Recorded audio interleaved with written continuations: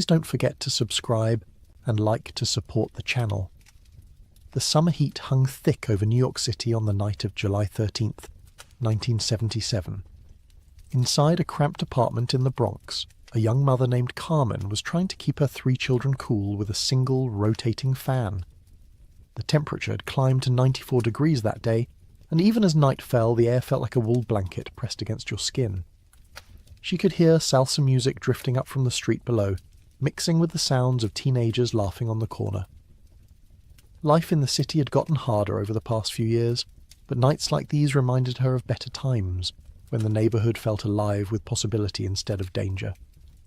At exactly 9:29 that evening, everything went dark.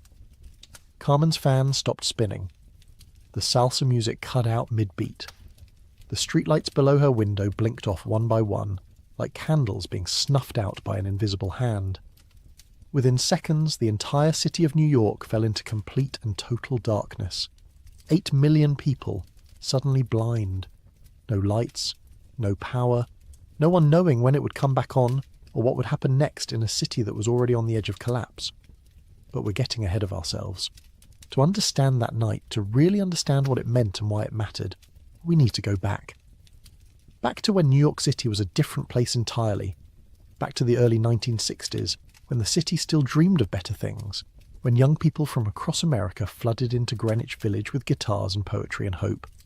Back to when the future seemed bright before the darkness came. This is the story of what it was really like to live in New York during the 1960s and 70s. Not the sanitized version you see in movies, not the romantic nostalgia people share at dinner parties, but the raw, complicated, dangerous, and absolutely extraordinary truth. The violence and the beauty, the crime and the creativity, the fear and the freedom. These 2 decades transformed New York into something the world had never seen before. A city on fire, a city falling apart, a city giving birth to revolutions that would change everything. The early 1960s arrived in New York with optimism that seems almost quaint now, looking back through the lens of what was to come. In 1960, the city was still riding high on post-war prosperity. Men in grey flannel suits crowded the commuter trains from Connecticut and Westchester, heading into Manhattan offices with the confident stride of people who believed in progress. Women in pearls and gloves shopped at department stores like Macy's and Gimbel's, where elevator operators announced each floor with practiced courtesy. Children played stickball in the streets of Brooklyn and the Bronx, and most people felt reasonably safe doing so. The rent for a decent 1-bedroom apartment in Manhattan averaged around $120 a month. That's roughly $1,000 in today's money. But wages were proportionally different too. A teacher might make $5,000 a year, a police officer $6,000. You could get a complete meal at an automat for 75 cents. A subway token cost 15 cents, and the trains, while crowded, ran relatively on time and were generally clean. The graffiti epidemic hadn't started yet. The trains still had their original paint jobs, steel grey and professional looking. Different neighbourhoods in the city maintained distinct identities, shaped by waves of immigration that had washed over New York for generations. Little Italy in Lower Manhattan was authentically Italian, not yet a tourist attraction. You could walk down Mulberry Street and hear Italian spoken more than English, smell red sauce simmering in dozens of kitchens, watch old men playing cards at folding tables on the sidewalk. A few blocks away, Chinatown was smaller then, more tightly packed, with restaurants that served food the way it was actually made in China, not adapted for American tastes. Harlem remained a vibrant African-American cultural centre, though the area was already beginning to struggle with poverty and neglect that would worsen throughout the decade. The Apollo Theatre still drew crowds to see performances by artists like James Brown and Aretha Franklin. Jazz clubs lined the streets, their neon signs promising late-night music and dancing. During the day, families went to church, children went to school, and people went to work, living lives that were normal and extraordinary all at once, creating art and culture that would influence the world even as their neighbourhood was slowly being abandoned by city services. The Lower East Side, once packed with Jewish immigrants, was transitioning. Many second- and third-generation families had moved to the suburbs or to better apartments in outer boroughs. The tenement buildings they left behind, 5- and 6-story walk-ups with shared bathrooms and thin walls, were now filling with Puerto Rican families and bohemian artists attracted by cheap rent and proximity to Greenwich Village. And Greenwich Village, that's where the story really begins. By the early 1960s, the village had already established itself as the place where artists, writers, musicians, and anyone who felt like they didn't quite fit in mainstream America could find refuge. The narrow, winding streets of the village, which refused to conform to Manhattan's grid pattern, seemed to encourage nonconformity in the people who walked them. Rent was low enough that a young person working part-time could afford a tiny apartment. A basement apartment might go for $80 a month.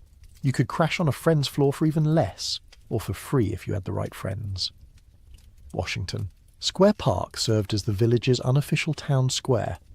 On any given weekend afternoon in 1961 or 62, you might see folk singers gathered around the fountain, playing guitars and singing protest songs.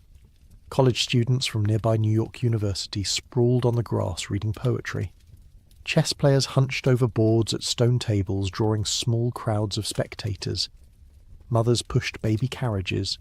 Elderly Italian men who remembered when the village was their neighbourhood sat on benches, watching the young people with expressions that mixed disapproval and nostalgia. The coffeehouse scene was exploding. Places like Café Wa, the Gaslight Cafe, Gerda's Folk City, and the Bitter End were packed every night with audiences eager to hear the next big thing.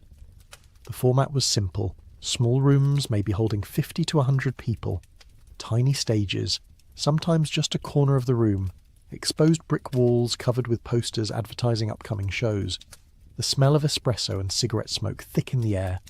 You paid $1 or $2 to get in, ordered coffee or maybe a beer if the place had a liquor license, and settled in to hear music that felt urgent and alive and different from everything on the radio.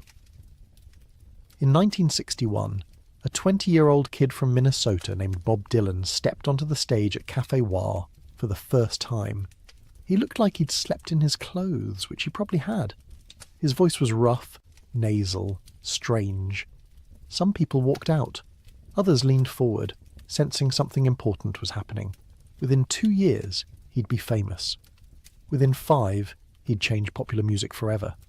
But in that moment, in that smoky basement in Greenwich Village, he was just another young person who'd come to New York chasing a dream.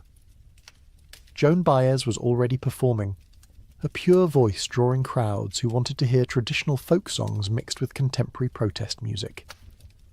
Dave Van Ronk, a folk singer with a voice like gravel and whiskey, lived in the village and played the clubs regularly, mentoring younger musicians. Paul Simon played the folk circuit before he partnered with Art Garfunkel. 3 members of the Mamas and the Papas met in the village before heading to California. Dozens of other musicians whose names you'd recognise got their start playing for small crowds in village coffee houses, hoping someone important would notice. The village wasn't just about music. Small theatres presented experimental plays. Art galleries showed work by unknown artists who'd later become famous. The 8th Street bookshop sold poetry chapbooks and underground literature you couldn't find anywhere else. Street artists drew portraits for tourists. Political activists handed out leaflets about civil rights and nuclear disarmament. Everything mixed together in a creative stew that felt electric with possibility. Daily life for people living in the village had a rhythm all its own. You might sleep until noon, spend the afternoon in a cafe writing or reading, go to someone's apartment for dinner where everyone brought whatever food they could afford, then head out to hear music or see a play late at night. Money was always tight, but that was part of the aesthetic. Being poor was almost cool if you were doing it while creating art or fighting for social justice. People wore thrift store clothes not because vintage fashion was trendy, but because that's what they could afford.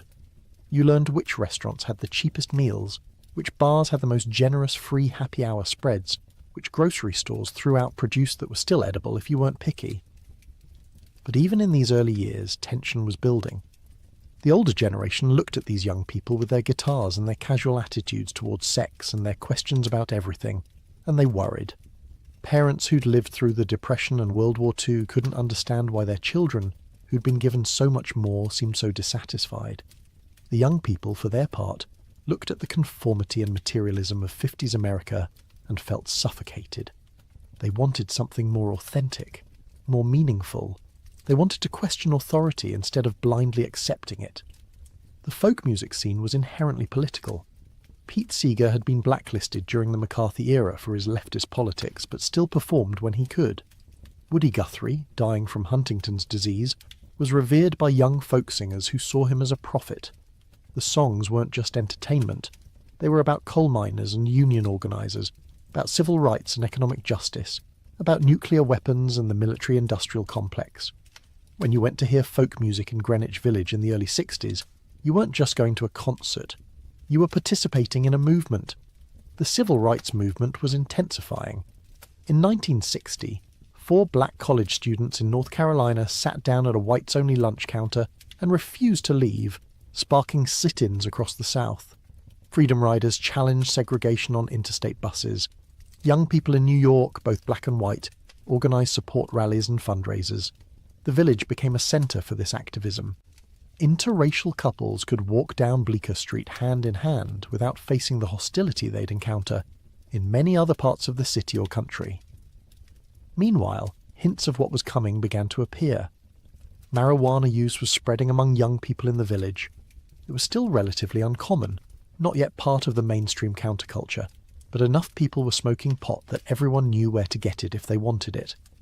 The police occasionally raided apartments or arrested people, but mostly they left the village alone, viewing it as a contained zone of weirdness that wasn't worth the trouble of fully shutting down. The beatniks, the previous generation of nonconformists, were transitioning out of the scene. Jack Kerouac, Allen Ginsberg and William S. Burroughs had blazed the trail in the 1950s, rejecting mainstream values and experimenting with drugs and alternative lifestyles. Now, in the early 60s, a new generation was building on what the Beats had started, but taking it in different directions. The Beats had been interested in individual liberation and spiritual seeking. This new generation was more politically engaged, more interested in collective action and social change. Daily newspapers were still how most people got their news. The New York Times, the Daily News, the Post. You'd buy one from a newsstand on your way to work, reading it on the subway. Walter Cronkite delivered the evening news on CBS at 6:30, and the families gathered around television sets to watch. The TVs were small by today's standards, black and white, with terrible reception that required adjusting the rabbit ear antennas. But television was still relatively new and exciting. The Ed Sullivan Show on Sunday nights was must-watch entertainment. When the Beatles appeared on Sullivan in February 1964, 73 million people tuned in, nearly half the country's population at the time. The Beatles' arrival marked a shift. Suddenly it wasn't just folk music and jazz that felt exciting and new. Rock and roll, which had seemed like it might be a passing fad after Elvis went into the army, roared back to life. British bands brought a different energy, longer hair, louder guitars, a rawer sexuality. Young people in New York started paying attention to rock music in a new way. The dividing lines between folk purists and rock fans would soon create bitter fights in the music scene, most famously when Bob Dylan went electric at the Newport Folk Festival in 1965 and was booed by folk traditionalists who felt betrayed. The early 60s in New York were a time of anticipation, of possibility, of feeling like change was coming, even if no one knew exactly what form it would take. The city was still relatively safe. Crime was low by historical standards. The economy was strong. If you were young and white and willing to live cheaply, New York offered opportunities to create and experiment and find yourself. If you were black or Puerto Rican, life was harder, opportunities more limited, but even then, New York felt more open than most places in America.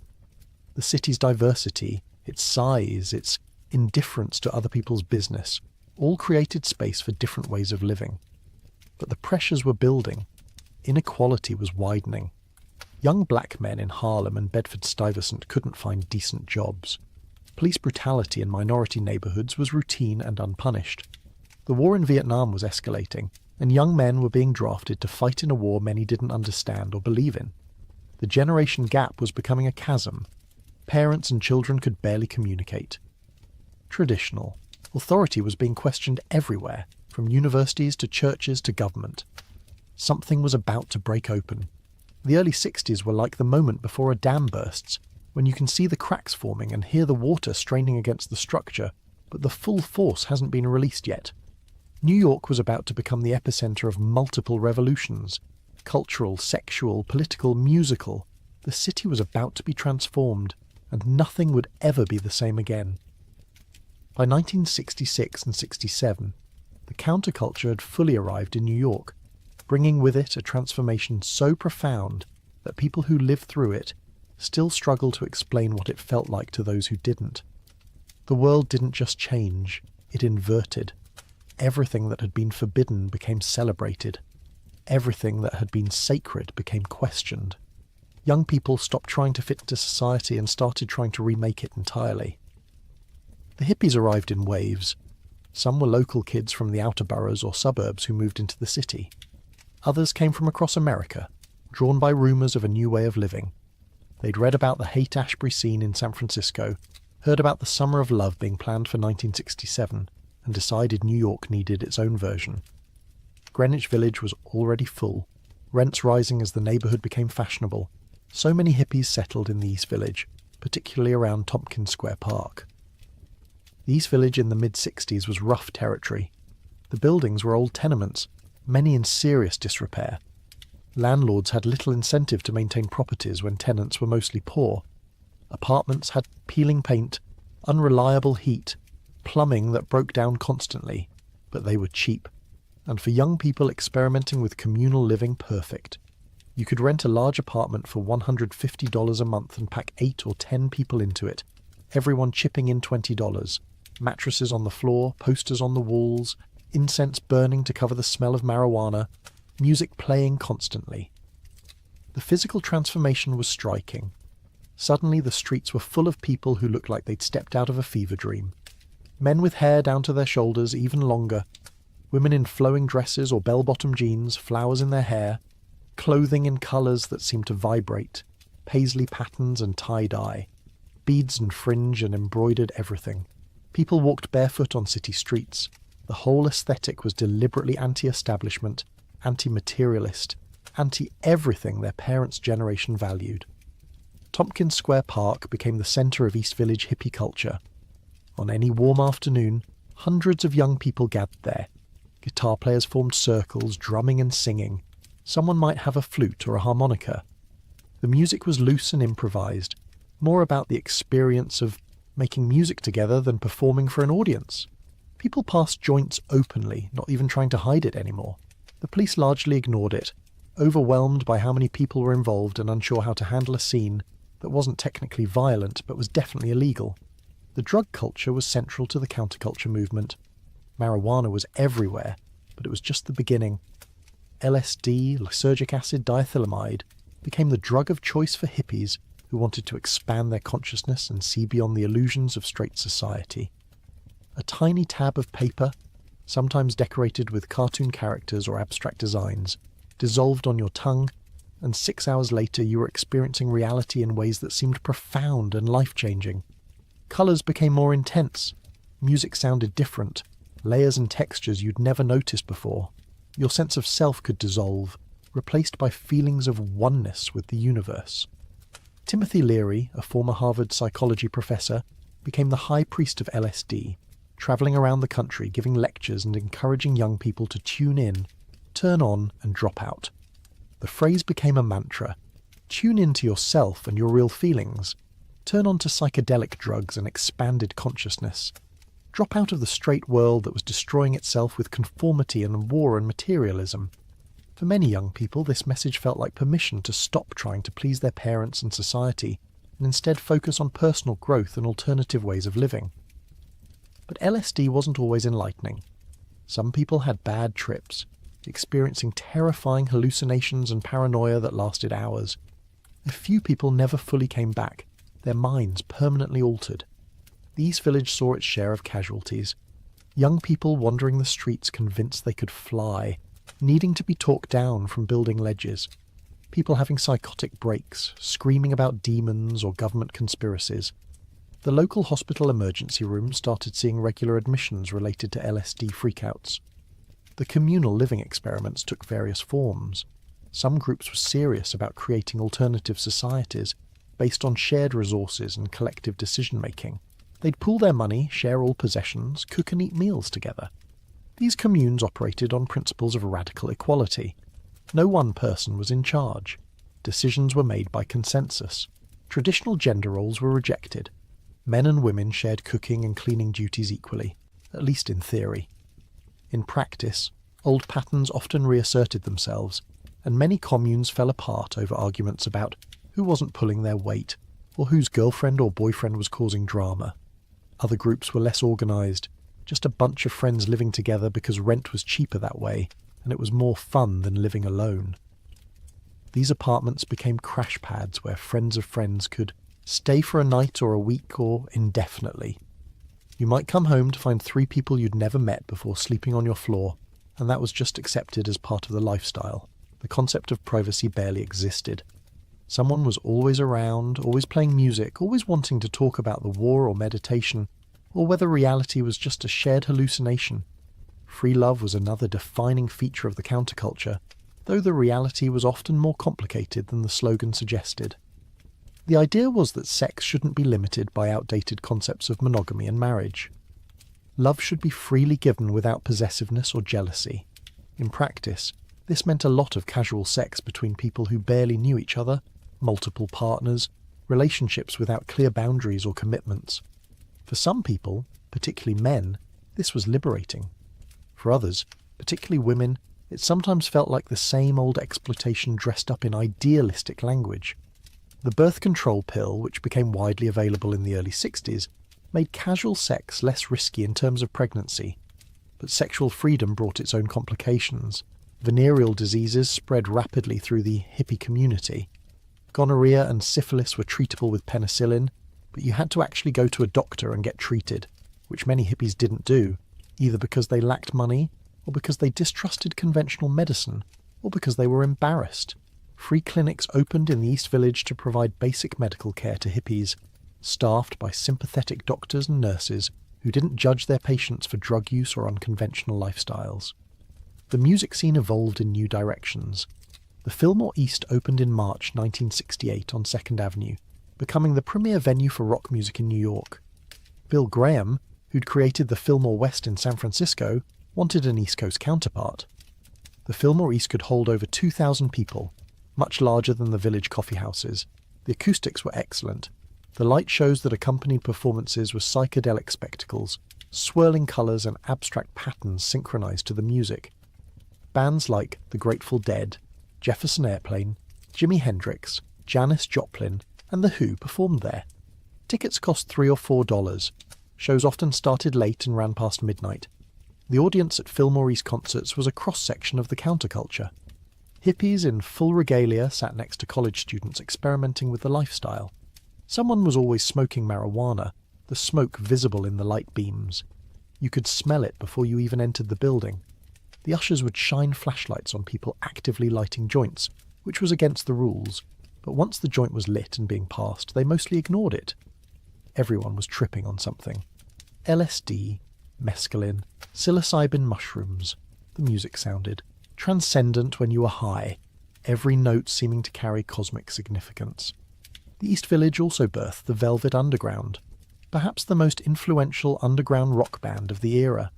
Led by Lou Reed and John Cale, with Nico on vocals for their first album, the Velvet Underground made music that was dark, abrasive, confrontational.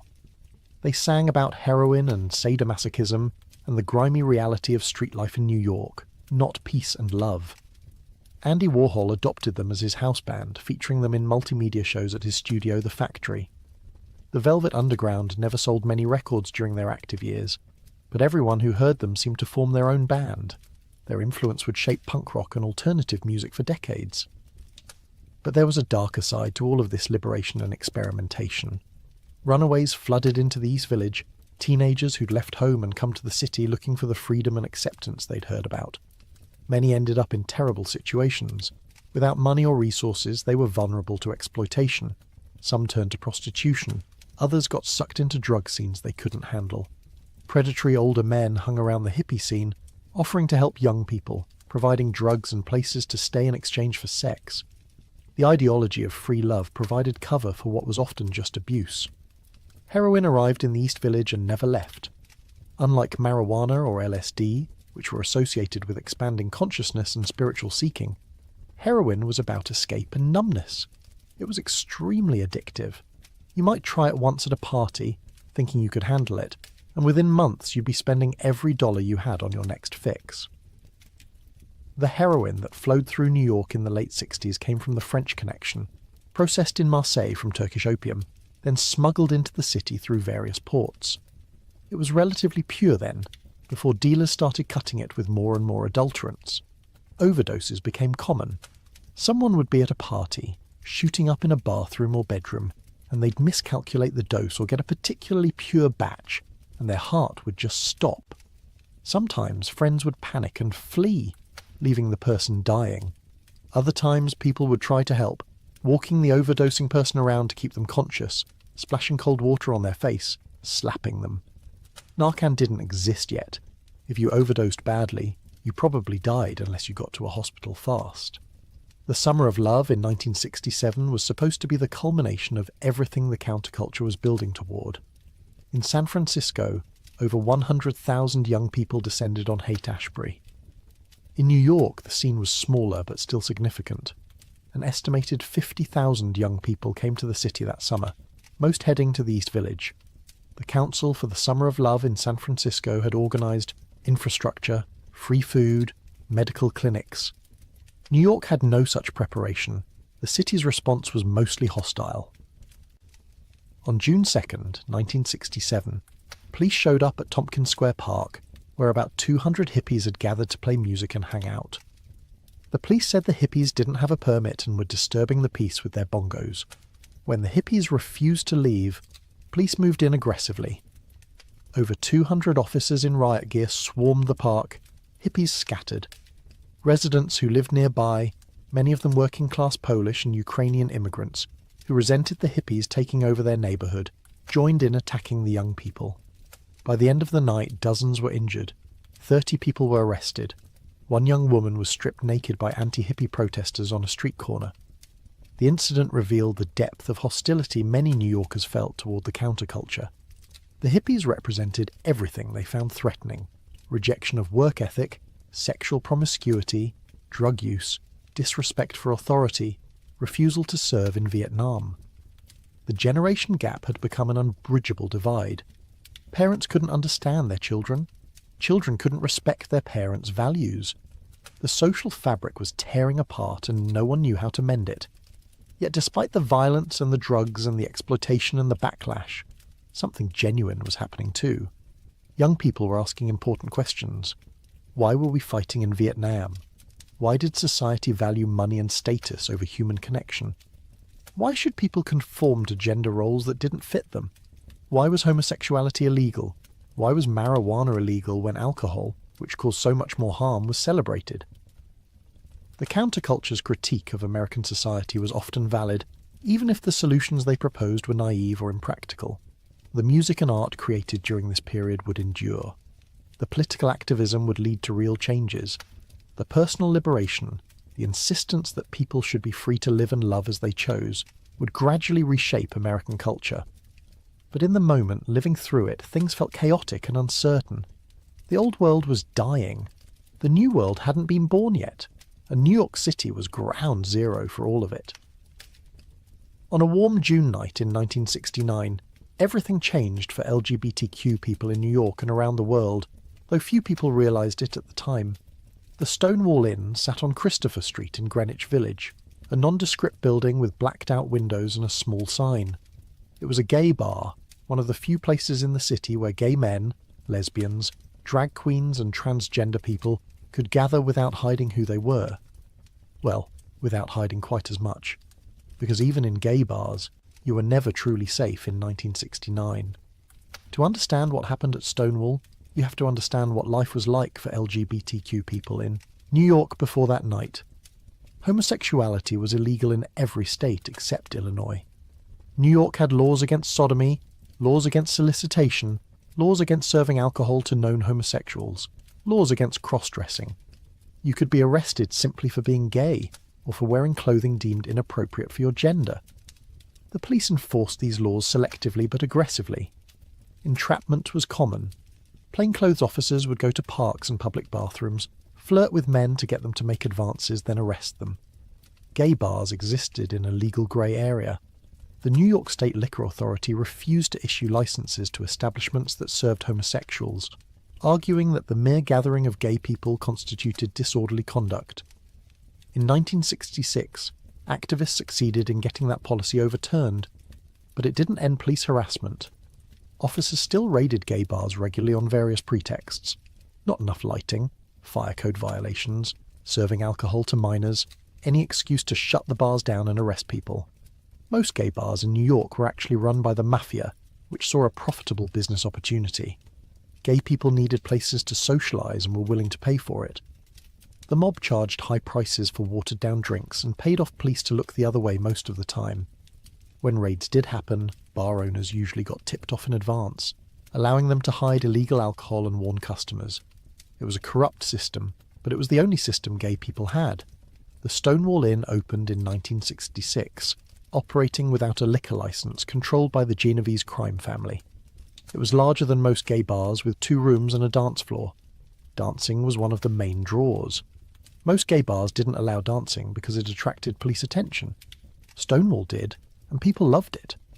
The clientele was diverse: gay men, lesbians, drag queens, transgender individuals, street kids, people of colour.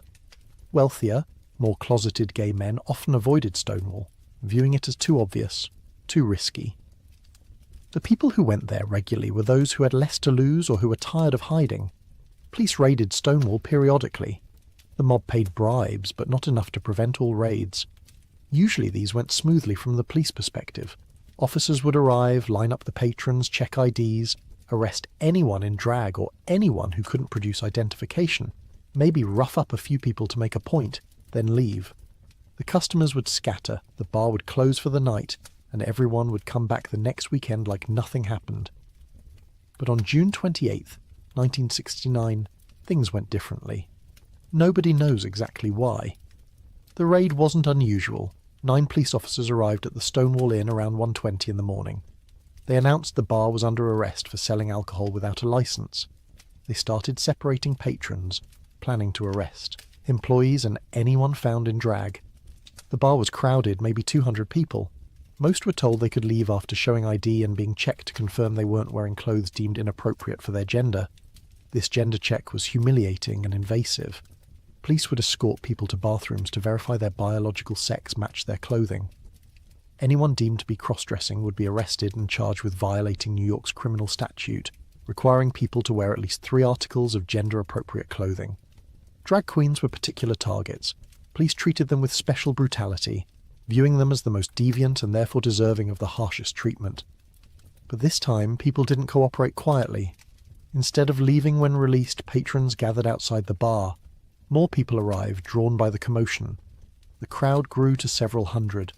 Someone started shouting at the police. Others joined in. The mood shifted from resigned compliance to anger. Years of harassment, of raids, of being treated as criminals for existing suddenly felt intolerable. When police tried to load arrested people into a police wagon, the crowd refused to disperse. Someone threw a bottle, then another. The police, accustomed to gay people being passive and easy to intimidate, didn't know how to respond. More bottles flew. Coins were thrown, a gesture that symbolized the bribes police accepted. Someone may have thrown a brick, though accounts differ.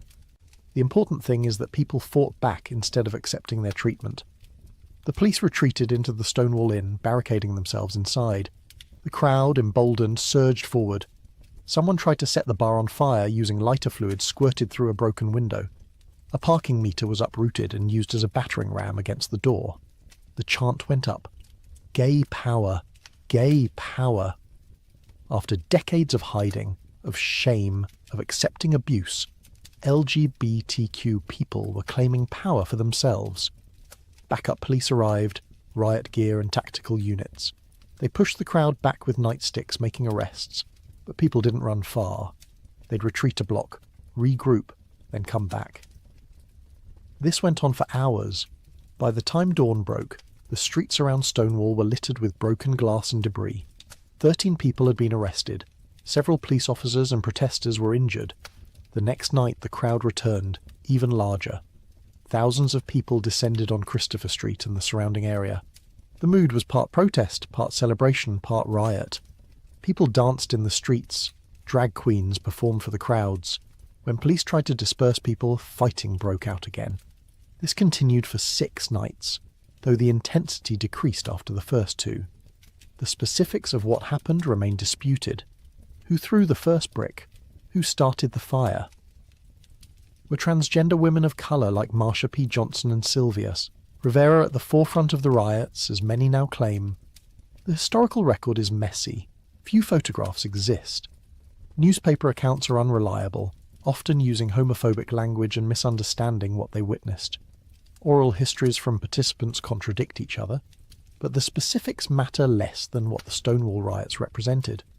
For the first time, LGBTQ people fought back en masse against police violence and legal persecution. The image of gay people as passive victims changed overnight.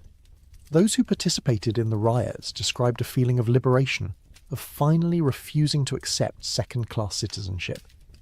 The closet door hadn't just opened. It had been kicked off its hinges. In the immediate aftermath, activists formed new organisations.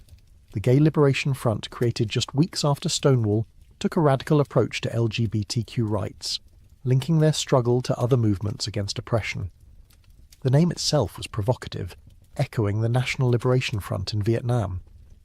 These weren't polite activists asking nicely for acceptance. They were demanding liberation and justice. The first Gay Pride March took place in New York on June 28, 1970, exactly 1 year after the Stonewall riots began. Organisers called it Christopher Street Liberation Day. They'd applied for a permit to march from Greenwich Village to Central Park. When the day arrived, several hundred people gathered at the starting point. Many were terrified. Marching openly as gay people, faces visible, could cost you your job, your housing, your family. But they marched anyway. As the march progressed up 6th Avenue, something extraordinary happened. People watching from the sidewalks joined in. By the time the march reached Central Park, thousands of people were participating. They chanted, they sang, they held signs proclaiming gay pride. They kissed in public, an act that was technically illegal. The message was clear. We're here, we're queer, and we're not hiding anymore. Life for LGBTQ people in New York didn't transform immediately after Stonewall. Sodomy laws remained on the books for decades. Discrimination in employment and housing continued. Police harassment didn't stop, but something fundamental had shifted. LGBTQ people had tasted power and visibility. The movement for gay rights, which had existed in quieter form since the 1950s, exploded into public consciousness. The personal impact on individuals who participated in or witnessed the Stonewall riots was profound. Many described it as the defining moment of their lives. For years they'd been told, by society, by churches, often by their own families, that being gay was shameful and wrong. At Stonewall, they claimed their dignity and humanity. They insisted they deserved the same rights as anyone else, and they discovered they weren't alone. There were thousands of people just like them, willing to fight for liberation. The reverberations spread, far beyond New York. Gay pride parades started in other cities. LGBTQ rights organisations formed across America and around the world.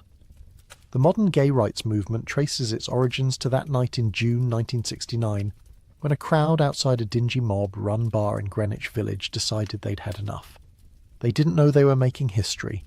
They just knew they were done accepting abuse. As the 1970s began, New York was still riding the cultural energy of the previous decade, but something darker was emerging. The crime statistics tell part of the story, but numbers don't capture what it felt like to live through it. Between 1960 and 1970, the murder rate in New York City more than doubled. In 1960, there were 681 murders. By 1970, there were 1,690. Rapes tripled.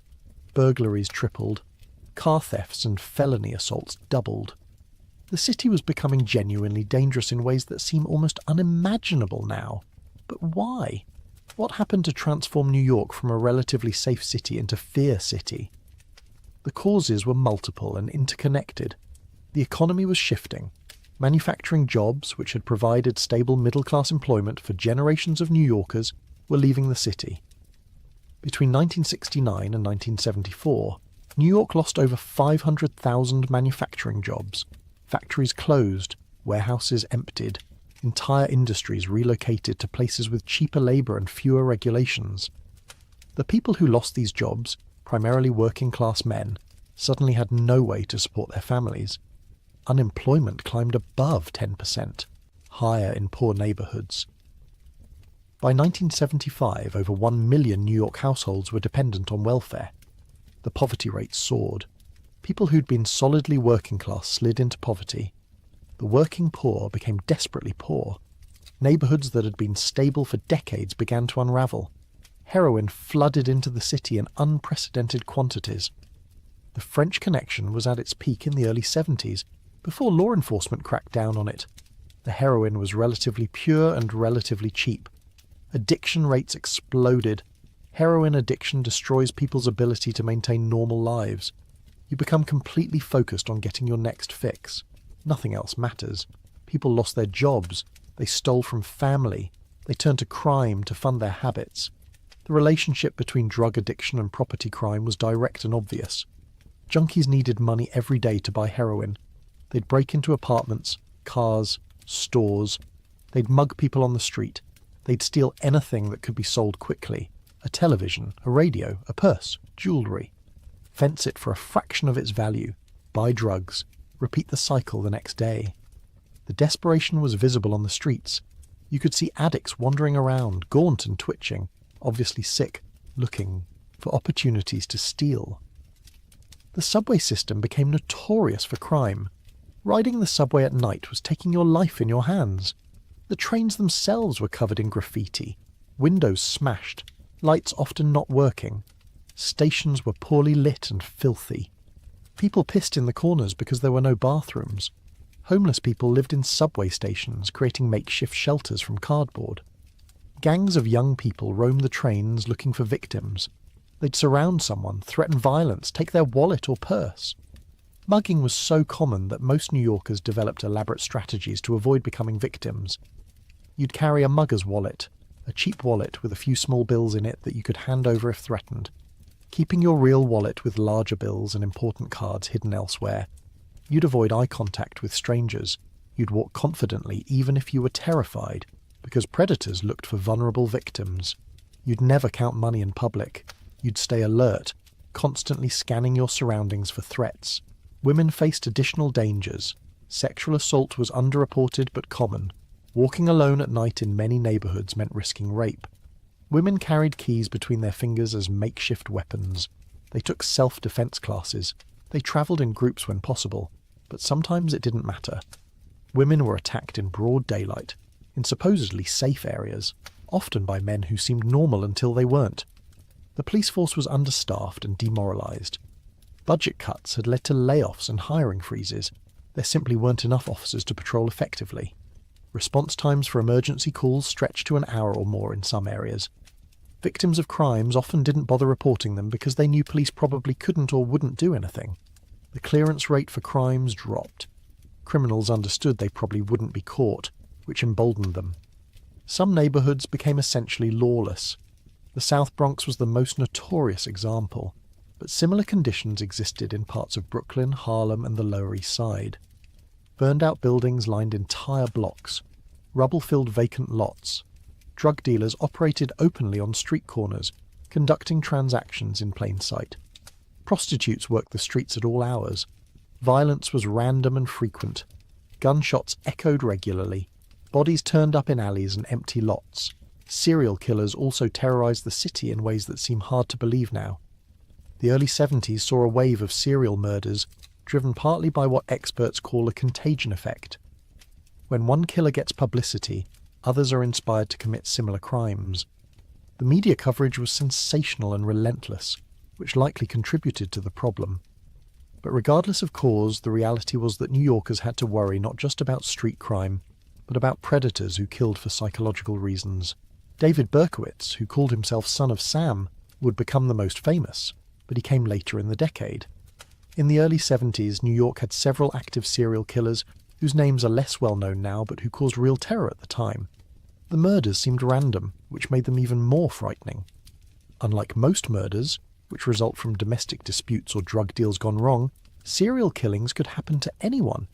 You couldn't protect yourself by avoiding certain situations. The randomness was paralyzing. Bombings were also shockingly common. Over one bomb per day on average in the late 60s and early 70s, depending on how you counted incidents. Puerto Rican independence groups set off bombs to draw attention to their cause. The Weather Underground, a radical leftist group, bombed government and corporate targets. Sometimes people bombed for personal vendettas. Other times the motives were unclear. The constant threat meant you'd hear an explosion and just hope it wasn't close to you or anyone you knew. Organised crime operated with impunity. The Five Families, the mafia groups that controlled much of New York's underworld, ran extensive criminal enterprises. Gambling, loan sharking, labour racketeering, drug trafficking, prostitution. They controlled the Fulton Fish Market, the garment district, the garbage collection industry. They influenced labour unions, politics, construction. Violence was part of how they maintained control. Bodies turned up regularly, usually with multiple gunshot wounds, a message to anyone thinking about crossing the mob. Street gangs added another layer of violence. The Black Spades in the Bronx, the Savage Skulls, the Ghetto Brothers, the Westies in Hell's Kitchen. These weren't the relatively organised gangs that would emerge later. These were loose groups of teenagers and young men bound together by neighbourhood, ethnicity, and the need for protection and belonging. They fought over territory, over insults, over nothing. Someone would be walking down the wrong block wearing the wrong colours and end up beaten or stabbed or shot. The Westies were particularly brutal. An Irish-American gang operating in Hell's Kitchen on Manhattan's West Side. They made their money through drug dealing, robbery, and working as contract killers for the mafia. They were known for mutilating victims, dismembering bodies, and displaying a level of sadistic violence that frightened even hardened criminals. Their territory was relatively small, just a few blocks, but within that area they were absolutely ruthless. People adapted as best they could. Those who had money moved to safer neighbourhoods or left the city entirely. The flight to the suburbs accelerated. Middle-class families who might have raised their children in the city decided it was too dangerous. This created a feedback loop. As wealthier residents left, the tax base shrank, meaning less money for police and city services, meaning more crime, meaning more people leaving. The city was caught in a death spiral. Those who couldn't leave or chose to stay developed hard edges. New Yorkers had always been known for being tough and direct, but in the 70s this intensified into something harsher. You didn't smile at strangers, you minded your own business. If you saw someone being attacked, you might not intervene because getting involved could get you hurt or killed. The city was every person for themselves.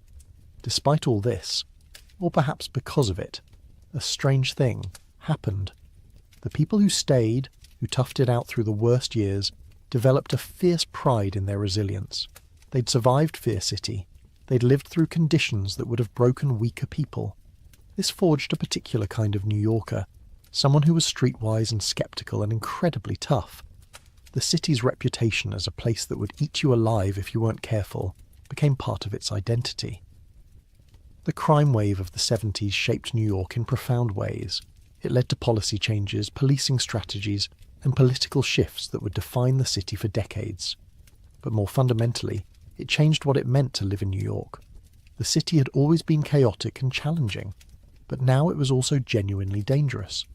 And that danger became part of the New York story, part of what made the city simultaneously terrifying and thrilling. By 1975, New York City was running out of money, not just facing a budget shortfall, but literally running out of cash to pay employees and creditors. The financial crisis that came to a head that year was the result of decades of overspending, mismanagement, generous union contracts, and economic changes that eroded the city's tax base. The consequences would transform New York in ways that are still visible today. The problems had been building for years, but city officials kept borrowing to cover shortfalls, kicking the can down the road. Banks lent money willingly because they assumed the city could never truly go bankrupt. New York was too big to fail, but by early 1975 the banks realised the city was in far worse shape than anyone had admitted. In April, the banks refused to roll over the city's debt. New York needed to make a payment and didn't have the money. Bankruptcy loomed. Mayor Abe Beame, who'd been elected on a platform of fiscal responsibility, watched helplessly as the crisis spiralled out of control. The state government tried to help but lacked the resources to bail out the city completely. The federal government was asked to provide assistance. President Gerald Ford refused, leading to the famous daily news headline, "Ford to City, Drop Dead." Eventually, federal loan guarantees were provided, but not before devastating cuts were imposed. The consequences for ordinary New Yorkers were immediate and severe. The city announced massive layoffs. 1/5 of all city employees lost their jobs in 1975 alone.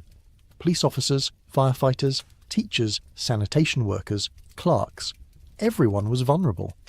People who'd worked for the city for decades, who'd expected secure employment and decent pensions, suddenly found themselves unemployed in a terrible job market.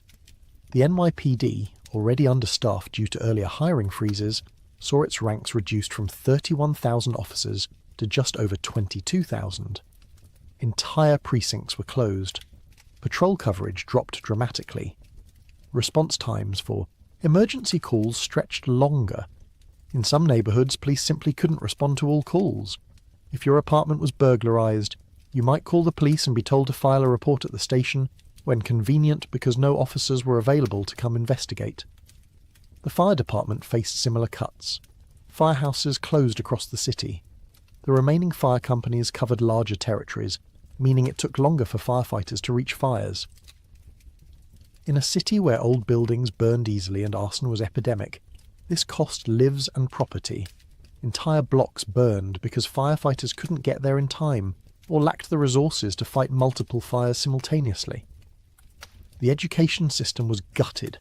Thousands of teachers were laid off. Class sizes ballooned. Programs were cut. Schools that had offered art, music, sports, advanced classes now barely offered the basics. Buildings fell into disrepair because there was no money for maintenance. The message to young people was clear. The city didn't care about their future. Transit fares increased from 35 cents to 50 cents, a significant jump for people living on tight budgets. Subway service was reduced. The trains, already dirty and covered in graffiti, got worse. Maintenance was deferred. Breakdowns increased. The whole system felt like it was held together with duct tape and prayers. Yet millions of New Yorkers still depended on subways and buses to get to work. Sanitation services were cut back. Garbage pickup became less frequent. In summer, the smell was overwhelming. Piles of trash bags sat on sidewalks for days, attracting rats and roaches. The city was literally drowning in its own filth. Anyone who could afford it paid private carters to collect their garbage. Everyone else lived with the mess. Libraries closed or reduced hours drastically. Parks went unmaintained. Swimming pools didn't open in summer. After-school programs disappeared. Social services were slashed. The city's hospitals, already overwhelmed, faced budget cuts that made conditions worse. Wait times in emergency rooms stretched for hours. People with serious medical issues sometimes left without being seen because they couldn't wait any longer. The psychological impact was crushing. The message from all these cuts was that the city was giving up. The social contract between government and citizens was breaking down. People paid taxes but received fewer and fewer services in return. The middle class, which had already been leaving, fled faster. Why stay in a city that was falling apart when you could move to the suburbs and get decent schools, safe streets, and functional services? The fiscal crisis also changed the city's political landscape. The banks and the state government, which had bailed out the city, demanded oversight. Control boards were created to supervise city spending. Elected officials lost much of their power to make financial decisions. The city's autonomy was severely limited. This shift toward fiscal conservatism and austerity would shape New York politics for decades, making it harder to fund social programs and public services even after the economy recovered. For poor and working-class New Yorkers, the fiscal crisis was devastating. They relied most heavily on public services and had the least ability to find private alternatives. When police protection declined, they couldn't afford private security. When schools deteriorated, they couldn't afford private education. When parks closed, they couldn't afford to leave the city for recreation. The crisis hit hardest those who were already struggling. The crisis also revealed deep racial and economic inequalities in who bore the burden. The neighborhoods that lost police protection and fire service were disproportionately black and Latino. The schools that were gutted served primarily poor children of colour. The cuts were theoretically spread across the city, but in practice, wealthier neighbourhoods were better able to supplement public services with private resources. Poor neighbourhoods just suffered. The whole city took on a grim, defeated atmosphere. The optimism of the early 60s, even the chaotic energy of the late 60s counterculture, felt like ancient history. Now it was just survival. How do we keep the city functioning at a minimal level? How do we prevent complete collapse? The very real possibility existed that New York might become the first major American city to go bankrupt, and no one knew what would happen if it did. Tourism collapsed. Why would anyone visit New York in 1975? The city was dangerous, dirty, and falling apart. The famous brochure that appeared at airports that year, titled "Welcome to Fear City," advised tourists to stay in their hotels after 6 p.m, avoid the subway at all costs, and not walk anywhere if they could help it. It was created by the police union trying to pressure the city to restore funding, but it was also accurate. The city was scared of itself. Yet even in the depths of the crisis, New Yorkers showed remarkable resilience. Neighbours helped neighbours. Communities organised to provide services the city couldn't. Block associations formed to clean streets and watch for crime. People figured out how to survive and even thrive in impossible conditions. The city didn't collapse entirely, though it came close. New Yorkers saved New York, not through any grand plan, but through millions of small acts of determination and stubbornness. The fiscal crisis of 1975 was a turning point. The city would eventually recover, though not until the 90s. But the New York that emerged from the crisis was fundamentally different. The progressive optimism that government could solve social problems was dead. In its place came a harder, more conservative approach that emphasized fiscal discipline and private sector solutions. The crisis had permanently changed not just the city's finances, but its soul. If you wanted to understand how far New York had fallen by the mid-70s, you only needed to look at the South Bronx. Entire neighbourhoods there were burning, not metaphorically but literally. Block after block of apartment buildings stood empty and charred, their windows like dead eyes staring out at the destruction. The phrase, "the Bronx is burning," became shorthand for urban decay across America, but it was based on very real fires that consumed a huge section of New York City. The arson epidemic that swept through the Bronx and other poor neighbourhoods in the 70s was deliberate, systematic, and devastating. Landlords would buy buildings in declining neighbourhoods, stop maintaining them, let them deteriorate, then hire someone to burn them down so they could collect insurance money. It was more profitable to burn a building than to maintain it or sell it. The insurance payouts were substantial and came quickly. Meanwhile, the tenants were displaced, often with just minutes to grab whatever possessions they could carry. The mechanics of the arson-for-profit scheme were simple. A landlord would approach a professional torch, someone who specialised in setting fires that looked accidental. The torch would enter a building, typically an apartment building with multiple units, and set a fire designed to spread quickly, but start slowly enough that they could escape without suspicion. They'd use accelerants like gasoline or kerosene, often pouring it down stairwells so the fire would race upward through the building. Sometimes they'd wait until night when most residents were home sleeping, giving the fire maximum time to spread before discovery. Other times they'd set fires during the day when people were at work, but this risked having someone discover the fire too soon. The goal was total destruction. A partially burned building was harder to collect full insurance on. The torch wanted nothing left but a shell. The human cost was enormous. People died in these fires, usually children or elderly people who couldn't escape quickly enough. Smoke inhalation killed more than flames. You'd wake up to smoke so thick you couldn't see, couldn't breathe. The hallways would be engulfed. The stairs would be blocked. You might make it to a window but be trapped too high up to jump. Families were destroyed. Children were orphaned. Entire communities were traumatized. Even those who survived and escaped uninjured lost everything. Your home, your possessions, your sense of security, all gone in one night. The city's emergency services were supposed to help displaced families, but with budget cuts, there wasn't much help available. You might end up in a shelter or couch surfing with relatives or just homeless. The fire didn't just destroy your building, it destroyed your life. The impact on the Bronx landscape was apocalyptic. By the late 70s, Whole sections of the South Bronx looked like they'd been bombed. Block after block of buildings were burned out shells. Some buildings had collapsed entirely, leaving piles of rubble. Others stood as hollow structures, walls still standing, but everything inside destroyed. Nature was beginning to reclaim some areas, with weeds and small trees growing in the ruins. The famous image from the 1977 World Series captured this destruction. During Game 2, played at Yankee Stadium in the Bronx, ABC's cameras panned across the neighborhood, showing burning buildings visible from the stadium. Howard Cosell, the broadcaster, intoned, "There it is, ladies and gentlemen, the Bronx is burning." The phrase stuck because it was true. Millions of Americans watching baseball on television saw New York burning in real time. Walking through the South Bronx in the mid-70s was like walking through a war zone. The streets were littered with debris, broken glass, burned furniture, random junk. Abandoned cars sat on blocks, stripped of anything valuable. Wild dogs roamed in packs. Rats were everywhere, enormous and fearless. The smell was a mixture of smoke, rotting garbage, and human waste.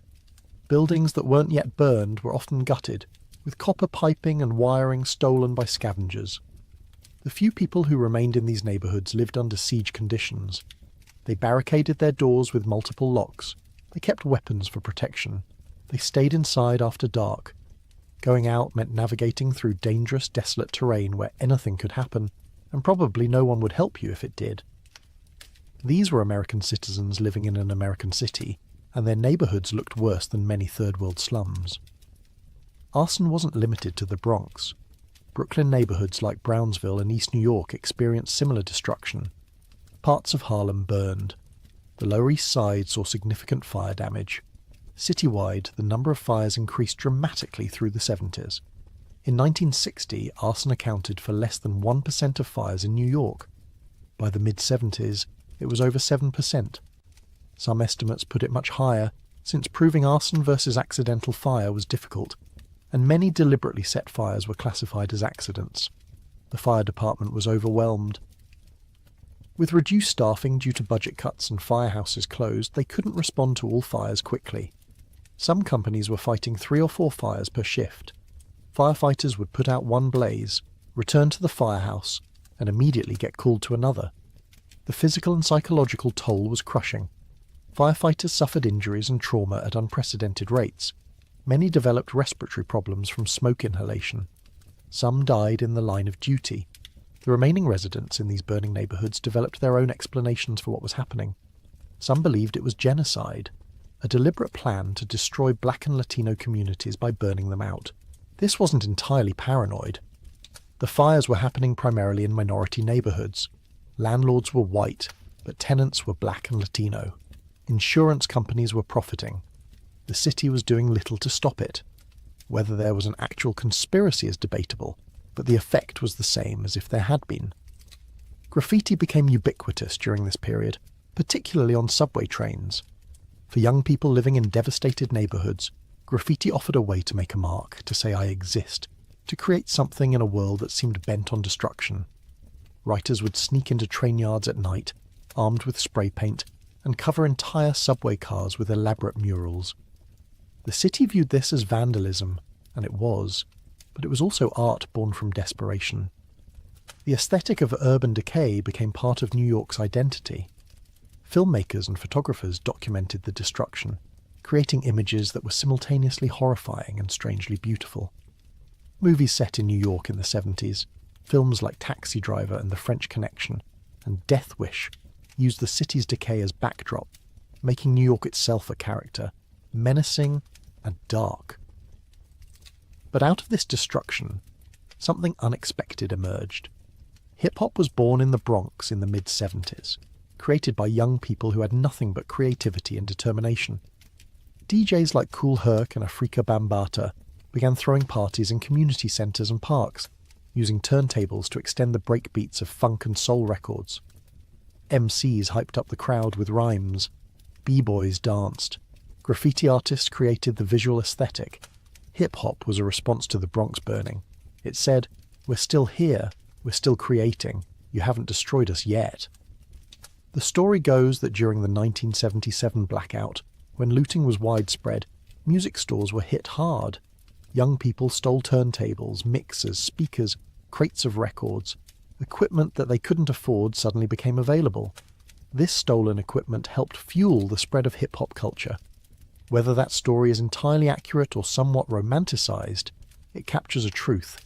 Hip-hop rose from the ashes of the Bronx, transforming destruction into art. The arson epidemic eventually declined in the late 70s and early 80s, as insurance companies got better at detecting arson and refusing to pay claims on suspicious fires. The Bronx and other devastated neighborhoods would take decades to recover. Some areas never fully came back, but the fact that the fires stopped and communities began rebuilding is testament to the resilience of the people who lived through the worst of it and refused to abandon their homes. While the Bronx burned and crime raged and the city faced bankruptcy, another New York existed simultaneously, one of glamour and excess and celebration. This was the world of Studio 54 and the disco explosion, a parallel universe where rich people and celebrities danced until dawn, while the city crumbled around them. The contrast couldn't have been more stark or more quintessentially New York. Studio 54 opened in April 1977 in a former theatre on West 54th Street in Midtown Manhattan. Owners Steve Rubell and Ian Schrager transformed the space into the most famous nightclub in the world. The club was designed to overwhelm the senses. Huge dance floor with state-of-the-art lighting and sound systems, raised areas where people could observe the scene below, balconies where the beautiful people posed, back rooms where drugs flowed freely and people had sex openly. The whole place was designed for spectacle and hedonism. Getting into Studio 54 was notoriously difficult. A velvet rope separated the chosen from the rejected. Mark Benek, the doorman, had absolute power over who entered. He'd stand at the door scanning the crowd, pointing to people he deemed interesting or attractive enough to admit. Celebrities walked right in. Beautiful people got in. People wearing outrageous outfits that added to the club's visual spectacle got in. Regular-looking people, no matter how much money they had, often didn't. The selection process was arbitrary and humiliating by design. Hundreds of people would stand outside hoping to be chosen, watching as others were admitted while they remained on the sidewalk. Some waited for hours. The rejection was part of the club's mystique. If everyone could get in, it wouldn't be special. Studio 54 sold exclusivity and the promise of entering a magical realm where normal rules didn't apply. Inside, the scene was extraordinary. Andy Warhol dancing with Bianca Jagger, Liza Minnelli singing along to the music, Truman Capote holding court in a corner, Diana Ross, Michael Jackson, Mick Jagger, David Bowie. Every major celebrity in New York came to Studio 54, and many flew in from Los Angeles or Europe specifically to party there. The club became the place to be seen, the centre of New York's social universe, at least for a certain crowd. The music was disco. That's what drew people to dance. Disco had evolved from underground black and gay club culture into a mainstream phenomenon. The beat was infectious, repetitive, hypnotic. Songs built and built, taking dancers on journeys that could last 10 or 15 minutes for extended versions. DJs were artists who mixed tracks seamlessly, creating an uninterrupted flow of music that kept people dancing for hours. Donna Summer's voice poured out of the speakers singing I Feel Love. Gloria Gaynor belted I Will Survive. Cheeks Le Freak had people shouting along. The Bee Gees' Stayin' Alive became an anthem. The music was joyous and escapist, which was exactly what people wanted. If your life was hard, if the city was falling apart, you could go to a disco and forget about everything for a few hours while you danced. The drug of choice at Studio 54 was cocaine. Lines of coke were snorted openly in the club. Dealers worked the room. Celebrities had their own supplies. Cocaine fit the disco aesthetic perfectly. Expensive, glamorous, energizing. It kept you dancing all night. It made you feel confident and invincible. Unlike heroin, which was associated with poverty and decay, cocaine was seen as a rich person's drug. Executives snorted coke in Wall Street bathrooms. Celebrities snorted coke in limousines. Disco kids snorted coke on the dance floor. The sexual atmosphere was charged and open. People made out on the dance floor. couples and groups disappeared into dark corners or back rooms for sex. Homosexuality, while still illegal and heavily stigmatized in most of America, was celebrated at Studio 54. Gay men danced with each other openly. The club's owners were gay, as were many of the most devoted club-goers. Straight people danced alongside gay people and nobody cared. For a few hours, in that space, freedom reigned. But Studio 54 and disco culture generally existed in bizarre contradiction to the rest of New York. While people in the South Bronx were losing their homes to fire, and residents across the city feared crime, the Studio 54 crowd partied as if nothing was wrong. The disconnect was surreal. You could spend thousands of dollars on champagne and cocaine at the club, then walk outside and see homeless people sleeping on the street. The income inequality was visible and shocking. The disco backlash, when it came, was fierce and revelatory. Rock fans started wearing Disco Sucks t-shirts. Radio DJs organised anti-disco protests. The famous Disco Demolition Night in Chicago, in July 1979, where a crate of disco records was blown up at a baseball stadium, turned into a near riot. The crowd, mostly young white men, stormed the field chanting "Disco Sucks." Looking back, it's clear the disco backlash had homophobic and racist undertones. Disco was associated with gay culture and black culture. The people who hated disco tended to be straight white rock fans who felt threatened by disco's mainstream success. The violence of their hatred, the glee with which they destroyed disco records, suggested something deeper than simple musical preference. It was a backlash against the cultural changes disco represented. But disco's death was exaggerated. The music evolved into house and electronic dance music. The club culture continued. People kept dancing, kept seeking that escape and joy that dance floors provided. Studio 54 itself closed in 1979 when the owners were arrested for tax evasion. They'd been skimming money from the club and not reporting it, which was incredibly stupid given how high profile they were. But the club's brief run, just over 2 years, left a permanent mark on popular culture. The story of disco and Studio 54 reveals something important about New York in the 70s. The city contained multitudes. It was simultaneously falling apart and wildly creative. People were suffering and people were celebrating.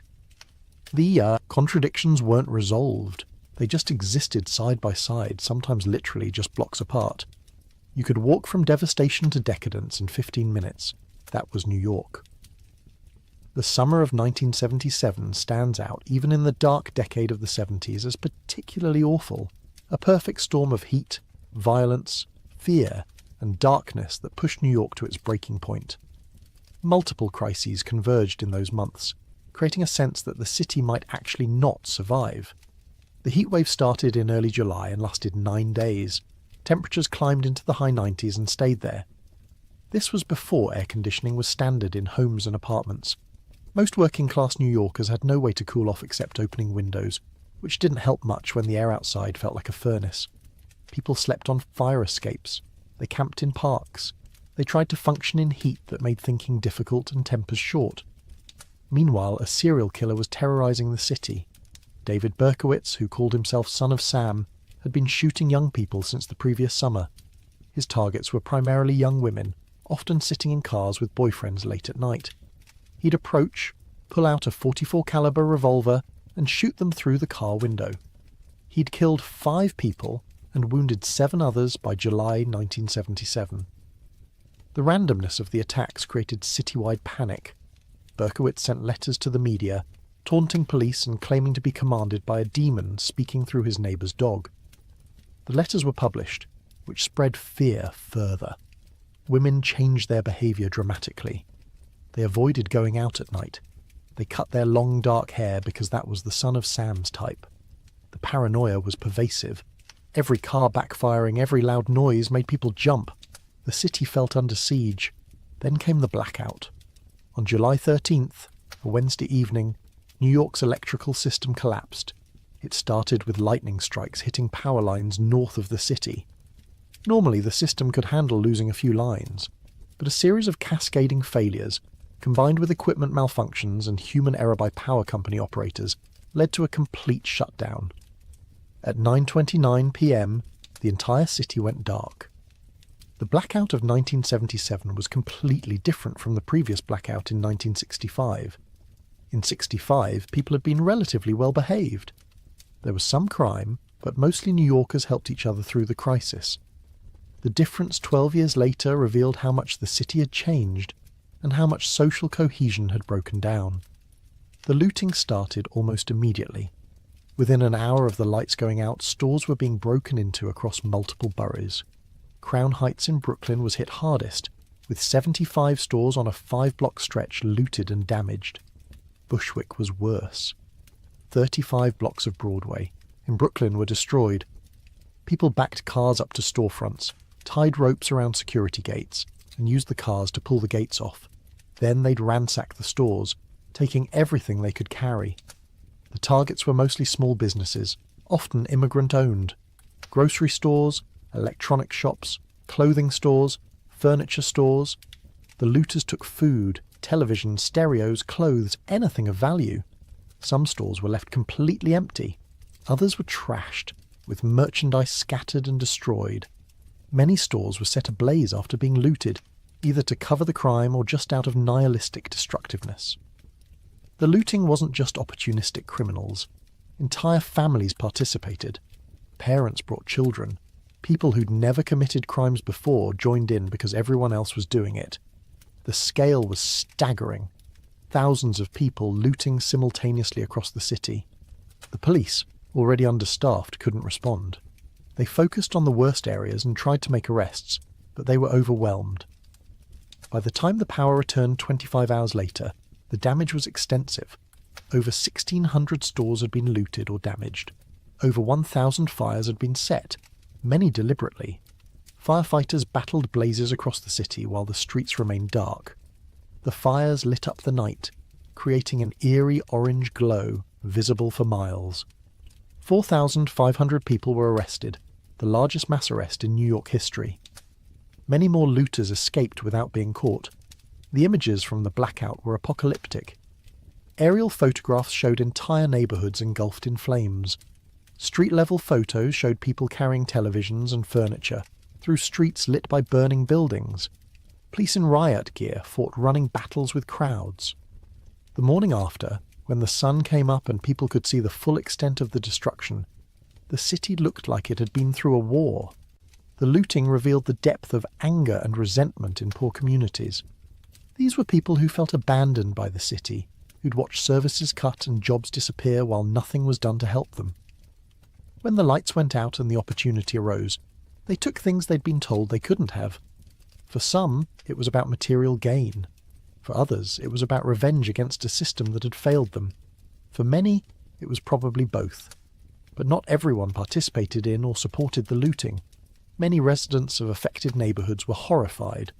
Store owners, some of whom lived in the neighborhood and knew their customers personally, watched their life's work destroyed. They'd worked for years to build their businesses, and in one night it was gone. The next morning they stood in front of gutted stores crying, trying to understand how their neighbours could do this to them. The blackout also inadvertently contributed to the birth of hip-hop culture. Music stores were heavily looted. Turntables, mixers, speakers, crates of records all disappeared into the night. Much of this equipment ended up in the hands of young people in the Bronx and other areas who wanted to DJ but couldn't afford the equipment. Whether this justifies theft is debatable, but the historical impact is undeniable. The spread of hip-hop culture was accelerated by the availability of stolen DJ equipment after the blackout. 2 weeks after the blackout, on August 10th, David Berkowitz was arrested. A parking ticket led police to him, ironically. He'd parked illegally near one of his crime scenes, got a ticket, and police eventually connected it to the shooting. When they arrested him, he confessed immediately. The city exhaled. The son of Sam was caught. One less thing to be terrified of. But the damage from the summer of '77 couldn't be undone. The blackout and looting had revealed truths about the city that many people, particularly in wealthier neighbourhoods, had been able to ignore. The social fabric was torn.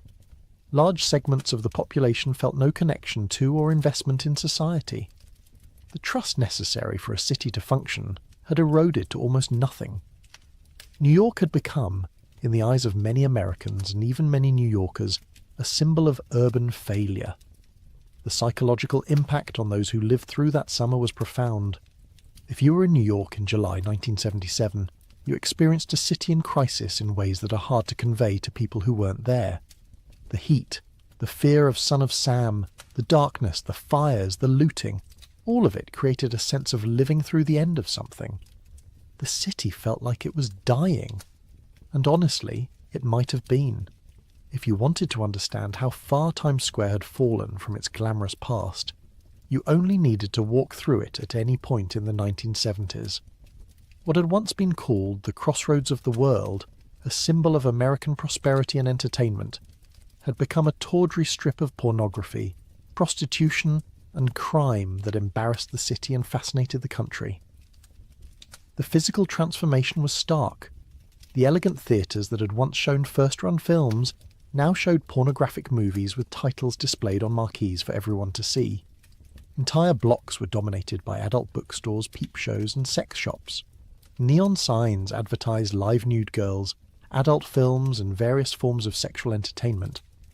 The sidewalks were crowded with tourists gawking at the spectacle, hustlers looking for marks, prostitutes working, pimps watching their workers, drug dealers conducting business, and people just trying to walk through to get somewhere else. The peep shows were particularly ubiquitous. You'd pay $1 or $2 to enter a booth, and you could watch short pornographic films or live performances by dancers on the other side of a window. The booths were cramped and filthy, the floors sticky with substances you didn't want to think about. But they did steady business, serving the demand that clearly existed for this kind of anonymous sexual entertainment. Prostitution was everywhere in Times Square. Women and some men worked the streets openly, approaching potential customers directly. Some were independent, but many worked for pimps who controlled them through violence, drugs, or psychological manipulation. The prostitutes ranged from young runaways barely into their teens to older women and men who'd been working the streets for years. The transactions were often conducted in seedy hotels that rented rooms by the hour, their lobbies populated by people who clearly weren't there for legitimate lodging. The pimps were a visible presence, dressed flamboyantly in ways designed to display wealth and power. Wide-brimmed hats, platform shoes, fur coats, lots of gold jewellery. They'd watch their prostitutes from street corners or coffee shops, making sure the women handed over all their earnings and didn't get ideas about leaving.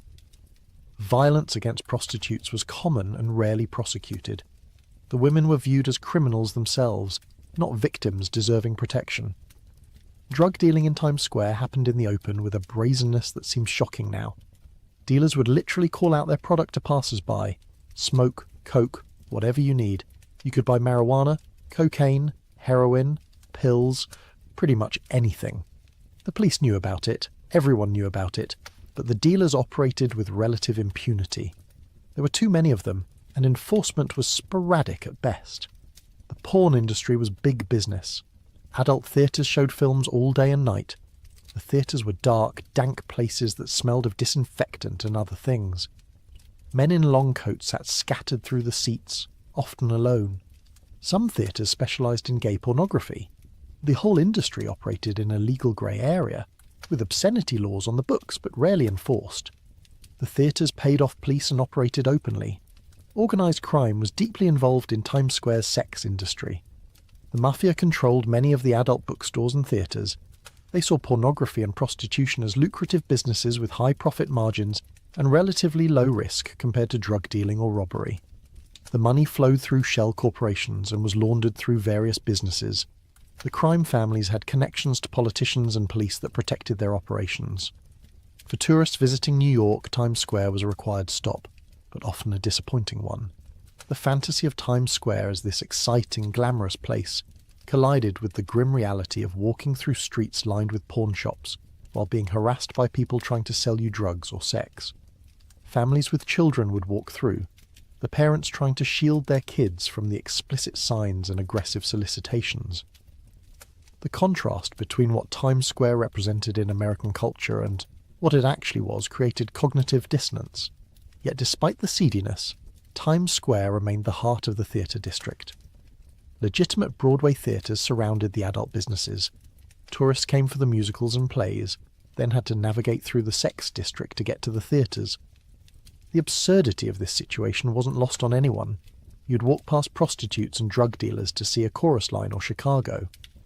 Runaways were particularly vulnerable in Times Square. Young people who'd left home, often fleeing abuse or rejection, gravitated to the area because it was known as a place where you could disappear. But without money or support, they often ended up exploited. Pimps targeted runaways, offering food and shelter and affection before gradually turning them into prostitutes. Young people got addicted to drugs and ended up doing whatever they had to do to support their habits. The Deuce, as 42nd Street was known, became synonymous with vice and danger.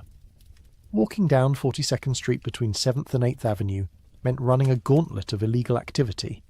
3-card Monte games set up on cardboard boxes, obvious scams, but tourists fell for them anyway.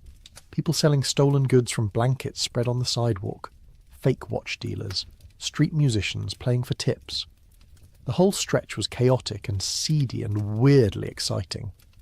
Attempts to clean up Times Square during the 70s failed repeatedly.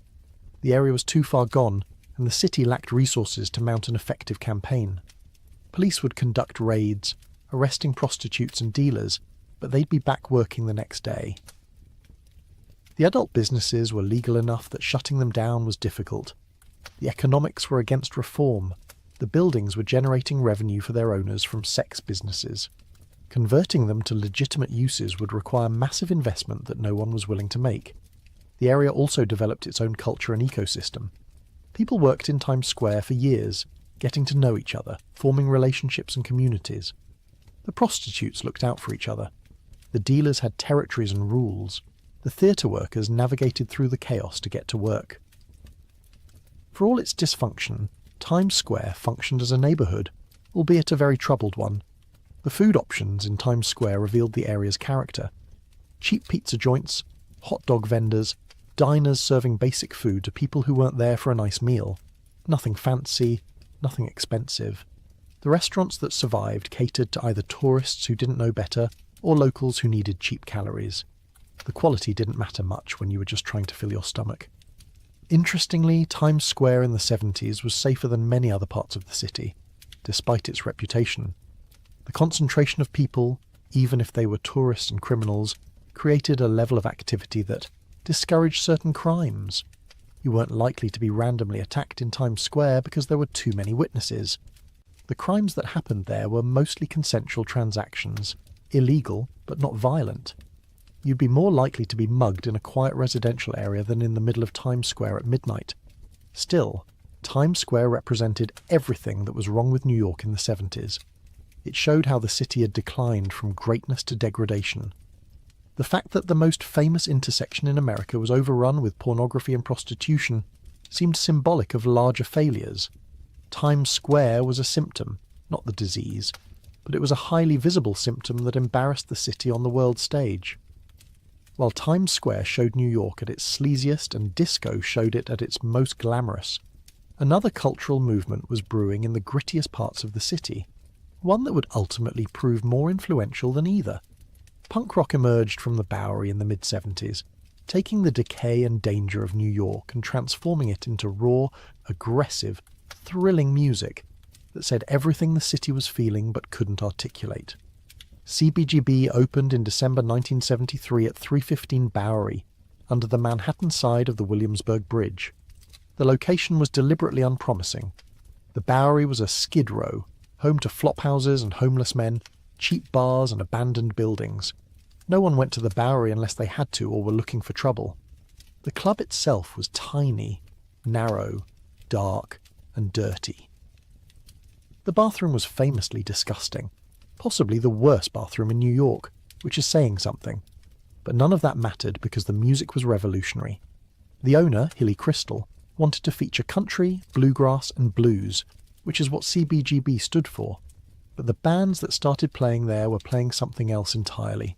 Television, Talking Heads, Blondie, the Ramones. These bands made music that was stripped down, fast, loud, and aggressive in ways that rock music hadn't been in years. The songs were short, 2 or 3 minutes. The lyrics were simple, often deliberately crude. The whole aesthetic rejected the prog rock and arena rock that had become bloated and pretentious. The Ramones were the prototypical punk band. 4 guys from Queens wearing leather jackets and ripped jeans, playing at a pace that felt like an assault. Their songs were so fast and short that they could play 15 or 20 in a single set. The lyrics were about boredom and violence and huffing glue and not caring about anything. Joey Ramone's voice was a snotty sneer. Johnny Ramone's guitar was buzzsaw distortion. They played their instruments well enough to make the songs work, but not so well that it seemed beyond what any kid with a guitar could do. That accessibility was part of the point. Talking Heads took a different approach, angular and arty and weird. David Byrne wrote songs about psycho killers and artists and burning down the house. The music was nervous and twitchy, matching the energy of living in New York during the 70s. Blondie blended punk with pop, led by Debbie Harry, whose voice and look made her a star. Television played long, intricate guitar solos that connected back to 60s garage rock. Each band was different, but they all rejected what mainstream rock had become. The punk aesthetic matched the city's decay. Ripped clothes weren't a fashion statement. They were what you wore when you couldn't afford new clothes. Safety pins holding together torn shirts were practical solutions to poverty. The whole DIY ethos, the idea that you didn't need fancy equipment or training to make music, appealed to young people who had nothing but creativity and anger. Punk said you don't need permission, just do it. The Bowery location was perfect for punk because the neighbourhood looked like the music sounded. Dangerous, dirty, falling apart, but somehow vital. Walking to CBGB meant navigating through streets that most New Yorkers avoided. You'd see homeless people passed out on the sidewalk, junkies nodding off in doorways, sketchy characters watching you with predatory attention. But if you made it to the club, you found a community of people who felt like they didn't fit anywhere else. The scene that developed around CBGB was small and insular. The same few hundred people went to shows regularly. They all knew each other. Bands hung out watching other bands play. Artists and writers and photographers documented the scene. Patti Smith, who was both a poet and a musician, performed regularly, her work blending rock and spoken word in ways that influenced many other artists. Richard Hell pioneered the torn clothing aesthetic and wrote songs about being blank, about having no future, sentiments that resonated with a generation living in a crumbling city. The connection between punk and the city's decay was direct. These musicians weren't writing about abstract concepts. They were writing about living in New York in the 70s, the danger, the poverty, the sense that civilization was collapsing. Punk rock was the sound of urban decay given musical form. It was abrasive because the city was abrasive. It was angry because people were angry. It refused to pretend things were okay because things weren't okay. Interestingly, punk rock in New York was different from punk rock in London, which was developing around the same time. British punk, exemplified by the Sex Pistols and the Clash, was explicitly political and working class. New York punk was more artistic and ironic, influenced by the city's art scene. The Velvet Underground cast a long shadow over New York punk. The idea of making music that was deliberately anti-commercial, that challenged and provoked rather than entertained, came partly from what Lou Reed and John Cale had done in the late 60s. Andy Warhol's Factory, though past its peak by the mid-70s, remained influential. The idea of blurring lines between high and low culture, between art and trash, between serious and silly, permeated the punk scene. Many punk musicians had art school backgrounds or hung around artists. The scene existed at the intersection of music, visual art, poetry and fashion. Max's Kansas City, another club in the area, also featured punk and new wave bands. Max's had been a hangout for Warhol's crowd in the 60s and transitioned into a punk venue in the 70s. The back room at Max's was legendary, a place where musicians and artists gathered to drink and talk and make plans. The combination of Max's and CBGB created a circuit for bands to develop their craft, playing multiple shows a week to small but devoted audiences. The punk scene remained underground for years. Major record labels weren't interested. Radio stations wouldn't play punk rock. MTV didn't exist yet. The only way to hear these bands was to go to the clubs or buy independent records from small labels. This underground status was partly by choice. Punk defined itself in opposition to the mainstream. Success in conventional terms meant selling out, compromising, becoming what punk was against. Yet punk's influence spread beyond its small scene. The DIY ethos inspired people in other cities to start their own bands and scenes. The aesthetic influenced fashion. The music influenced alternative rock and indie rock for decades to come. The attitude, the refusal to accept things as they were, became part of how young people approached culture. Punk said you could create your own reality, your own scene, your own rules. You didn't need permission from gatekeepers. Punk rock in 1970s. New York was an act of defiance and creativity in the face of collapse. While the city burned and crime raged and politicians declared bankruptcy, kids in a filthy club in the Bowery made music that captured the moment perfectly. They took the negativity and danger and transformed it into something electric and alive. Punk rock was proof that even in the worst circumstances, art finds a way, and that maybe New York, for all its problems, was still the greatest city in the world precisely because of what it could create even when falling apart. As we come to the end of this long journey through two of the most turbulent decades in New York's history, what can we say we've learned? What does it mean that a great American city nearly destroyed itself, and its people lived through conditions that seem almost unimaginable now? The first thing to understand is that the people who lived in New York during the 60s and 70s weren't different from us. They were ordinary people facing extraordinary circumstances. They woke up each day and went to work or looked for work. They raised children, fell in love, broke up, made art, went to the movies, complained about the weather and the subway. They lived their lives even as the city crumbled around them. But they also developed a particular kind of toughness and resilience that defined what it meant to be a New Yorker. If you survived the 70s in New York, you could survive anything. You'd learn to be alert to danger without being paralyzed by fear. You'd learn to find joy and beauty in unlikely places. You'd learned that fancy credentials and expensive clothes didn't mean much compared to street smarts and the ability to adapt. The cultural contributions from this era are staggering. Hip-hop emerged from the South Bronx. Punk rock came from the Bowery and the East Village. Disco flourished in clubs across the city. The gay rights movement was born at Stonewall. The counterculture of the 60s provided the foundation for social changes that would transform America. All of this happened in a city that was supposedly dying. That paradox tells you something important about creativity and adversity. Hard times don't automatically produce great art, but they can create conditions where people with nothing to lose make things that feel urgent and real. When everything is falling apart, pretension and commercialism matter less. You make art because you have to, because it's how you make sense of the chaos, not because you think it'll make you rich or famous. The music and art from 70s New York has that raw quality, that sense of being necessary rather than optional. The social movements that emerged or gained strength during this period changed society permanently. The gay rights movement that started at Stonewall led eventually to marriage equality and legal protections, though the fight continues. The counterculture's questioning of authority and traditional values opened up space for different ways of living and being.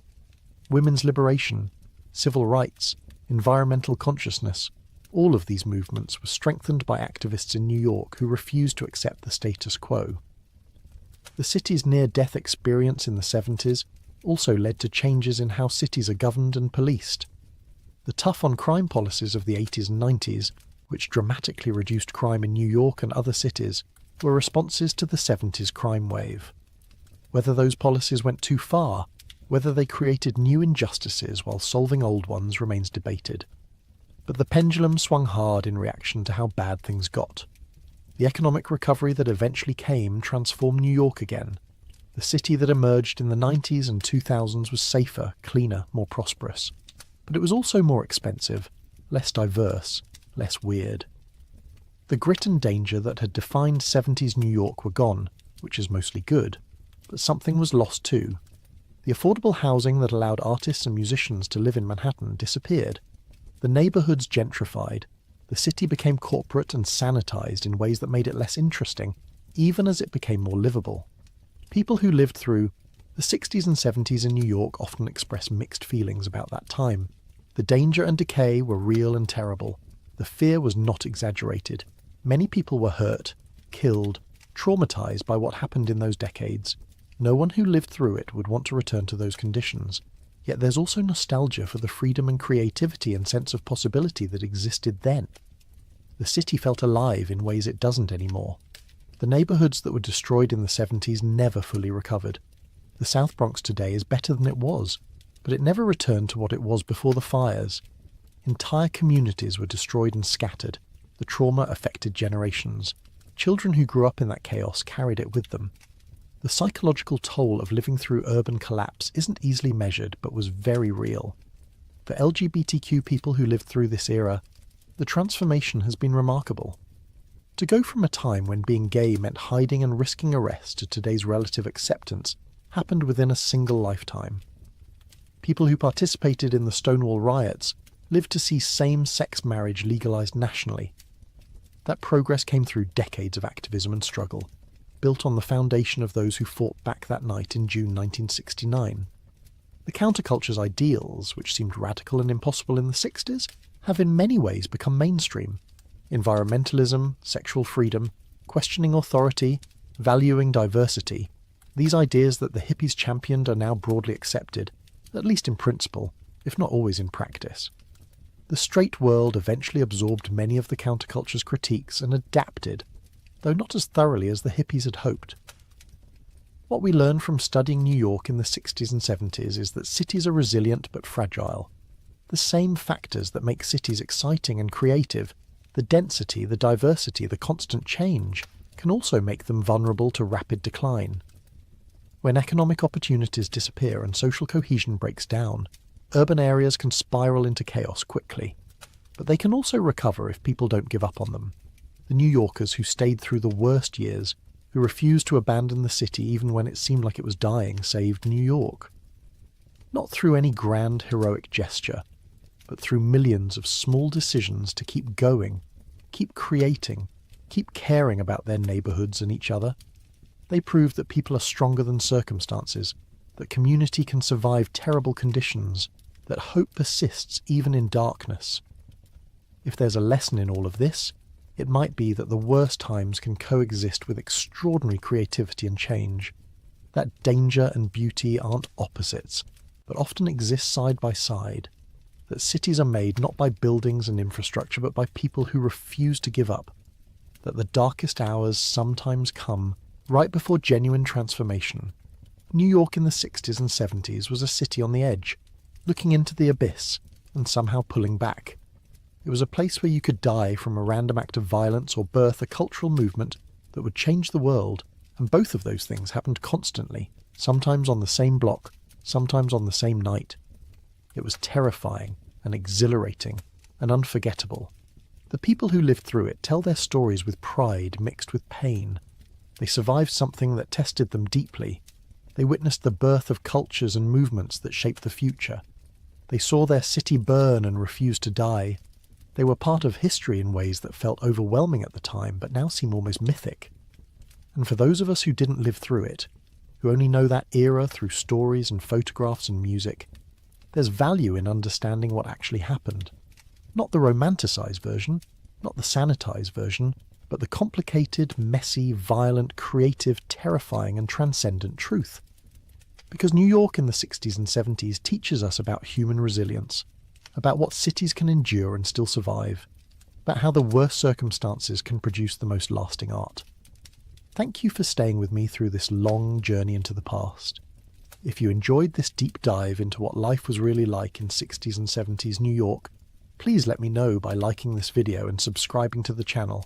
Your support means everything and helps me continue creating content that brings history to life in honest, detailed ways. I'd love to hear from you in the comments about where in the world you're watching from, and whether you or anyone you know lived through this era in New York. Their stories matter and deserve to be remembered. Until next time, sleep well, and remember that even the darkest chapters in history eventually give way to new beginnings. Welcome back, dear friends. Before we begin, let me know where in the world you are watching, and please don't forget to subscribe and like to support the channel. Picture this. It's a Friday night in the summer of 1975, and you're standing on the corner of Woodward Avenue and Grand Boulevard in Detroit, Michigan. The sun has just dipped below the horizon, painting the sky in shades of amber and deep purple. The air is thick and warm, carrying with it the smell of hot asphalt, fried food from the corner restaurant, and a hint of motor oil that seems to hang permanently over this city of cars. A burgundy Pontiac GTO rumbles past, its engine growling low and powerful, chrome bumpers catching the last rays of sunlight. The driver has his window down, and from inside comes the unmistakable sound of Marvin Gaye's voice, smooth and yearning, singing about what's going on in this complicated world. 3 young women wait at the bus stop, their bell-bottom jeans swaying as they move to music only they can hear, platform shoes adding inches to their height. Afros picked out to perfection, catching the evening breeze. Across the street, the lights of a club are just starting to flicker on one by one, neon signs promising music, dancing and escape. You can already hear the bass line thumping from inside, feel it in your chest, even from out here on the sidewalk. In a few hours, that place will be packed with bodies moving together, sequins catching disco ball light, creating a galaxy of stars on the dance floor. This is Detroit in the 1970s, the Motor City, Motown, a place of contradictions so striking they take your breath away. This is a city that gave the world some of its most beautiful music, where assembly lines hummed with the promise of prosperity, where neighborhoods pulsed with life and culture. But this is also a city standing at a crossroads, facing changes so profound they would reshape not just Detroit but the entire American landscape. In this decade, Detroit would lose its most famous export when Motown Records packed up and headed west to Los Angeles. The city would elect its first black mayor in a campaign so racially charged it felt like the entire future hung in the balance. The auto industry, the very foundation upon which this metropolis was built, would face its first real crisis, as foreign cars and oil embargoes exposed vulnerabilities nobody wanted to acknowledge. Underground drug operations would evolve into sophisticated corporate empires run by teenagers. Disco would explode from underground clubs into mainstream consciousness, and through it all, the people of Detroit would live, love, struggle, dance, work, and fight to hold on to their city. Tonight, we're going to walk those streets together. We're going to step into the homes, the factories, the clubs, and the corners where life actually happened. We're going to meet the auto workers clocking in for the night shift, the musicians creating sounds that would change music forever, the activists demanding justice, the families trying to build better lives, and yes, the dealers and gangsters who saw opportunity in chaos. We're going to taste the food, hear the music, feel the fashion, and understand what it really meant to live through one of the most transformative decades in American urban history. This isn't just a story about decline, though decline is part of it. This isn't just about crime, though crime is part of it too. This is the full story, complex and contradictory, beautiful and brutal, exactly as it was lived by the people who were there. This is what they don't always tell you about 1970s Detroit, so settle in, get comfortable, and let's step back in time together to a city that was falling apart and coming alive all at once, to a decade when everything changed, to the Detroit that existed in the space between the dream and the reality. When the 1970s began, Detroit was still, on paper at least, one of America's great cities. The census takers counted approximately 1.5 million souls within the city limits, making it the 5th largest city in the entire United States. Only New York, Los Angeles, Chicago, and Philadelphia had more people. The skyline was dominated by impressive Art Deco towers built during the boom years, monuments to the wealth that had flowed through this city when it was the undisputed capital of the automotive world. But numbers on a census form don't tell you what a place feels like, what it sounds like, what it means to the people who live there. and by 1970, Detroit was a city carrying heavy burdens from its recent past while trying to figure out what its future might hold. The summer of 1967 still cast a long shadow. That July, the city had erupted in what was then the deadliest race riot in American history. It started with a police raid on an unlicensed bar, what locals called a blind pig, on 12th Street in a predominantly black neighborhood. What followed was 5 days of destruction that left 43 people dead, over 1,000 injured, and entire city blocks burned to the ground. The National Guard had patrolled the streets in armored vehicles. From the air, smoke rising from burning buildings made Detroit look like a war zone. 3 years later, the physical scars were still visible. Empty lots where buildings had stood, businesses that never reopened. The psychological scars ran even deeper. Trust between the black community and the police department had been fractured, maybe beyond repair. The riot, or rebellion, depending on who was telling the story, had accelerated a process that was already underway: white flight to the suburbs. Throughout the 1960s, white families had been leaving the city in waves, moving to places like Warren, Livonia, Dearborn, and the other suburbs that ringed Detroit. By 1970, the city's population was approaching 50% black, a dramatic shift from just 2 decades earlier. This wasn't a gentle, gradual change. This was a rapid transformation that affected everything from politics to education to the economy to the very character of neighborhoods. You could see this transformation playing out on nearly every residential block. A family would move out, their house would sit empty for a few months, then a new family would move in. Sometimes the transitions were smooth. More often they were accompanied by tension, by fear, by the ugly machinery of blockbusting, where real estate agents would deliberately stoke racial anxiety to drive down property values and facilitate rapid neighborhood turnover. The automotive industry, the economic engine that made everything else possible, was facing challenges it had never encountered before. For decades, American car manufacturers had dominated not just the domestic market, but much of the world market. The big three, Ford, General Motors, and Chrysler, had operated with the confidence that came from near-total market control. Their factories employed hundreds of thousands of workers in Detroit alone. The River Rouge plant, Ford's massive complex in Dearborn just outside the city, had employed over 90,000 workers at its peak, making it one of the largest industrial facilities on the planet. But by 1970, imports were starting to make serious inroads. Volkswagen Beetles and buses had developed a devoted following. Japanese manufacturers like Toyota and Datsun were beginning to show up in American driveways, praised for their fuel efficiency and reliability. The big three dismissed these as insignificant threats, tiny cars that would never appeal to the American love affair with size and power. That dismissal would prove costly. The 1970 model year saw the peak of the muscle car era, those powerful machines with big engines and bigger attitudes.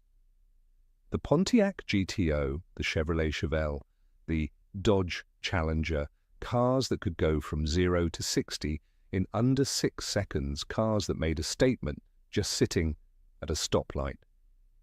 But the muscle car boom was about to run headlong into an energy crisis nobody saw coming. Walk through a Detroit neighborhood in 1970, though, and you wouldn't necessarily feel the anxiety about what was coming. You'd feel life. The streets were the stage where daily existence played out, especially in the warmer months. Front porches weren't just architectural features, they were living rooms open to the world. On any given evening, you'd find people sitting out, talking to neighbors, watching kids play, commenting on who was walking by. Children owned the streets in a way that's hard to imagine today. They'd play elaborate games that spanned multiple blocks, kickball and tag and hide and seek. They'd set up makeshift ramps and jump them on their bikes. The ice cream truck's musical jingle would send them running home for money, then sprinting back to catch it before it turned the corner. There was a freedom to it, born from the assumption that the community itself was watching, that every adult on the block had some measure of responsibility for every child. The car culture that defined Detroit wasn't just about what rolled off the assembly lines, it was about what people did with those cars once they owned them. Cruising was an art form. On weekend nights, Woodward Avenue would become a parade route, young people showing off their rides, some stock from the factory, others customized with paint jobs, chrome details, lifted suspensions, or dropped low to the ground. The cars were more than transportation. They were expressions of identity, markers of style, investments of time and money and love. The architecture of the city told its own story. There were the grand old mansions along streets like Boston Boulevard, built by automotive barons in the early decades of the century, now often subdivided into apartments. There were the tidy bungalows and two-story homes of working-class neighborhoods, many with small front yards and one-car garages out back. There were apartment buildings from various eras, some quite elegant, others purely functional. And there were the commercial strips, blocks of storefronts with apartments above, the ground floor occupied by grocery stores, barbershops, beauty salons, bars, restaurants, dry cleaners, all the businesses that made neighborhood life possible. The visual landscape still reflected Detroit's glory days. The Guardian Building downtown, completed in 1929, stood as a jewel of Art Deco architecture, its facade a riot of colorful terracotta tiles. The Fisher Building, another Art Deco masterpiece, dominated the New Center area with its golden tower. These buildings spoke to a time when Detroit saw itself as one of the world's great cities, when money and ambition combined to create something beautiful and lasting. But beauty and decay existed side by side, sometimes on the same block. An ornate theater might stand next to a building with boarded-up windows. A thriving corner store might be across from an empty lot filled with weeds and broken glass. The juxtaposition was jarring, this sense that the city was simultaneously still vital and already in the early stages of something darker. The people were what made Detroit real. They got up every morning and went to work, whether that work was on an assembly line, in an office, at a hospital, in a classroom, or running a small business. They came home and made dinner, helped kids with homework, watched television, listened to the radio, read the newspaper. They went to church on Sundays, whether that was a Baptist church with gospel music that shook the walls, a Catholic mass in Polish or Italian, or one of the many other houses of worship that reflected Detroit's incredible diversity. This was a city of immigrants and migrants. Poles and Italians and Greeks and Irish had come in earlier waves. African Americans had come north during the Great Migration, fleeing Jim Crow and seeking opportunity. Middle Eastern communities, particularly Chaldean Catholics from Iraq, were growing. There were neighborhoods where you could walk for blocks and hear half a dozen different languages, smell food from around the world, see signs in various scripts. That diversity created both richness and tension. Different communities sometimes lived parallel lives, intersecting at work or in commercial districts, but remaining largely separate in their social and religious and family lives. And the racial divide between black and white was becoming the dominant fact of Detroit life, affecting politics, schooling, policing, housing, everything. As 1970 turned into 1971 into 1972, the signs of change multiplied. More businesses closed, more houses sat empty. The crime rate was rising, fed by poverty, by the drug trade, by the desperation that comes when opportunity seems to be evaporating. The auto plants were starting to automate, slowly at first, replacing workers with machines. It was the beginning of a process that would reshape the entire industrial landscape. But understanding what was coming doesn't mean the people living through it knew. For many, life still felt stable, predictable. You worked your shift, you collected your paycheck, you paid your mortgage, you took care of your family. The union protected your job. The pension waited at the end. The American dream, as it had been sold to millions of workers, still seemed achievable if you worked hard and played by the rules. Detroit in the early 70s was a city standing at a crossroads, though many of the people walking its streets didn't realize they were about to choose a path or have a path chosen for them that would change everything. The music was still playing, the factories were still humming, the streets were still full of life, but underneath the surface, seismic shifts were building, pressure accumulating, ready to reshape the landscape in ways nobody could fully predict. Morning in a working-class Detroit neighborhood began before sunrise for many families. The alarm clock would go off at 4:30 or 5, depending on which shift you worked. The man of the house would roll out of bed, his wife usually getting up with him to make breakfast before he left. The smell of coffee percolating on the stove, bacon sizzling in a cast-iron pan, toast browning in the toaster. Quick, practical meals to fuel a long day of physical labor. By 5:30, the streets would start filling with cars, all heading in the same direction, toward the massive factory complexes that dominated the landscape. The River Rouge plant in Dearborn was its own city, sprawling across over 1,000 acres. At its peak in the late 40s, it had employed over 90,000 workers. By the 70s, that number had dropped, but it was still enormous, still employing tens of thousands. Other plants dotted the area: Chrysler's Dodge Main, GM's various facilities, dozens of smaller operations making parts and components. The shift change was a ritual, a tide of humanity flowing in one direction as another tide flowed out. Men and women, though the factory floor was still overwhelmingly male, carrying lunch pails and thermoses. Some carpooled to save on gas, others drove alone, cherishing those minutes of solitude before the noise and intensity of the factory day began. The parking lots around the major plants stretched for what seemed like miles, seas of metal glinting in the early morning light. Inside the plants, the work was demanding, repetitive, loud, and sometimes dangerous. The assembly line moved at a steady pace, never stopping, never slowing down. Each worker had their station, their specific task that they would repeat hundreds of times per shift: installing door panels, tightening bolts, welding joints, installing windshields, mounting wheels. The work required focus, but not much thought, which meant your mind could wander even as your hands stayed busy. The noise was constant, overwhelming: the clang of metal on metal, the hiss of pneumatic tools, the roar of machinery, the beep of forklifts backing up. Conversation was difficult, sometimes impossible. Workers developed their own sign language, their own ways of communicating over the din. Earplugs were essential, but not always used, leading to hearing loss that many older workers carried as a badge of their years on the line. The United Auto Workers Union was at the height of its power in the early 70s.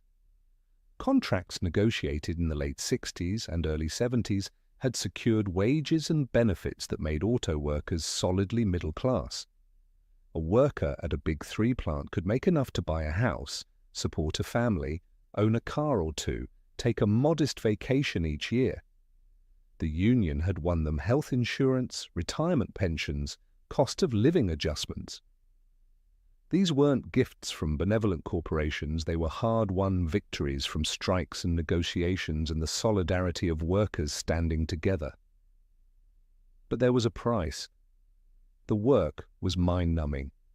Hour after hour, day after day, year after year of the same motions could break something in a person's spirit.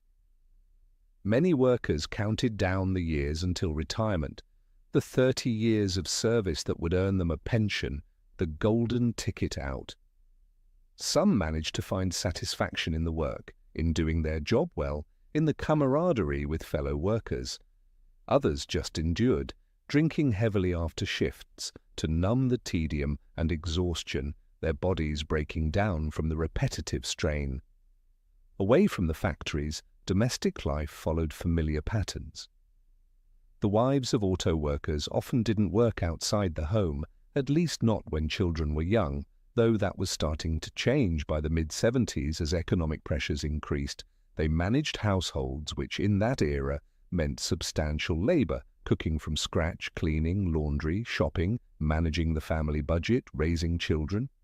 The work was unpaid and often unacknowledged, but it was no less demanding than factory work. The kitchen was the heart of most homes. Meals were family affairs when possible, everyone sitting down together at the dinner table. The food reflected Detroit's diversity. In Polish households, you might have pierogies and kielbasa. In Italian homes, homemade pasta and red sauce that simmered for hours. In black families, soul food, collard greens and cornbread, fried chicken and sweet potato pie, recipes carried north from the south during the Great Migration. In Greek households, moussaka and spanakopita. In Chaldean homes, dishes from Iraq, rice and lamb, and flatbreads. Shopping happened at a mix of locations. The big grocery stores were moving out to the suburbs following the population. In the city, people often relied on smaller stores, corner markets that were more expensive but within walking distance. Hudson's department store downtown was still operating in the early 70s, a massive building that took up an entire city block where families would go for big purchases, clothes for school, furniture, appliances. Shopping there was an event, not just a transaction. Children's lives revolved around school, church, and unstructured neighborhood play. The schools in Detroit were facing enormous challenges in the 70s. The flight of middle-class families, both white and increasingly black, was draining resources. A court case about school segregation that began in 1970 would drag on for years, exposing the deep divisions in how the city and suburbs approached education. Many city schools were underfunded, overcrowded, struggling with aging buildings and limited supplies, but school was still school. Kids learned their reading and math and history. They participated in sports and clubs. They formed friendships and rivalries. They navigated the complex social hierarchies of adolescence. The dress code was changing rapidly in the 70s. The strict rules of earlier decades were giving way to more freedom. Boys could wear their hair longer. Girls could wear pants instead of skirts. Platform shoes were everywhere, adding inches to everyone's height. Bell-bottom jeans were standard issue. The wider the flare, the better. High school culture in Detroit was vibrant and varied. Football games on Friday nights under the lights, the bleachers packed with students and parents. Basketball games in overheated gyms, the squeak of sneakers on hardwood, the roar of the crowd. School dances in the cafeteria or gymnasium, transformed with decorations and dim lights, where kids would dance to the latest hits from the radio. The music of Motown and soul, and the emerging disco sound. The youth fashion was bold and expressive. For young black students, the afro was not just a hairstyle but a political statement, a rejection of standards that said black hair needed to be straightened to be acceptable. Dashikis and African-inspired prints connected to a broader movement of black pride and consciousness. Platform shoes weren't just for disco. They were everyday wear, adding swagger to the walk to class. Gold chains and hoop earrings, wide belts and platform boots. The style was about visibility, about refusing to blend in. For white students, the fashion was also evolving, influenced by the hippie movement and the glam rock scene. Longer hair for boys, often to their shoulders, which drove their parents crazy. Tie-dye shirts and denim jackets covered in patches. Girls wore peasant blouses and long skirts, or tight tops with bell-bottoms. The divisions were often visible in style choices, different groups claiming different aesthetics as markers of identity. Sunday mornings had a different rhythm. Church was central to community life for many Detroit families. The Black Baptist churches were known for their powerful gospel music, choirs that could raise the roof, preaching that was equal parts theology and social commentary. Services could last for hours, but nobody seemed to mind. It was spiritual refreshment and social connection combined, a place to see friends, catch up on news, feel part of something larger than yourself. The Catholic churches served various ethnic communities, often in their native languages. Polish churches, Italian churches, each maintaining traditions from the old country while adapting to American life. The Chaldean Catholic community, immigrants from Iraq, had their own parishes where services incorporated Middle Eastern traditions. These churches were more than places of worship. They were cultural anchors, preserving language and customs and identity. Block parties and neighborhood gatherings were common, especially in summer. Someone would block off the street with their cars, set up tables and grills, and the whole block would come out. Kids would run wild, playing games and riding bikes.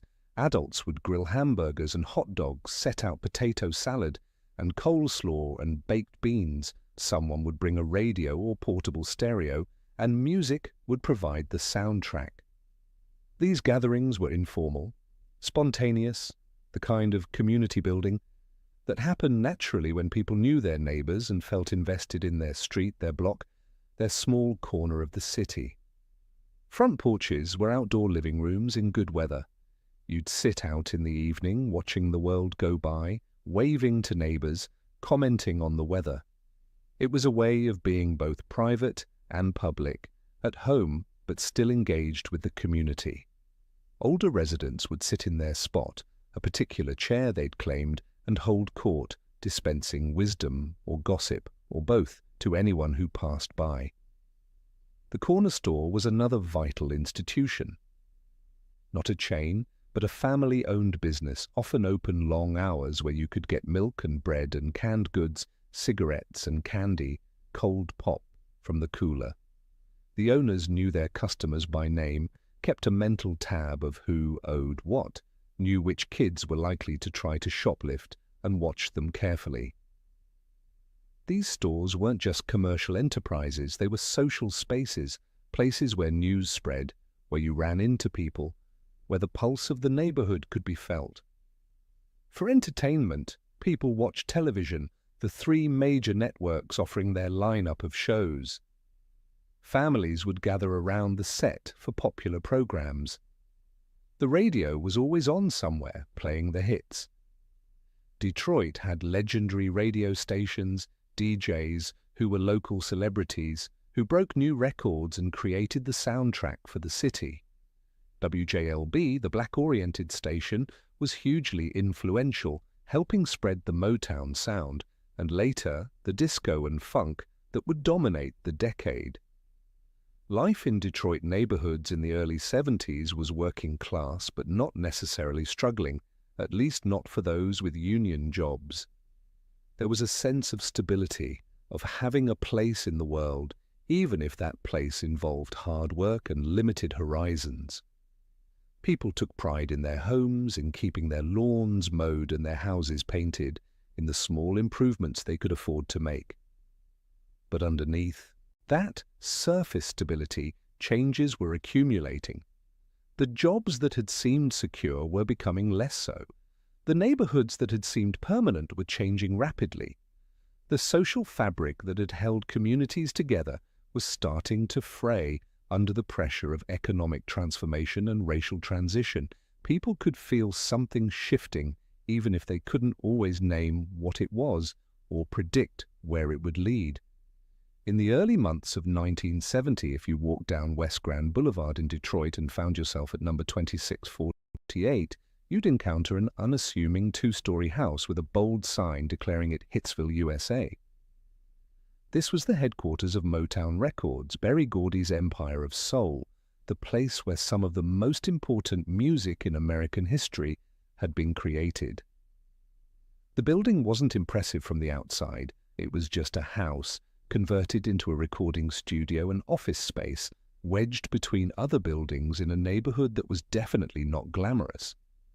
But what had happened inside those walls over the previous decade had changed the landscape of popular music forever.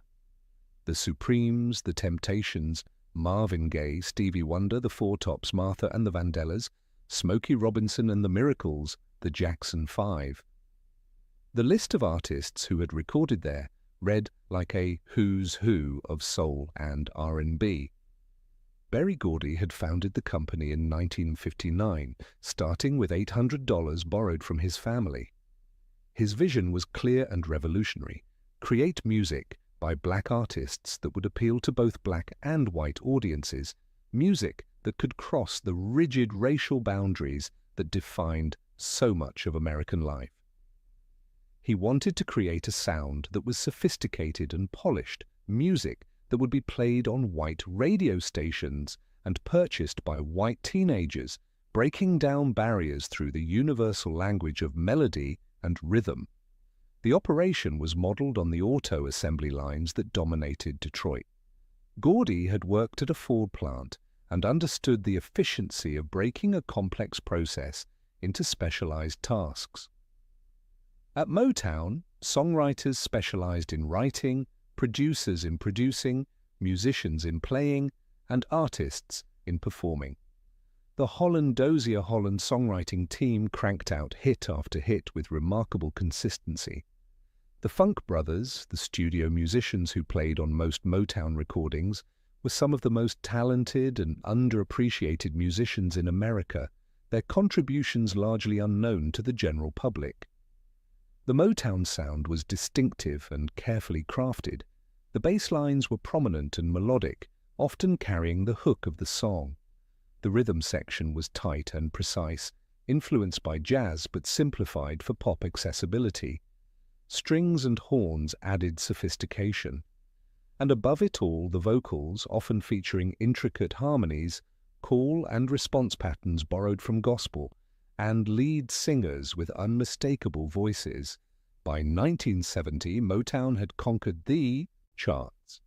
In the entire decade of the 60s, the label had placed more than 100 songs in the top 10 of the pop charts. No other record company, regardless of size or resources, could match that success.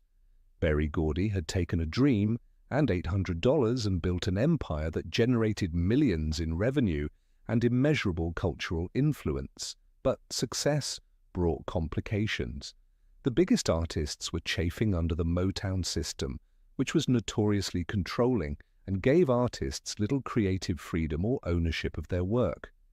Gordy ran the company with an iron fist, making all major decisions, controlling not just the music, but the image, the choreography, the wardrobe, everything.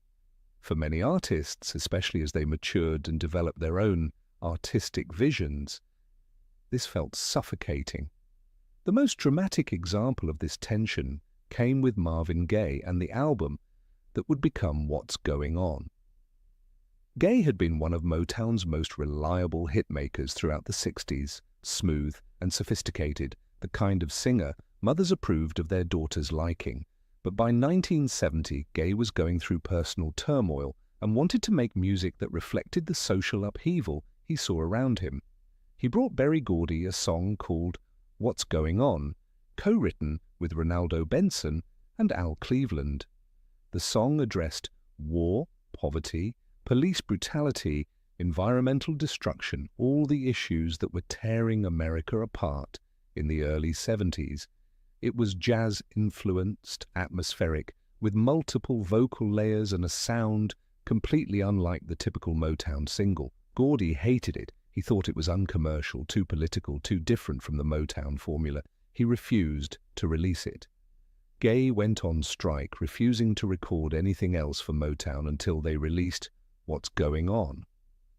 The standoff lasted months, but finally, in early 1971, Gordy relented.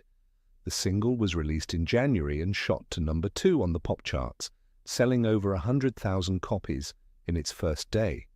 It was a massive hit, proving Gaye's instincts right and Gordy's wrong. Emboldened, Gaye recorded an entire album built around similar themes, using the same layered, sophisticated production approach. The What's Going On album was released in May 1971 and became one of the most critically acclaimed albums in music history, addressing social issues with a maturity and artistry that redefined what was possible in popular music. But its success also highlighted the tension at the heart of Motown between artistic vision and commercial formula. Other artists were also pushing against the boundaries. Stevie Wonder, who had been with Motown since he was 11 years old, recording as Little Stevie Wonder, was turning 21 in 1971. When he came of age, he gained control of the money Motown had been holding in trust for him, millions of dollars from years of hit records. He also demanded and received unprecedented creative control, building his own studio and producing his own albums. The music he made in the early 70s, albums like Music of My Mind and Talking Book and Inner Visions, was experimental and personal, using synthesizers and drum machines, addressing politics and spirituality, proving that Motown artists could be more than hit-making machines. Meanwhile, the nightlife venues where Motown artists had honed their craft were still operating, though changes were coming there too. The 20 Grand Club on 14th Street and Warren Avenue was legendary in Detroit music circles. It had opened in the early 50s and quickly became the premier black entertainment venue in the city. The building was huge, featuring a 22-lane bowling alley on the ground floor and multiple performance spaces upstairs. The main showroom was called the Driftwood Lounge, and it could hold over 1,000 people. The decor was meant to evoke a tropical paradise, with artificial palm trees and nautical themes. The stage featured rotating platforms and elaborate lighting. This was where Motown artists performed regularly when they weren't on tour, where new acts would test material, where established stars would do special shows for hometown crowds. The audiences at the 20 Grand were dressed to impress. This wasn't a casual jeans and t-shirt crowd. Men wore suits, often with coordinated shirts and ties, their shoes polished to a high shine. Women wore elegant dresses, their hair styled in elaborate updos or smoothed and straightened, makeup applied with care, jewelry catching the light. Going to the 20 Grand was an event, an opportunity to see and be seen, to participate in a scene that felt sophisticated and adult. The performers delivered shows, not just concerts.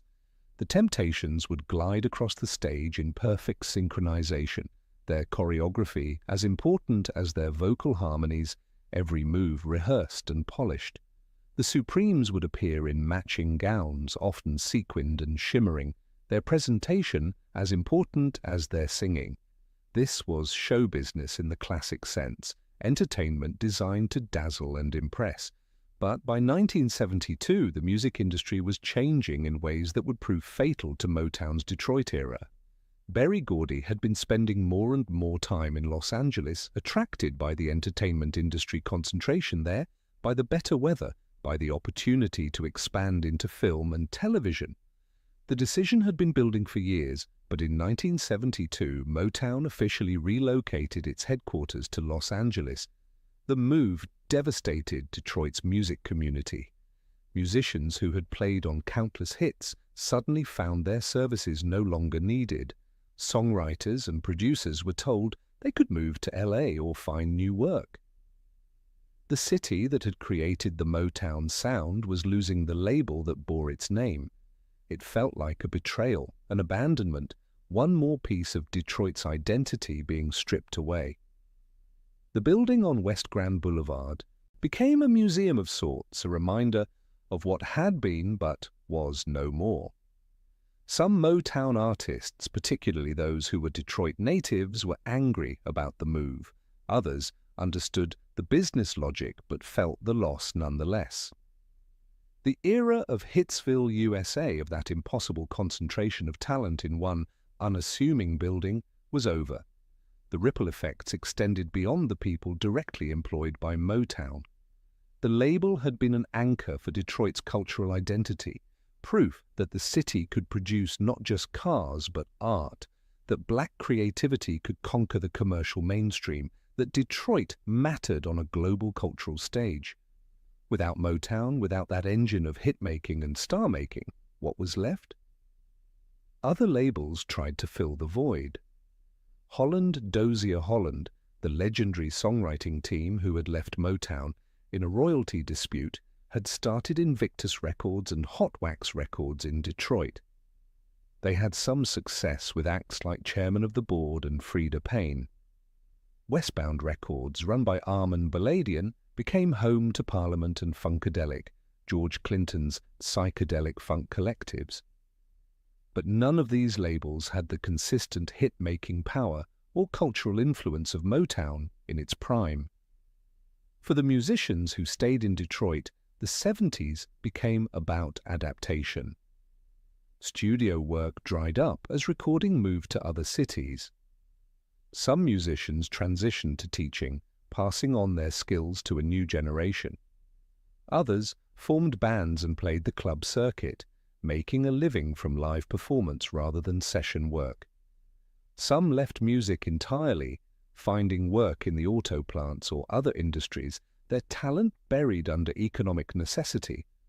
The Motown that remained in Detroit existed primarily in memory and in the music that still played on the radio. Those songs, though, the songs were immortal. Every time a DJ spun I Heard It Through the Grapevine or My Girl or Ain't Too Proud to Beg or Baby Love or Stop. In the name of love, Detroit's contribution to American culture was reaffirmed. The records didn't die when the company left town. The music remained, evidence of what had been created here, a reminder that Detroit had given the world something beautiful and lasting. But the absence was felt. The creative energy that had centered around Motown dispersed, some of it following the label to Los Angeles, some finding new channels in Detroit, some simply dissipating into the general economic and social challenges the city faced. The story of Motown leaving Detroit is often told as pure tragedy, and there's truth to that. But it's also a story about the inevitable tension between art and commerce, between local loyalty and global ambition, between staying put and reaching for something bigger. Berry Gordy made the choice that made sense for his business. Detroit was left to deal with the consequences. In the underground clubs of Detroit in the early 70s, something new was happening, a sound and a scene that would eventually explode into mainstream consciousness and change the landscape of popular music. Disco was being born, not all at once, but gradually, in spaces that existed on the margins, in communities that mainstream society often ignored or actively rejected. The Chessmate Lounge on Livernois Avenue, near 6 Mile Road, was one of the epicenters of this emerging culture. It was a gay club serving primarily black gay men in an era when being openly gay required courage and created danger. The club itself was modest, not fancy or large, but what happened inside its walls was revolutionary.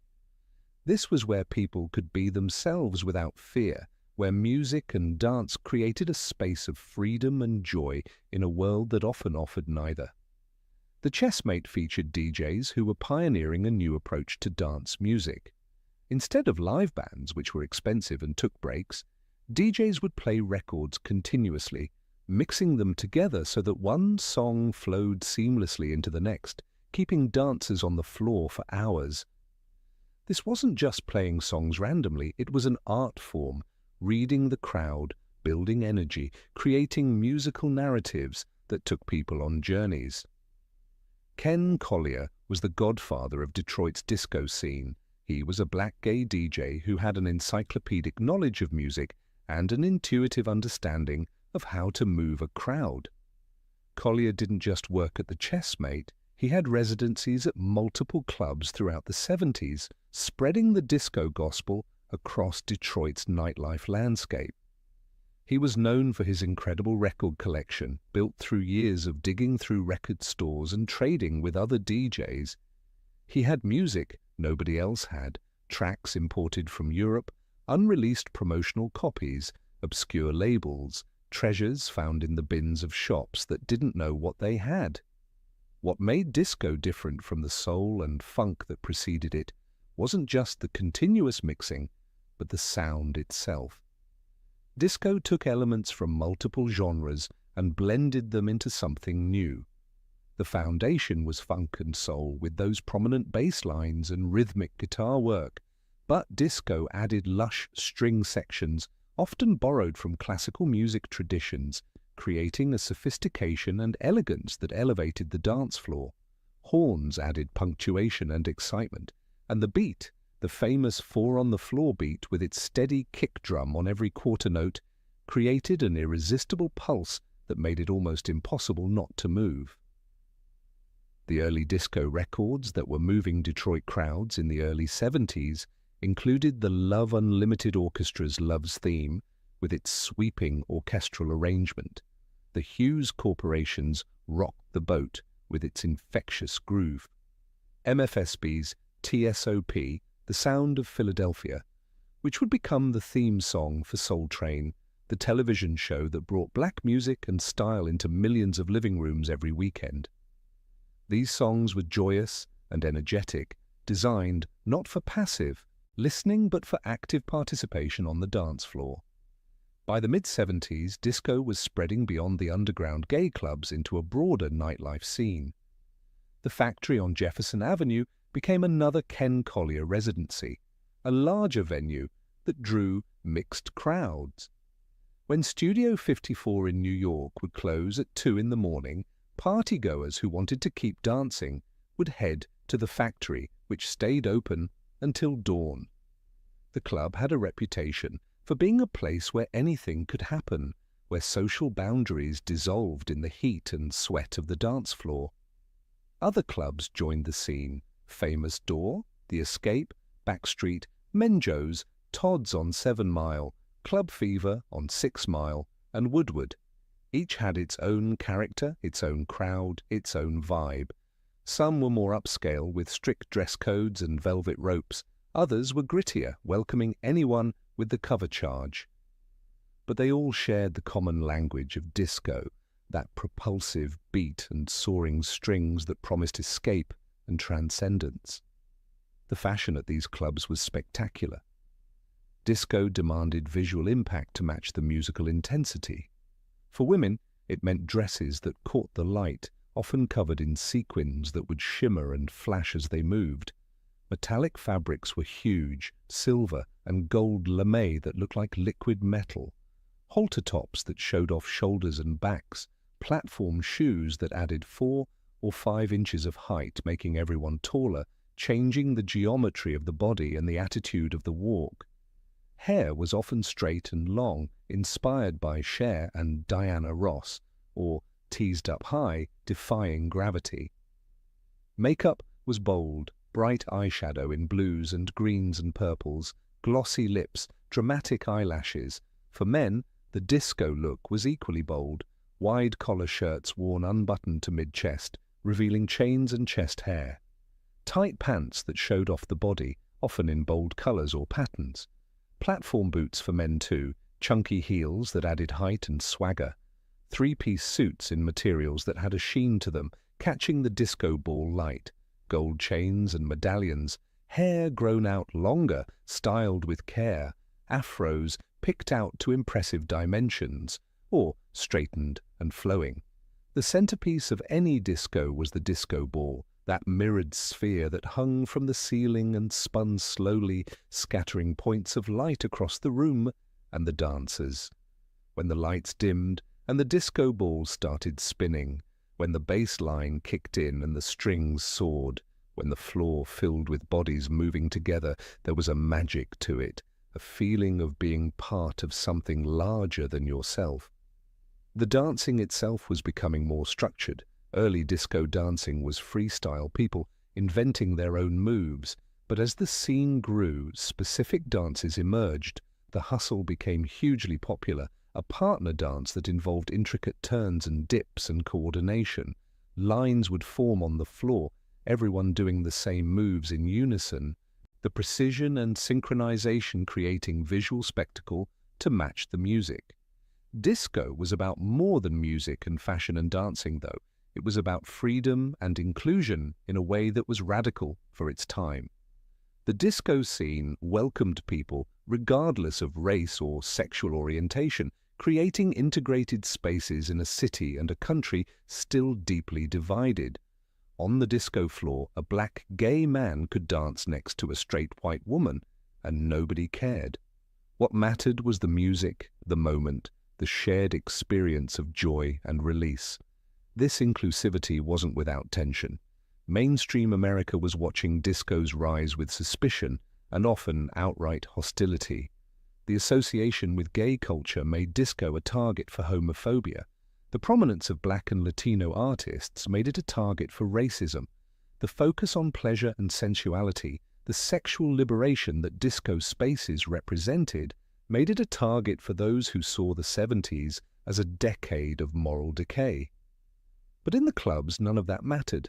The music was too loud, the beat too strong, the collective energy too powerful for outside judgment to penetrate. Ken Collier wasn't just playing records, he was building community. He shared his knowledge generously with younger DJs who were learning the craft. He sold records from his personal collection out of his house, helping other DJs build their libraries. He created a network of people connected through music, through the shared experience of those nights when the music was perfect and the crowd was right and everything aligned into something approaching transcendence. By the late 70s, disco would become a global phenomenon, commercialized and diluted in the process of going mainstream. But in those early and mid-70s clubs in Detroit, disco was still underground, still pure, still a scene where the outcasts and the avant-garde were creating something genuinely new. The people dancing at the Chessmate or the Factory weren't thinking about music history. They were living their lives, finding joy and connection, expressing themselves through movement and fashion and participation in a scene that welcomed them. Disco in Detroit was also preparation for what would come next. The DJ culture that disco established, the focus on electronic beats and continuous mixing, the idea of the DJ as artist and curator, all of this would feed directly into Detroit's next major musical innovation, techno. But that was still years away. In the mid-70s, it was all about the disco beat, the shimmer of sequins, the spin of the disco ball, and the feeling that for a few hours at least, in the right club with the right music, you could be exactly who you wanted to be. While music played and people danced, another story was unfolding on Detroit streets, one darker and more dangerous than anything happening in the clubs. The drug trade was changing, evolving from small-time operations into sophisticated criminal enterprises that would reshape the city's underworld and have profound effects on daily life for ordinary residents. In the early 70s, Detroit's drug trade was still largely controlled by the Italian mafia, also known as the Detroit Partnership. This was the traditional organized crime structure that had roots going back to Prohibition, when bootleg alcohol made fortunes for men willing to break the law. The mafia had adapted over the decades, moving from alcohol to gambling to drugs as opportunities changed. Heroin was the profitable commodity now, and the Italian bosses controlled the supply lines and distribution networks. Murder Row emerged in 1974 as a faction within the Italian mafia structure. It was founded by Big Frank Nitti Usher, who had a close relationship with Anthony Tony Jack Giacalone, one of the top bosses in the Detroit Mafia. This connection was significant because the Italian mob had traditionally been suspicious of working with black criminals, but Nitti and Tony Jack had developed a mentorship relationship that crossed those traditional racial lines. Murder Row specialized in heroin distribution, operating primarily through a network of street-level dealers, while the organizational leadership remained well insulated from direct drug handling. Chester Campbell served as the principal enforcer, the muscle that kept discipline within the organization and terror in the hearts of anyone who might consider competing or testifying. The operation was profitable and violent, using fear as a business tool just as much as they used supply and demand. The arrest of Chester Campbell in 1975 marked a turning point. Without its primary enforcer, Murder Row struggled to maintain the tight control it had exercised over its territory and its members. Internal conflicts erupted, rivals sensed weakness and moved in. Within a relatively short time, Murder Row diminished significantly as a force in Detroit's drug trade, but the vacuum it left behind would be filled by something even more innovative and ultimately more destructive. Eddie "Fat Man" Jackson was operating independently during this same period, though he allegedly had connections to the Gambino crime family in New York. Jackson represented a new type of criminal figure in Detroit, a black man who had built significant wealth through the heroin trade and wasn't shy about displaying it. He lived lavishly, drove expensive cars, wore expensive clothes, mingled with celebrities and athletes, acting as though his drug money was as legitimate as any other fortune. Jackson, along with Courtney Brown, was among the first major individual black drug dealers to emerge in Detroit, separate from the Italian mafia structure. They were paving the way, proving that it was possible to operate large-scale drug operations without being part of the traditional organized crime hierarchy. Their success attracted attention from law enforcement, but it also served as inspiration for younger entrepreneurs who saw the drug trade as one of the few paths to wealth available to them. The law enforcement response to rising crime focused heavily on street-level enforcement, particularly targeting black neighborhoods. In 1971, the Detroit Police Department created a unit called STRESS, which stood for Stop the Robberies, Enjoy Safe Streets. On the surface, it sounded like a reasonable response to a crime problem. Detroit had recorded 23,000 robberies in 1970, an enormous number that created genuine fear in many neighborhoods. Something had to be done. But STRESS quickly became notorious for its aggressive tactics and the high body count it produced. The unit operated as a decoy operation, with plainclothes officers posing as vulnerable targets, drunks or drug users or elderly people trying to lure criminals into attempting robberies so they could be arrested or, more often, shot. The officers were given enormous latitude in their operations and little oversight in how they conducted them. In less than 3 years of operation, STRESS officers killed 22 people. Almost all of the victims were young black men or boys. The circumstances of many of these shootings were highly questionable. The official reports would claim the officers were defending themselves, that the suspects were armed and dangerous, that force was necessary. But witnesses often told different stories, and the pattern was undeniable.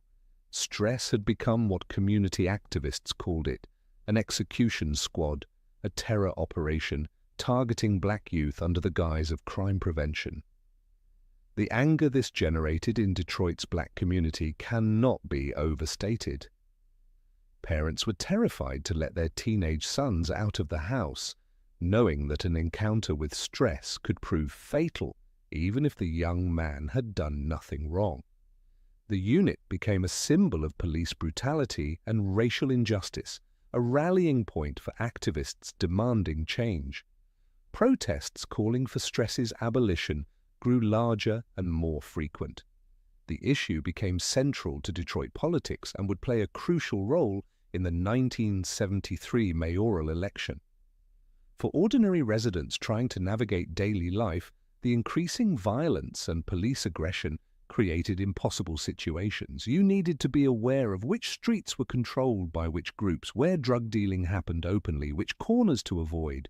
You needed to teach your children how to interact with police in ways that might keep them safe, which meant compliance and submission even when the police were wrong, because asserting your rights could get you killed. Neighborhood boundaries became more important and more rigid. Territory that had once been simply where you lived became contested space, areas claimed by different groups for different purposes.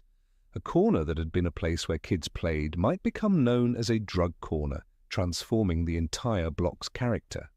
Residents would try to reclaim these spaces through block clubs and community organizing, taking turns sitting outside to monitor activity, calling police when they saw dealing happening, trying to maintain some sense of safety and normalcy. But calling the police wasn't always a solution. The relationship between the police and many Detroit neighborhoods was poisoned by years of brutality and racism. Many residents didn't trust the police to help them, feared that police intervention might make things worse, or worried about being labeled a snitch if they were seen talking to officers. This erosion of trust between police and community would have long-lasting effects. making it harder to address crime effectively and creating a vacuum that criminal organizations could exploit. The drug trade itself was evolving. Heroin remained the primary commodity, but the market was expanding and diversifying. More people were using, including users from suburban areas who would come into the city to buy. The profits were enormous, enough to fund lifestyles that must have seemed impossible to young people who saw legitimate employment offering only dead-end jobs with low pay and no future. The drug economy became a shadow system running parallel to the legitimate economy, offering its own opportunities and rewards to those willing to accept the risks. Violence was an inevitable part of this economy. Disputes over territory, over debts, over betrayals, real or perceived, all of these got settled with weapons. Drive-by shootings became more common. Young men started carrying guns routinely for protection or for aggression, depending on the situation. The homicide rate in Detroit was climbing, reflecting not just the drug trade, but the broader breakdown of social cohesion and the desperation that came with economic decline. For families living in neighborhoods affected by the drug trade, daily life required constant vigilance and adaptation. You learned to recognize the signs of drug houses, the steady stream of visitors arriving and leaving quickly, the lookouts posted on corners, the expensive cars that didn't match the surrounding poverty. You taught your children to come straight home from school, not to linger on corners, not to get curious about what was happening in that house down the street. You hoped and prayed that the violence wouldn't touch your family directly, while knowing that stray bullets didn't respect good intentions or innocent lives. The psychological impact of living in this environment was profound. Chronic stress from feeling unsafe in your own neighborhood, trauma from witnessing violence or knowing someone who had been killed, grief that became so common it was almost normalized. Many residents developed a hard shell, a way of moving through the world that protected them emotionally but also closed them off from connection and vulnerability.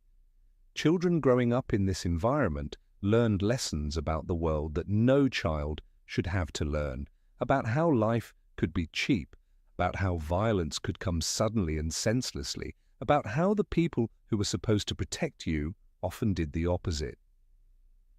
Yet, even in neighborhoods deeply affected by crime and drugs, life went on. People still went to work, still took care of their families, still found moments of joy and connection. Block clubs organized cleanup days, painting over graffiti, picking up trash, trying to maintain pride in their community despite the challenges. Churches provided not just spiritual guidance but practical support, food pantries and tutoring programs and safe spaces for kids. Extended families looked out for each other, taking in cousins or nieces who needed a safer environment, pooling resources to help someone get through a tough time. The story of Detroit streets in the mid-70s is not just about crime and decline, it's also about resilience and resistance, about communities fighting to survive and maintain their humanity in the face of forces that seemed designed to destroy both. The people living through this weren't just victims, they were active participants in their own lives, making choices within constrained options, finding ways to create meaning and purpose, even when the structures around them were failing. The 1973 mayoral election in Detroit wasn't just another political contest. It was a referendum on the city's future, on who would have power and whose interests would be prioritized. The two candidates represented fundamentally different visions and everyone knew it. The campaign was bitter, divisive, and openly about race in ways that politicians usually tried to obscure. Coleman Alexander Young was the black candidate, though he was much more than that simple description suggests. He had been born in Alabama in 1918 but came to Detroit as a child during the Great Migration, his family seeking better opportunities in the industrial North, like hundreds of thousands of other black families. He had worked in the auto plants, experienced firsthand the discrimination that black workers faced. He had been a union organizer during the militant days of the 30s and 40s, when unions were fighting for recognition and workers were risking their jobs and sometimes their lives to organize. He had been called before the House Un-American Activities Committee in the early 50s during the Red Scare and had refused to cooperate, telling the committee to go to hell in colorful language that became legendary. Young had entered politics in the 60s, serving in the state Senate, where he developed a reputation as a skilled legislator and a fierce advocate for civil rights and social justice. He understood how power worked, how to build coalitions, how to push for change within the system while maintaining his radical edge. By 1973, he had the support of most of Detroit's black political establishment, the church leaders and community organizers and labor unions that formed the base of black political power in the city. John Nichols, the white candidate, was the police commissioner, a position that had given him high visibility during the stress years. Nichols was the architect and defender of stress, convinced that aggressive, no-nonsense policing was what Detroit needed to control crime. He ran a law and order campaign using coded language about crime and safety that everyone understood was really about race, about containing and controlling the black population, about maintaining white authority in a city that was becoming a majority black. The election split along stark racial lines. In the primary, Young had advanced along with Nichols, defeating other candidates to set up the general election showdown. Both candidates tried to appeal across racial lines, at least superficially. Young talked about his policies in race-neutral terms, focusing on economic development, city services, police reform. Nichols tried to suggest his support came from concern about crime, not racism. But nobody was fooled. This was about race, about power, about what kind of city Detroit would become. The campaign got ugly. Nichols' supporters spread fear about what would happen if Young won, suggesting the city would descend into chaos, that white people wouldn't be safe, that property values would collapse. Young supporters countered that Nichols represented continued police brutality and systematic racism, that black residents would never get fair treatment under his leadership. The Detroit Police Officers Association, the union representing rank-and-file cops, enthusiastically endorsed Nichols, seeing him as their protector against the reforms that Young was promising. On Election Day in November 1973, Detroit's racial divide was reflected in the voting booth. Young won 92% of the black vote. Nichols won 91% of the white vote.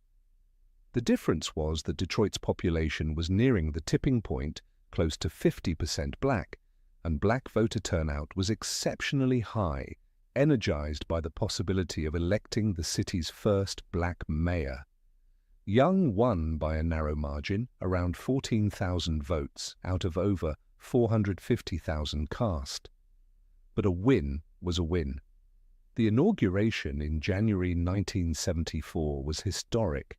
Coleman Young became the first black mayor of Detroit, taking office in a city deeply divided, facing enormous challenges, with expectations sky-high from supporters and fear-mongering from opponents. His inaugural address was memorable for its directness and defiance. He promised to reform the police department, to make it responsive to all residents, not just some. He promised economic development, better services, a government that worked for everyone. Then he issued his famous warning to criminals and corrupt cops alike. I issue an open warning now to all dope pushers, to all rip-off artists, to all muggers. It's time to leave Detroit. Hit 8 Mile Road. 8 Mile Road was the northern boundary of the city, the dividing line between Detroit and the suburbs. Young was telling criminals to get out. But then he added the kicker that sent shockwaves through the police department and throughout white Detroit. And I don't give a damn if they're black or white, or if they wear Superfly suits or blue uniforms with silver badges. Hit the road. Equating criminals in Superfly suits, a reference to the blaxploitation film and the flashy style associated with street hustlers, with corrupt police officers in uniform was inflammatory. It was direct. It was exactly what Young's supporters wanted to hear, and what his opponents feared. He was serving notice that the old ways were over, that the police department would be held accountable, that badges wouldn't protect officers who abused their power. Within 6 weeks of taking office, Young issued Executive Order No. 2, abolishing stress.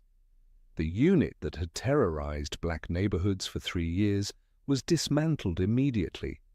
For many residents, this alone justified their support for Young. The relief was palpable. Parents felt marginally safer letting their children walk to school. Young men breathed a little easier walking down the street. The fear that any encounter with plainclothes cops might turn deadly was lifted, at least from that particular source. But abolishing stress was just the beginning of Young's planned police reforms. His vision was more comprehensive, transform the overwhelmingly white police department into one that reflected the city's racial demographics. At the time Young took office, less than 10% of Detroit police officers were black in a city that was nearly 50% black. Young set an ambitious goal, 50% black officers by 1978, just 4 years away. To achieve this, Young implemented aggressive affirmative action policies. For every white officer hired or promoted, a black officer would also be hired or promoted. This quota system was controversial and would face legal challenges, but Young was committed to it. He believed, with good reason, that a police force that looked like the community it served would be more trusted and would police more fairly. He also implemented residency requirements, mandating that police officers live within the city limits. Many white officers lived in the suburbs and commuted into Detroit for work. Young had called them an army of occupation during the campaign, and now he was telling them they had to live in the city if they wanted to keep their jobs. The intention was to give officers a stake in the community, to make them neighbors to the people they policed, to break down the US versus them mentality that had poisoned police-community relations. The Detroit Police Officers Association fought back hard against these reforms. The union was predominantly white and conservative, and they saw Young's policies as attacks on their members. They filed lawsuits challenging the affirmative action policies, arguing reverse discrimination. They organized protests and slowdowns. The union president made inflammatory statements attacking Young personally. The battle between the mayor and the police union would define much of Young's first term and create ongoing tension throughout his tenure. Young also created a network of mini police stations throughout the city, small command posts embedded in neighborhoods rather than concentrated in large precinct buildings. The idea was community policing, making officers more accessible and visible, integrating them into the fabric of neighborhood life. He set up neighborhood city halls, small offices where residents could access city services and file complaints without having to travel downtown. These initiatives were meant to make government more responsive and accountable. The response to Young's reforms split along predictable lines. In black neighborhoods, there was hope and support, a sense that finally someone in power was listening to their concerns and taking their needs seriously. In white neighborhoods, especially on the Far East and West sides where white residents still predominated, there was fear and anger, a sense that Young was anti-white, that he was favoring one group over another, that the city was being taken away from them. The reality was more complicated than either perspective fully captured. Young was trying to address legitimate grievances about police brutality and discrimination while also dealing with real crime problems that affected all Detroiters, black and white. He needed to reform the police to gain community trust, but he also needed effective law enforcement to address crime. These goals weren't necessarily contradictory, but achieving both simultaneously proved incredibly difficult. The white exodus from Detroit accelerated during Young's tenure, though it's debatable how much of that was caused by his policies versus broader economic and social forces that were already in motion.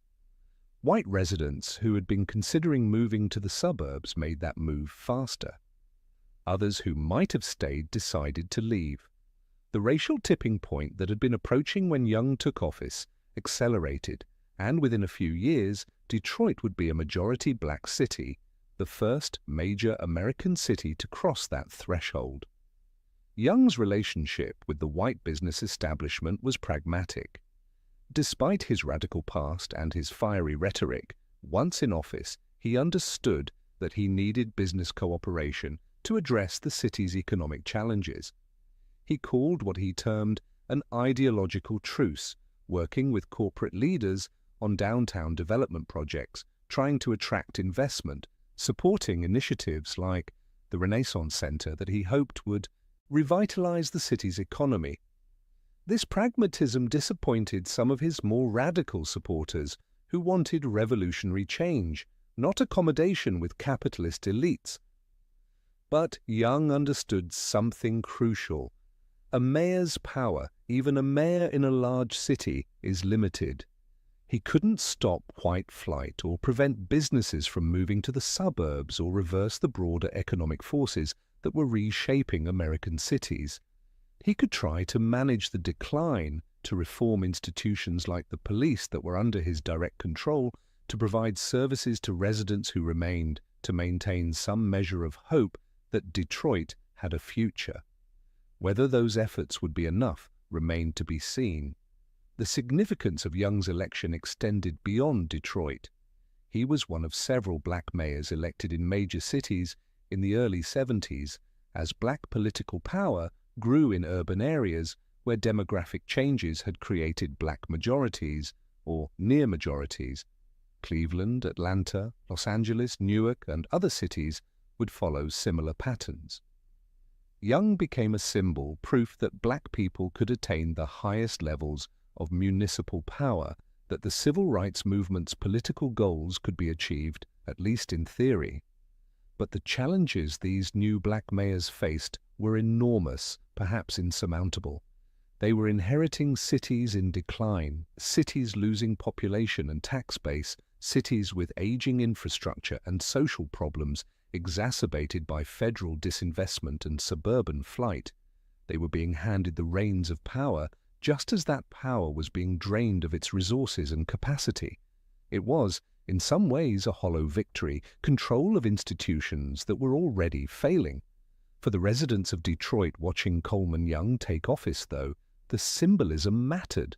Seeing a black man in the mayor's office, hearing him speak truth to power, watching him stand up to the police union and the old guard, all of this created a sense of possibility, a feeling that maybe things could change, that maybe the system could be made to work for them instead of against them.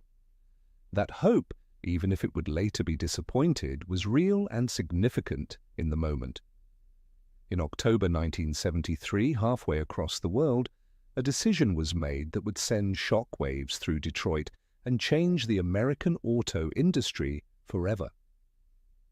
The Organization of Petroleum Exporting Countries, known as OPEC, declared an oil embargo against nations that supported Israel in the Yom Kippur War. The United States was at the top of that list. Almost overnight, the price of oil quadrupled. Gas shortages followed immediately.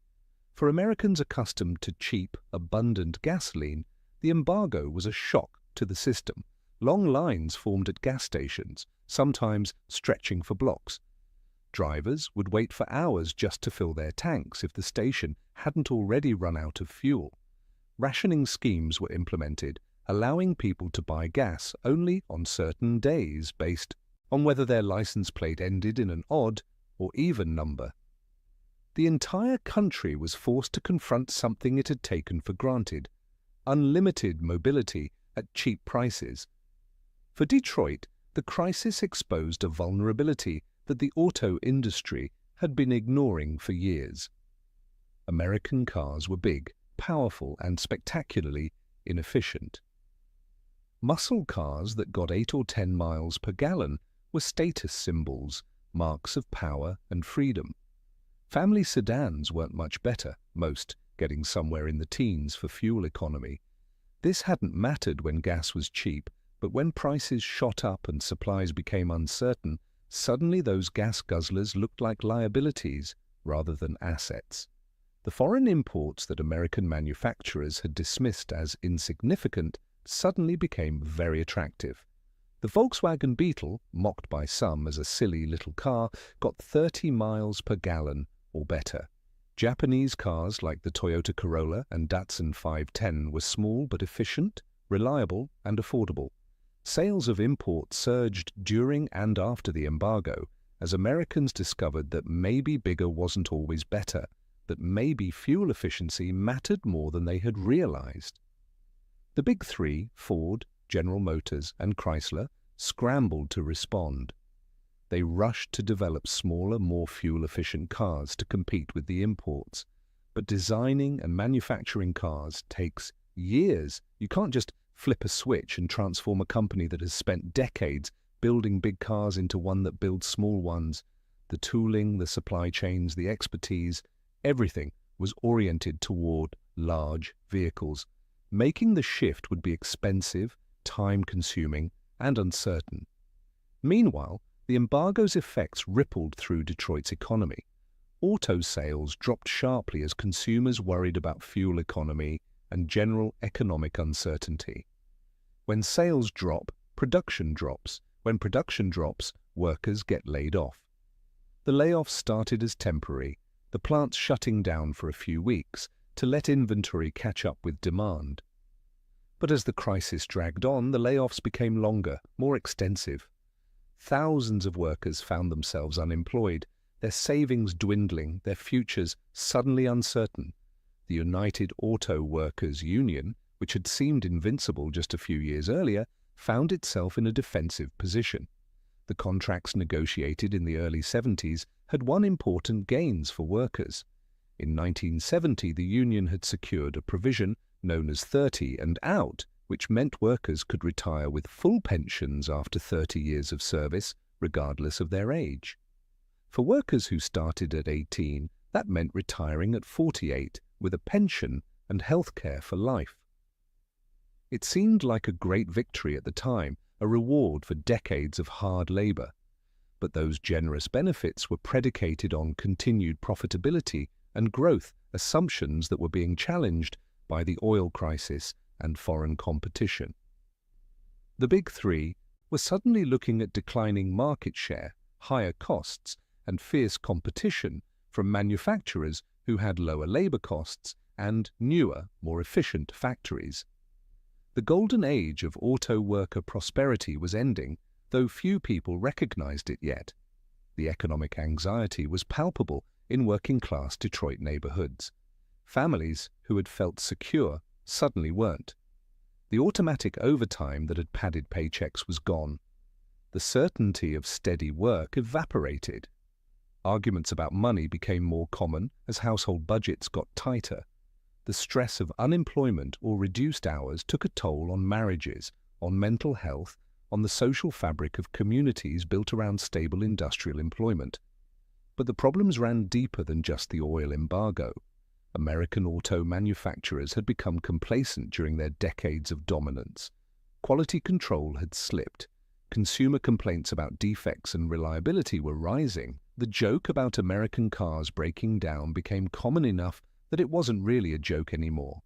Meanwhile, Japanese manufacturers were building reputations for quality and reliability, using new manufacturing techniques and quality control processes that American companies dismissed as gimmicks or propaganda. The plants themselves were aging.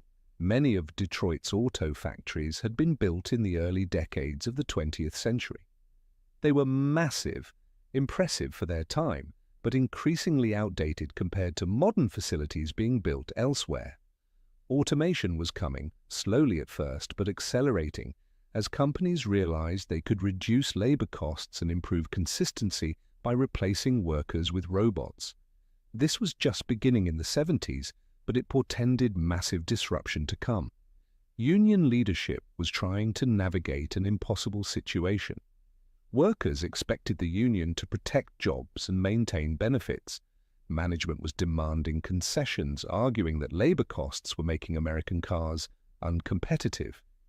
The union had to decide whether to fight for everything and risk driving companies into bankruptcy, or to compromise and risk betraying the workers they represented. Neither choice was good. Amid all this economic turmoil, Detroit's civic and business leaders were trying to project confidence and optimism. The Renaissance Center, Henry Ford II's massive downtown development project, was moving forward. Groundbreaking had happened in 1973, and construction was proceeding on the complex of 7 skyscrapers that would tower over the riverfront. Ford and other business leaders promoted the Renaissance Center as proof that Detroit had a future, that downtown could be revitalized, that the city could transform itself into a modern service economy. The project cost over $500 million, making it one of the largest private developments in American history.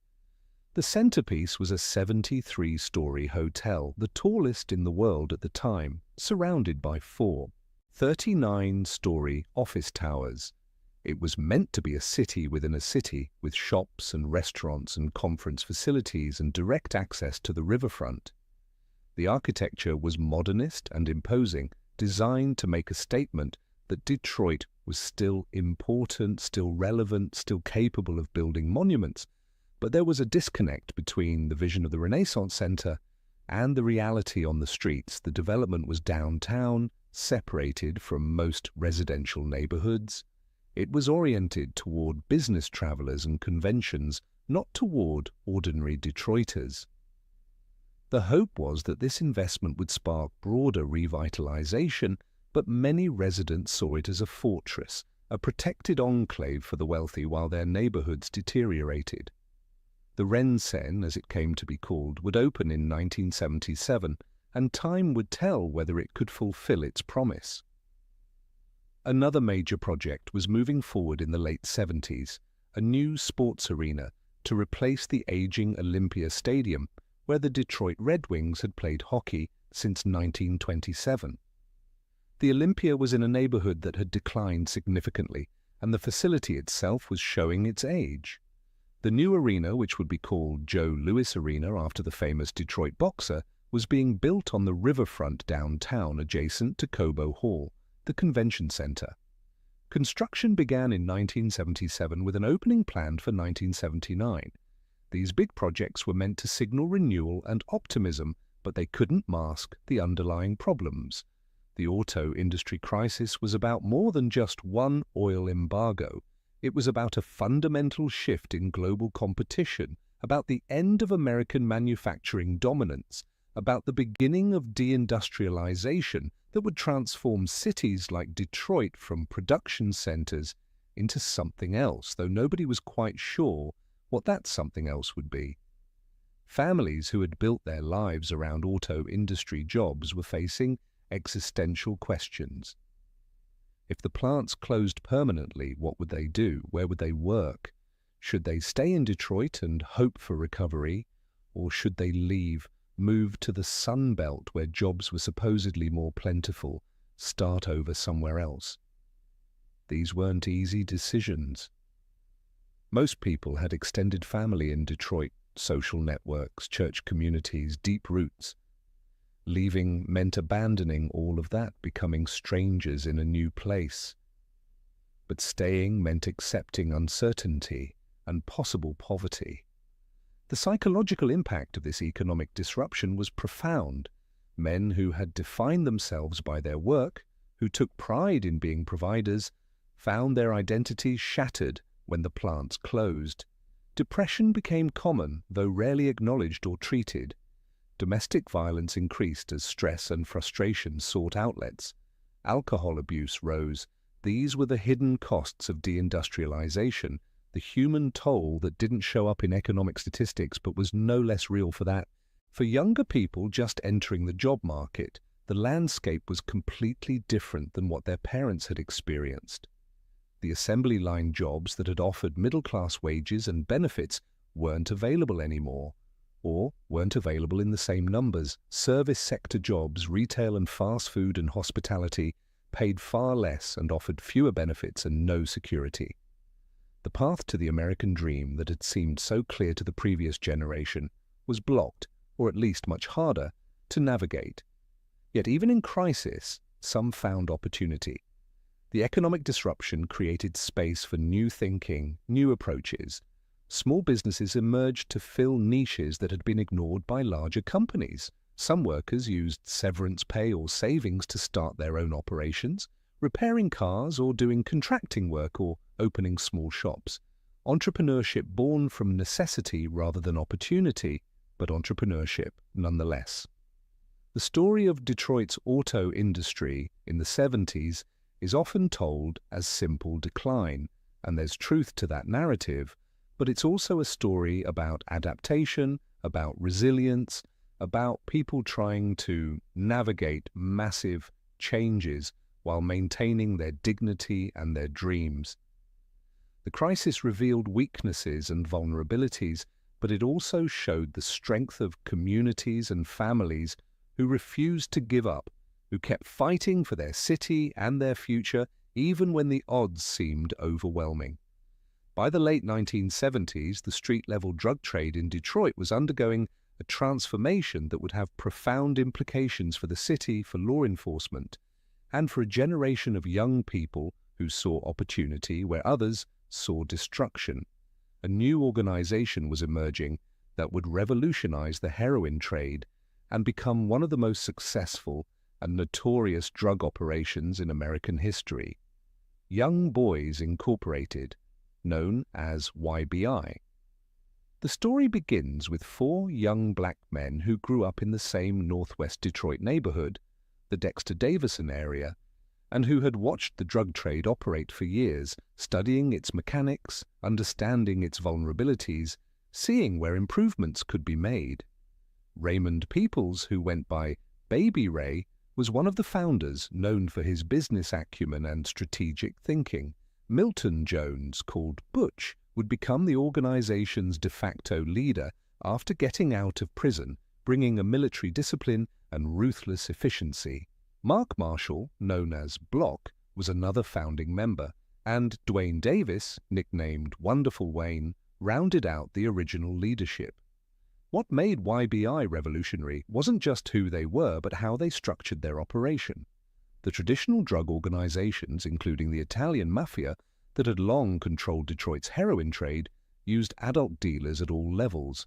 This made them vulnerable to law enforcement because adults could be prosecuted aggressively, facing long prison sentences that often made them willing to cooperate and testify against higher-ups in exchange for reduced sentences.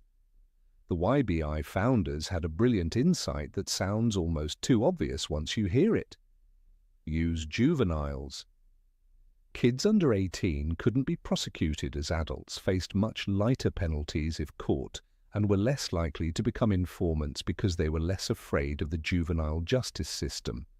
It was strategic brilliance and moral monstrosity combined, turning children into the front line of a criminal empire while insulating the adult leadership from direct exposure to law enforcement. The organizational structure was sophisticated, based on corporate models rather than traditional street gang hierarchies. At the top were the 4 founders, insulated from day-to-day operations by multiple layers of management. Below them were lieutenants, responsible for specific territories or functions. Below the lieutenants were crew leaders, managing teams of street-level dealers, almost all of whom were teenagers, some as young as 13 or 14. It was a vertical integration that would have made Henry Ford proud if he'd been alive to see it, and could have gotten past the product being sold. The name itself, Young Boys Incorporated, was chosen carefully. Young Boys identified the demographic being recruited. Incorporated signaled that this was a business, a professional operation, not just a street gang. The branding was sophisticated, creating an identity that appealed to young people who saw few other paths to respect and financial success.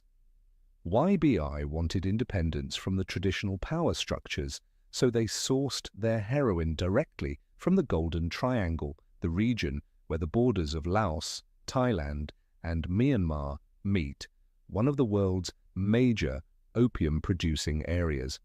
And this wasn't easy or cheap, but it freed them from dependence on the Italian mafia, which had long controlled drug importation into Detroit. By going directly to Southeast Asian suppliers, YBI could get better quality product at lower prices and couldn't be cut off if they angered the traditional mob bosses. The territory YBI claimed was the Dexter-Davison neighborhood on Detroit's northwest side, but they quickly expanded their operations across much of the city. By the late 70s, they controlled an estimated 80% of Detroit's heroin market, an astonishing market share. Their daily sales were estimated at $300,000, over $2 million per week, more than $100 million per year. These numbers are almost impossible to verify precisely, but even if they're inflated, the scale of the operation was clearly enormous. Part of what made YBI so successful was the quality control and branding. Unlike many drug operations that cut their product heavily to maximize profits, YBI maintained relatively high purity levels and branded their heroin with specific names that became known for quality. This created customer loyalty in a market where reputation mattered.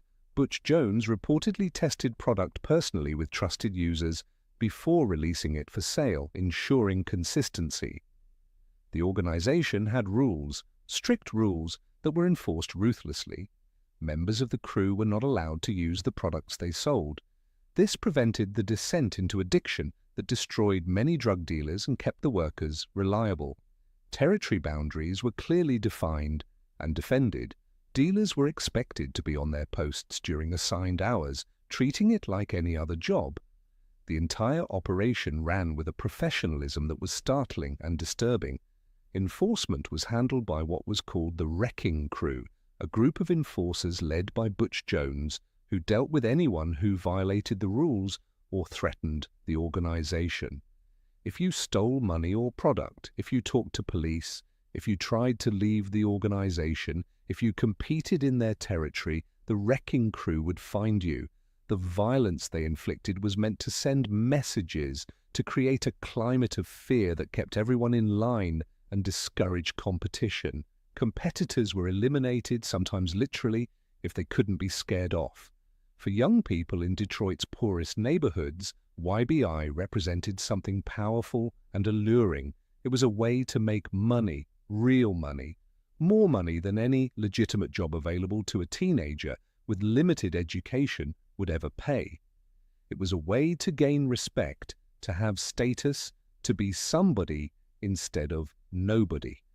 Wearing nice clothes, having cash in your pocket, being part of something that seemed powerful and successful. These things mattered in communities where so much seemed hopeless. The tragedy is that it was all built on destruction. Every dollar YBI made came from addiction, from people who couldn't stop using heroin, even as it destroyed their lives, their health, their families. The neighborhoods where YBI operated became drug markets, with all the violence and degradation that entailed. Families were torn apart. Children grew up in homes where parents were addicts, where basic needs went unmet because money went to drugs, where violence was a constant threat. The money flowing through YBI didn't build anything or create anything of value. It extracted wealth from the poorest communities and concentrated it in the hands of a few while leaving devastation in its wake. But YBI didn't just operate in Detroit. The organization expanded to other cities, applying the same model that had proven so successful at home. Boston was their most successful franchise, with operations that reportedly generated $70,000 per day in sales. The young men sent to Boston to set up and run these operations brought the Detroit playbook with them, recruiting local youth, establishing territories, replicating the structure that worked.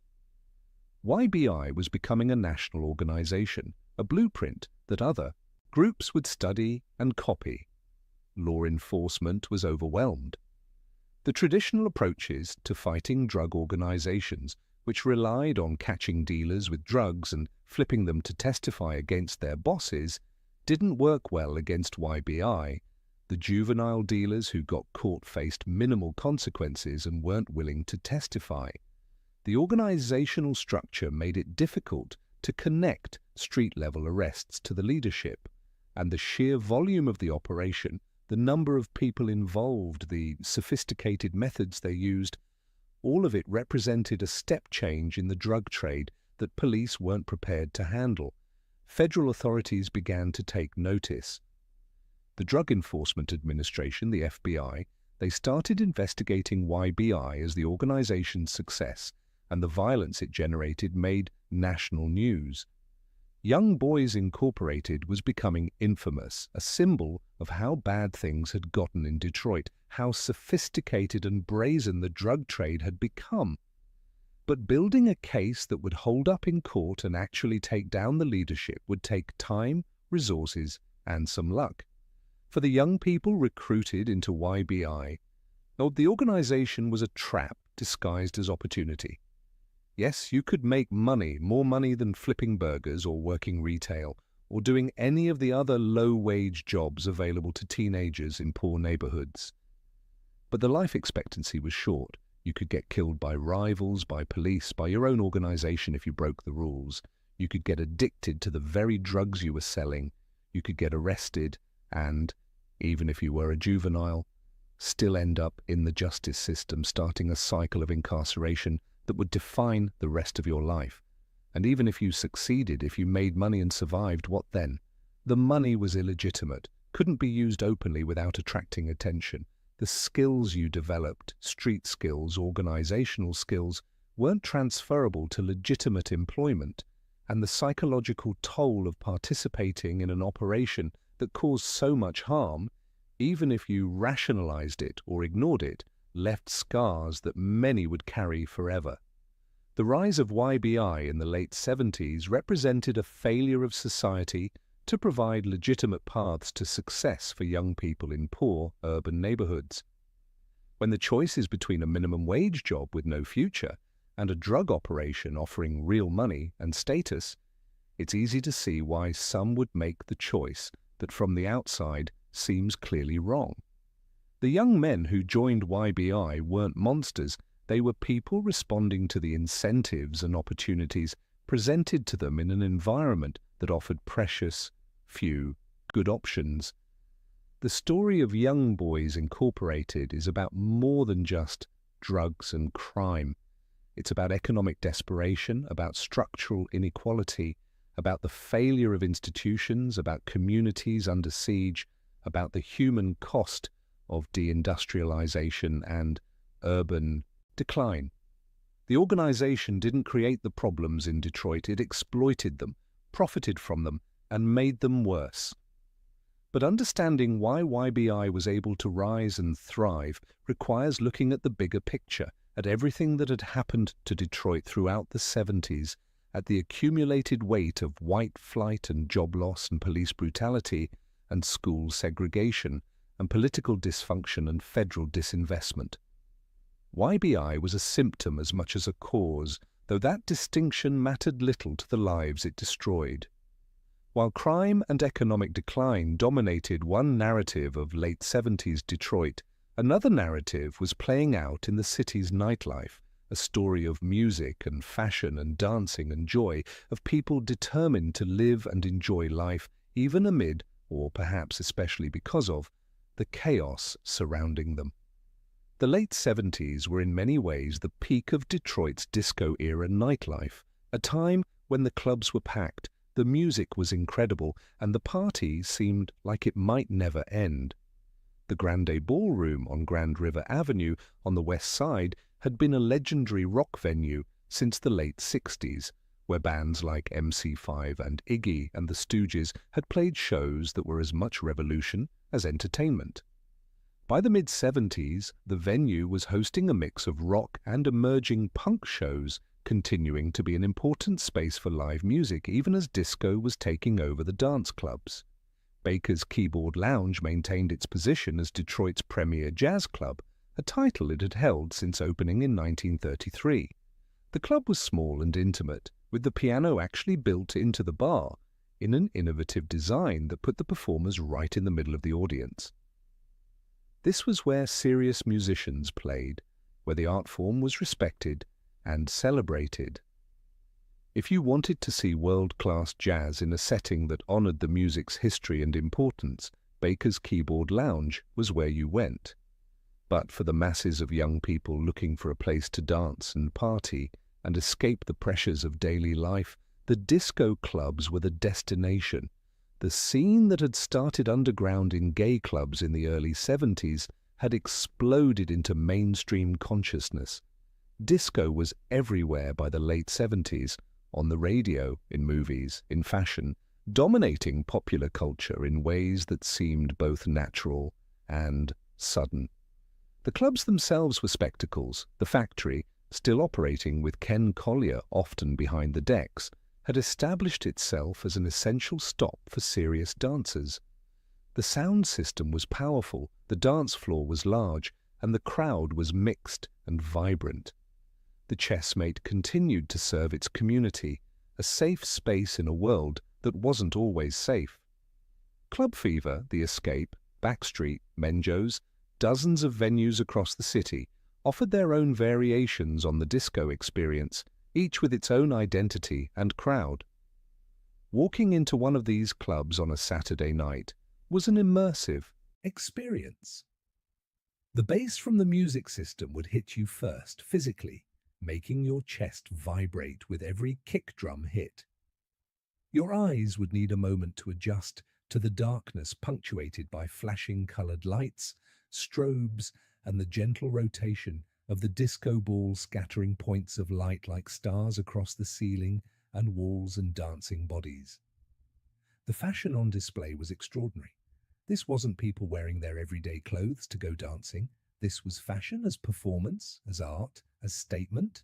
The women looked like they'd stepped out of magazine spreads, dresses made of materials that caught every light source, sequined patterns that created shifting geometric designs as they moved, halter tops that showed off shoulders and backs paired with high-waisted pants that emphasized curves, platform shoes that were works of engineering, adding 4 or 5 inches of height while somehow remaining danceable.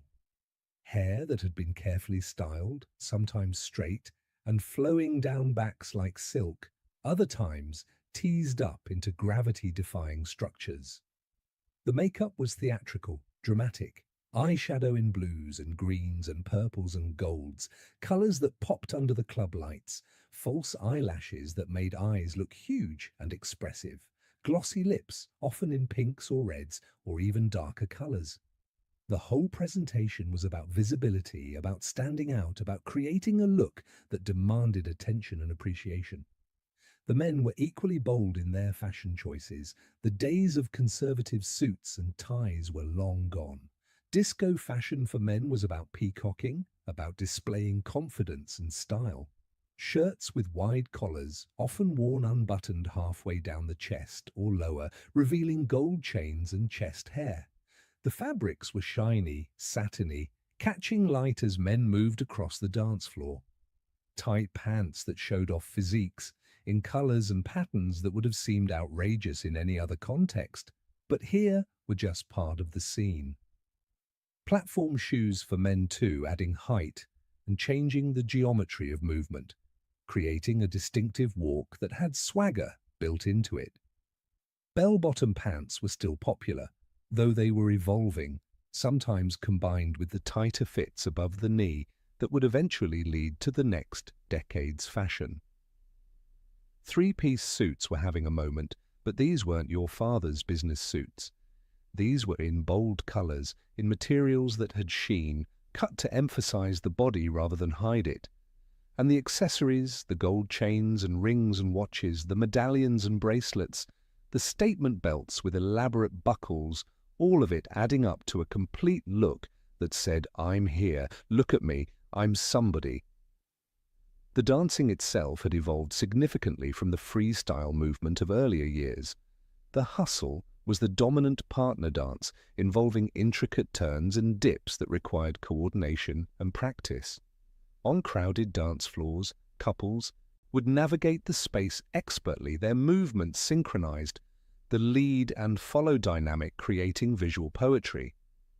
Line dances would spontaneously form, everyone doing the same moves in unison, the collective precision creating its own kind of beauty.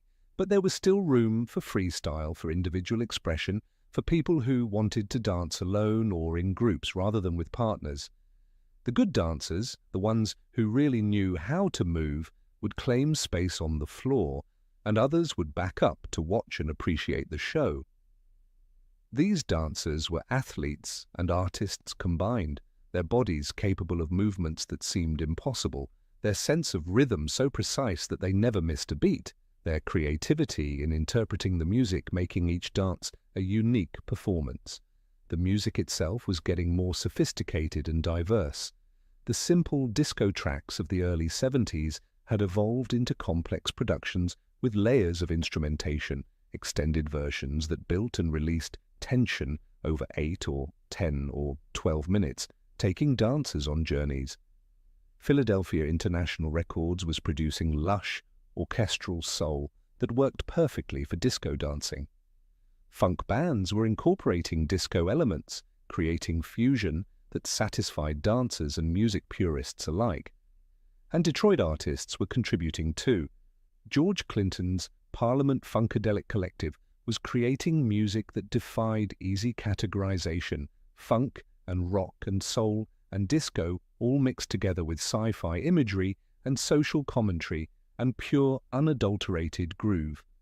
Hamilton Bohannon, a Detroit native and drummer, had hits like foot stompin' music that perfectly captured the energy and joy of the dance floor. These local successes created pride, a sense that Detroit was still relevant in the music world even after Motown had left. The Renaissance Center had finally opened in 1977, and its centerpiece, the Detroit Plaza Hotel with its revolving restaurant on the 72nd floor, became a destination for upscale dining and drinks, offering spectacular views of the city and the river. For people with money, this was a sophisticated option, a way to show off Detroit to visitors or celebrate special occasions in style. The RenCen also had shops and restaurants at ground level, though they struggled to attract consistent customers from a downtown that still felt largely abandoned outside of business hours. Construction of Joe Louis Arena was nearing completion in the late 70s. The arena would open in December 1979, giving Detroit a modern sports and entertainment venue right on the riverfront. The Detroit Red Wings would move there from Olympia Stadium, and the arena would also host concerts, bringing major touring acts to a facility designed for both sightlines and sound quality. The opening of Joe Louis Arena was meant to signal that Detroit was still building, still investing in itself, still believing in a future. The contrast between these big, shiny new developments and the conditions in many Detroit neighborhoods was stark. While the RenCen and Joe Louis Arena were rising downtown, residential neighborhoods were struggling with abandoned houses, declining services, and increasing poverty. The investments seemed disconnected from the daily reality for most Detroiters, monuments to corporate vision rather than community need. But they existed nonetheless, physical evidence that some people, at least, still believed Detroit could be saved, could be transformed, could have a future that wasn't just managed decline. For the people dancing in the clubs, though, none of that mattered in the moment. On the dance floor, with the right music playing and the right people around you and the disco ball spinning overhead, you could forget about abandoned houses and crime rates and unemployment.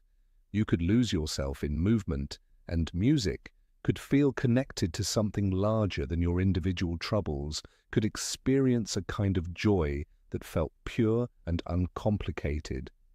The clubs were temples of escape, and for a few hours on a Saturday night, that escape was exactly what people needed. The nightlife scene represented Detroit at its best in the late 70s. Diverse, creative, resilient, refusing to let hardship kill joy. The people filling those dance floors were from different backgrounds, different races, different parts of the city, united temporarily by bass lines and disco balls. They were factory workers and secretaries, nurses and teachers, hustlers and students, all mixed together in the democratic space of the dance floor, where what mattered was not who you were during the day, but how you moved and how you looked, and whether you were there to have a good time. That these spaces of joy existed alongside, and despite the problems plaguing the city, wasn't a contradiction. It was human nature, the need to find pleasure and connection even, or especially, in difficult times. The clubs didn't solve Detroit's problems, but they gave people a reason to keep going, a way to blow off steam, a reminder that life could be beautiful and fun and worth living even when so much else seemed to be falling apart. By 1981, Miami's morgue ran out of space for bodies. The medical examiner's office, overwhelmed by corpses arriving faster than they could process them, made a decision that would become the most haunting symbol of an era. They rented a refrigerated truck for $800 a month to store the overflow of dead bodies. This wasn't a temporary measure. That truck would sit outside the morgue for 7 years, a mobile freezer for murder victims, a testament to a city that had transformed from paradise into something resembling a war zone. This is the story of 1970s Miami, a decade when the sun and fun capital of the world became the murder capital of America, when Cuban exiles built a new community while anti-Castro bombs exploded in the streets, when disco balls spun in glamorous nightclubs while cocaine cowboys executed rivals in shopping mall parking lots, when beautiful Art Deco buildings crumbled toward demolition even as activists fought desperately to save them. It was a city of impossible contradictions, where paradise and nightmare existed on the same streets, sometimes in the same moment. How does a place transform so completely? How does America's playground become its most dangerous city? The answer lies in the collision of forces that converged on Miami in the 1970s, turning a sleepy retirement town into the epicenter of the largest drug smuggling operation in American history. This is what life was really like in 1970s Miami, the parts they don't usually tell you, the ordinary people trying to live normal lives while their city burned and bled around them, the glamour and the gore, the dreams and the nightmares, all of it true. All of it Miami. To understand what happened in the 1970s, we need to go back just a bit further to see what Miami was before everything changed, because the transformation was so complete, so dramatic, that you can barely recognize the city that existed at the end of the 1960s. In 1968, Jackie Gleason signed off each week from Miami Beach, calling it the sun and fun capital of the world. He wasn't exaggerating for television. Miami in the late 60s was genuinely a paradise for tourists and retirees. The beaches stretched white and pristine along the Atlantic. The Art Deco hotels, painted in subtle pastels, lined Ocean Drive like a pastel rainbow frozen in time. These architectural gems from the 1930s and 1940s had been built in an era of optimism, their streamlined curves and geometric patterns embodying faith in the future. They stood as monuments to American design, unique in all the world. Tourists came in waves, families seeking sunshine, couples on honeymoons, northerners escaping brutal winters. They filled the hotels, crowded the beaches, ate in the restaurants, and spent their money freely. The economy hummed along, predictably. Hotel owners knew what to expect each season. Small businesses catered to the steady flow of visitors and the growing population of retirees who were making Miami their permanent home. The city had a certain sleepy charm to it. Life moved at a relaxed pace. People knew their neighbors. Crime existed, certainly, but it was manageable, predictable. Miami had the feel of a place that knew what it was and was comfortable being that. A tropical American city with a strong Jewish community, a growing Cuban population from the early waves of refugees, and a complex relationship with its black residents who lived in segregated neighborhoods like Liberty City and Overtown. But cracks were already showing in the facade of paradise. In August 1968, during the Republican National Convention held in Miami Beach, riots broke out in Liberty City. The powder keg of racial tension that existed beneath Miami's sunny surface had ignited. National Guardsmen arrived to restore order. The images broadcast across America showed a very different Miami than the one Jackie Gleason presented each week. This was the first warning that the paradise image was more fragile than it appeared. The Cuban community, already substantial by the late 60s, was establishing deep roots. Since the early 1960s, hundreds of thousands had fled Castro's Cuba, and many settled in what had been a middle-class neighborhood southwest of downtown. They were calling it Little Havana. These weren't tourists passing through. These were exiles building a life, convinced they would return to Cuba someday, but creating a community in the meantime. Cuban coffee shops opened. Spanish became the dominant language on certain streets. The culture was transplanting itself, growing in Miami's soil. Then, in 1971, an announcement that would permanently alter Miami's fortunes. Walt Disney World was opening in Orlando. The impact wouldn't be immediate, but tourism industry insiders felt the tremor. Families who might have spent a week at Miami Beach could now go to the Magic Kingdom instead. The competition for Florida's tourism dollars was about to become far more intense. Miami's greatest industry was facing its first serious threat in decades. The city stood at a crossroads as the 70s began, though few realized it at the time. The foundation was already shifting. The tourists would start going elsewhere. The Art Deco buildings would begin their slide into dangerous neglect. And into this increasingly vulnerable city, waves of change were about to crash with devastating force. The decade that followed would remake Miami entirely, burning away the old identity and forging something new in fire and blood and determination. But let's talk about the people who would define much of what Miami became in the 70s. The exiles, the refugees, the men and women who fled everything they knew in Cuba and rebuilt their lives in a city that didn't quite know what to do with them. Because to understand 1970s Miami, you have to understand Little Havana. And to understand Little Havana, you have to understand what it means to live in permanent exile. The freedom flights began in 1965 and continued until 1974. Twice daily, planes lifted off from Havana carrying refugees to Miami.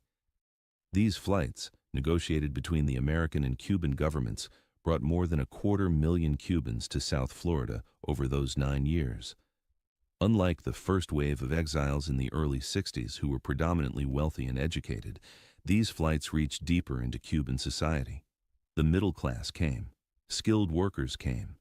People who had stayed in Cuba hoping things would improve, but finally decided they couldn't wait any longer. They arrived with the clothes on their backs and whatever they could carry. Castro's government allowed them almost nothing. No wealth, no property titles, no valuable possessions. They came stripped of everything material, carrying only their skills, their determination, and their dreams of return.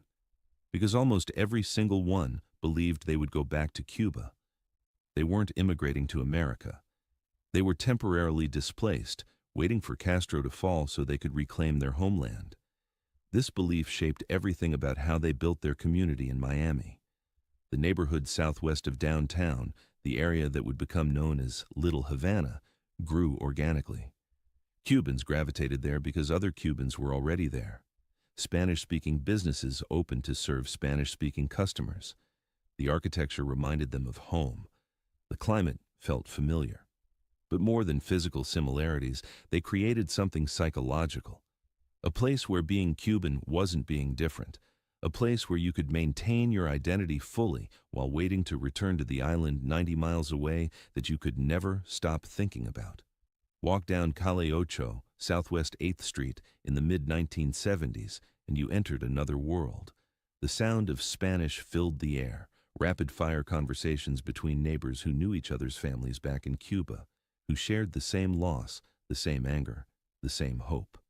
The ventanitas, those little windows cut into the sides of buildings, served tiny cups of Cuban coffee so strong and sweet it could keep you wired for hours.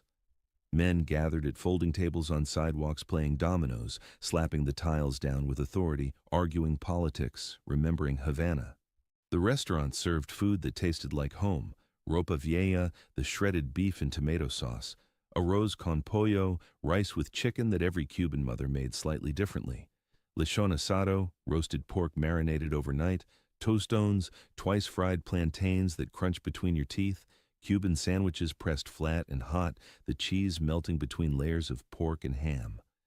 This wasn't fusion cuisine or adaptation. This was Cuba, transported and recreated with fierce dedication to authenticity. Versailles. Restaurant opened in 1971 and immediately became more than just a place to eat. It became the unofficial town hall of Cuban Miami. Politicians came here. Exile leaders held meetings at corner tables. Businessmen made deals over coffee at 2 in the morning. The mirrors covering every wall gave the place its name and created an infinite reflection of the Cuban community looking at itself. Conversations about Castro dominated. Everyone had opinions about when he would fall, how it would happen, what they would do when they returned, because the return was always coming. Next year, the year after, surely within 5 years, the United States wouldn't allow a communist government 90 miles from Florida to survive indefinitely. The CIA was working on it. The exile community was preparing. Money was being raised for another invasion attempt after the Bay of Pigs disaster. The conviction that Cuba would be free again sustained them through the difficulties of starting over in a foreign country. But the political situation wasn't just talk and hope. The exile community had a militant edge that most Americans didn't see or chose to ignore. Groups formed with names like Alpha 66 and Omega 7. They planned operations against Castro's government. They trained in the Everglades. They stockpiled weapons. Some launched raids on Cuba from boats leaving Miami shores. Others focused on eliminating anyone they considered a traitor to the anti-Castro cause. Through the mid-1970s, Miami earned another nickname alongside its tourism slogans. The Miami News called it the explosion capital of the country because of the dozens of bombings linked to Cuban exile politics. Not all victims were Cuban. Anyone suspected of having sympathetic views toward Cuba or supporting dialogue with Castro's government became a target. Radio hosts who suggested reconciliation found car bombs. Cuban exiles who spoke of acceptance rather than overthrow faced assassination. The fear was real and pervasive. The famous case of Emilio Millian illustrates the danger. He was a popular Miami radio personality, Cuban-born himself, respected in the community. In 1976, he made the mistake of condemning the violence publicly, calling out the terrorist tactics being used by exile groups. On April 30th that year, a bomb exploded under his car. He survived but lost both his legs. The message was clear. Even criticism of the violence would not be tolerated. The exile community would police itself, and punishment for disloyalty could be severe. José de la Torriente, a wealthy exile leader who raised funds for anti-Castro operations, discovered that the danger could come from within the movement itself. When it emerged that he had embezzled money meant for military operations against Cuba, he was executed in his home in April 1974. No one was ever convicted. The Whisper Network in Little Havana said the exile community had dealt with him themselves, but focusing only on the Ibanid violence misses the fuller picture of what Little Havana was becoming. For every militant plotting against Castro, there were 100 ordinary people just trying to build decent lives for their families. They worked in airport jobs, in the garment factories that had opened in Hialeah, in restaurants and shops throughout the city. Cuban doctors drove taxis until they could navigate the licensing requirements to practice medicine again. Engineers worked construction. Teachers cleaned hotels. They took whatever work they could find and saved their money. The children went to American schools, learning English, absorbing American culture in ways that sometimes disturbed their parents. Bilingualism became the norm in these families. Spanish at home, English at school, Cuban values and American opportunities mixing in complex ways. The younger generation didn't remember Cuba the way their parents did. For them, Miami was home, not a temporary stopping point. This generational divide would shape the community's future, though that wouldn't become clear until later. The cultural life flourished. Cuban theater groups performed in venues around Little Havana, staging plays that kept the artistic traditions alive. Musicians played traditional Cuban music while also incorporating American influences. The synthesis was beginning, even as everyone insisted they were maintaining pure Cuban culture. The truth was more nuanced. They were creating something new, Cuban-American, Miami Cuban. A culture shaped by exile, by proximity to but separation from the homeland, by the particular experience of building a community in this strange tropical American city. Religious faith ran deep. The Shrine of Our Lady of Charity, the patron saint of Cuba, opened in 1973 on the shore of Biscayne Bay in Coconut Grove. Thousands came to pray for the return to Cuba, for families still trapped on the island, for the dead, for the future. The shrine became a pilgrimage site, a place where the spiritual and political merged. Mary stood with arms outstretched toward Cuba, watching over the exiles, a symbol of hope and endurance. Domino Park, officially Maximo Gomez Park, became an institution. Old men gathered there every day to play, the click of the tiles providing rhythm to their conversations. They remembered Cuba before Castro. They complained about American politics. They argued about baseball. They watched the younger generation pass by and worried about assimilation. The park was a piece of Cuba preserved in time, a place where the language never changed and the concerns remained familiar. Little Havana by the mid-70s had become its own city within the city. Over 90% Latino, predominantly Cuban, it functioned semi-independently from the broader Miami area. You could live your entire life in Spanish here. Do all your business in Spanish, watch Spanish television, listen to Spanish radio, read Spanish newspapers. The only time you needed English was for official government business, and even then, translators were increasingly available. But this insularity created tension with other Miami residents. Black Miamians in Liberty City and Overtown, already marginalized and struggling economically, watched as Cubans received assistance from the federal government that they had never received. The Cuban refugee program provided financial help, job training, and support that seemed profoundly unfair to Black Americans whose ancestors had been in this country for generations. The resentment simmered. White residents, particularly those from the South, who valued Miami's segregated past, didn't know what to make of this massive demographic shift. Miami had been their city, Southern in character, comfortable in its hierarchy. The Cuban influx disrupted everything. By the mid-70s, the Cuban population in Dade County was approaching 500,000. The city was changing its character fundamentally, becoming more Latin American than American South. Many white residents simply left, moving north to Broward County or out of Florida entirely. The transformation of Miami through Cuban immigration can't be understood as simple or one-dimensional. It brought energy and entrepreneurship. It brought pain and violence. It brought cultural richness and political extremism.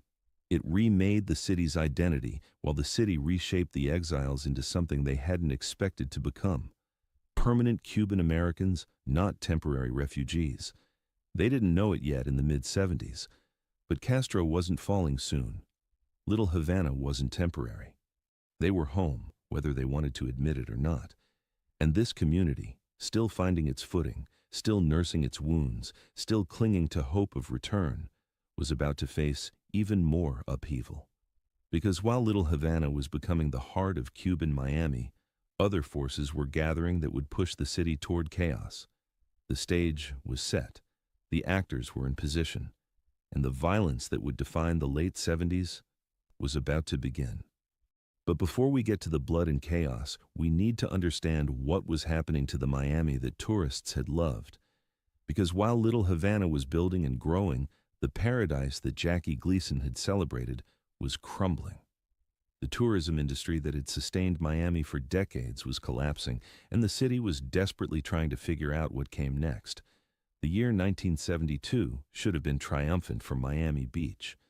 The Democratic National Convention came to town in July.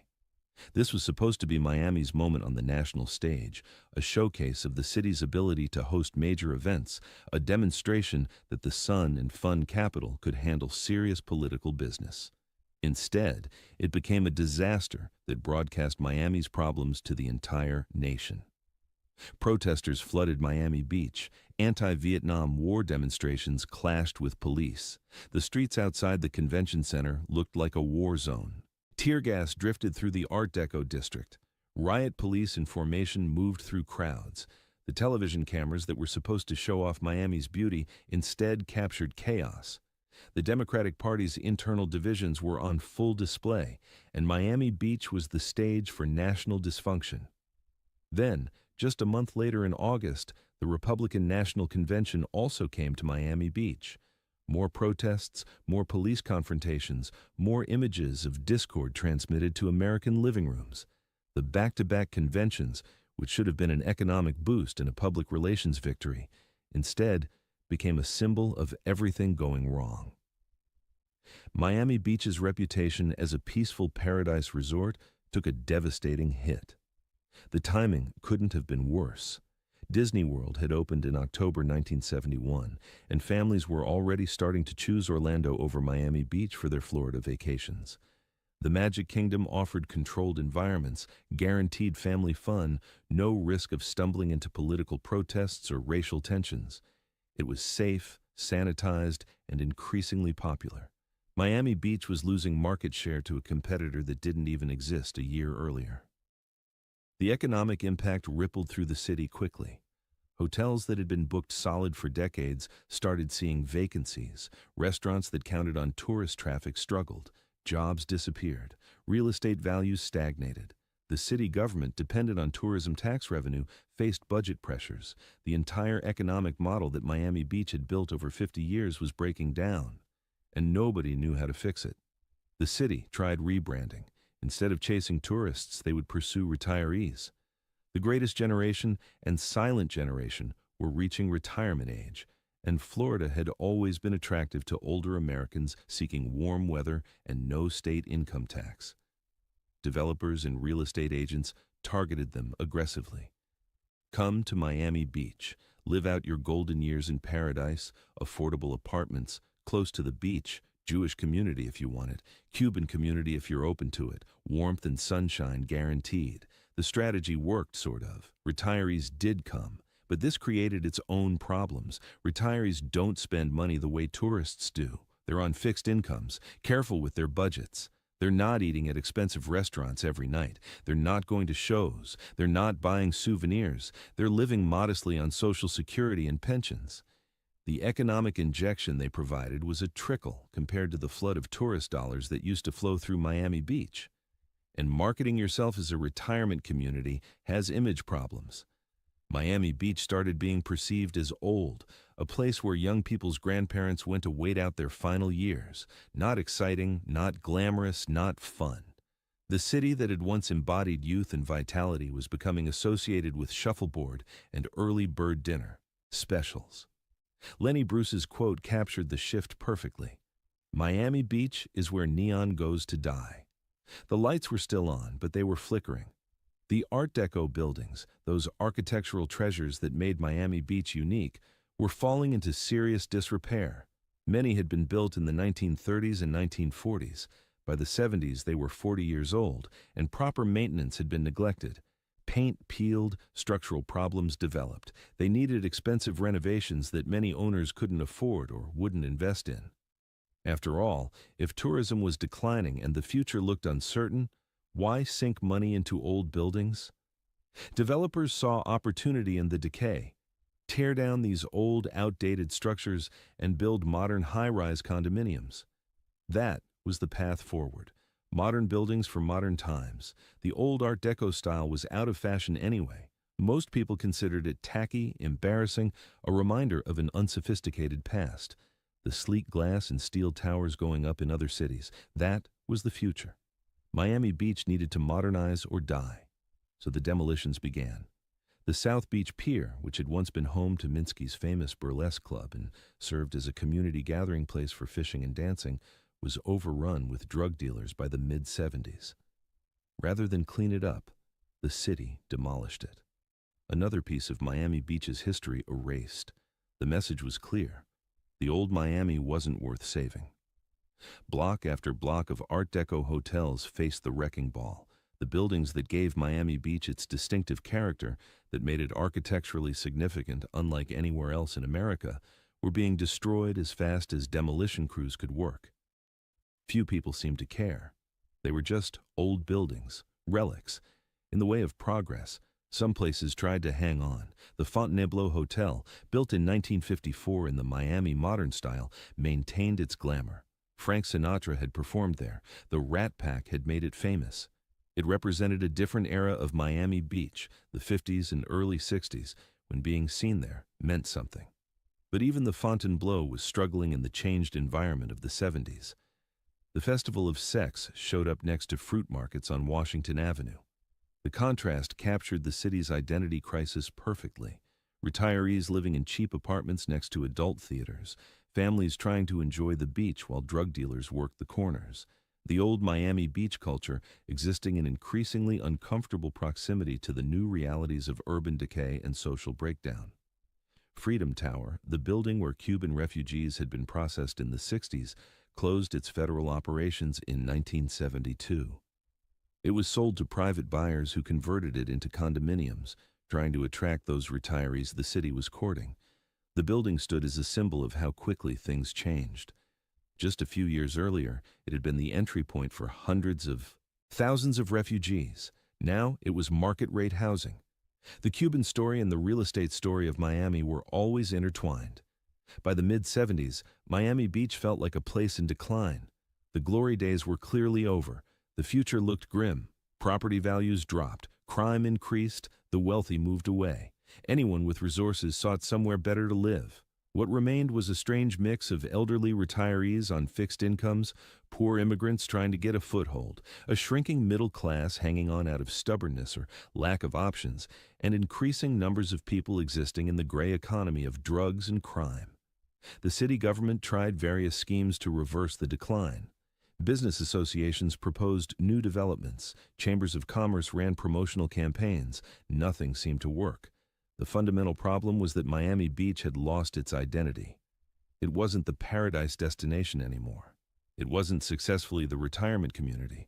It was something in between, and that in-between space was uncomfortable, undefined, sliding toward something worse, and nobody was coming to save them.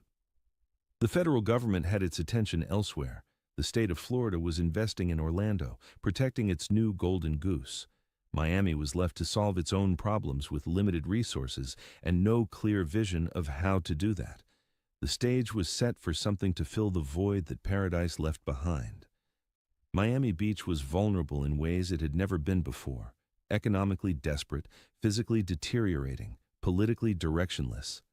What came next would be worse than anyone imagined, but it would also bring money, enormous amounts of money, enough money to quite literally build a new city. The question was whether Miami would survive long enough to spend it. The year was 1975, and while Miami Beach struggled with tourism decline and Little Havana built its exile community, something new was arriving in South Florida that would change everything. Cocaine was coming to Miami, and it was coming in quantities that would make the city the drug capital of not just America, but the entire world. Pablo Escobar and the Medellin cartel had been building their cocaine empire in Colombia for years, but they needed a reliable route into the United States. Mexico wasn't yet the dominant pathway it would become later. The Caribbean made sense geographically, and Miami, 90 miles from Cuba, sitting at the junction of the Atlantic Ocean, the Gulf of Mexico, and the Straits of Florida, with a massive Spanish-speaking population and a culture of bending rules that dated back to Prohibition, was perfect. The initial operation was almost modest by what it would become. In 1975, the Medellin cartel was smuggling 40 to 60 kilograms of cocaine into Miami every week. This came primarily through small planes making nighttime drops over the Everglades.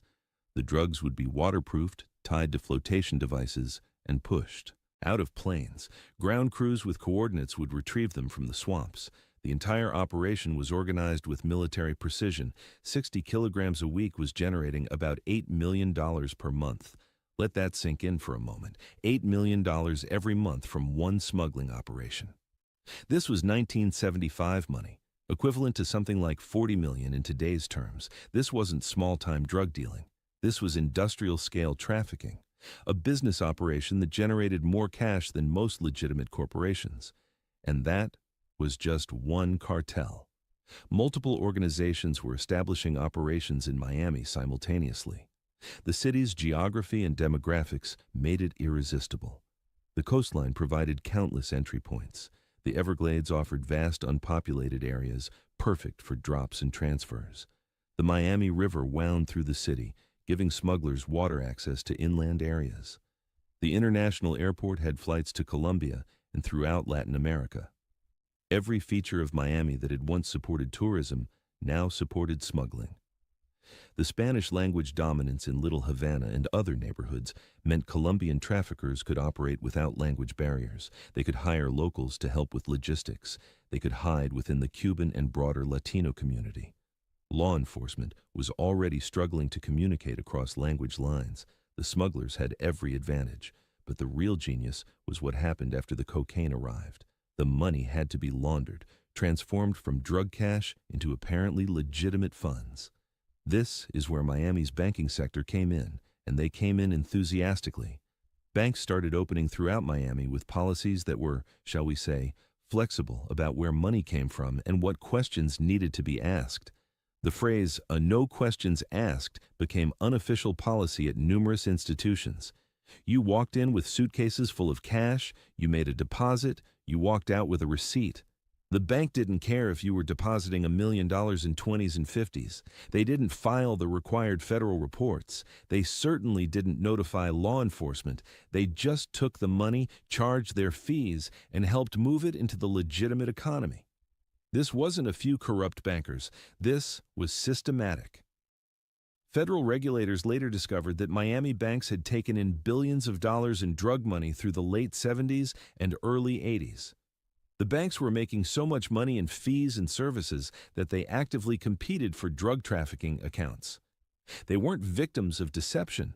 They were willing participants in the largest money laundering operation in American history.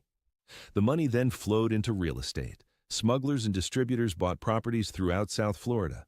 Apartments, houses, commercial buildings, undeveloped land. All of it purchased with drug money, all of it helping to prop up a real estate market that would have otherwise continued declining. The construction industry, which had been hurting from the tourism downturn, suddenly had new projects funded by cocaine profits. Car dealerships did spectacular business selling luxury vehicles to young men with duffel bags full of cash. Mercedes, Porsches, Ferraris. The salesman knew where the money came from. Everyone knew. But in the emerging Miami of the late 70s, that knowledge didn't stop the transactions. The city was developing an unspoken agreement. We won't look too closely at where your money comes from if you keep spending it here. By 1981, the scale was almost incomprehensible. Miami was responsible for trafficking 70% of all cocaine entering the United States. 70%, not of Florida's cocaine, of the entire country's cocaine. Additionally, 70% of marijuana and 90% of counterfeit quaaludes. Miami had become the distribution hub for virtually all illegal drugs flowing into America from Latin America. The economic impact was massive and contradictory. On one hand, cocaine money was quite literally building modern Miami. The skyline changed as new buildings shot up, funded directly or indirectly by drug profits. Jobs were created in construction, in service industries, in anything adjacent to the sudden influx of cash. Miami's economy, which had been sputtering, roared back to life on cocaine fuel. But this economic boom came with costs that were just beginning to become apparent in the mid-70s. The cocaine wasn't just passing through Miami to distribution points elsewhere, though much of it was. A significant amount stayed in South Florida. Local consumption increased dramatically. What had been a relatively limited drug problem expanded exponentially. Cocaine in the mid-70s was still considered a glamorous drug by many Americans.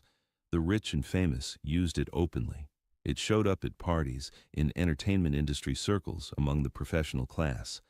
The dangers weren't yet fully understood or admitted. It was seen as a social lubricant, a fun party drug, not the devastatingly addictive substance it actually was. In Miami, cocaine was everywhere. The disco scene was fueled by it. Businessmen did lines in restaurant bathrooms. The drug became normalized in certain circles, as common as alcohol, as casual as marijuana had been in the 60s. This normalization made the city even more attractive to traffickers. If their product was not only tolerated but embraced, they could operate more openly, with less fear of community resistance. The smuggling techniques evolved rapidly. The crude drops over the Everglades were just the beginning. Speedboats ran from the Bahamas to Miami's coastline, racing past Coast Guard vessels. Commercial fishing boats carried cocaine hidden in false compartments under legitimate catches. Private yachts docked at Miami marinas with drugs stashed in every conceivable hiding place. Cruise ship passengers were recruited as mules. Airline passengers swallowed condoms filled with cocaine and passed through customs trying not to think about what would happen if one burst inside them. The creativity was remarkable. Smugglers hollowed out boat hulls. They built secret compartments in vehicles. They shipped cocaine inside machine parts, inside frozen fish, inside religious statues. They recruited everyone from grandmothers to business people to transport the drug. The flood of cocaine was like water, finding every crack, exploiting every weakness in enforcement, and law enforcement was overwhelmed before the fight really even started.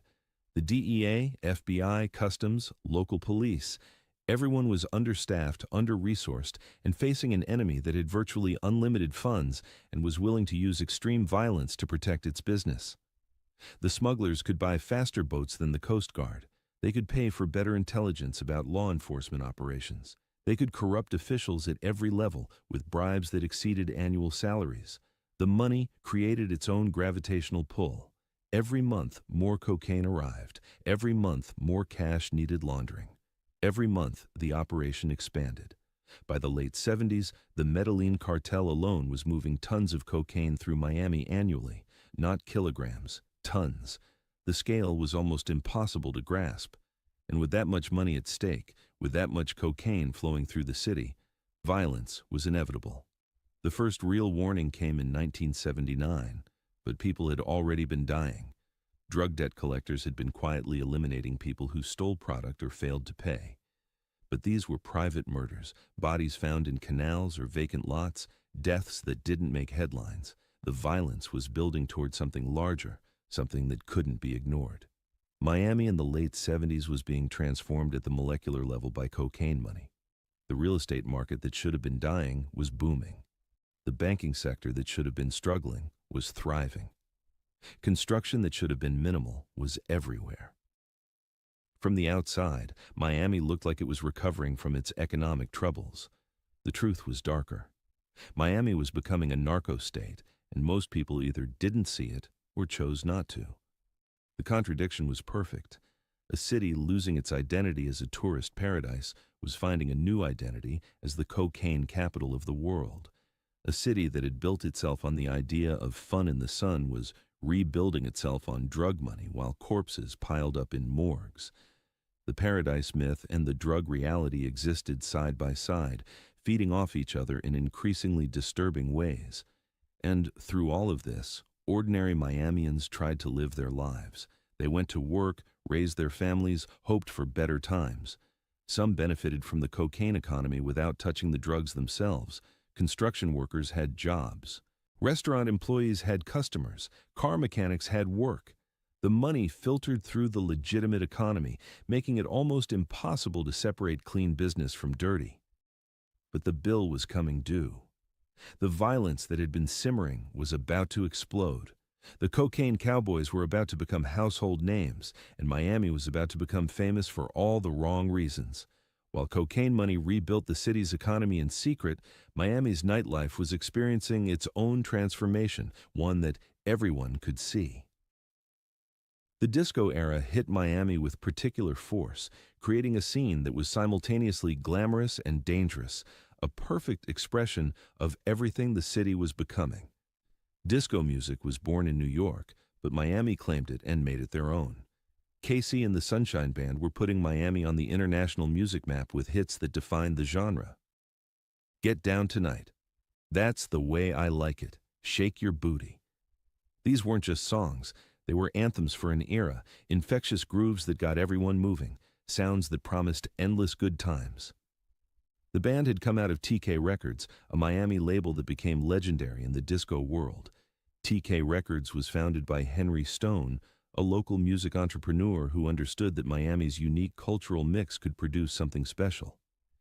The Latin rhythms that permeated Little Havana, the funk and soul from the black community, the pop sensibilities that appealed to mainstream audiences, TK mixed them all together and created the Miami sound.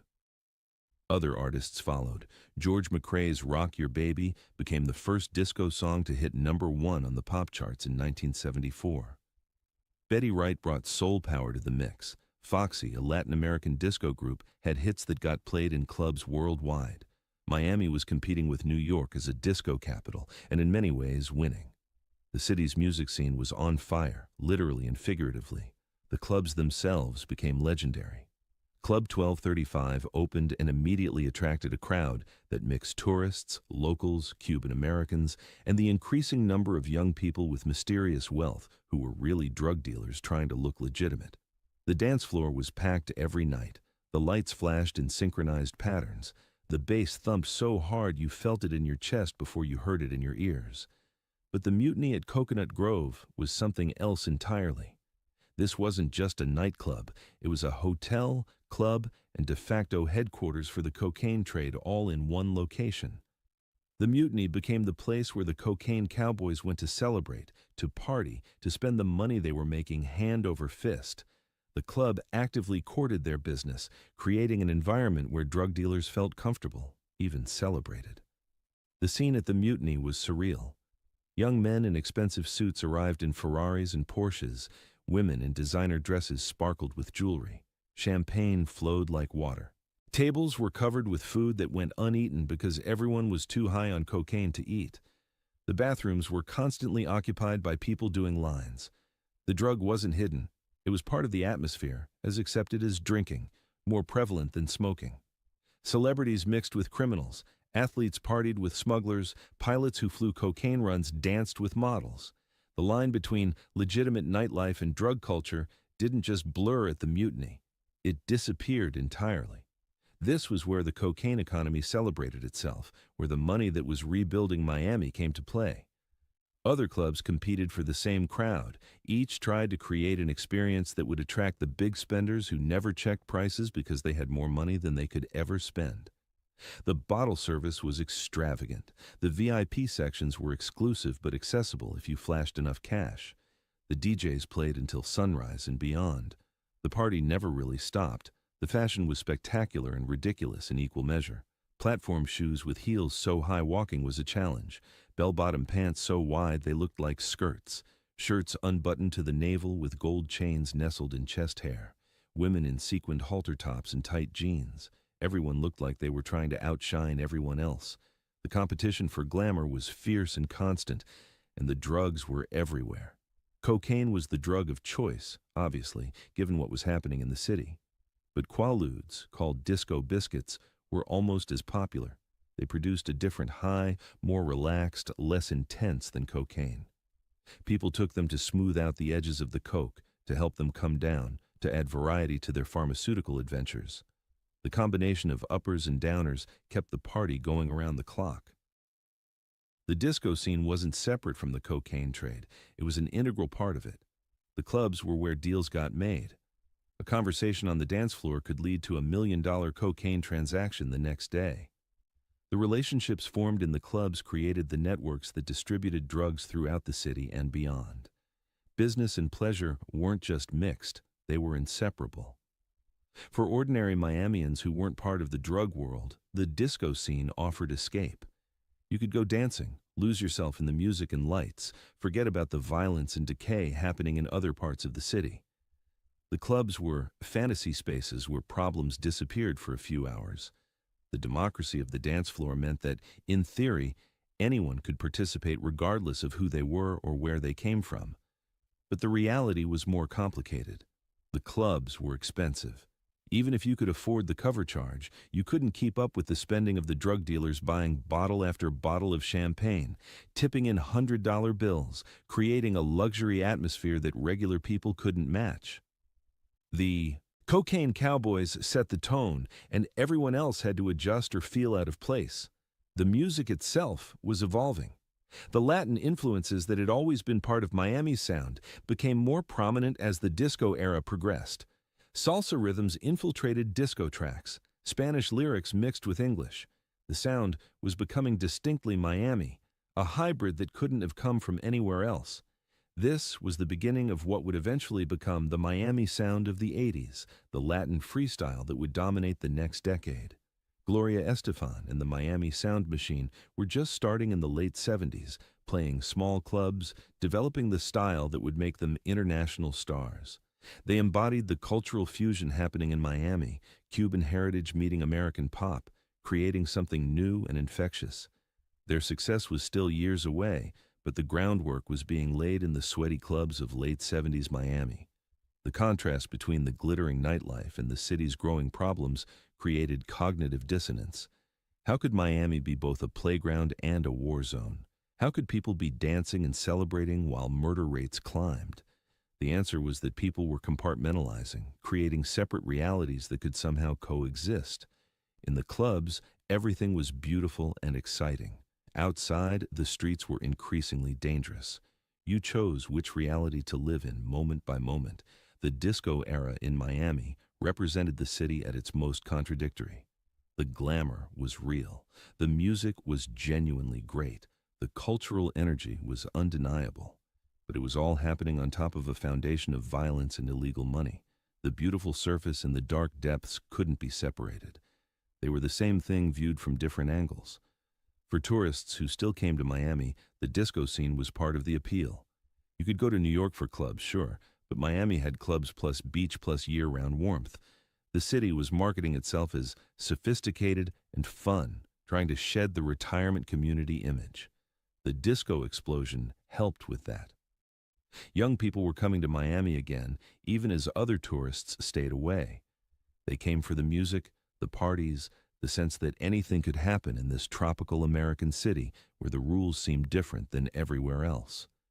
The disco scene would eventually fade, as disco itself fell out of fashion in the early 80s. But while it lasted, it was glorious and terrible, a perfect representation of what Miami had become. A city where paradise and nightmare danced together to a pulsing beat, where you could lose yourself in the music and forget, at least temporarily, that the city was slowly consuming itself from within. But we can't stay in the clubs forever. We need to talk about what daily life was actually like for the people who lived in Miami through this era. Because most Miamians weren't drug dealers or disco celebrities. They were ordinary people trying to navigate a city that was transforming around them in ways that made every day feel uncertain. Wake up in Little Havana in the mid-70s, and the first thing you notice is the sound. Spanish flowing from apartments, mixing with music from radios. Salsa beats drifting through open windows. The rapid-fire conversations of neighbors who knew each other's business, who looked out for each other's kids, who shared the unspoken bond of exile. The roosters that some families kept despite city ordinances, crowing at dawn like they would have in Cuba. Walk to the corner for your morning coffee and you stop at a ventanita, one of those little walk-up windows cut into the side of a shop. You order a cafecito in Spanish. The elderly man working the window hands you a tiny paper cup filled with coffee so strong and sweet it could wake the dead. You knock it back in one shot, pay your quarter, exchange a few words about the heat or politics or family, and continue your day. This ritual repeated thousands of times across Little Havana every morning, a connection to a way of life that predated Miami. If you lived in Miami Beach, your morning looked different. Maybe you're a retiree, one of the thousands who came seeking affordable living and year-round warmth. You walk slowly to the beach, careful on sidewalks that need repair. You sit on a bench facing the ocean, reading the Miami Herald, watching joggers pass by. The Art Deco buildings behind you are fading, paint peeling, but they're still beautiful in a worn way. You've seen the drug dealers starting to work certain corners, but you try to ignore them, try to hold on to the vision of what this place used to be. Or maybe you're working class, commuting from Hialeah, or one of the other neighborhoods where rent is more affordable. You drive to your job at the airport or in construction or at one of the hotels still operating despite declining tourism. You pass through different Miamis on your commute, Little Havana with its Cuban businesses, Liberty City, where most white people don't go, downtown where the office buildings stand, Miami Beach where the tourists used to flock, but now it's mostly elderly residents and increasing crime. The cost of living was rising faster than wages. This was a constant source of stress. The cocaine money flooding into real estate was driving up property values and rents. If you weren't connected to the drug economy, you were getting priced out of neighborhoods that had been affordable just a few years earlier. Landlords could charge more because there were always drug dealers willing to pay cash for places to live, to stash product, to conduct business. The grocery stores in Little Havana catered to Cuban tastes. You could buy plantains, yuca, malanga, all the ingredients for traditional Cuban cooking. But the prices were higher than they used to be. Everything was more expensive. The economic boom that Miami was supposedly experiencing wasn't reaching ordinary families.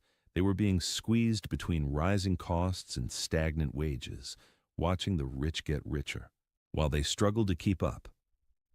If you had kids, you worried about the schools. Miami's school system was dealing with massive demographic changes, new students arriving from Cuba and other Latin American countries who needed English language instruction. Integration continuing in complicated, often troubled ways. White flight meant certain schools were losing resources while others became overcrowded.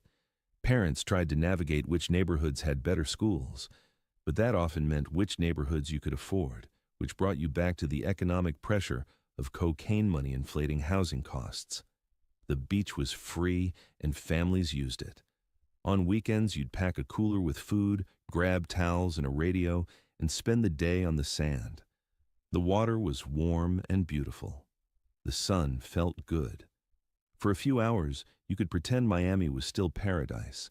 You could ignore the drug dealers doing business in parked cars in the lots behind the beach. You could ignore the occasional tension when different groups claimed adjacent pieces of sand. You could just be a family enjoying the ocean. But the violence was becoming impossible to ignore by the late 70s. You started hearing stories. Someone's cousin knew someone who got shot in a drug deal gone wrong. Someone's neighbor disappeared and turned up dead in the Everglades. These weren't abstract news stories. They were touching people you knew, people in your community. The violence that had seemed distant was getting closer. The racial tensions added another layer of stress to daily life. Black Miamians watched Cubans receive government assistance while they struggled without similar support. They saw Cubans opening successful businesses while Black-owned businesses remained undercapitalized. The resentment was understandable and growing. Meanwhile, Cuban Americans felt they had earned their success through hard work and sacrifice, that they hadn't been given anything for free despite government assistance. Both communities felt aggrieved, both had legitimate complaints, and the tension simmered. If you were a white Miamian who had lived in the city for decades, you barely recognized it anymore. The southern city you knew had been replaced by something Latin American in character. Spanish was everywhere. The culture had shifted in ways that made you feel like a stranger in your own hometown. Many left. Those who stayed either adapted or lived in isolated enclaves, trying to maintain the old ways in a city that had moved on. Going out at night required calculation. Which neighborhoods were safe? What time was too late? Should you avoid certain streets entirely? The calculations changed month by month as the violence spread. Areas that had been fine became dangerous. The sense of security that residents once took for granted was evaporating. People became more careful, more cautious, more aware that Miami was no longer the safe, predictable city it had been. The police weren't. Trusted by large segments of the community. Black Miamians had long experience with police brutality and harassment. Cuban Americans often saw police as either corrupt or ineffective. The breakdown in trust between law enforcement and communities meant that crimes went unreported, witnesses didn't come forward, and the cycle of violence continued unchecked. But people adapted because that's what people do. They found pockets of normalcy. They created routines that felt safe. They built communities within the chaos. The churches remained important community centers. The schools, despite their problems, brought families together. The small parks where kids could play became precious spaces. Life continued even as the city transformed around them. The hospitals were dealing with an increasing number of gunshot victims. Emergency rooms in the late 70s started seeing patterns they had never encountered before. Young men with multiple gunshot wounds from automatic weapons, drug overdoses becoming more common, violence-related trauma overwhelming facilities designed for typical medical emergencies. The healthcare workers could see what was happening to Miami even if many residents tried to look away. Social services were stretched thin. The combination of new immigrants needing assistance, rising poverty despite the economic boom, and increasing drug addiction created demands that existing programs couldn't meet. The agencies did what they could, but it was never enough. People fell through cracks that were becoming chasms. For kids growing up in Miami in the 70s, it was a strange childhood. The freedom and sunshine were real. You could ride your bike through neighborhoods, play outside until dark, swim in pools and ocean. But you also learned which streets to avoid, which older kids to stay away from because they were dealing drugs, which areas were claimed by gangs. You grew up faster than kids in safer cities, learning to read danger signals that children shouldn't have to recognize. The drug culture infiltrated even stable families. That successful uncle who seemed to have unlimited cash and drove a Mercedes. Everyone knew where the money came from, even if nobody said it out loud. The family friend who took frequent trips to Colombia? Not hard to figure out. The neighbor who suddenly upgraded everything in their house? The cocaine economy touched so many lives directly or indirectly that maintaining innocence became almost impossible. But the daily grind of work and survival continued regardless. You got up, went to your job, came home to your family, you cooked dinner, watched television, did homework with kids. The routines of ordinary life persisted, even as the city descended into chaos around them. People are remarkably resilient when they have to be. Miami residents in the 70s demonstrated that resilience every day. The contrast between different neighborhoods could be jarring. Little Havana remained relatively cohesive, the Cuban community looking after its own, even as drug violence increased. Coral Gables maintained its upscale character, gates and security keeping most problems at bay. But Liberty City and Overtown were dealing with concentrated poverty, police harassment, and the sense that no one in power cared what happened there. Miami wasn't one city experiencing one crisis. It was multiple cities, multiple realities, existing in uneasy proximity. And through it all, people held on to hope that things would get better. That Miami would figure itself out, that the violence would subside, that the paradise they remembered or had heard about would return. Hope isn't rational, but it's necessary. Without hope, people would have just left, abandoned the city entirely. The hope kept them there, kept them working toward better days, even as the worst was yet to come. Because we're about to get to 1979, the year everything exploded into public view, the year Miami's problems could no longer be hidden or ignored, the year the cocaine cowboys earned their name with an act of violence so brazen it shocked even a city growing accustomed to murder. July 11th, 1979 was a hot Miami day, the kind where the humidity wraps around you like a wet blanket the moment you step outside. The Deadland Mall in Kendall was busy with shoppers taking advantage of air conditioning and sales. Families browsed stores, teenagers hung out in the food court. It was a thoroughly ordinary Miami day right up until the moment it became the most notorious afternoon in the city's history. Jimenez Pineso was a mid-level drug trafficker, not particularly important in the hierarchy, but involved enough to have enemies. He had stopped at the Crown liquor store in the mall to pick up a bottle of scotch. Simple errand, in and out, but someone had been tracking him, waiting for an opportunity.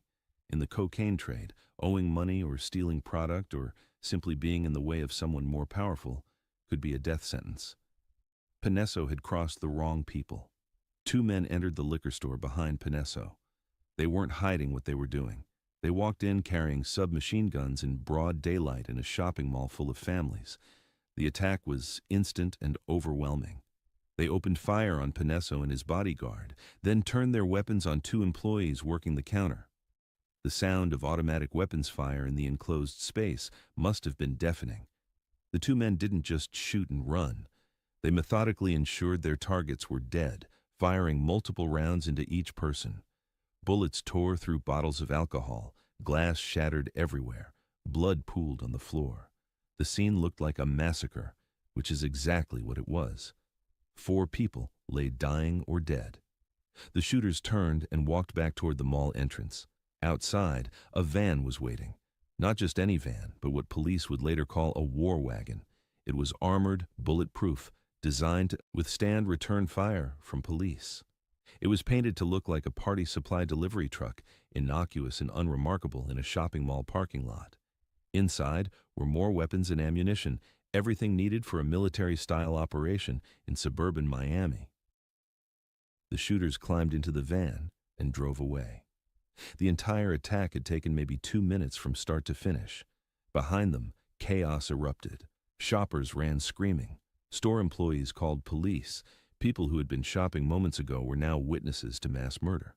The Crown liquor store looked like a war zone. Blood, glass, bullet casings, the smell of gunpowder and death. This wasn't how Americans expected shopping malls to look. The Miami police arrived to a scene that shocked even hardened officers. One detective told reporters it looked like an old Western shootout. Another said the level of violence was unprecedented. These weren't drug dealers killed in private. This was a public execution carried out with military hardware in front of witnesses. The cocaine trade had just announced itself to Miami in the most violent way possible. A police officer at the scene coined the term that would define the era. Looking at the carnage, thinking about the Wild West comparison everyone was making, he called the killers cocaine cowboys. The name stuck immediately. The media picked it up. Within days, everyone in Miami knew the term. The cocaine cowboys weren't a specific group. They were the entire ecosystem of drug traffickers who were turning Miami into something resembling the lawless American frontier of the 1800s. The Deadland Massacre, as it became known, was just the beginning. It was the most visible, most public, most shocking murder of 1979, but it wasn't the only one. Gang-related violence that year accounted for 30% of Miami's homicides. The murder rate had been climbing for years, but 1979 was when it truly exploded. By year's end, Miami had recorded 349 murders. This was already the highest rate the city had ever seen, but it would get worse, much worse. The massacre at Deadland wasn't a peak. It was a starting gun. The war for control of Miami's cocaine trade was heating up, and the violence that followed would make the Deadland attack seem almost restrained by comparison. The rest of 1979 and into 1980, bodies started appearing everywhere. Dumped on highway sides, found floating in canals, discovered in vacant lots, left in car trunks. The violence was spreading beyond the drug trade itself. Random citizens were getting caught in crossfire. Home invasions targeted the wrong addresses. Drive-by shootings killed bystanders. The cocaine trade's violence was bleeding into every neighborhood, touching every community.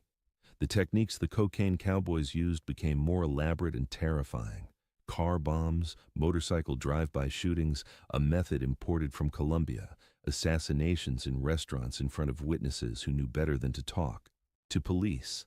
The murder methods were designed not just to kill, but to terrify, to send messages, to establish dominance through fear.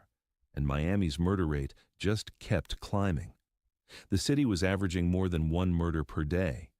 The medical examiner's office, designed to handle maybe a couple of homicides a week, was being overwhelmed. Bodies stacked up waiting for autopsies. The morgue's refrigeration capacity couldn't keep up. This was when that refrigerated truck appeared, the one mentioned at the start. The most grotesque symbol of how far Miami had fallen from its paradise image. Law enforcement was completely outmatched. The police hadn't expanded to meet the population growth of the 70s.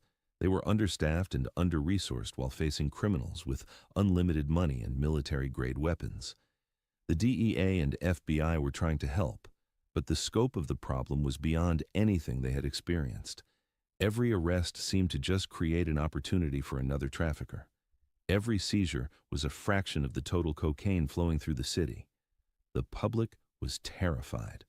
Miami residents who had lived through the 70s watching the city change now felt genuinely unsafe. The violence wasn't staying in specific neighborhoods anymore. It was everywhere. A shopping mall in the suburbs wasn't safe. Your morning commute could put you in the wrong place when a drug deal went bad. The random nature of much of the violence made it impossible to feel secure anywhere. The business community was panicking. Whatever tourism was left was evaporating fast. Who wants to vacation in a city known for massacre-level violence? Companies were reconsidering their Miami operations. The downtown business district felt increasingly vulnerable. The economic impact of the violence was starting to outweigh the cocaine money keeping things afloat. You can't build a legitimate economy on drug trafficking, even if the money is real. And this was just 1979. As bad as that year was, nobody was prepared for what was coming in 1980, because three separate catastrophes were about to converge on Miami simultaneously, creating what many would later describe as the worst year in the city's history. The cocaine cowboys were about to reach their peak level of violence. The Mariel boat lift was going to dump 125,000 refugees into South Florida in a matter of months, and racial tensions were going to explode into riots that would burn parts of Miami to the ground. The perfect storm was forming, and Miami was directly in its path. The name Griselda Blanco still carries weight in Miami decades after her death. The godmother of cocaine, the Black Widow. A woman who stood barely 5 feet tall but commanded an empire built on violence and cocaine that stretched across the United States and generated tens of millions of dollars every month. She didn't just participate in the cocaine trade, she helped invent the modern drug trafficking industry. Blanco had come from Medellin, Colombia, from poverty and violence that made her dangerous long before she ever touched cocaine. As a child, she had been a pickpocket, a kidnapper, a prostitute. She grew up in an environment where violence was survival, where compassion was weakness, where only the most ruthless prevailed. By the time she entered the cocaine trade in the 1970s, she was already a seasoned criminal with no moral boundaries to constrain her. She had worked in New York first, building operations there, learning the American market. But around 1978, she relocated to Miami. The city was perfect for her purposes. The Colombian connections, the Spanish-speaking population, the corrupt infrastructure, the geographic advantages. Everything about Miami suited her needs. She arrived and immediately began building an organization that would dominate the local cocaine trade through sheer overwhelming violence. Blanco's innovation was making violence theatrical and terrifying. She imported the motorcycle assassination technique from Colombia. 2 men on a motorcycle, the driver focused on maneuvering through traffic, the passenger carrying an automatic weapon. They would pull alongside a target's car and open fire, then speed away before anyone could react. The method was devastatingly effective and nearly impossible to defend against. You couldn't armor your car against being shot from the side while stopped at a red light.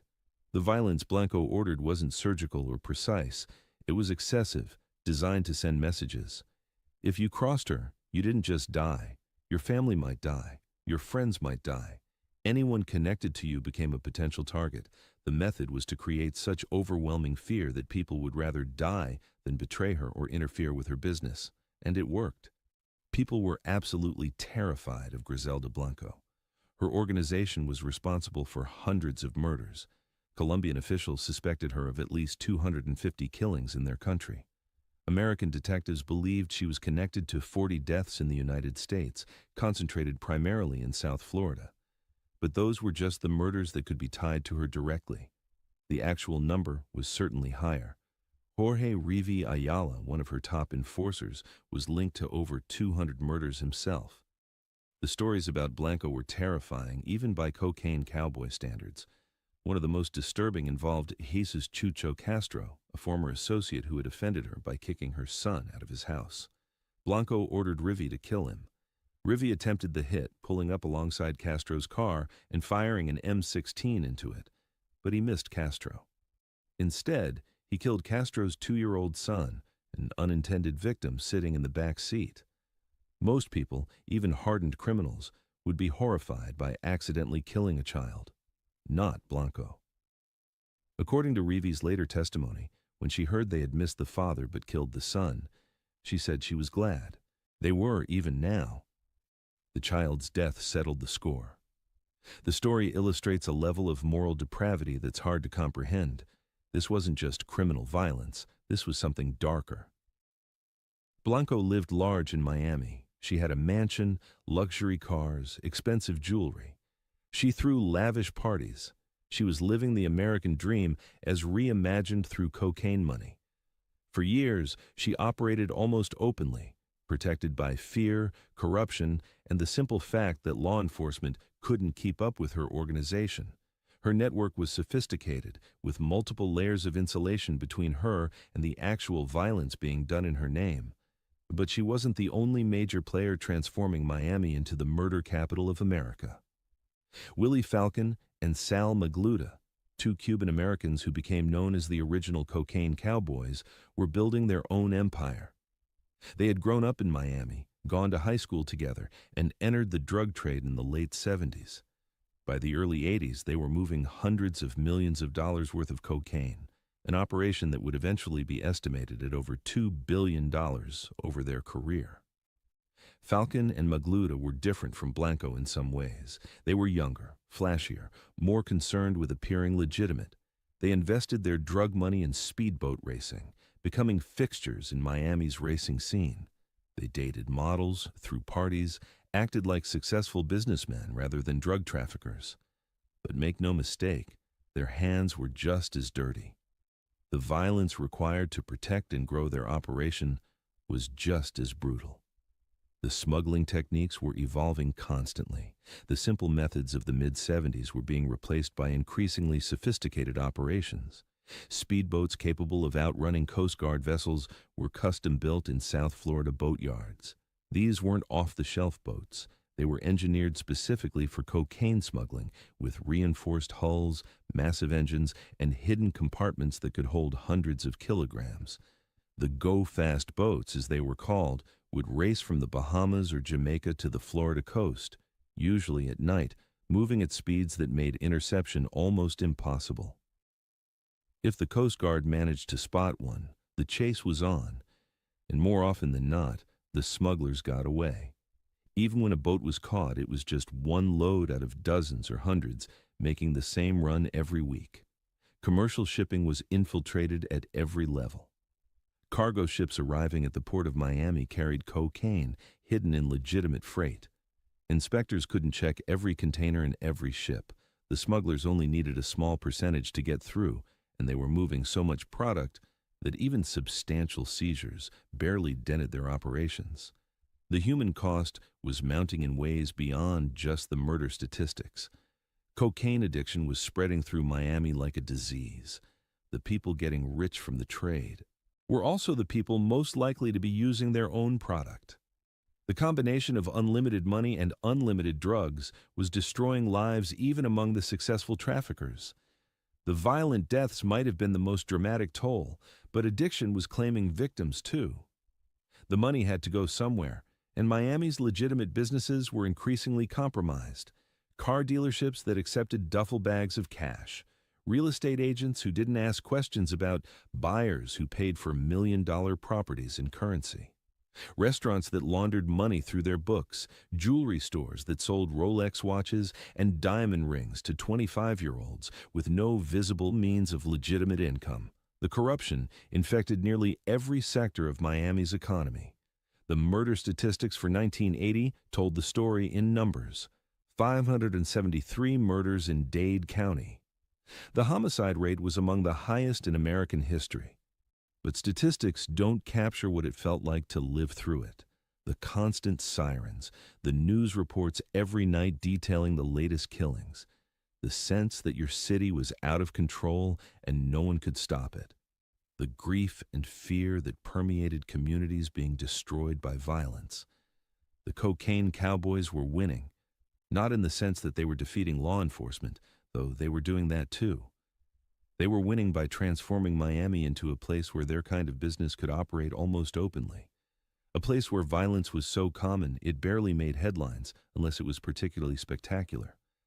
A place where drug money dominated the economy so thoroughly that going against it felt impossible. And then, in the middle of all this, Miami got hit with something that made everything worse. Because as if drug war violence wasn't enough, 1980 brought two more catastrophes that would push the city to the absolute breaking point. The Mariel boat lift and the Liberty City riots were about to show Miami that things could always get worse. The year 1980 should be taught in disaster management courses as an example of everything going wrong simultaneously. If you were designing a theoretical worst-case scenario for a city, you couldn't do much better than what actually happened to Miami that year. Three separate crises hit at once, each one severe enough to overwhelm any city, all of them landing on Miami within months of each other. The first crisis actually started accidentally in Cuba. A bus crashed through the gates of the Peruvian embassy in Havana. During the incident, 2 Cuban guards were wounded in crossfire. Fidel Castro, in a fit of anger, removed the security post from the embassy entrance. It was meant as a gesture to embarrass Peru, but it backfired spectacularly. Within hours, thousands of Cubans flooded into the Peruvian embassy grounds, seeking asylum. 10,000 people crammed into a space meant for maybe a few hundred. Castro found himself in an embarrassing position. Thousands of his citizens were publicly declaring they wanted to leave Cuba. The image of desperate people climbing over embassy walls damaged his international reputation. He needed a way to relieve the pressure and turn the situation to his advantage. On April 20th, 1980, he made an announcement. Anyone who wanted to leave Cuba could do so through the port of Mariel. The Mariel boat lift had begun. The Cuban exile community in Miami immediately mobilized. Boats left South Florida heading for Cuba to pick up relatives who had been trapped on the island for 20 years. The flotilla was immense, hundreds of vessels from fishing boats to yachts, all making the 90-mile crossing to Mariel Harbor. The initial motivation was family reunification. People who hadn't seen their loved ones in decades now had a chance to bring them to America. But Castro saw an opportunity to create chaos in the United States, and particularly in Miami. He began including people from Cuban prisons and mental institutions in the groups being allowed to leave. Not everyone coming through Mariel was a criminal or mentally ill, not by a long shot. The vast majority were ordinary Cubans seeking freedom and opportunity. But Castro deliberately added enough problematic individuals to create serious problems for the receiving community. By the time the boat lift ended in October 1980, approximately 125,000 Cubans had arrived in South Florida. That's the equivalent of a medium-sized American city being dropped into Miami in 6 months. The infrastructure to handle that many refugees simply didn't exist. Processing centers were overwhelmed, housing was inadequate, social services were stretched to the breaking point. The demographic differences between the Marielitos, as they came to be called, and earlier waves of Cuban refugees were significant. 71% were blue-collar workers, the working class that Castro's revolution had supposedly been made for. These were the very people who should have benefited most from Cuban socialism, and they were fleeing in massive numbers. But they weren't the educated professionals who had come in the 60s. They had fewer resources, fewer connections in Miami, less immediate ability to establish themselves economically.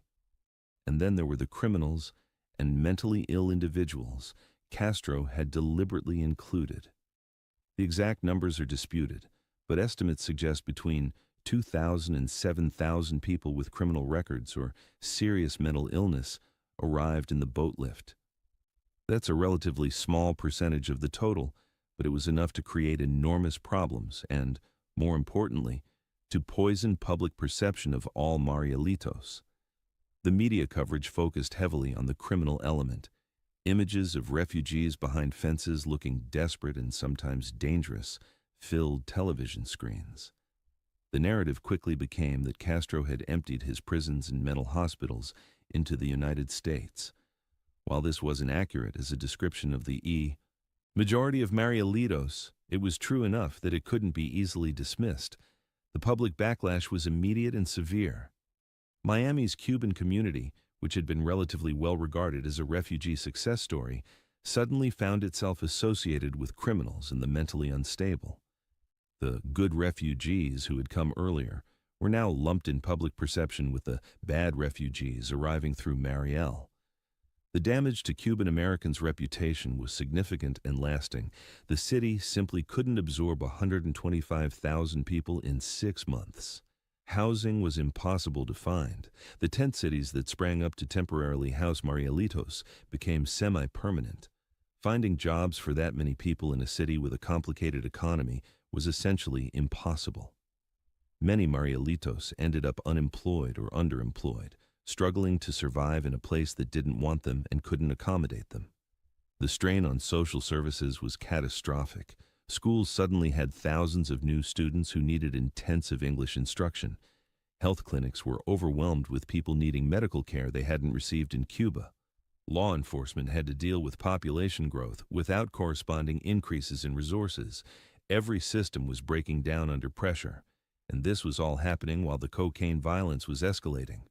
The murder rate for 1980 would reach 573, up from 349 in 1979.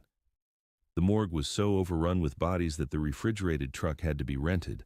Miami was simultaneously a drug war zone and a refugee crisis, two catastrophes that interacted in destructive ways. Some Marielitos, desperate and lacking opportunities, entered the drug trade. It was one of the few industries actively hiring and willing to overlook lack of legal work authorization. The cocaine cowboys recruited from the new arrivals, finding people who had nothing to lose and were willing to do whatever it took to survive.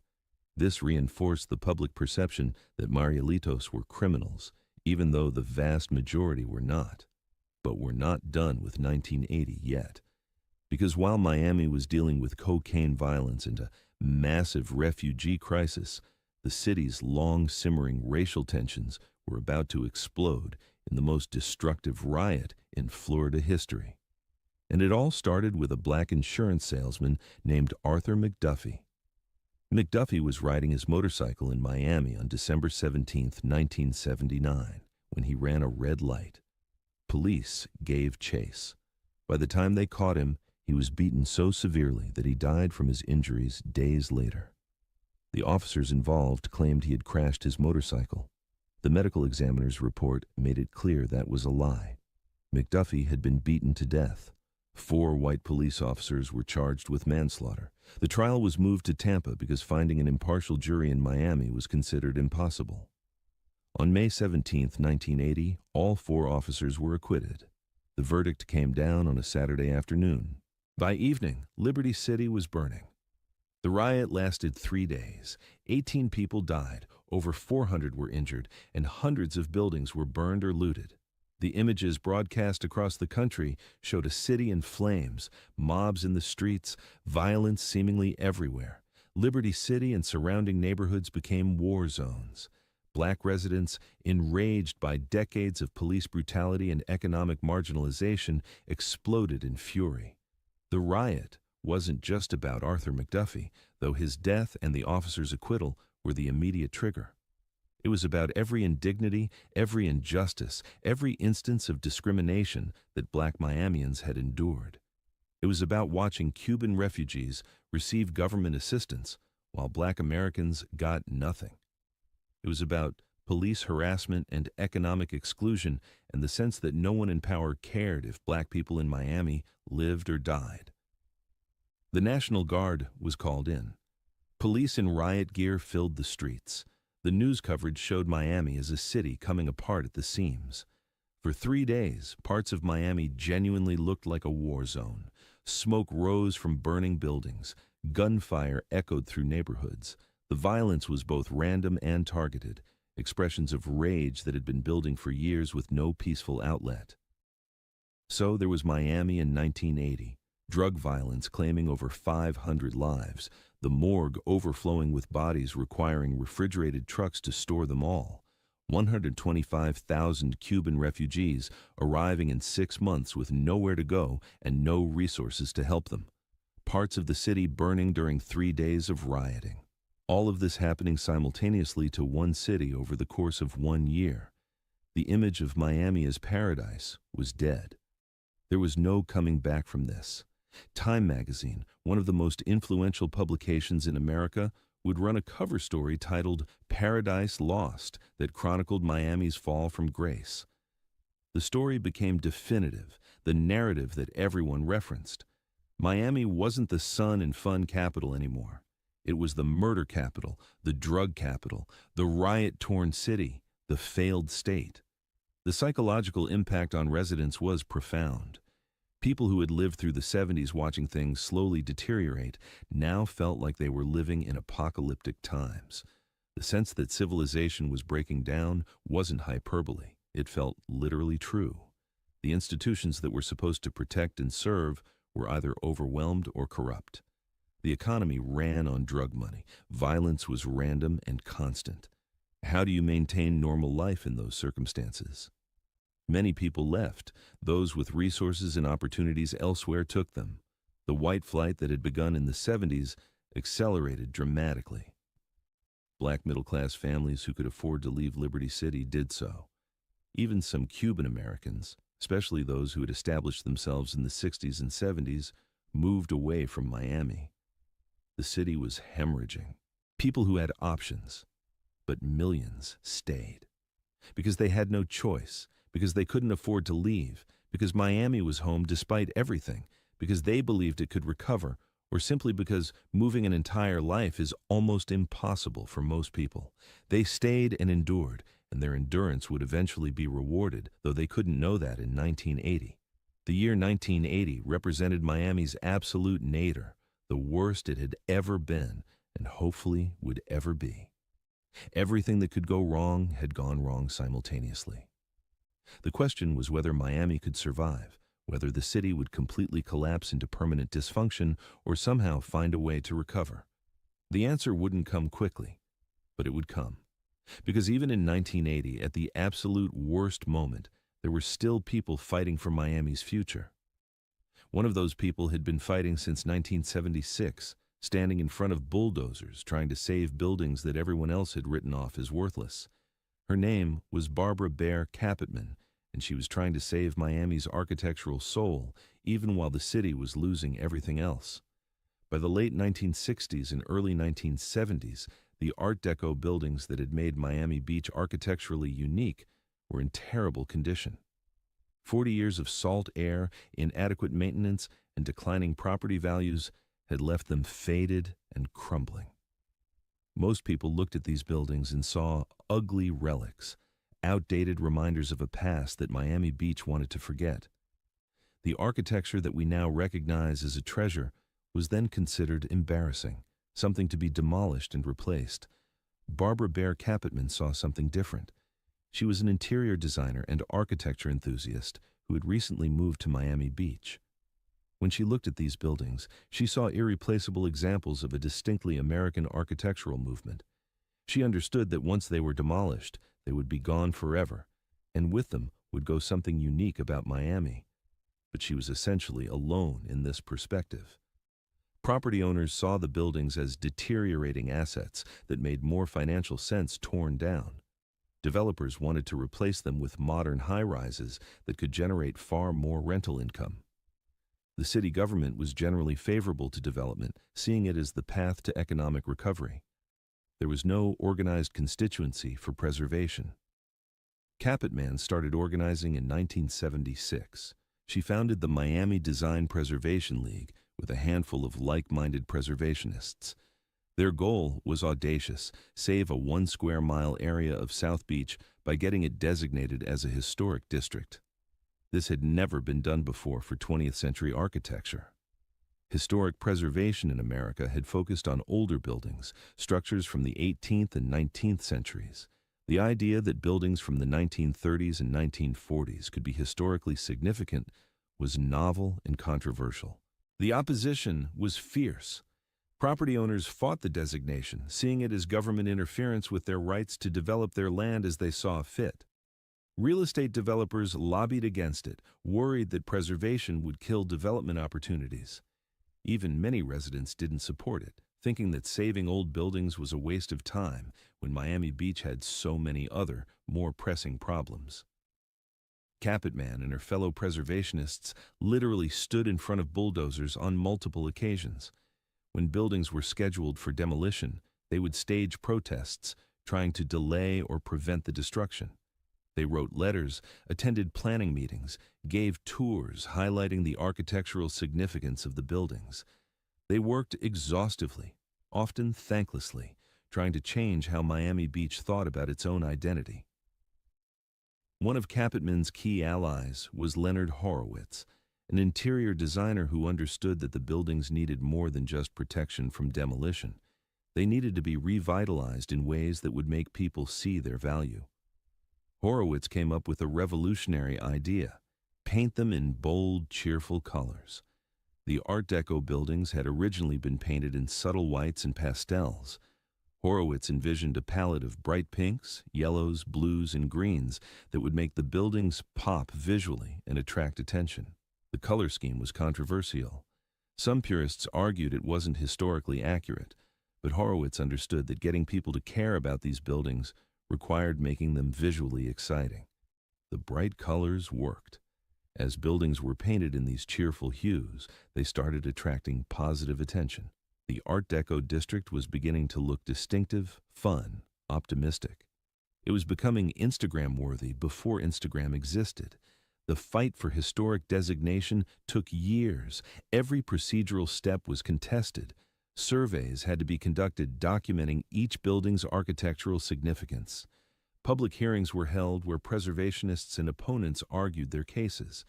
The National Park Service had to be convinced that this area met the criteria for historic designation.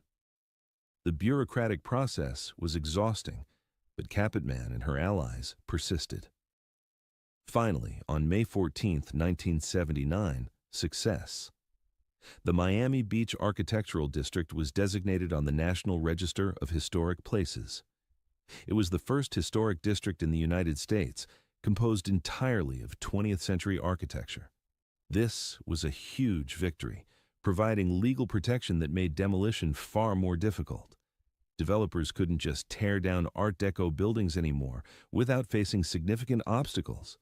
But designation was just the beginning. The buildings still needed restoration.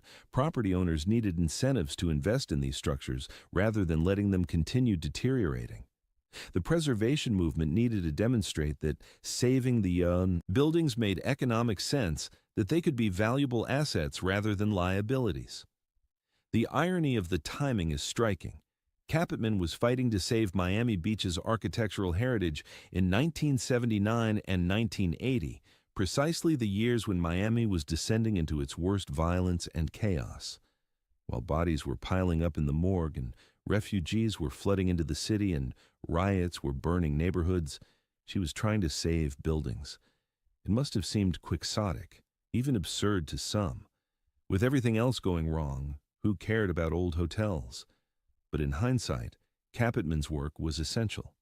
She was fighting for the idea that Miami had value beyond the immediate present, that the city's history and character mattered, that there was something worth preserving even in the darkest times. The Art Deco buildings represented the belief that Miami could be beautiful again, that the paradise image wasn't entirely a lie, that the city could recover its soul. The preservation fight was also a bet on the future.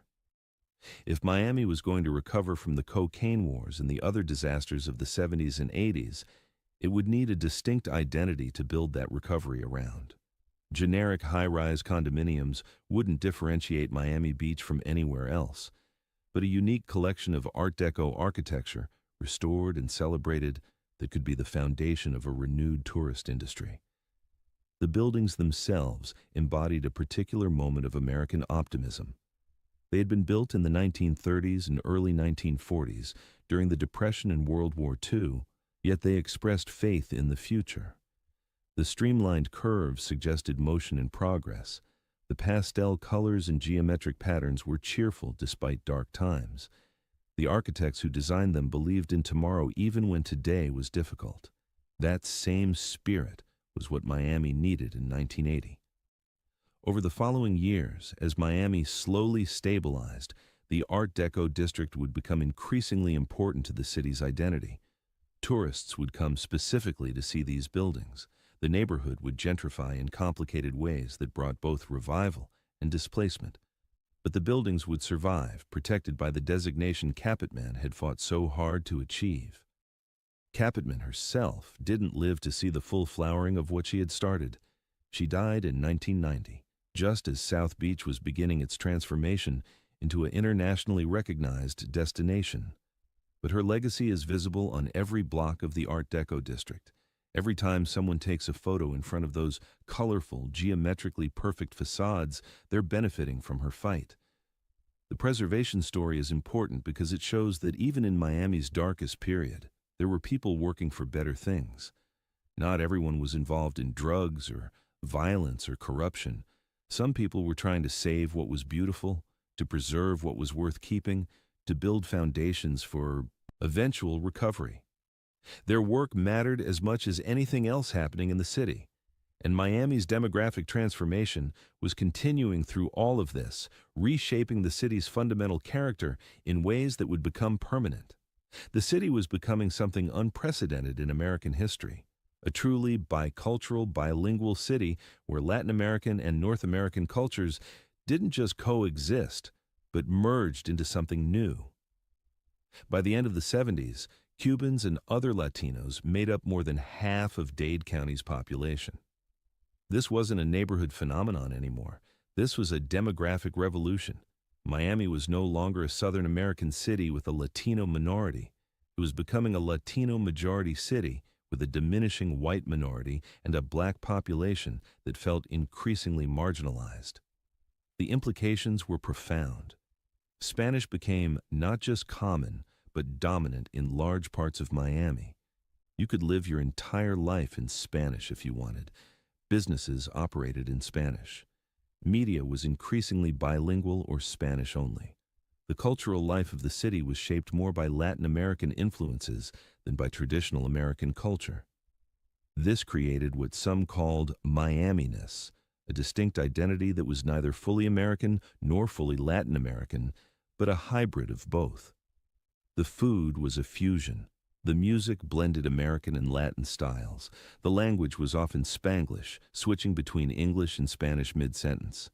Even the business culture incorporated elements of both Anglo-American formality and Latin American relationship-driven models. For Cuban Americans, this demographic dominance created opportunities that immigrant groups rarely experienced. Instead of having to assimilate completely into an Anglo society, they could maintain their language and culture while still succeeding economically. The Cuban enclave model, centered in Little Havana but extending throughout Miami, provided social capital and economic networks that accelerated success. Cuban businesses proliferated. From small family restaurants to major construction companies to banks, Cuban entrepreneurs built economic power. The political influence followed. Cuban Americans started getting elected to local offices. They became leaders in the Chamber of Commerce. They shaped policy decisions. This was upward mobility happening at group level, creating a Cuban American establishment that would dominate Miami politics for decades.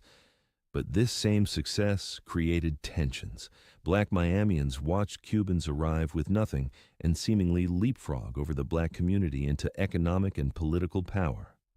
The comparison was painful and angering.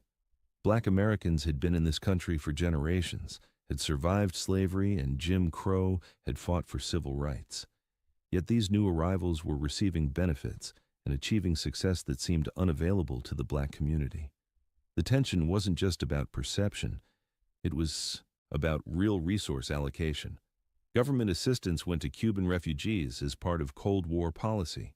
Small business loans were easier for Cuban entrepreneurs to obtain, partly because of community banking networks that developed. Political influence translated into resources for Cuban neighborhoods that black neighborhoods didn't receive. The disparities were real and significant. Other Latino groups were also arriving in increasing numbers through the 70s. Nicaraguans fleeing civil war, Colombians seeking economic opportunities, some legitimate and some connected to the drug trade. Central Americans escaping political violence. Each group added layers to Miami's increasingly complex Latino identity. Little Havana was no longer just Cuban. It was becoming a pan-Latin American neighborhood. The white population responded in different ways. Some embraced the change, learning Spanish, incorporating Latin American culture into their lives, seeing opportunity in Miami's transformation. Others felt alienated and displaced, nostalgic for the Miami they remembered or had heard about from earlier decades. Many simply left, moving to Fort Lauderdale or the Gulf Coast or out of Florida entirely. For those who stayed, Miami required adaptation. You learned at least basic Spanish, or you struggled in many situations. You got comfortable with cultural practices different from Anglo-American norms. You accepted that Miami was different from other American cities and would only become more so. The choice was adapt or be perpetually frustrated. The younger generation, both Cuban American and others born in Miami, grew up in this hybrid culture naturally. They were bilingual without effort. They moved between cultural contexts fluidly. They were inventing what it meant to be Miamian, creating an identity that hadn't existed before. Their Miami would be different from both their parents' Cuba and their parents' America. The demographic transformation had economic implications beyond the obvious. Miami's geographic position, already advantageous, became even more so with a Spanish-speaking population and cultural connections throughout Latin America.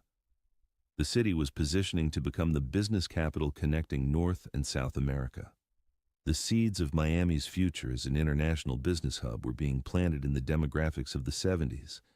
But in 1980, with the city burning and bleeding, the long-term positive implications weren't visible.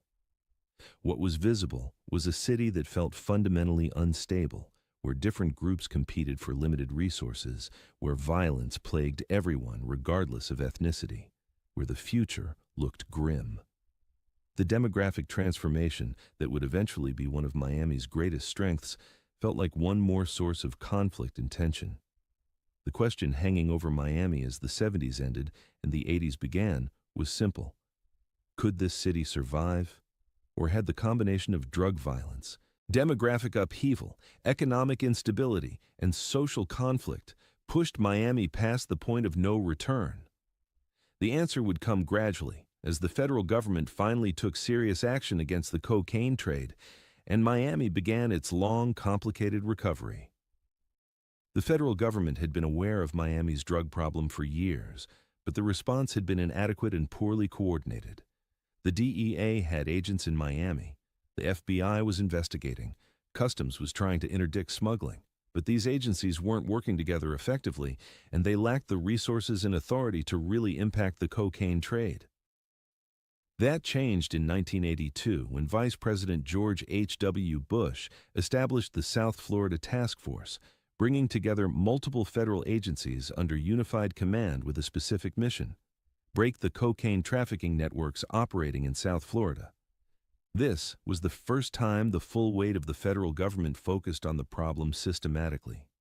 The task force brought resources that local law enforcement simply didn't have.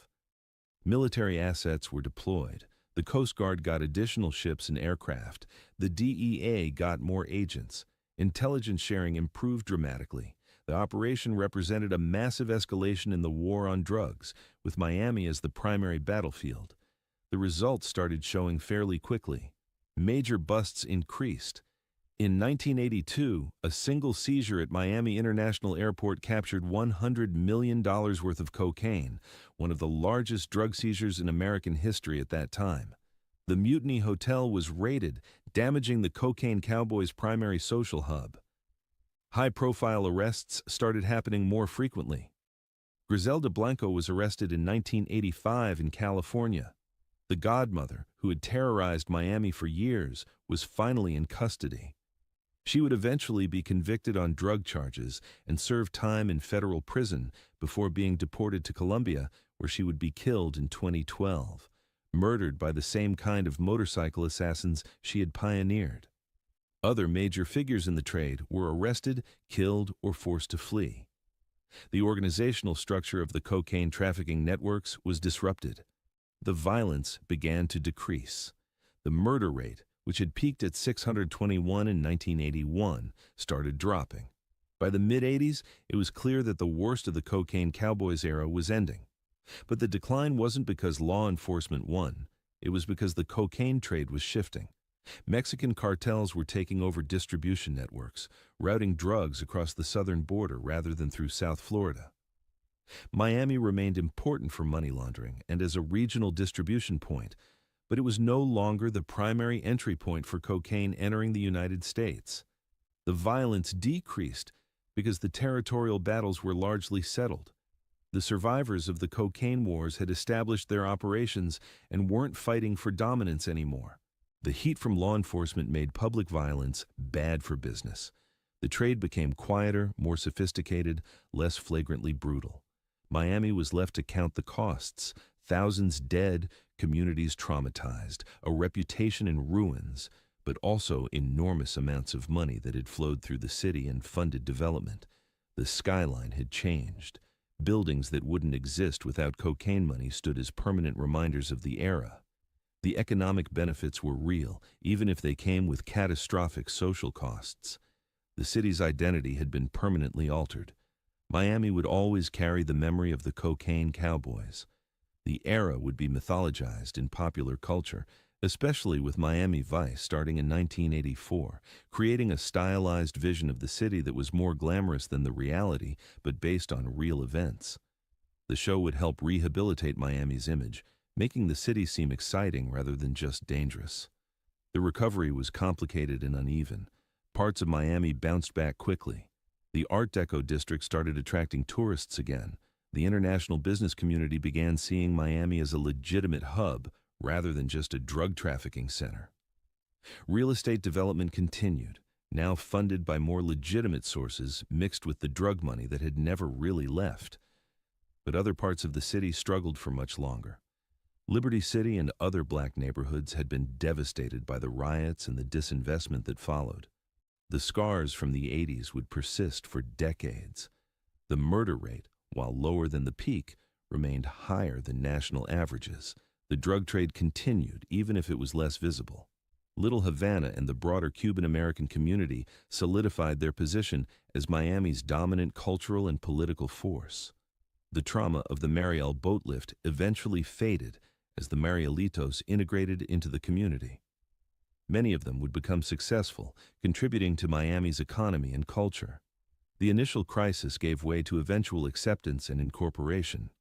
The cocaine money that had sustained Miami's economy in the late '70s and early '80s had to be replaced by legitimate economic activity. Miami positioned itself as the business capital of the Americas, the bridge between North and South. International banks opened offices. Trade with Latin America increased. The city consciously built an identity around its Latino character and bilingual capacity. Tourism eventually recovered, though it took years. The Art Deco district became a major draw. South Beach would transform in the '90s into an international hotspot, attracting celebrities and money and attention. The beaches that had been largely abandoned in the late '70s became valuable real estate again. The paradise image, while never quite as innocent as before, was partially restored. The generation that grew up in '70s Miami carried those experiences with them. They had seen their city at its worst. They understood that civilization was fragile, that prosperity could vanish, that violence could overwhelm civil society.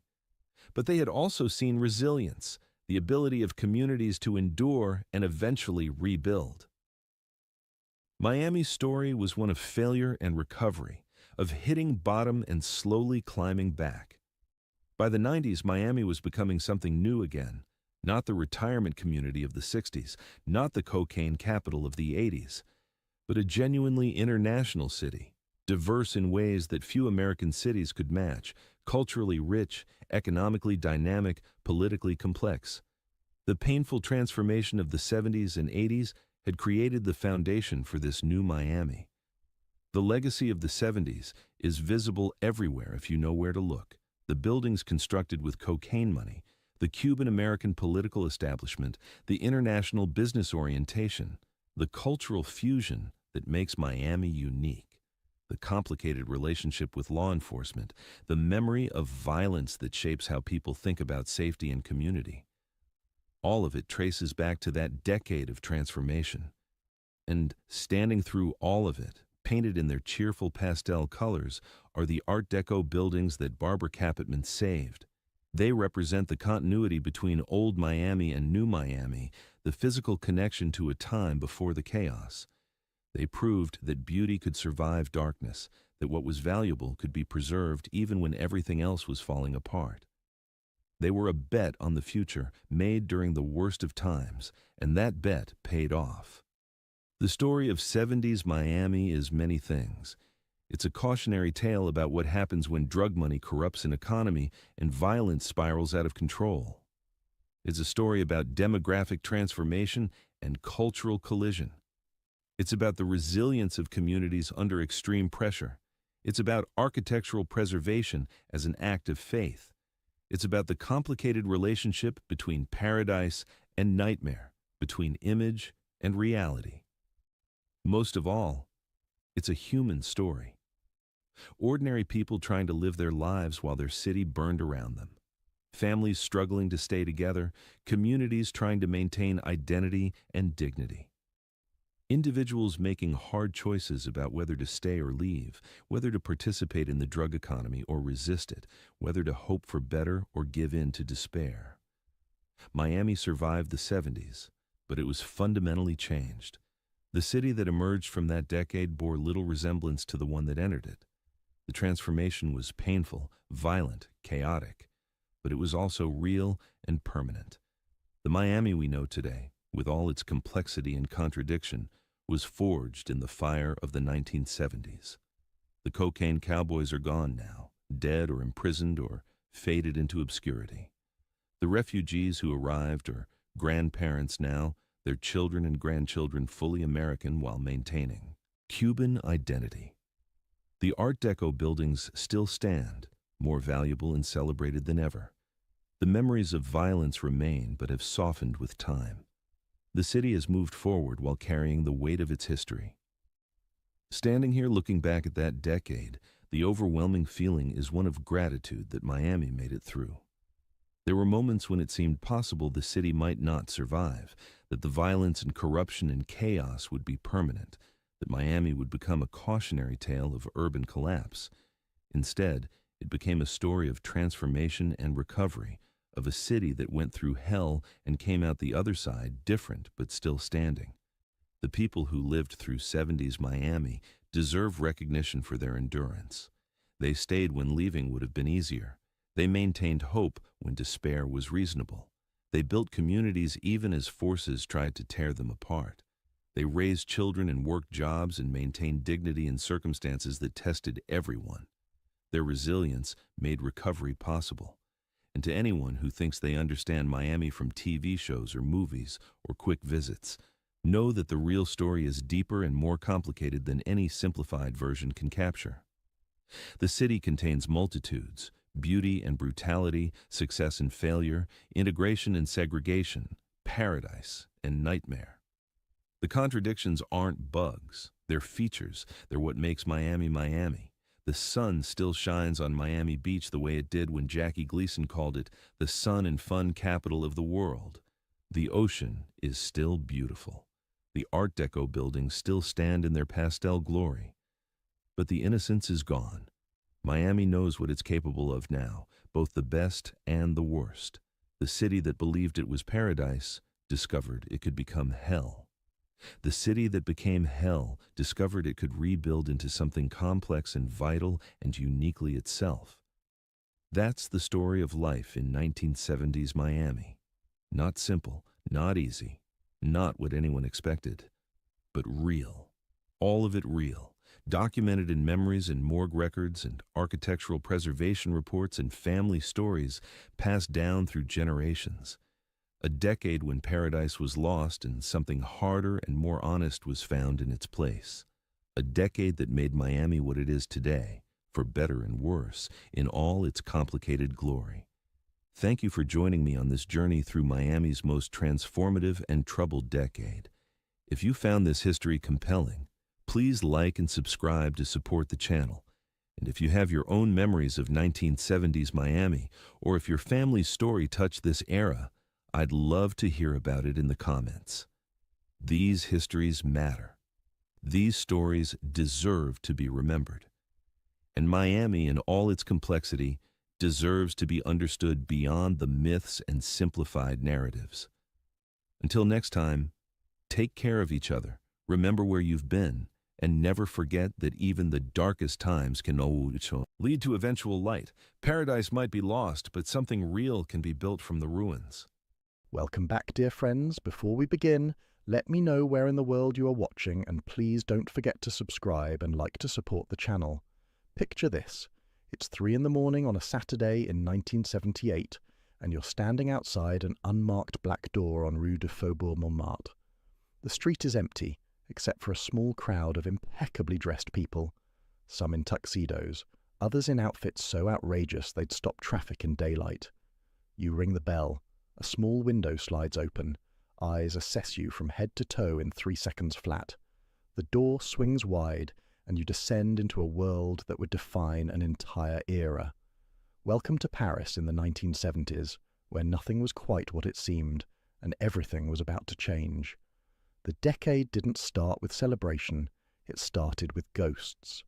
Walk down any Paris street in January 1970, and you'd see them everywhere. The scorch marks on ancient cobblestones, the chipped facades where paving stones had been thrown, the empty lots where barricades had stood just 18 months before.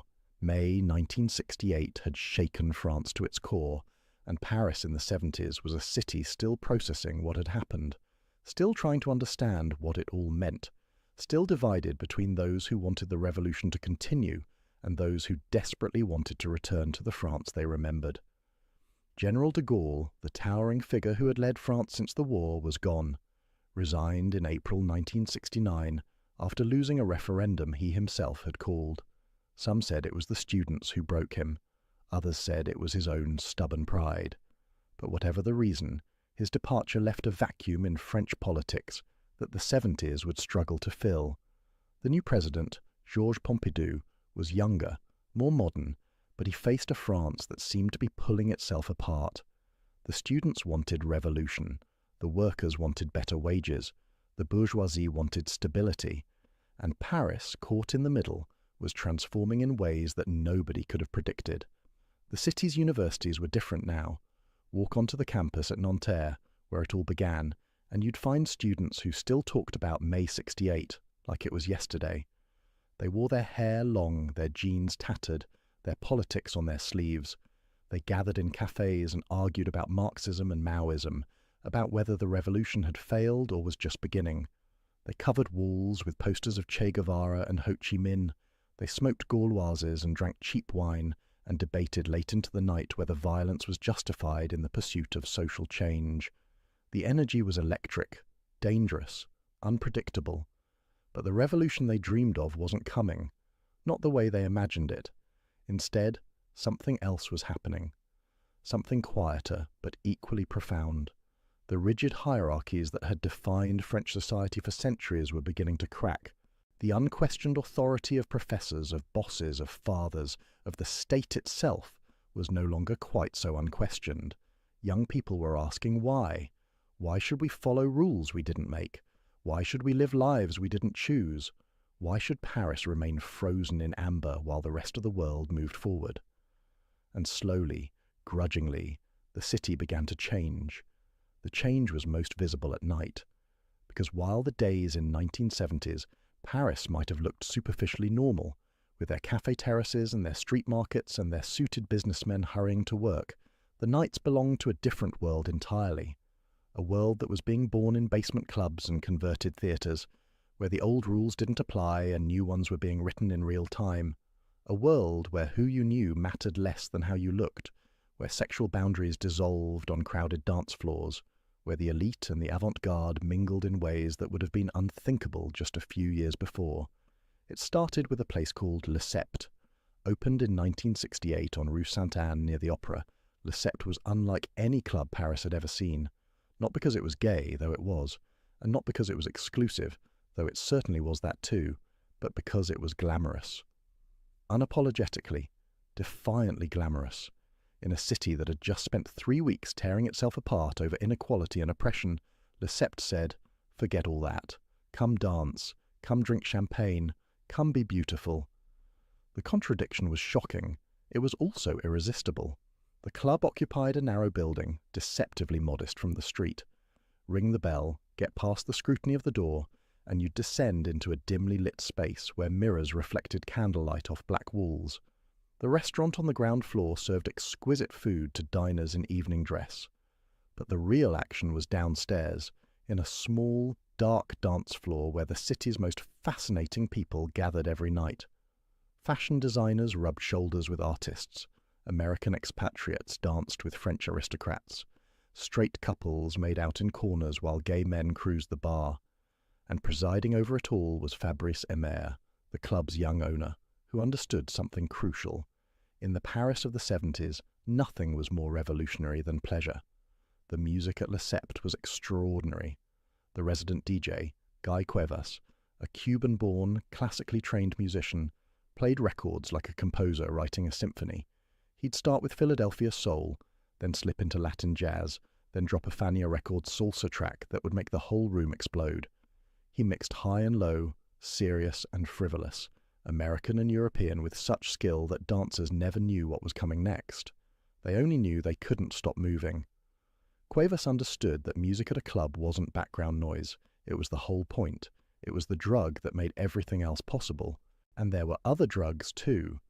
By the early 70s, cocaine was beginning to replace the marijuana and LSD of the 60s. It was expensive, which made it exclusive. It was energizing, which meant you could dance all night, and it gave you the confidence to approach anyone, to say anything, to become the person you'd always wanted to be. Lines were snorted in bathroom stalls and back rooms, offered freely to new friends and potential lovers, mixed into champagne cocktails and served on silver trays. The clubs didn't just tolerate drug use, they were designed around it, built to accommodate the particular needs of people whose consciousness had been chemically altered in pursuit of transcendence. Fashion designers loved Lessept. Yves Saint Laurent was a regular, often accompanied by his business partner, Pierre Berger, and his muse, Loulou de la Falaise. Karl Lagerfeld held court at corner tables. They came to see and be seen, certainly. But they also came because Lessept was where fashion came alive, where the clothes they'd created in studios got tested on real dance floors, real bodies, real nights, where they could watch how fabric moved under coloured lights, how silhouettes changed in motion, how their vision translated into life. The club was a laboratory, and the customers were both subjects and scientists. The dress code was paradoxical. You had to look fabulous, but fabulous could mean anything. A perfectly tailored Yves Saint Laurent tuxedo, a vintage Dior gown from the 1950s, platform boots and tight jeans, a t-shirt and leather jacket if you wore them with the right attitude. What mattered wasn't money or breeding, it was style, it was confidence, it was the ineffable quality that made someone interesting to look at. Emer enforced this ruthlessly at the door. If you were boring, you weren't getting in. If you were beautiful, or strange, or dressed in a way that made him curious, the door swung wide. But Lessept was just the beginning. By the mid-70s, Emer was dreaming bigger. He'd visited Studio 54 in New York and been blown away by its scale, its spectacle, its anything-goes energy. He wanted to create something similar in Paris, something massive and theatrical and impossible to ignore. In 1978, he found his space, an abandoned theatre on Rue du Faubourg Montmartre that had once hosted operettas and vaudeville. The building was enormous, decrepit, perfect. He hired the painter Gérard Garouste to handle the interior design, gave him a massive budget, and told him to make it spectacular. The result was Le Palace, which opened on March 1st, 1978, and immediately became the most famous nightclub in Europe. The main room was vast, with soaring ceilings decorated in a mad mix of Rococo frescoes, modernist neon, and disco balls. Greek columns stood next to laser installations. Gilded cherubs looked down on dancers in punk leather. The aesthetic was deliberately incoherent, a collision of centuries and styles that somehow worked perfectly. Downstairs was a smaller room called Le Privilège, more exclusive, more decadent, where the truly famous could escape the masses. Opening night at Le Palace was legendary. Grace Jones, already a star at Lesseps, performed a show that would be talked about for years. Midway through her set, a strap on her costume broke. Yves Saint Laurent, watching from the wings, grabbed a black-fringed cape and wrapped it around her. She finished the song draped in haute couture, then ripped the cape off to thunderous applause. The crowd was everyone: fashion designers, artists, actors, aristocrats, intellectuals, students, hustlers, some in tuxedos, some in rags, all beautiful, all desperate to be part of whatever this was. Le Palace quickly established its own rhythms and rituals. The best nights were Thursdays and Saturdays. Dinner jackets were required downstairs, but optional upstairs. The music was initially disco, but as the decade progressed, it expanded to include new wave, punk, electronic experiments. The door policy remained brutal. Emir and his team would stand at the entrance making split-second decisions about who was interesting enough to enter. Sometimes they let in ragged artists. Sometimes they turned away wealthy bankers. What you wore mattered. How you carried yourself mattered more. Inside, the experience was overwhelming. The sound system was massive, powerful enough to make your chest vibrate. The lights were programmed to create specific moods, specific moments of drama and release. The bars served champagne almost exclusively because champagne was festive, celebratory, expensive enough to keep out the merely curious. And everywhere you looked, people were performing. Not on stage, though there were performances, but in the simple act of being there. Dressing up, dancing, making conversation, cruising, kissing strangers in dark corners. The whole club was theatre, and everyone was simultaneously actor and audience. Fashion Week parties at Le Palace were particularly insane. Designers would close the main entrance and have guests enter through a service door that opened directly onto the stage. This turned arrivals into impromptu fashion shows, with partygoers walking past the crowd to cheers or silence depending on their outfits. Yves Saint Laurent threw legendary balls there. The Angels and Devils party in particular, where guests dressed as celestial beings or demons, was so extravagant that people talked about it for years. Loulou de la Falaise came wrapped in red silk as the devil. Her husband wore white with real feathered wings. The costumes cost fortunes. The champagne flowed until dawn. But Le Palace represented more than just excess. It represented a fundamental shift in how Paris thought about itself. For centuries, the city had been stratified by class, by neighbourhood, by strict social rules about who could mix with whom. The clubs of the 70s exploded those boundaries. A factory worker with the right look could dance next to a countess. A gay man from the suburbs could flirt with a famous actor. A student could share cocaine with a fashion designer.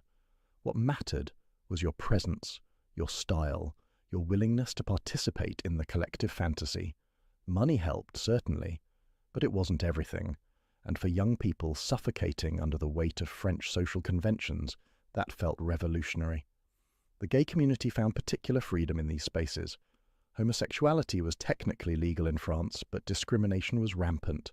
Gay men and lesbians faced harassment on the streets, rejection by families, job loss if they were too open. The clubs offered sanctuary. At Lesseps and Le Palace, sexuality wasn't something to hide, it was something to celebrate. Men danced together. Women kissed at the bar. The atmosphere was charged with erotic possibility, and nobody pretended otherwise. For the first time, gay Parisians had spaces where they were the majority, where they set the tone, where straight people were guests in their world rather than the other way around. This wasn't without controversy. Conservative Parisians were horrified by what they heard about the clubs. Stories of drug use, public sex, moral degradation. The Catholic Church condemned them. Newspapers ran scandalized articles about what was happening behind those exclusive doors. But the outrage only made the clubs more attractive.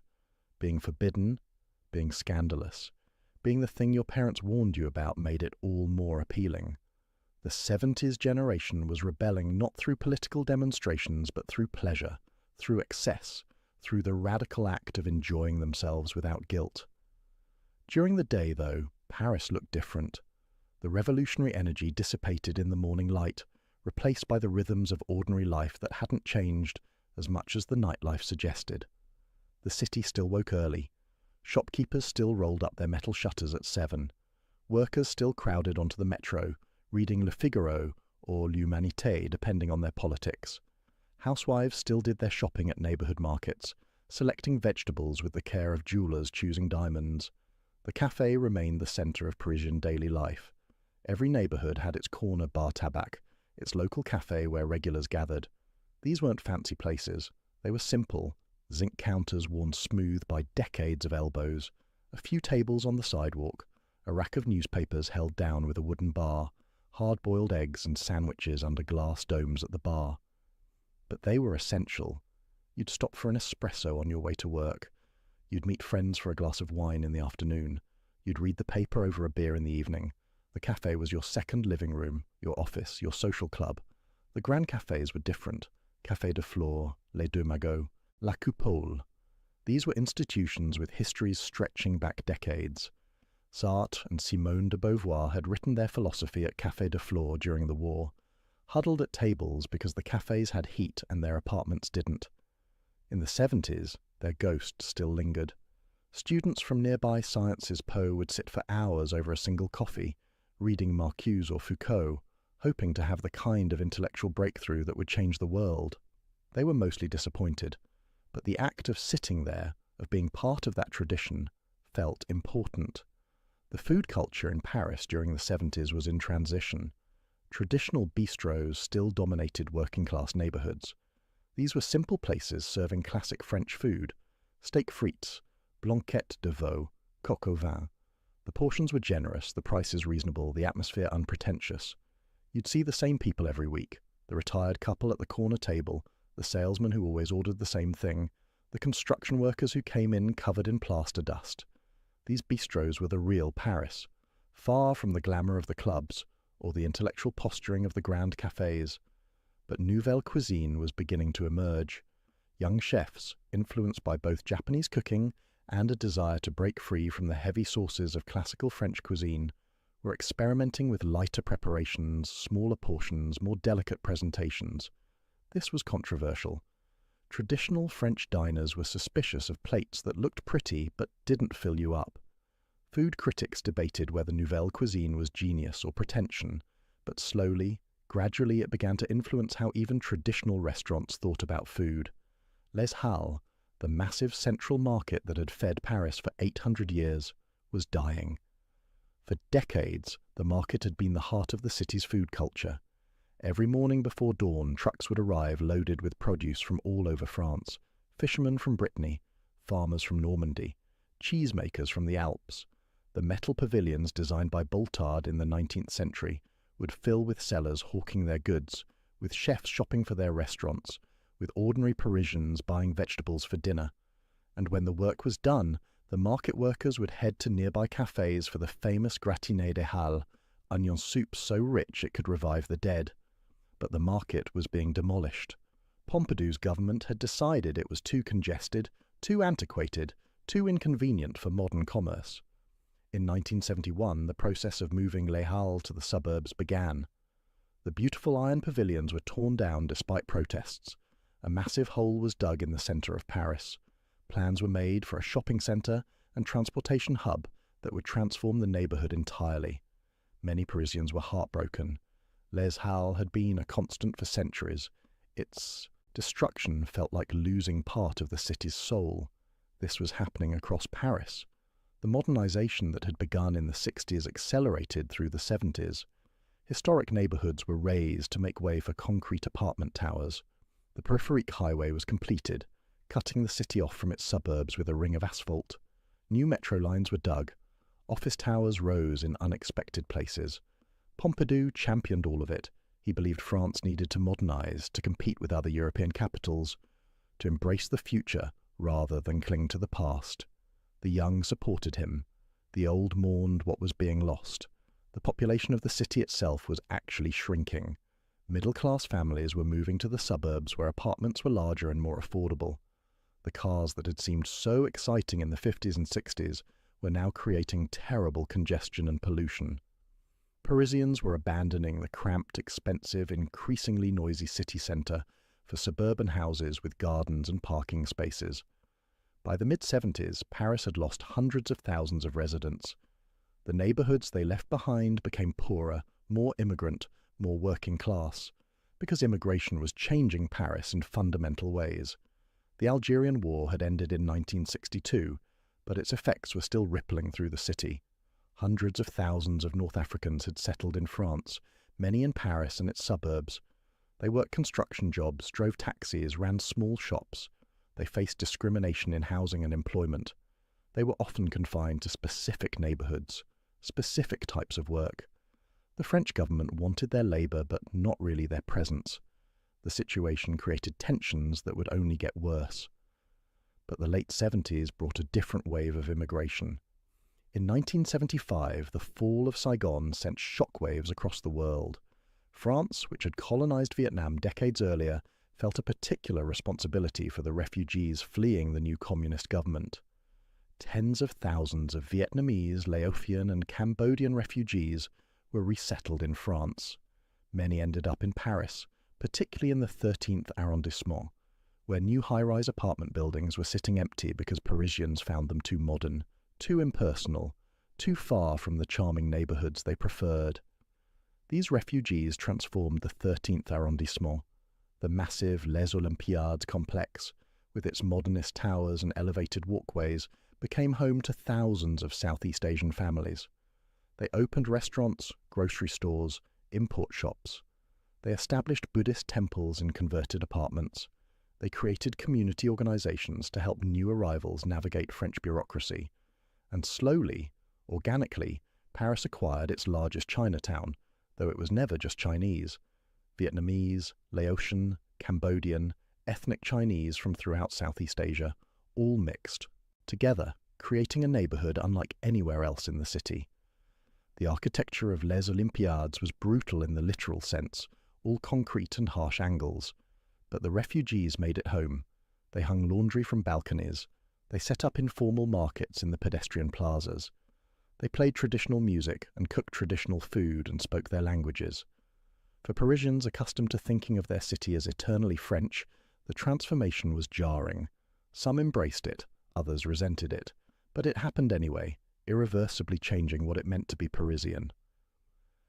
Belleville, in the 20th arrondissement, was changing too. This had always been a working-class neighbourhood, home to generations of immigrants. Eastern European Jews had settled there in the 19th century. Armenians fleeing genocide. Greeks, Algerians, Tunisians, Moroccans. Each wave left its mark. But in the 80s, Chinese immigrants from Wenzhou began arriving, adding another layer to the neighbourhood's complexity. By the end of the decade, Belleville had its own Chinatown, smaller and grittier than the 13th, but equally vibrant. The neighbourhood had history. It had been a stronghold of the Paris Commune in 1871, the failed revolutionary government that Marx had celebrated as the first dictatorship of the proletariat. The communards of Belleville had built barricades and fought to the death against the Versailles army. Thousands were executed at the wall of the Federalists in Père Lachaise cemetery. That revolutionary spirit never quite died. Belleville remained a neighbourhood of activists, artists, outsiders, people who didn't fit anywhere else. In the 70s, cheap rents attracted students and artists who couldn't afford Saint-Germain. They mixed with the immigrant families, the retired factory workers, the criminals and hustlers who'd always lived there. The neighbourhood cafe in Belleville was nothing like Café de Flore. It was a bar tabac with a Formica counter, a temperamental espresso machine, and a clientele that included pensioners, drug dealers, students, and shopkeepers. They all knew each other. They argued about politics and football. They shared news and gossip. They extended credit to neighbours who were short on cash. The cafe owner knew everyone's drink, everyone's story, everyone's problems. This was community in its most basic form, unglamorous but essential. Food in immigrant neighbourhoods was different too. North African cafes served mint tea and couscous. Vietnamese restaurants offered pho and spring rolls. Markets sold produce and spices you couldn't find anywhere else in Paris. For immigrants, these businesses were lifelines to their cultures. For adventurous Parisians, they were exciting discoveries. But for many French people, they were threatening, symbols of a Paris that was becoming unrecognisable, foreign, less French. The tensions simmered quietly, occasionally erupting into violence. The art scene in 70s, Paris was complicated. The energy of the French New Wave had dissipated, though the directors who'd defined it were still working. François Truffaut continued making films, increasingly focused on personal, intimate stories rather than revolutionary formal experiments. Jean-Luc Godard had gone underground, making political films with Maoist collectives. Eric Romer was creating his moral tales, delicate examinations of love and desire. But the excitement, the sense that cinema was being reinvented, had faded. The new wave was now the establishment, and a new generation was trying to figure out what came next. Cinephile culture remained strong. Art house theatres across Paris showed everything from Hollywood classics to experimental shorts. Film magazines debated theory and technique with the seriousness of religious scholars interpreting scripture. Students could spend entire afternoons watching 3 films in a row, discussing them over cheap wine in cafes afterward. Cinema was still taken seriously as art, in a way it wasn't in most other countries. Even commercial French films tried to say something, to engage with ideas, to avoid being merely entertaining. But the economic realities of filmmaking were getting harder. Television was becoming more popular. The guaranteed audiences that had supported the new wave in the 60s were fragmenting. Some directors retreated into increasingly obscure experimental work that found smaller and smaller audiences. Others compromised, making films that were more commercial, more accessible, less challenging. A few, like Truffaut with Day for Night, managed to balance artistic ambition with popular success. But it was getting harder.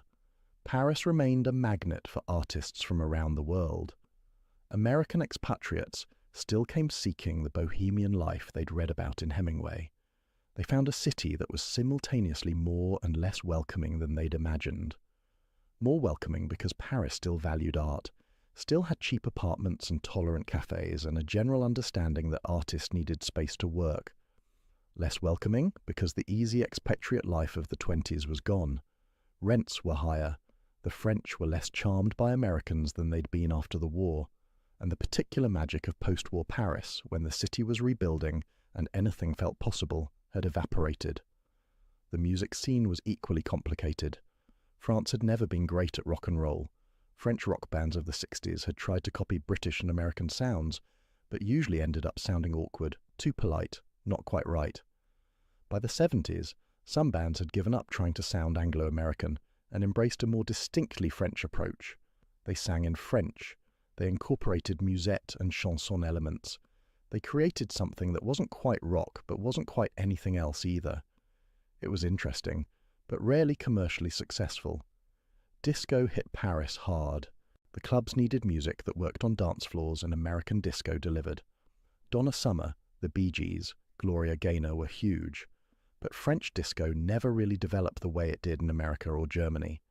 Instead, Paris became a place where disco was consumed rather than created. The DJs were the stars, not the producers.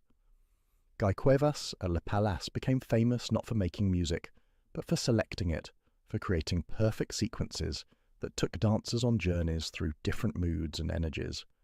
Jazz clubs survived, though they were less central than they'd been in the 50s. Saint-Germain still had venues where you could hear American jazz musicians who'd settled in Paris because they faced less racism than back home. The clubs were small, intimate, filled with smoke and the smell of whiskey. The audiences were older, more serious. This wasn't party music. It was music for listening, for contemplation. In a city increasingly dominated by disco and pop, the jazz clubs felt like time capsules from another era. Punk arrived late to Paris, and when it did, it never quite took hold the way it did in London or New York. French punk bands existed, but they always seemed to be copying rather than creating. The aggression, the nihilism, the anti-art stance of British punk didn't translate well to a French context. French youth were rebellious, certainly, but their rebellion expressed itself more through pleasure than through destruction, more through fashion than through spitting at audiences. Punk in Paris remained a minority taste, confined to a few clubs and a small, dedicated following. The sexual revolution that had transformed America in the 60s reached Paris later, but hit harder. For centuries, French society had maintained a peculiar double standard. Adultery was expected among the upper classes, but women who were too openly sexual faced social ruin. The 60s and 70s began to erode these contradictions. Women demanded the right to control their own bodies. Contraception became legal in 1967. Abortion was legalized in 1975 after fierce debate. These were massive changes, opposed violently by the Catholic Church and conservative politicians, but ultimately unstoppable. Young people in the 70s had freedoms their parents couldn't have imagined. They could live with partners before marriage. They could have sex without necessarily intending to have children. They could experiment with different relationships, different sexualities, different ways of being. This terrified the older generation, who saw it as moral collapse. But for young Parisians, it felt like liberation, like the chance to finally live honestly, rather than maintaining elaborate pretenses. The women's liberation movement was active in Paris throughout the 70s. Feminists organized demonstrations, published magazines, opened bookstores and resource centers. They fought for equal pay, for reproductive rights, for recognition of domestic violence as a crime rather than a private matter. They challenged everything, the way women were portrayed in advertising, the assumption that childcare was women's work, the casual sexism of everyday language. They made people uncomfortable. They were supposed to. That was the point. The gay liberation movement was equally active.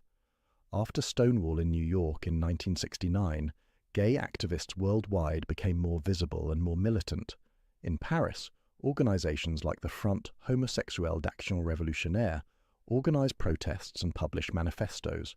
They demanded recognition, rights, the end of discrimination. The clubs gave them visibility and community. The activist organizations gave them political power. Together, they began to change how French society thought about sexuality, about identity, about who deserved rights and dignity. But discrimination remained severe. Gay men were beaten in the streets. Lesbians were invisible in public discourse. Transgender people had almost no rights or recognition. The law might not criminalize homosexuality, but society certainly did. Parents disowned children. Employers fired workers. Landlords refused to rent to anyone suspected of being gay. The community that formed in the clubs wasn't just about pleasure. It was about survival, about finding family when your biological family rejected you, about creating spaces where you could simply exist. By the late 70s, shadows were beginning to appear. The first whispers of a disease that was affecting gay men in New York and San Francisco. Nobody knew what it was yet. Nobody knew how it spread or how to treat it. But some of the most active, most visible members of the Paris gay community were getting sick. They'd travel to New York for treatment and come back with stories about hospitals that wouldn't treat gay patients, about doctors who were terrified to touch them, about friends who were dying in isolation. The AIDS epidemic was still a few years away from destroying the gay community, but the warning signs were there for anyone paying attention. The economic situation in Paris was also darkening. The oil crisis of 1973 had hit France hard. Inflation was rising. Unemployment was increasing. The post-war economic boom that had created the Trente Glorieuses, the 30 glorious years of prosperity, was ending. The government was struggling to respond. Factories were closing. Industrial jobs were disappearing. The suburban housing projects built to houseworkers were becoming warehouses for the unemployed. The future that had seemed so bright in the 60s was looking considerably dimmer. Crime was rising, particularly in certain neighborhoods. Heroin was beginning to spread, bringing with it addiction and all the desperate crimes addicts commit to feed their habits. The police responded with increasing force, particularly in immigrant neighborhoods, where they assumed everyone was a potential criminal. Young North African men were stopped and searched constantly. They were arrested for minor infractions. They were beaten in custody. The resentment was building, though it wouldn't explode into full-scale riots for another decade.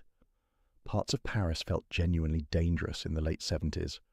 The construction zones where Les Halles had been torn down became gathering spots for drug dealers and homeless people. Certain metro stations were known to be unsafe after dark. Women travelling alone faced constant harassment. The police were overwhelmed and often corrupt.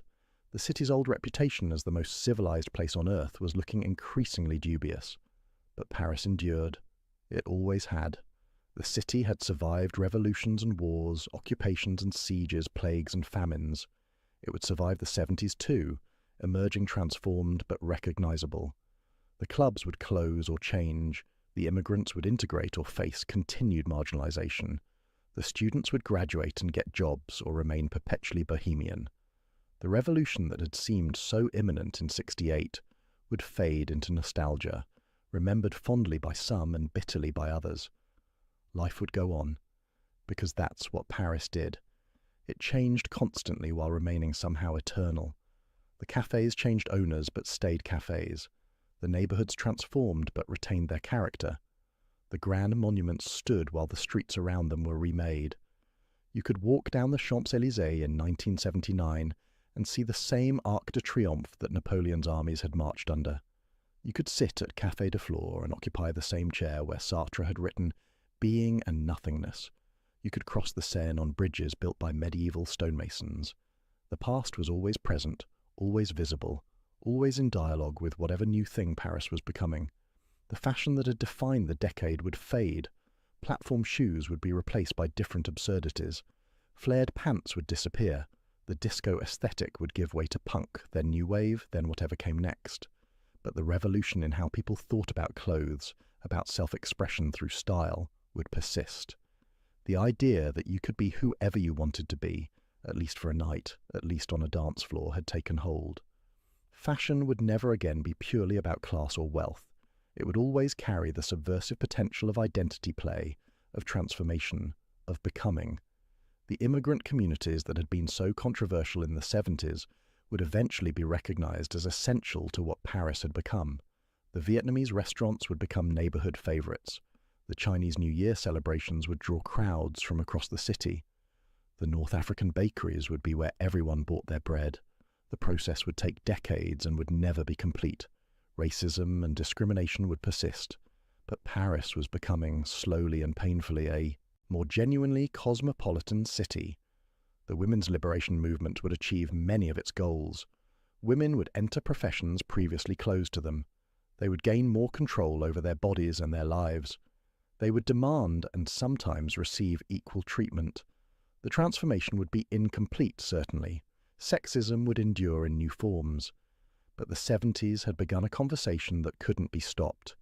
The assumption that women's place was in the home, that their lives were defined by their relationships to men, had been fundamentally challenged. The gay community would face its darkest hour in the 1980s as AIDS devastated a generation. The clubs where so much joy had been found would become memorials. The sexual freedom that had seemed so liberating would come to feel dangerous. But the community that had been built in the 70s would survive. The activism, the visibility, the refusal to hide or apologize would make it possible to fight back against the epidemic and the discrimination it intensified. The work of creating spaces where gay people could simply exist would prove to have been essential preparation for the battles to come. Pompidou died in 1974, while still in office. He was replaced by Valéry Giscard d'Estaing, a conservative who nonetheless understood that France was changing and that the government needed to change with it. But by the end of the decade, France was ready for something different. In 1981, François Mitterrand would win the presidency as a socialist, the first left-wing president of the Fifth Republic.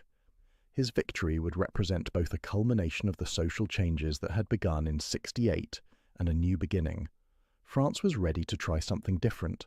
Paris in the 1970s was a city in transition. The old certainties were dying. The new possibilities were still unclear. People were trying to figure out how to be modern while remaining French, how to embrace change while preserving what was valuable from the past, how to be a global city while maintaining a distinct identity, how to accommodate immigrants while defining what French identity even meant. These questions weren't answered in the 70s. They remain unanswered today. But the decade forced Paris to confront them in new ways. The decade left behind images that would define how people remembered it. Yves Saint Laurent in a tuxedo at Le Palace, Grace Jones on stage wrapped in a fringed cape, students arguing philosophy at outdoor cafes, Vietnamese refugees making new lives in concrete towers, disco balls spinning in converted theatres, platform shoes and flared pants, the destruction of Les Halles, the birth of punk, the last gasps of the French New Wave, the beginning of the end of French cultural dominance, the transformation of nightlife from elite social ritual to democratic pleasure palace, the slow, painful acknowledgement that France would have to share Paris with the world. Walk through Paris today, and you can still see traces of the 1970s. The buildings that were built then, often ugly, but undeniably there. The immigrant neighborhoods that took root, the clubs that survived, transformed but recognizable. The fashion boutiques that grew from small shops, the cafes that adapted to changing tastes, the universities that never quite recovered from '68, the sense that anything could happen, that the city's identity was always negotiable, always subject to reinvention, always in flux. That was the 70s gift and curse. Paris would never again feel quite as settled, quite as sure of itself, quite as eternal as it had before, but it would be more dynamic, more diverse, more interesting as a result. The decade ended with both hope and anxiety. Hope because the social changes that had seemed impossible at the beginning of the decade were now accepted reality. Anxiety because the economic problems were getting worse and nobody knew how to solve them. The clubs were still open, still serving champagne, still promising that if you wore the right outfit and knew the right people, you could escape into a world of pure pleasure. But the cracks were showing. The drugs were getting harder. The people were getting desperate. The sense that this couldn't last forever was becoming impossible to ignore. Paris has always been a city of contradictions, rich and poor, sacred and profane, traditional and revolutionary. The 1970s didn't resolve these contradictions. They intensified them, made them more visible, forced the city to confront what it was becoming rather than what it had been. Some Parisians mourned the Paris they were losing. Others celebrated the Paris they were gaining. Most did both simultaneously, without seeing any contradiction in it. Because Paris was big enough to contain multitudes, to be simultaneously the city of Sartre and Studio 54, of Vietnamese refugees and aristocratic parties, of political manifestos and disco balls, of revolution and reaction, progress and preservation, change and continuity. If you could have stood on the steps of Sacré-Cœur on New Year's Eve 1979 and looked out over Paris, you would have seen a city of lights stretching to the horizon. Some of those lights would have been from the grand monuments that had stood for centuries. Others would have been from the new buildings, the modern towers, the transformed neighborhoods. Below you, in basements and converted theaters, people would have been dancing, celebrating, trying to squeeze every last drop of pleasure from the decade before it ended. In apartments across the city, families would have been gathering for dinner, immigrants would have been maintaining traditions from home, artists would have been creating work nobody would understand for another 20 years. Paris in the 70s was messy, contradictory, sometimes ugly, often beautiful, always changing. It was a city trying to figure out its future while honouring its past, a city opening itself to the world while trying to preserve its identity, a city where fashion designers and factory workers, refugees and aristocrats, students and retirees all shared the same streets, the same metro, the same cafes, even if they experienced them in radically different ways. It was a city at its most vulnerable and its most vital. And in that vulnerability and vitality, it created culture that would influence the world for decades to come. The clubs would close, the music would change, the fashion would evolve, but the spirit of experimentation, of liberation, of possibility that defined Paris in the 1970s would endure. It would influence how people thought about cities, about culture, about what was possible when you brought together people from different backgrounds and gave them space to create something new. Paris had been transformed, and in being transformed, it had transformed what it meant to be a modern city. Thank you for watching, dear friends. If you enjoyed this journey through the streets and clubs of 1970s Paris, please like this video and subscribe to the channel. Your support helps us continue bringing you these deep dives into history's most fascinating moments. Until next time, may your dreams be filled with disco balls and possibilities.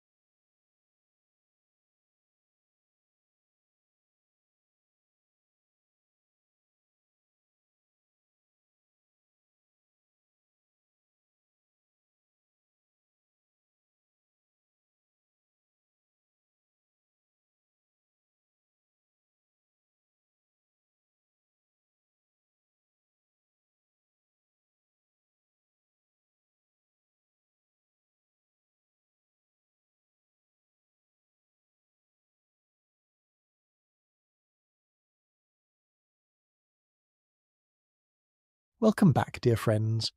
Before we begin, let me know where in the world you are watching from tonight. And please do not forget to subscribe and like to support the channel. Your support means the world, and it helps bring more stories like this one to your ears as you drift off to sleep. Now, settle in, get comfortable. Let the sounds of the world fade away as we travel back in time together, to a place where the sky stretched endless over the Texas plains, where oil derricks pumped black gold from the earth, and where a football team was about to become something more than just a team. They were about to become a symbol, a myth, America's team. Picture this. It is a Friday night in October 1971. The autumn air carries that first hint of coolness, though in Texas, even autumn can feel like summer's stubborn refusal to leave. The cicadas have finally quieted after months of their electric buzzing, and the evening breeze carries the scent of grass and dust and the first fallen leaves of the season. But tonight, something special is happening. Something that will mark a turning point, not just for a football team, but for an entire city. 65,000 people are filing into a brand new stadium in Irving, Texas, just west of Dallas proper. The structure rises from the flat Texas landscape like something from the future, its partially open roof creating a halo effect against the darkening sky. Cars stretch for miles along the highways leading to the stadium, their headlights creating rivers of light across the prairie. Texas Stadium. The name itself seemed to claim something larger than any single team or city. This was Texas, and Texas did things bigger than anywhere else. They said God left a hole in the roof so he could watch his favorite team play. And tonight, for the very first time, the Dallas Cowboys are taking the field in their new home. The roar of the crowd washes over the stadium like a wave, building and building until it becomes something physical, something you can feel pressing against your chest. The lights blaze bright enough to be seen for miles, turning the stadium into a beacon visible from highways across the Metroplex. The artificial turf glows an impossibly vivid green under those lights, a colour that nature never intended. And somewhere in the stands, a father lifts his young son onto his shoulders so the boy can see over the crowd. The child clutches a pennant, the star logo of the Cowboys emblazoned in white against blue. His eyes are wide, taking in more sensory information than his young mind can process. He will remember this night for the rest of his life. The smell of popcorn and hot dogs mixing with cigarette smoke, and the perfume of the woman in the next row. The press of bodies around him, thousands upon thousands of people sharing this moment. The way his father's voice cracked with emotion when the Cowboys scored their first touchdown in their new home. This moment captures everything Dallas was becoming in the 1970s. A city of spectacle and ambition. A city that built monuments to its dreams and then filled them with cheering thousands. A city that refused to be defined by tragedy, even when tragedy had put it on the map in the worst possible way. Because just 8 years before this magical October night, Dallas had been known for something very different. Something dark. Something that the city had been trying desperately to escape ever since. This is the story of Dallas in the 1970s. A city transforming itself. A city shaking off the shadow of tragedy and reaching for something brighter, something that would make the world see it in an entirely new light. A city of oil money and football glory, of disco nights and dangerous secrets, of cheerleaders who changed sports forever, and schemes that would make fictional villains blush with admiration. It is a story of excess and ambition, of dreams realized and innocence lost. It is the story of how a city became a symbol, and how that symbol, for better and worse, came to represent something essential about America itself in the final decades of the 20th century. The people who lived through it did not know they were making history. They were just living their lives, raising families, going to work, falling in love, making mistakes, chasing fortunes, losing everything, starting over. But looking back now, across the distance of decades, we can see how remarkable it all was. How a city that had experienced one of the great tragedies of American history reinvented itself as something glamorous, something exciting, something that millions of Americans wanted to watch every Sunday afternoon. So close your eyes if you like, let your breathing slow, feel the weight of your body sinking into wherever you are resting tonight, and let me take you there, to a time when the future seemed limitless, when the oil would never stop flowing, when the party never had to end. Let me take you to 1970s Dallas. To understand what Dallas became in the 1970s, you first have to understand what it was trying to leave behind. November the 22nd, 1963, a date that changed everything, not just for America, but for this particular city on the Texas plains. President John F. Kennedy was assassinated on the streets of Dallas, shot as his motorcade rolled through Dealey Plaza on a warm autumn afternoon. Within hours, the city's name had become synonymous with tragedy. The City of Hate, some called it. A place where the American dream had been murdered in broad daylight, where the optimism of a new decade had been cut short by bullets. For years afterward, Dallas carried that weight like a millstone around its neck. Business leaders worried about the city's reputation, watching conventions and corporate relocations go to Houston or Atlanta instead. Residents bristled at the assumptions outsiders made about them, the sidelong glances, when they mentioned where they were from. The shadow of Dealey Plaza seemed to stretch across every conversation about the city's future, every discussion about what Dallas meant and what it might become. Some Dallas residents avoided driving through Dealey Plaza entirely, taking longer routes to avoid the memories. Others passed through daily, the trauma becoming a kind of scar tissue that they learned to ignore. The Texas School Book Depository still stood at the corner of Elm and Houston, a daily reminder of what had happened there. It would not become a museum until decades later. In the 1970s, it was just a building people tried not to look at. But Dallas has never been a city content to look backward. This was a place founded by ambition, built by people who believed that tomorrow would always be better than today, that hard work and boldness would be rewarded, that the future belonged to those who seized it. And as the 1960s gave way to the 1970s, something was stirring. A transformation was beginning that would remake the city's identity entirely. By 1970, Dallas was already one of the fastest-growing cities in America. New residents were arriving at a pace of nearly 1,000 per month, drawn by jobs, by opportunity, by the promise of something different from the struggling cities of the Northeast and Midwest. They came from Ohio and Michigan, where the automobile factories were beginning their long decline. They came from Pennsylvania and New York, escaping high taxes and cold winters. They were young people with college degrees and ambitions bigger than the places they left behind. These newcomers found a city that felt almost impossibly optimistic. The highways were new and fast, 6 and 8 lanes of concrete cutting through the landscape, making it possible to live miles from downtown and still commute in reasonable time. The buildings were modern, all glass and steel and sharp angles instead of the aging brick and stone they had left behind. There were jobs in insurance companies and banks, in oil company headquarters and technology firms. The economy seemed designed for young people on the way up. The cost of living was remarkably low compared to the cities they had fled. A young professional could afford a new car, a nice apartment, nights out at restaurants and clubs. The weather was hot, sometimes brutally so, but air conditioning made it bearable, and there was something exhilarating about living in a place that felt like the future. The city sprawled outward across the flat Texas prairie in every direction, new developments springing up where cotton fields had stood just years before. Plano and Richardson and Garland were transforming from small towns into suburbs, their populations exploding as families sought good schools and safe neighborhoods.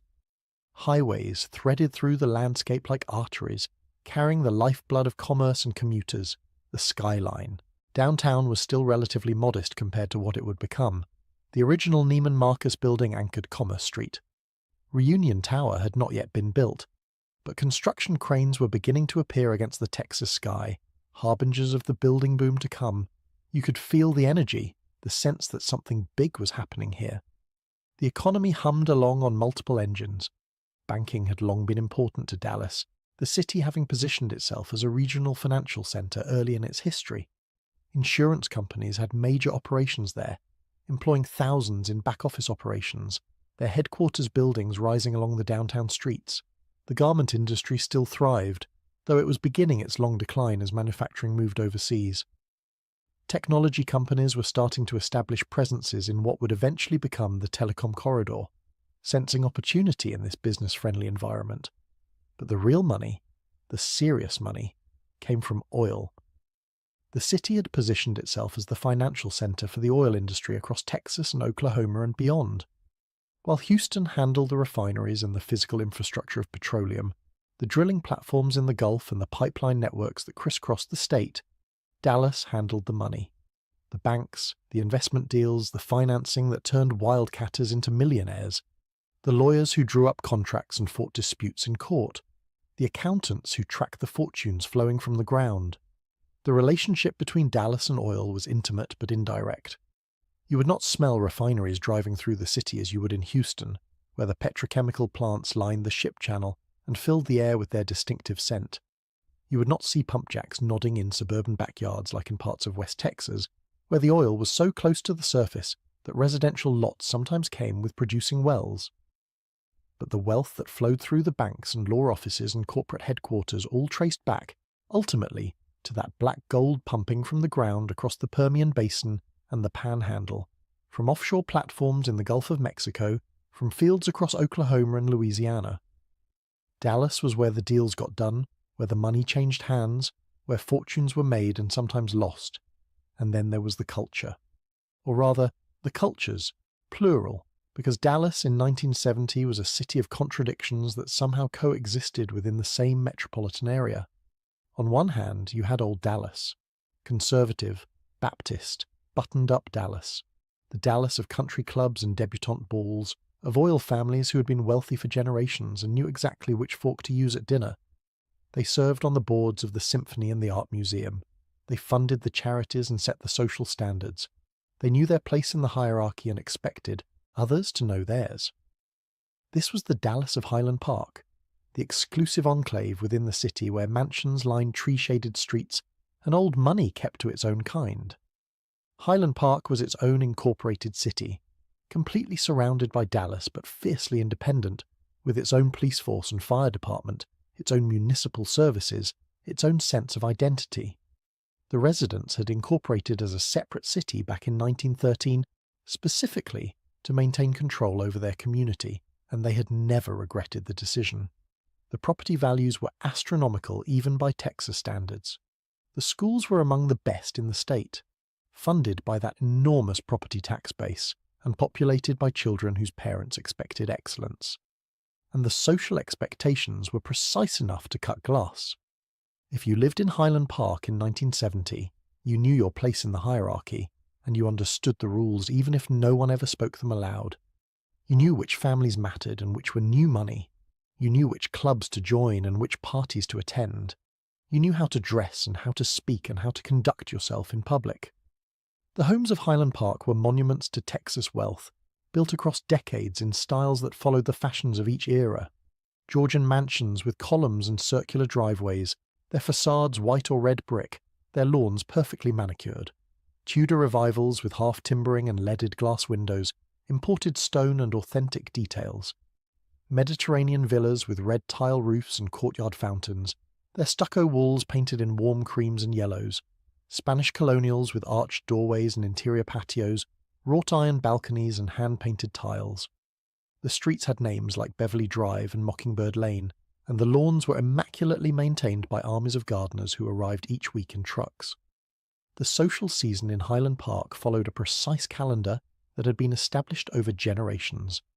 Debutante presentations introduced young women to society each fall, elaborate affairs with white gowns and formal escorts and receptions at the country club.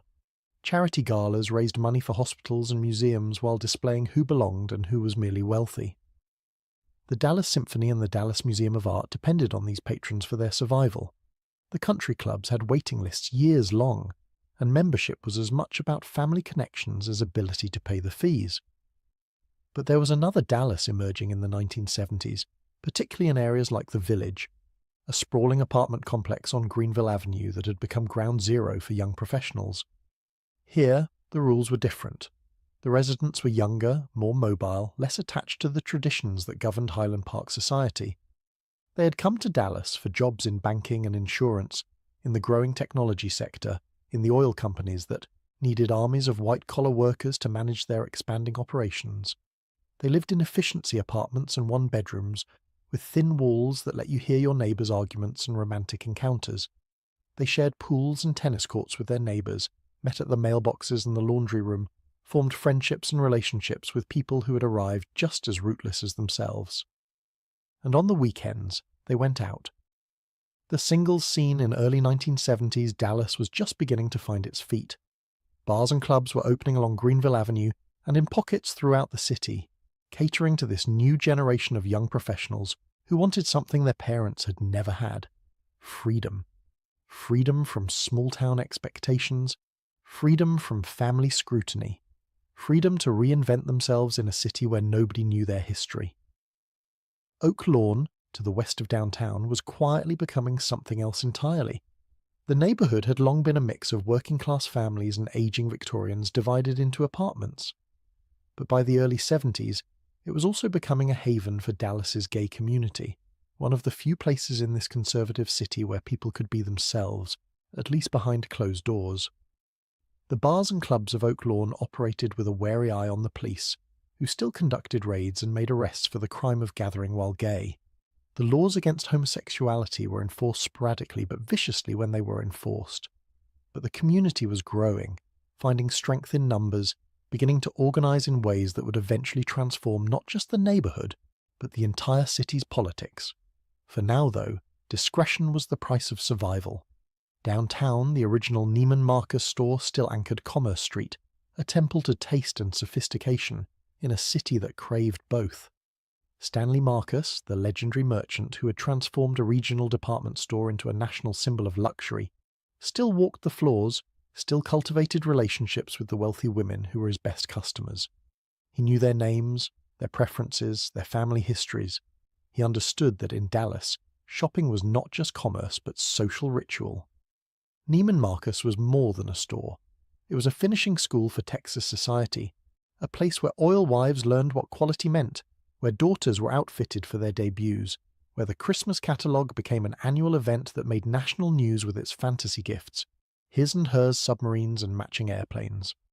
If you wanted to understand Dallas aspirations in 1970, you could do worse than spend an afternoon in the flagship Neiman Marcus store, watching the women in their careful outfits making their careful purchases, and presiding over all of it, giving Dallas its most visible identity, were the Cowboys. The Dallas Cowboys had been an expansion team born in 1960. For their first 5 years, they were terrible, the kind of team that gave fans nothing to cheer about except hope for next year. They lost and lost and lost some more, drawing sparse crowds to the Cotton Bowl, providing more material for jokes than for pride. But under coach Tom Landry, they had slowly, methodically, become something special.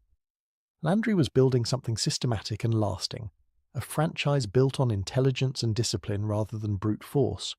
By 1970, they were contenders. They had made the playoffs, they had played in NFL championship games, but they had not yet won the big one. They were known, somewhat bitterly, as next year's champions, a team that could never quite finish what it started. They had the talent, they had the coaching. But something always went wrong at the crucial moment. That was about to change, and when it did, everything else would change too. The Cotton Bowl had been home to the Cowboys since their creation, but by the mid-1960s, owner Clint Murchison Jr. wanted out. The Cotton Bowl sat in Fair Park, the sprawling complex that hosted the annual State Fair of Texas each October. It was a perfectly good stadium, historic even, with decades of college football memories embedded in its concrete. The Texas-Oklahoma rivalry game filled it every fall, 50,000 fans split between burnt orange and crimson screaming at each other across the field. New Year's Day brought the Cotton Bowl game itself, matching top college teams in what was then one of the most prestigious postseason matchups. But Murchison saw problems that others overlooked or accepted as inevitable. The neighbourhood around Fair Park had changed dramatically since the stadium was built in 1930. White flight had transformed the area as more affluent residents moved to the suburbs in the decades following World War II. The demographics had shifted. Crime statistics were rising. The facilities were aging, designed for an earlier era when expectations were lower. Concourses were cramped and dark. Restrooms were inadequate for crowds of 50,000.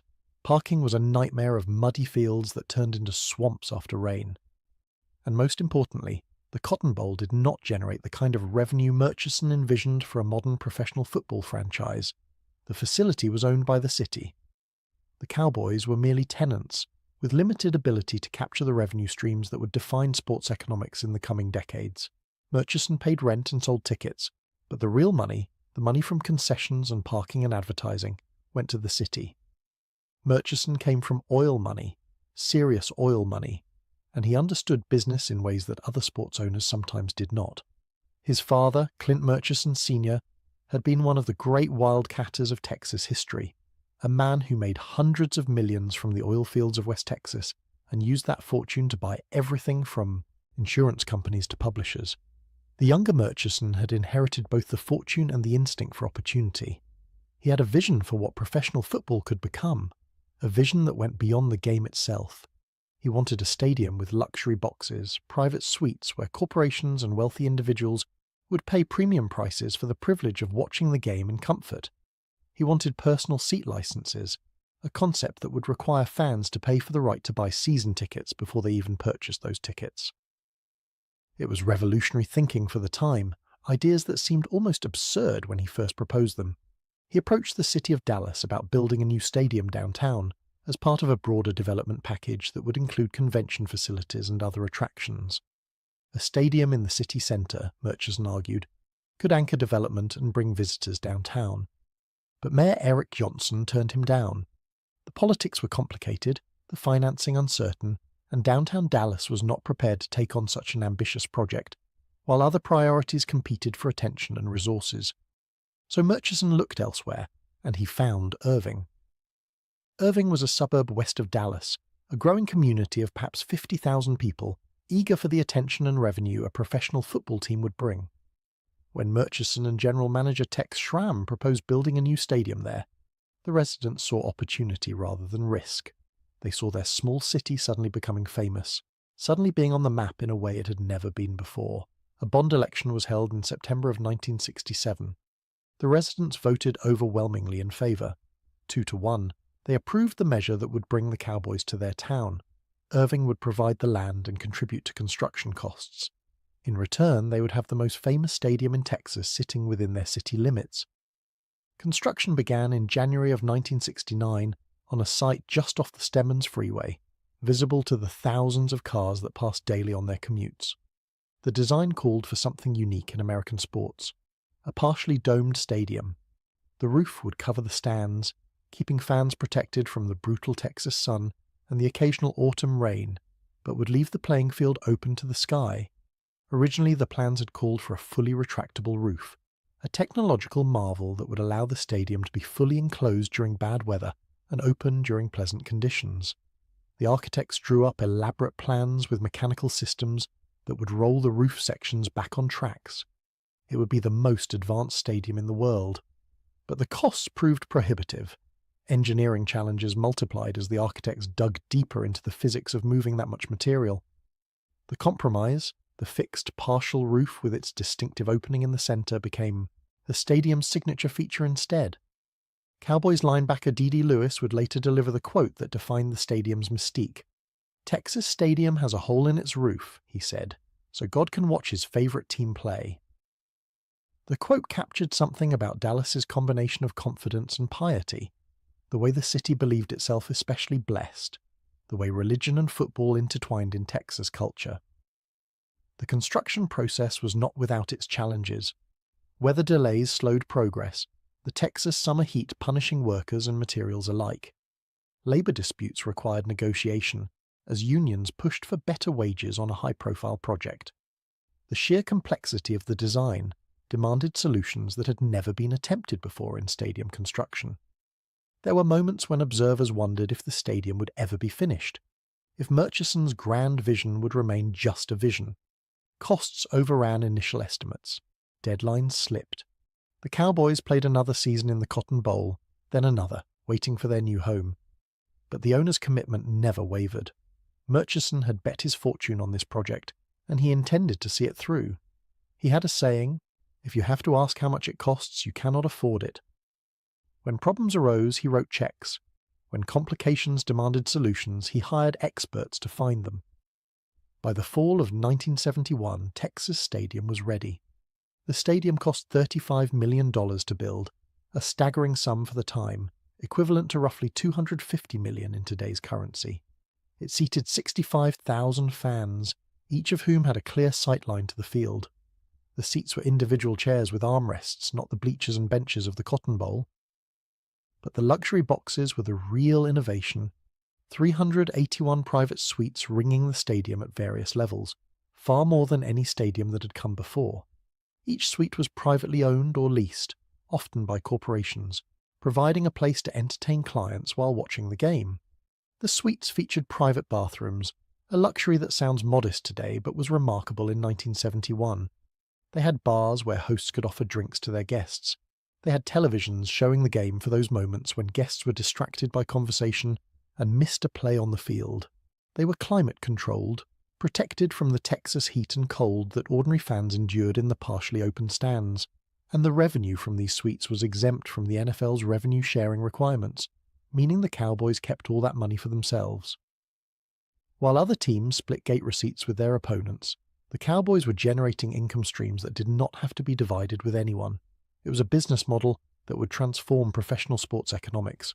The first event held at Texas Stadium was not a football game. In September of 1971, a month before the stadium officially opened for Cowboys games, evangelist Billy Graham held a 10-day crusade there.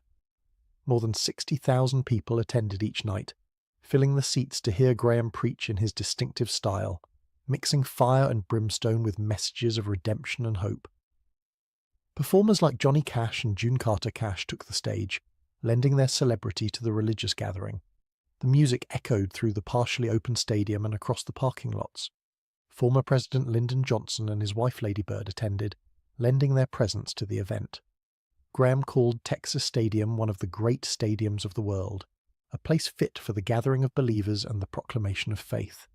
The crusade set a tone for the stadium as more than just a sports venue. It was a place where important things happened, where crowds gathered for experiences that transcended ordinary entertainment. But the moment everyone had been waiting for came on October 24th, 1971.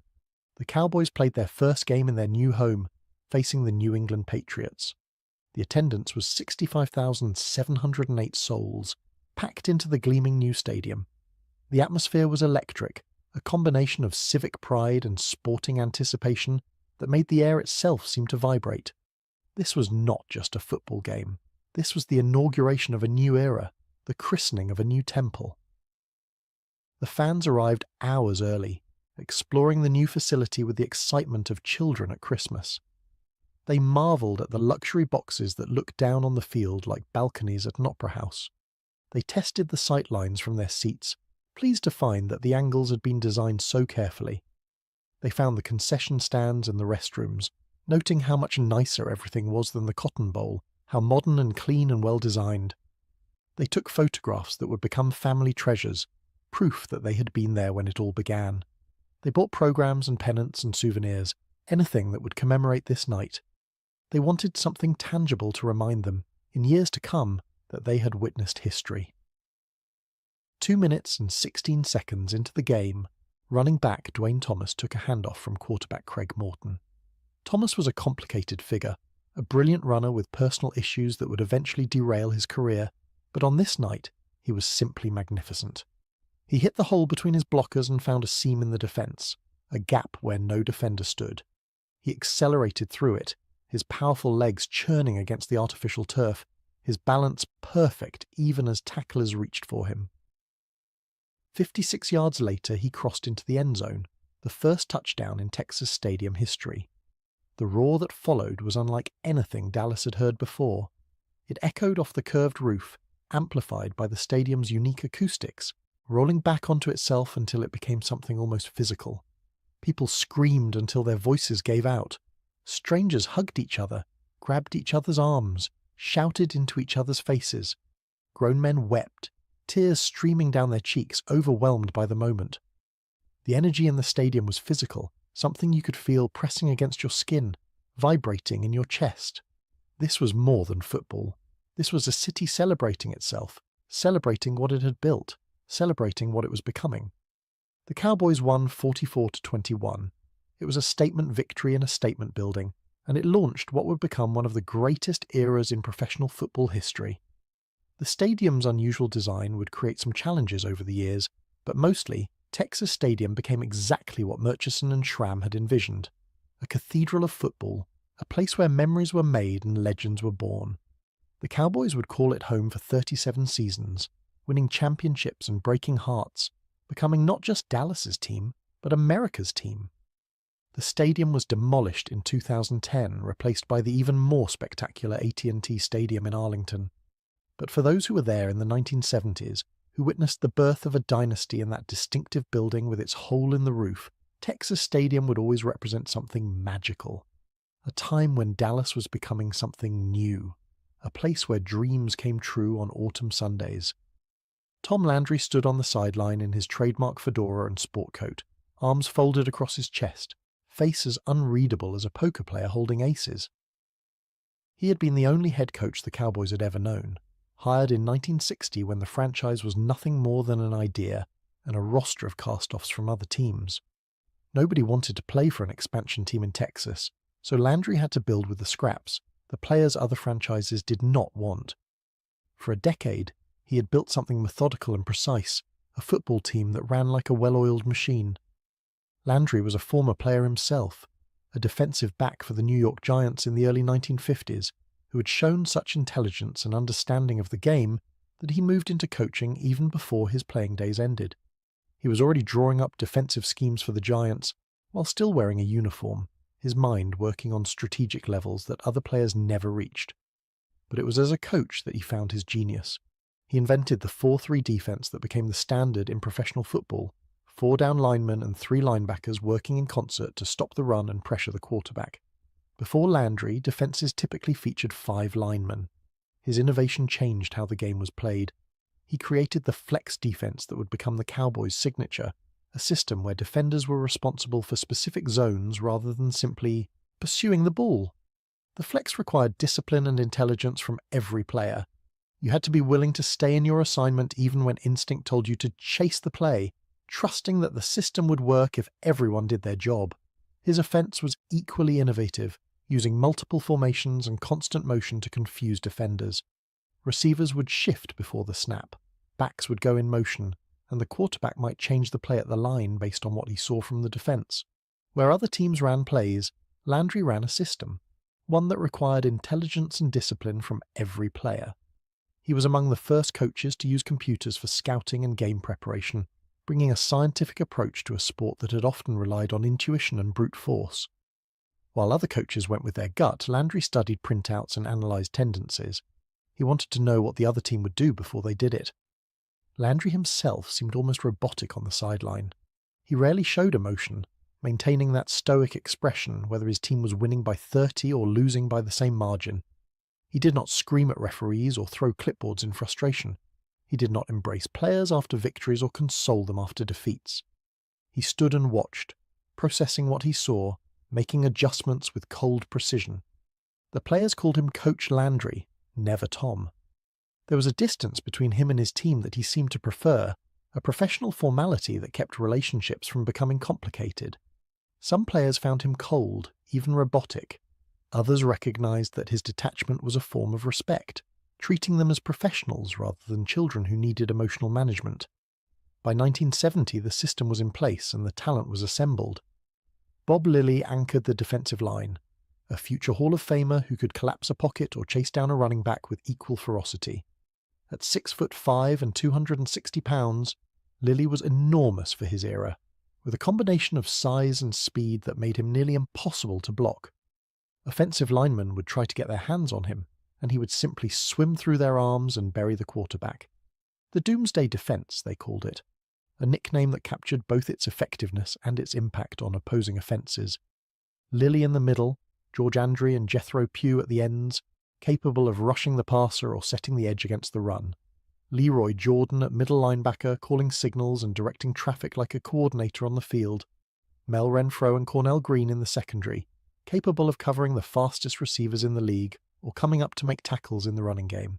But the Cowboys had a problem. They could not win the big games. Twice they had lost the NFL championship game to the Green Bay Packers, including the legendary Ice Bowl in 1967. That game, played in temperatures of 13 degrees below zero at Lambeau Field in Green Bay, remained a wound in the collective memory of Cowboys fans, a nightmare that played in their minds whenever the stakes were highest. The conditions were almost unimaginable for a football game. The heating system meant to keep the field thawed had failed, leaving the playing surface frozen solid as concrete. Players' breath crystallized in the air instantly, hanging in clouds before their faces. The referees' whistles froze to their lips when they tried to blow them. The cold was so severe that the Dallas band could not play their instruments because the metal mouthpieces froze and stuck to their lips, drawing blood. With 16 seconds remaining, Green Bay trailed by 2 points and faced third down at the Dallas 1-yard line. The logical play was a field goal, a chip shot that would have won the game. Instead, quarterback Bart Starr called a sneak, betting everything on one play. He pushed forward behind the block of Jerry Kramer and crossed into the end zone by inches. Dallas had lost, again, in the final seconds. The Ice Bowl became the defining moment of what the Cowboys could not do, a symbol of their inability to close out games when championships were on the line. They had made it to Super Bowl V after the 1970 season, finally reaching the biggest stage after years of falling short. But they lost to the Baltimore Colts on a last-second field goal in what some called the Blunder Bowl, for all the turnovers and mistakes on both sides. The Cowboys had committed 7 turnovers in that game, fumbles and interceptions at crucial moments. Their quarterback threw 3 interceptions. A running back fumbled deep in their own territory. The loss felt like confirmation of everything critics had said about them. Next year's champions. The label stuck, and it stung. The 1971 season began with a quarterback controversy. Craig Morton had been the starter for years, a talented passer with a strong arm but a tendency toward inconsistency. But Roger Staubach was pushing for playing time, demanding his chance to show what he could do. Staubach was different from most football players in ways that went beyond his throwing motion or his scrambling ability. He had graduated from the Naval Academy in 1965, winning the Heisman Trophy his junior year as the best college football player in America. He was 6 feet 3 inches of pure athletic ability, with a right arm that could thread passes through coverage and legs that could carry him away from pressure. But his commitment to the Navy meant he had to serve 4 years of active duty before he could pursue a professional career. While other players were developing in the NFL, learning the nuances of the professional game, Staubach was serving his country. He spent a year in Vietnam as a supply officer, overseeing logistics at a base in Da Nang while the war raged around him. He kept in shape as best he could, throwing footballs when he had the chance, maintaining his skills on makeshift fields while bombs fell in the distance. He came to the Cowboys at age 27, older than most rookies, having missed what should have been his prime developmental years. Some wondered if he could ever catch up, if the game had passed him by while he was serving his country. Could a quarterback learn the intricacies of professional football in his late 20s?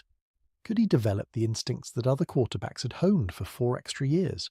He was also a devout Christian, a devoted family man with a wife and children, and a fierce competitor who seemed almost supernaturally driven to win. Where other quarterbacks relied on physical gifts alone, Staubach combined talent with an almost fanatical work ethic. He studied film for hours. He practiced plays until his receivers complained about fatigue. He wanted to win with an intensity that bordered on obsession. For the first half of the 1971 season, Landry alternated between his quarterbacks, trying to find the right answer. Morton would start one game, Staubach the next. Neither could establish a rhythm. Neither could feel secure in his position. In one game against the Bears, Landry actually alternated them by the play, sending in a new quarterback with each snap. Morton would hand off or throw, then trot to the sideline as Staubach ran onto the field for the next play. It was chaos, and the Cowboys lost. The crowd booed. The players were confused. The system had failed. At the midpoint of the season, Dallas was 4-3, respectable but not championship caliber, not the record of a team that expected to contend for Super Bowls, and then Landry made his decision. Staubach would be the starter. There would be no more alternating, no more controversy, no more questions about who would take the snaps. Roger Staubach was the quarterback of the Dallas Cowboys, and that was final. Dallas did not lose another game that season. 7 straight victories to close out the regular season, each one building on the last, each one adding to the sense that something special was happening. Staubach grew more comfortable with each game, more confident, more deadly. He was learning the NFL at an accelerated pace, his intelligence compensating for his lost years. His passer rating for the season was an extraordinary 104.8, the best in the NFL by a significant margin. He threw 15 touchdowns against only 4 interceptions, protecting the ball with discipline while still making the aggressive throws. He made plays that seemed impossible, scrambling away from pressure and finding open receivers downfield, extending plays with his legs and finishing them with his arm. A playoff win over the Minnesota Vikings, another win over the San Francisco 49ers for the NFC Championship, and then Super Bowl VI against the Miami Dolphins. The game was played in New Orleans on January 16th, 1972. Tulane Stadium, with its ancient grandstands and grass field, hosted what would become one of the most dominant performances in Super Bowl history. Miami was young and talented, coached by Don Shula, with a roster that would go undefeated the following year in one of the greatest seasons any team has ever played. They had a powerful running game led by Larry Sonka and Jim Kick. They had a defense that had carried them through the playoffs. But on this day, they had no answer for Dallas. The Cowboys dominated from start to finish, executing Landry's game plan with precision that bordered on artistic. Their running game accumulated 252 yards, a Super Bowl record at the time. Dwayne Thomas rushed for 95 of those yards, his powerful style grinding down the Miami defense as the game wore on, his legs never seeming to tire. Walt Garrison added 74 more, his blue-collar style perfectly suited to Landry's methodical approach. Staubach threw for 2 touchdowns and was named the game's most valuable player. He was calm under pressure, making the throws when they mattered, managing the game with a veteran's poise despite his relative inexperience. The Doomsday defense held Miami to 3 points, the fewest ever scored by a team in a Super Bowl up to that time. The Dolphins' vaunted running game managed only 80 yards, stuffed at the line again and again by Lilly and his teammates. Final score, Dallas 24, Miami 3. Tom Landry was carried off the field on the shoulders of his players, and for once, for just that moment, a smile cracked his stoic facade. The fedora tilted on his head, his arms rose in celebration. 20 years of building, of losing, of being told his team could not win the big one, and now they had won the biggest one of all. The next year's champion's curse was broken. The Dallas Cowboys were champions of the world. It was only the beginning. Throughout the 1970s, the Cowboys remained at or near the top of professional football, a sustained excellence that no other team could match. They returned to the Super Bowl after the 1975 season, losing a heartbreaker to the Pittsburgh Steelers, 21-17. That game featured one of the most famous plays in NFL history. Lynn Swann's acrobatic catch over Mark Washington, where the Steelers' receiver seemed to float through the air and somehow hold onto the ball despite impossible coverage. Swann twisted and turned, the ball dancing on his fingertips, and when he came down with it, the Cowboys' hopes came down too. They went back again after the 1977 season, this time crushing the Denver Broncos 27-10 to claim their second championship of the decade. Harvey Martin and Randy White, the defensive ends who had terrorized opposing quarterbacks all season, shared Most Valuable Player honors, the only time that award has been split, in Super Bowl history. And then came another Super Bowl loss to Pittsburgh after the 1978 season, a game that went down to the final minutes, 35-31, in a contest that many still consider one of the greatest Super Bowls ever played. Pittsburgh and Dallas traded haymakers for 4 quarters, neither team able to put the other away, until the final seconds ticked away, and the Steelers held on. 5 Super Bowl appearances in 9 years, 2 championships, a decade of dominance that transformed the franchise from regional attraction to national phenomenon. The Cowboys were on national television more than any other team in football. Their games drew the highest ratings. Their stars became celebrities recognized far beyond the sports pages, household names in homes that did not even care about football. And somewhere along the way, they acquired a nickname that would define them forever. America's Team. The name came from a highlight film produced by NFL Films in 1978. The narrator, the legendary voice of John Facenda, noted how Cowboys fans seemed to appear everywhere the team played, filling visiting stadiums with their cheers. No matter where the Cowboys went, he said, whether to Washington or New York, Philadelphia or Chicago, there were fans waiting for them, fans wearing the star, fans cheering for Dallas. The Cowboys, he concluded in that sonorous voice, were America's team. Landry did not like the label. He thought it would motivate opponents, give them extra incentive to beat Dallas, turn every game into a crusade against presumption. And he was probably right. Other teams' fans resented the presumption, the arrogance of claiming to represent all of America, of assuming their team was somehow special. but the name stuck because it captured something true. The Cowboys had become more than just a football team from Texas. They had become a symbol of success, of excellence, of a certain kind of American glamour that transcended regional loyalties. When people around the world thought of American football, they thought of the star on the helmet. They thought of Tom Landry in his fedora. They thought of Roger Staubach throwing from the pocket. The players of that era became legends, their names still invoked decades later by fans who remember their glory days. Staubach, the Navy hero who won 2 Super Bowls and earned a reputation for impossible comebacks. He would lead the Cowboys to 23 fourth-quarter comeback victories in his career, so many that the phenomenon earned its own name, Captain Comeback. Tony Dorsett arrived in 1977, the explosive running back from Pittsburgh who won a championship his rookie year. Dorsett could accelerate through holes that other runners would not even see, his quickness making tacklers grasp at air where he had been a moment before. He was poetry and shoulder pads, grace and power combined. Randy White and Harvey Martin, the defensive ends who terrorized quarterbacks. Ed Too Tall Jones, who stood 6 feet 9 inches tall and could have been a basketball star or a boxer but chose football, his wingspan making him impossible to throw over. Cliff Harris and Charlie Waters, the safeties who hit like linebackers and read quarterbacks like they were stealing the signals. Drew Pearson, who caught Staubach's Hail Mary passes and made the impossible seem routine. These names meant something to a generation of football fans, symbols of an era when the Cowboys stood atop the sport. And the team they played for helped transform Dallas from a city known for tragedy into a city known for triumph. Before 1972, cheerleaders in professional football were an afterthought.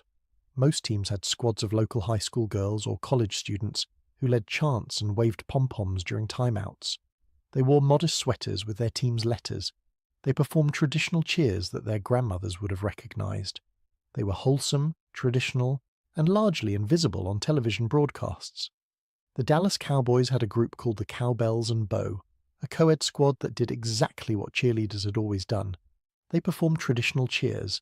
They encouraged fans to make noise. They were fine, adequate, forgettable. And then came Bubbles Cash. In 1967, during a game at the Cotton Bowl, a woman named Bubbles Cash walked down the stand staircase on the 50-yard line. Her real name was not Bubbles, of course, but she had earned the nickname for reasons that were immediately apparent. She was, to use the parlance of the time, generously proportioned, and she was wearing a short skirt that drew attention with every step. She carried cotton candy in each hand, one in each manicured fist, and she walked with a sway that suggested she knew exactly the effect she was having on the predominantly male crowd. The crowd went wild. Players on the field lost focus as their eyes followed her progress down the stairs. Television cameras swung to follow her, the directors recognizing a story when they saw one. For a few minutes, Bubbles Cash was the most interesting thing happening at the Cotton Bowl, more captivating than the game itself. Tex Schramm, the Cowboys' general manager, took notice from his position in the press box. Schramm understood entertainment in ways that other sports executives sometimes did not. He had worked in television before joining the Cowboys, had produced the 1960 Winter Olympics for CBS. He understood marketing, he understood spectacle, and he understood that Bubbles Cash had accidentally revealed something important about what fans wanted to see. It took a few years for the vision to crystallize, but by 1972, Schramm was ready to revolutionize professional cheerleading. He charged a woman named Dee Brock with developing something new, a squad of adult women, professional dancers, who would perform choreographed routines rather than traditional cheers. Brock understood the assignment. This would not be a squad of enthusiastic amateurs learning routines in their spare time. This would be a professional entertainment product, as polished and precise as anything on Broadway. She recruited Texie Waterman, one of the top dance instructors in America, to serve as choreographer. Waterman had trained dancers for Broadway and Hollywood. She knew how to create routines that were athletic, visually stunning, and perfectly synchronized. She knew how to make movement tell a story, how to use bodies as instruments of expression. Together, they auditioned over 100 women and selected just 7 to form the inaugural squad of what would become the Dallas Cowboys cheerleaders. The auditions were rigorous, testing not just dancing ability but athleticism, personality, and that ineffable quality that made certain women captivating to watch. They were looking for something specific, something that transcended mere beauty or mere talent. These were not high school girls learning their first dance steps. These were adult women, many with years of dance training, who brought professional discipline to their performances. They practiced for hours every week. They learned routines that would make Broadway choreographers nod in appreciation. They were athletes in their own right, their bodies conditioned for the physical demands of performance. But they needed more than just dancers. They needed a look. Paula Van Wagener was a fashion designer in Dallas who got the assignment through a connection. Her boss played golf with Tex Schramm, and when Schramm mentioned he needed someone to design uniforms for a new cheerleading squad, Van Wagener got the call. The requirements were specific and sometimes contradictory. The uniform had to allow for movement, for the athletic dance routines Waterman was creating. It had to have a country theme, something that said Texas and Western heritage, and it had to be, in the carefully chosen words of the time, attractive while remaining tasteful, sexy but not trashy, revealing but not vulgar. It was a fine line to walk. Van Wagener presented two options. One was a fringe belt worn over a bodysuit, which looked more like something from a costume shop than a professional uniform. It was too literal, too obvious in its Western references. The other was what would become the most famous cheerleading uniform in history, a tied-off blue blouse that showed a strip of midriff, a vest with white stars, white shorts that would later be called hot pants, and white go-go boots that climbed up the calf. They chose the blouse and shorts, and professional sports would never be the same. The new Dallas Cowboys cheerleaders made their debut at Texas Stadium for the 1972 season. The response was immediate and overwhelming. Fans cheered louder for the cheerleaders than they had for any squad before. Mail poured into the Cowboys' offices, much of it from men requesting photographs, but also from women asking how to try out for the squad. The cheerleaders transformed the game day experience in ways that went beyond their routines. Where traditional squads had stood on the sidelines waving pom-poms, the Dallas Cowboys cheerleaders performed.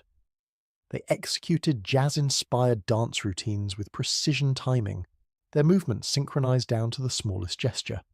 They smiled with practiced warmth at the cameras, aware that millions of viewers at home were watching. They became part of the show, as much an attraction as the football itself. But the moment that launched the cheerleaders into national consciousness came on January 18th, 1976, at Super Bowl X in Miami. CBS, broadcasting the game, made a decision to feature the cheerleaders prominently in their coverage.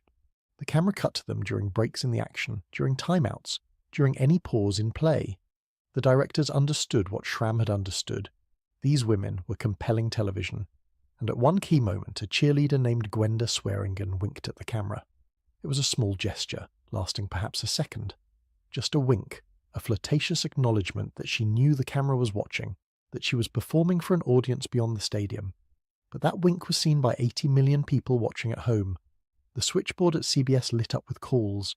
Newspapers ran stories the next day not just about the game, which Dallas lost to Pittsburgh, but about those women on the sideline. The honey shots, they came to call them, and they became a staple of football broadcasts for years afterward. Other networks copied the approach. Other teams created their own cheerleading squads. But the Dallas Cowboys cheerleaders remained the standard against which all others were measured. By 1977, the Dallas Cowboys cheerleaders were a phenomenon unto themselves, famous beyond their association with the football team. They released a poster that became one of the best-selling posters in history, outsold only by images of Farrah Fawcett and a few other icons of the era. The poster showed the cheerleaders arranged in formation, their smiles dazzling, their uniforms instantly recognizable. It hung on dorm room walls and locker room doors across America. They appeared on the cover of Esquire magazine, their image declaring that Dallas was no longer just a city in Texas, but a national phenomenon. They starred in television specials, including one called The 36 Most Beautiful Girls in Texas, that drew enormous ratings. In 1979, a television movie called Dallas Cowboys Cheerleaders aired on ABC and drew massive ratings.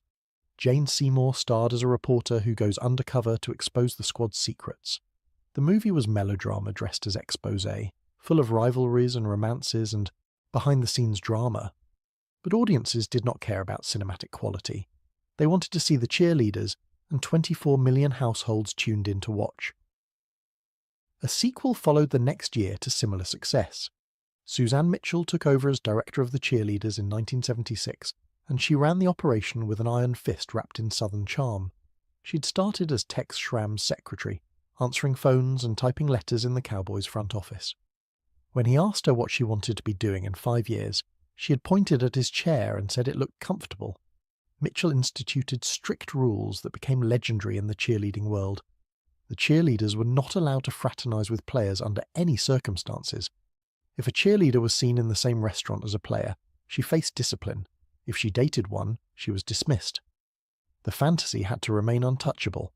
They had strict weight requirements, regularly weighed at practice. If a cheerleader gained more than a few pounds, she was put on probation. If the weight did not come off, she was removed from the squad. The standards were precise and unforgiving. Their conduct off the field was monitored, dating was restricted, public behaviour was scrutinised. They were to be fantasy figures, approachable in theory but untouchable in practice. The image was as important as the performance. But Mitchell also protected them fiercely, understanding that exploitation was always a risk when young women were commodified. She fought to get them better pay, arguing with team ownership that the cheerleaders generated revenue and deserved to share in it. She threatened lawsuits against anyone who tried to exploit their image without permission, pursuing unauthorized calendars and merchandise with legal action. When an adult film company tried to use a knockoff version of the uniform for a pornographic production, Mitchell pursued legal action that eventually led to injunctions against the film's distribution. The uniform was trademarked. The image was protected. The cheerleaders belonged to the Cowboys organization, not to anyone who wanted to borrow their appeal. The impact extended far beyond Dallas. Other NFL teams scrambled to create similar squads, redesigning their cheerleading programs to copy what Dallas had created. Some called it the cheerleading war of 1978, as franchises across the league tried to replicate the Cowboys' success with their own attractive dancers in revealing uniforms. The cheerleaders became international ambassadors for the Dallas Cowboys brand. Beginning in 1979, they went on USO tours to perform for American troops stationed overseas, traveling to bases around the world to bring entertainment to soldiers far from home. They traveled to South Korea for that first holiday tour and would continue the tradition for decades, maintaining a connection between the Cowboys and the American military. The cultural impact was complex and continues to be debated decades later. Critics saw the cheerleaders as objectification, as a reduction of women to their physical appearance in service of male entertainment. The uniforms were revealing by design. The camera lingered on bodies. The entire enterprise seemed designed to satisfy male desires while reducing women to decorative elements. Supporters saw empowerment, women owning their sexuality and athletic abilities, earning money and fame on their own terms. The cheerleaders were paid, though not well by professional standards. They were celebrated, their faces and names known to millions. They had agency in a way that previous generations of women in entertainment often lacked, choosing to perform rather than being forced into it. Many went on to careers in dance, entertainment, and business, using their time on the squad as a launching pad. What is undeniable is the influence. In 2018, the original Dallas Cowboys cheerleaders uniform was added to the Smithsonian Institution's National Museum of American History collection, a permanent symbol of its impact on popular culture. The uniform that Paula Van Wagener had designed in her Dallas studio now sits alongside the Constitution and the Star-Spangled Banner. The cheerleaders had done something remarkable. They had helped transform Dallas's image from the city where Kennedy was killed to the city of America's team and America's sweethearts. It was a rebranding exercise that public relations firms would study for generations, accomplished not through advertising campaigns but through entertainment that people actually wanted to watch. In October of 1973, war broke out in the Middle East. Egypt and Syria attacked Israel on Yom Kippur, the holiest day in the Jewish calendar, and the conflict quickly drew in the superpowers. The Soviet Union supported the Arab states. The United States supported Israel. For a few tense weeks, some feared the regional conflict might escalate into something much worse. When the United States provided military support to Israel, the Arab members of OPEC responded with an oil embargo. They would not sell petroleum to nations that supported their enemy. The tap was turned off, and the world suddenly remembered how dependent it had become on oil. For most of America, the embargo was a disaster. Gas stations ran dry. Lines stretched for blocks in cities across the country, cars waiting hours for the chance to fill their tanks. The price of gasoline doubled and then doubled again. Prices for everything from food to electricity climbed as the cost of energy rippled through every sector of the economy. The American way of life, built on cheap energy and unlimited mobility, suddenly seemed fragile. People carpooled, they turned down their thermostats, they sold their gas-guzzling sedans for smaller imports. The economy stumbled into recession, unemployment rose, inflation accelerated.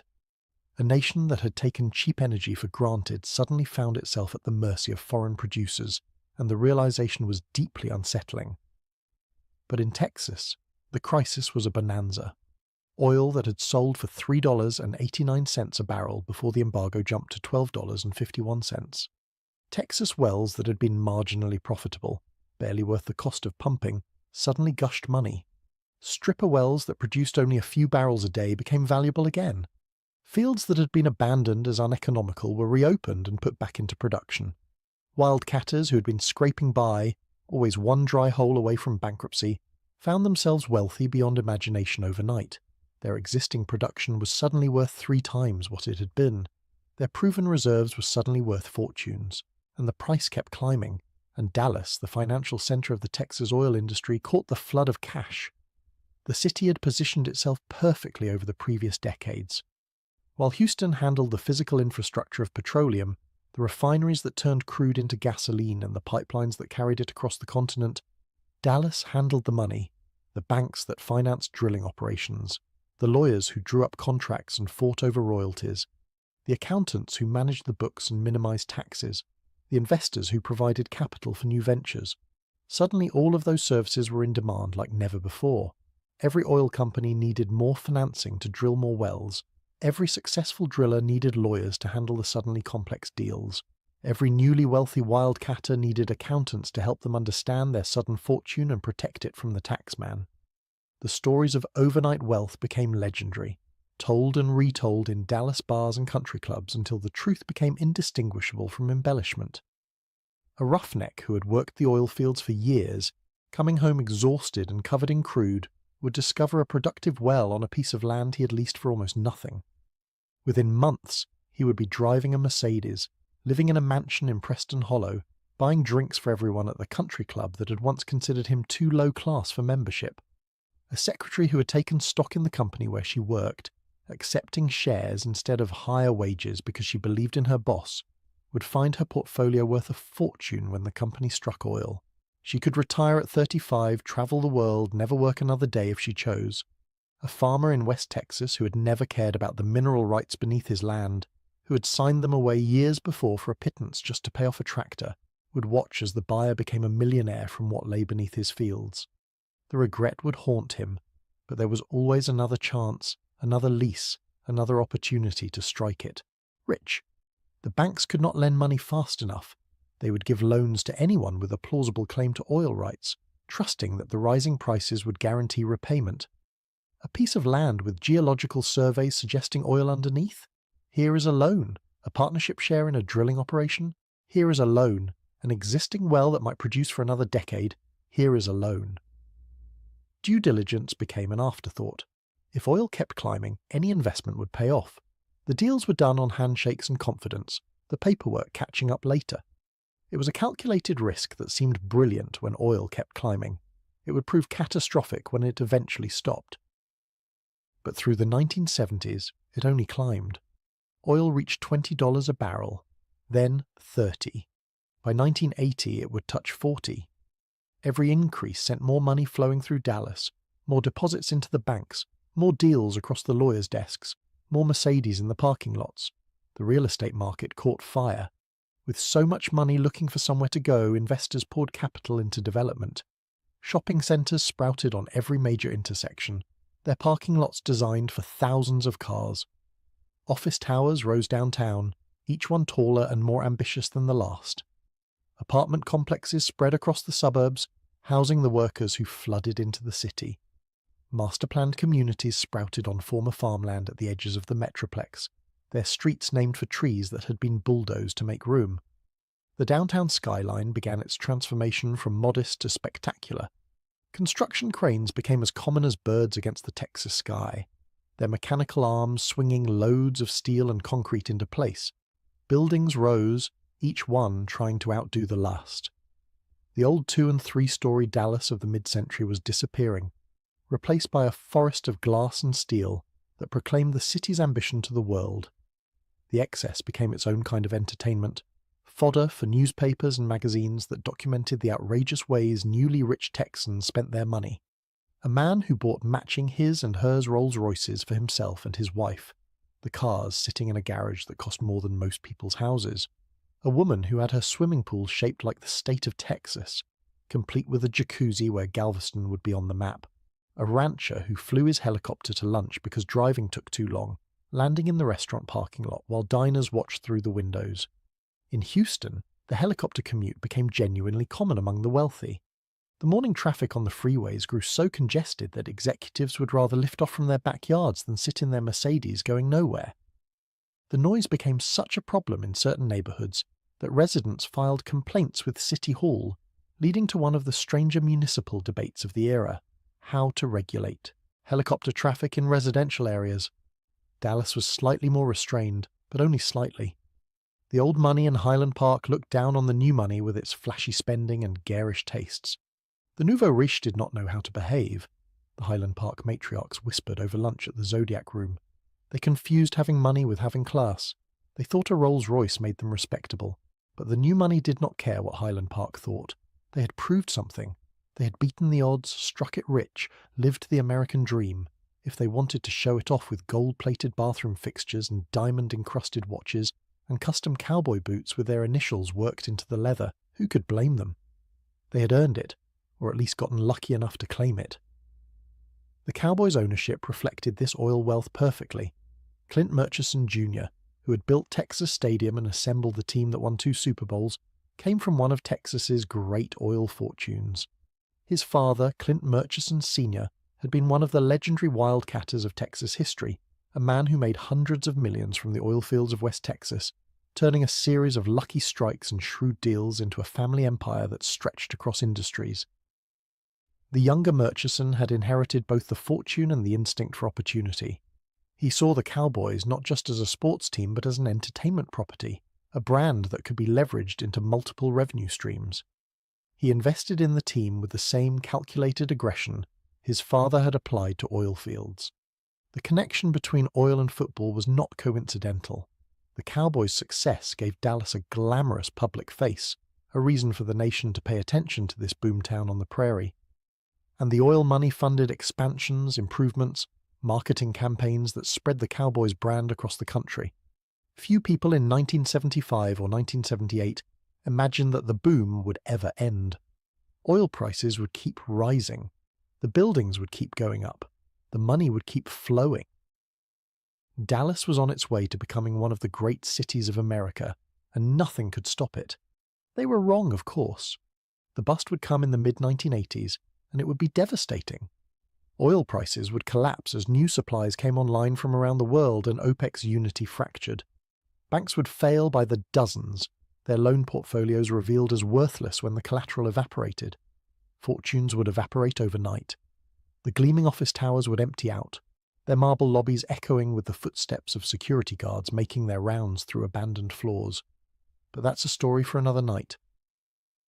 In the 1970s, the party was just getting started. Stanley Marcus was 70 years old in 1975 when he finally stepped back from day-to-day management of the store his aunt had co-founded with his father and uncle in 1907. But his influence on Dallas and on the concept of luxury retail would outlast him by decades. Neiman Marcus was not just a department store. It was a finishing school for Texas society, a temple of taste in a state that outsiders often dismissed as crude and provincial, a place where oil money learned what quality meant. From its flagship location on Commerce Street downtown, the store taught generations of wealthy Texans the difference between expensive and good, between showy and elegant. Stanley Marcus had taken over from his father in 1950 and transformed the store into something remarkable, something that transcended regional retail to become a national symbol of luxury. He cultivated relationships with designers, bringing Christian Dior to Dallas for the designer's first American visit in 1947. The fashion world was astonished that the legendary French designer would travel to Texas of all places, but Marcus understood something others did not. Texas had money, and Texas money wanted to be told what to buy.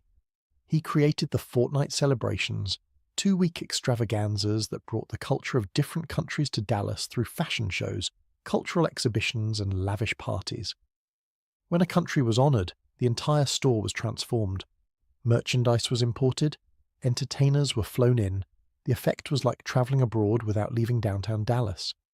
The fortnights became the social events of the Dallas calendar, occasions that drew participation from every level of society that considered itself cultured.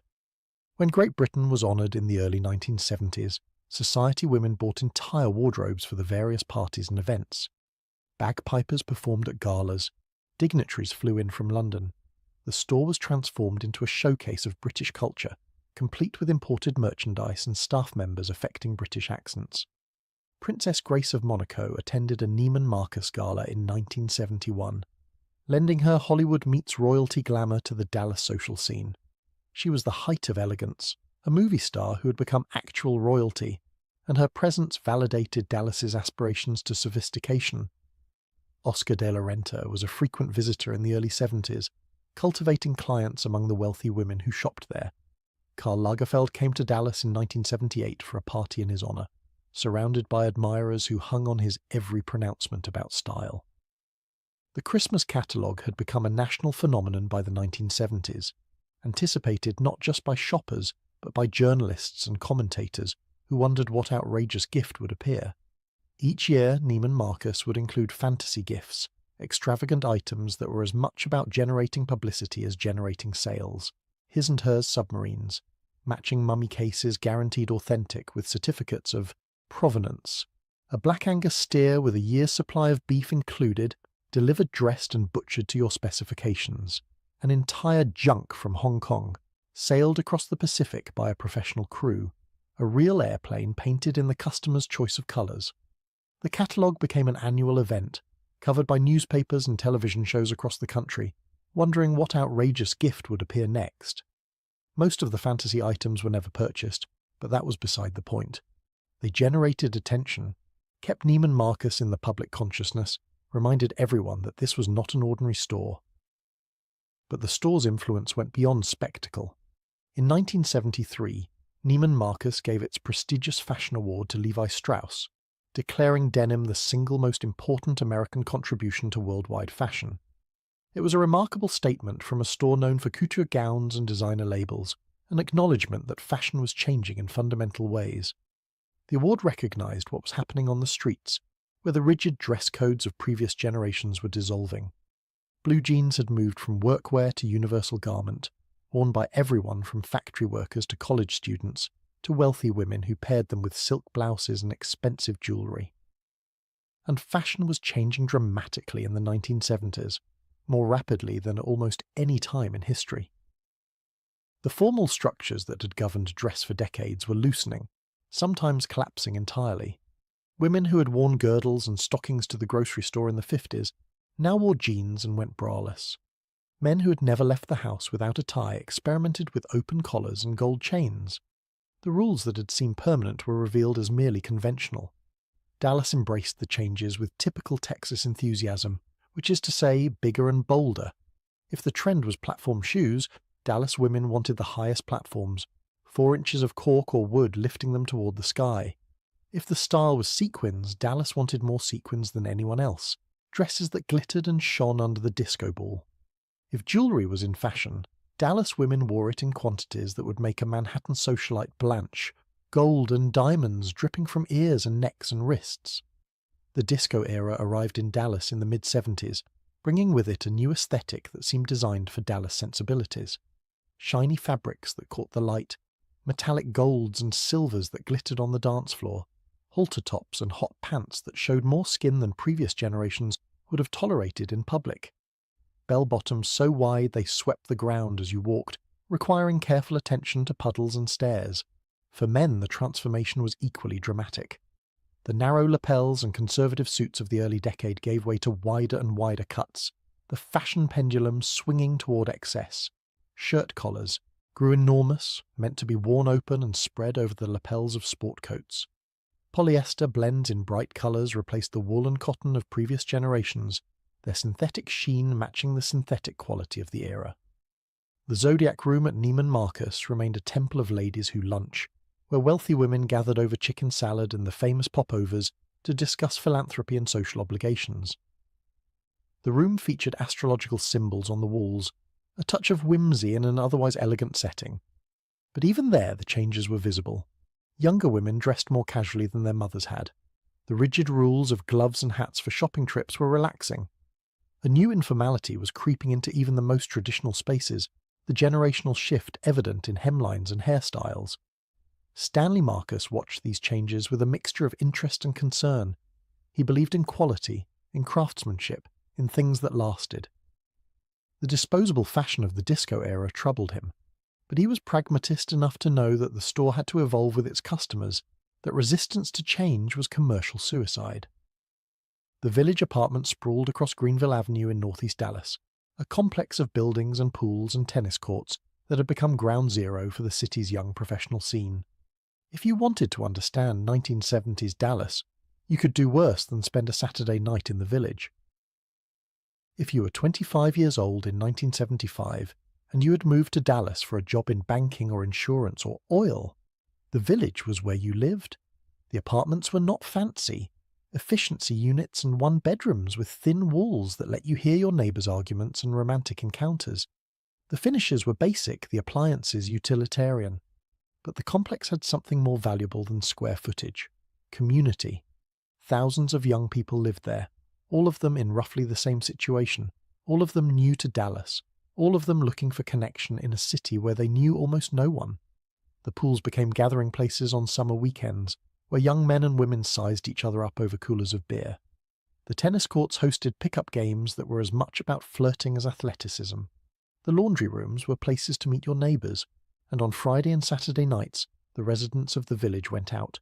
They dressed in the fashions of the era, the women in halter tops and tight jeans, the men in polyester shirts open at the collar, everyone smelling of cologne and possibility.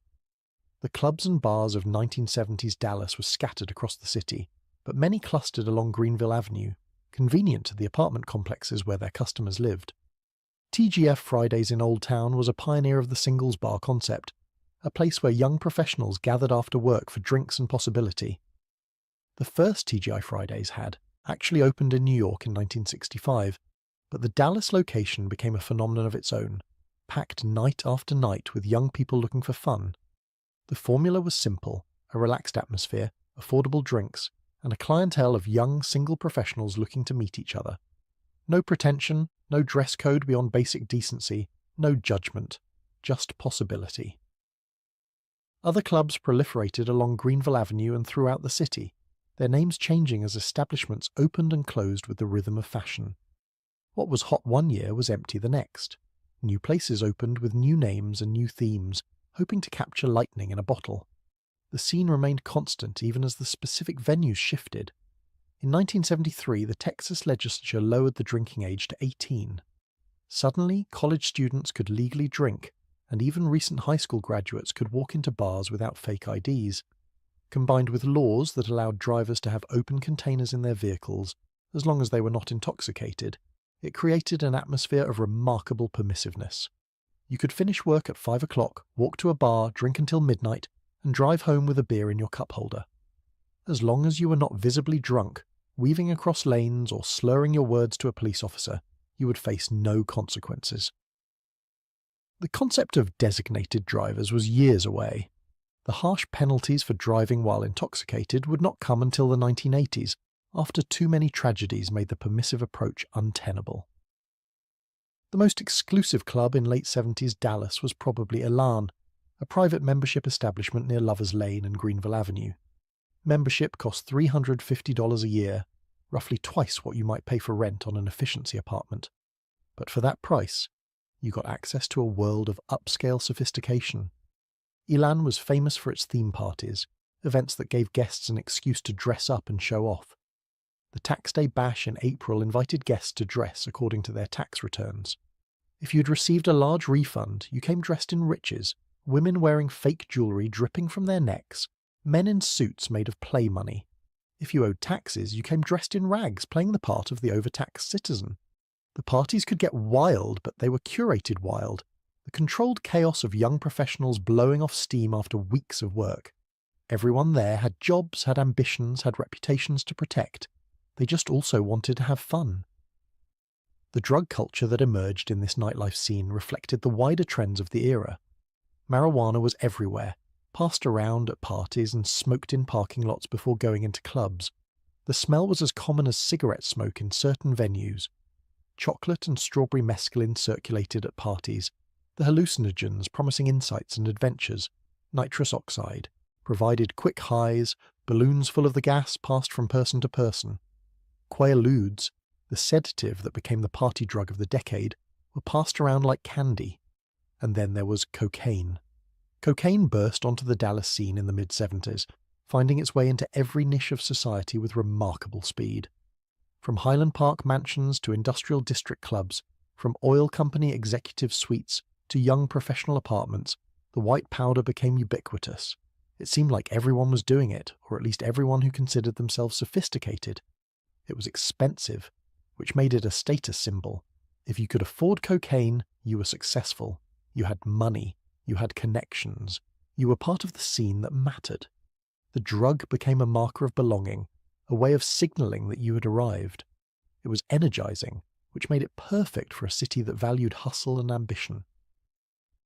Dallas rewarded hard work and long hours. Cocaine let you work longer, party harder, push through the fatigue that might have stopped you otherwise. In a city where getting ahead meant outworking your competitors, anything that gave you an edge was valuable. And it was, for a few years at least, legal enough to possess in small amounts that users faced minimal consequences. The penalties for cocaine possession were far lighter than they would become in the 80s and 90s. Getting caught with a small amount might mean a fine, maybe probation, but rarely jail time. The risk seemed manageable. The culture of the disco era embraced the drug. The long nights of dancing required energy that alcohol alone could not provide. The Studio 54 aesthetic of glamour and excess practically demanded chemical assistance. And in Dallas, where everything was bigger, the cocaine use was bigger too. Not everyone participated, of course. Conservative Dallas, Baptist Dallas, Church on Sunday Dallas still existed and still represented the majority of the population. Most people in Dallas never went to Elon or the village parties, never tried cocaine, never participated in the excesses that would later define the era in popular memory. They went to work and went to church and raised their children and lived lives that would not make for interesting stories. But for those who wanted to party, Dallas in the 1970s offered opportunities that their parents could never have imagined. The permissive laws, the influx of money, the population of young professionals hungry for experience, it all combined to create something unprecedented. The live music scene in 1970s Dallas was extraordinary, though it is largely forgotten today. If you wanted to see a band, any band, Dallas was one of the best places in America to be. The reason was economics. Record companies required their artists to tour, to promote albums through live performances. And Dallas-Fort Worth was simply too big a market to skip. Every national act that wanted to sell records in Texas had to play Dallas. And the competition for venues meant that prices stayed low and quality stayed high. You could see a major rock concert for $5. $5.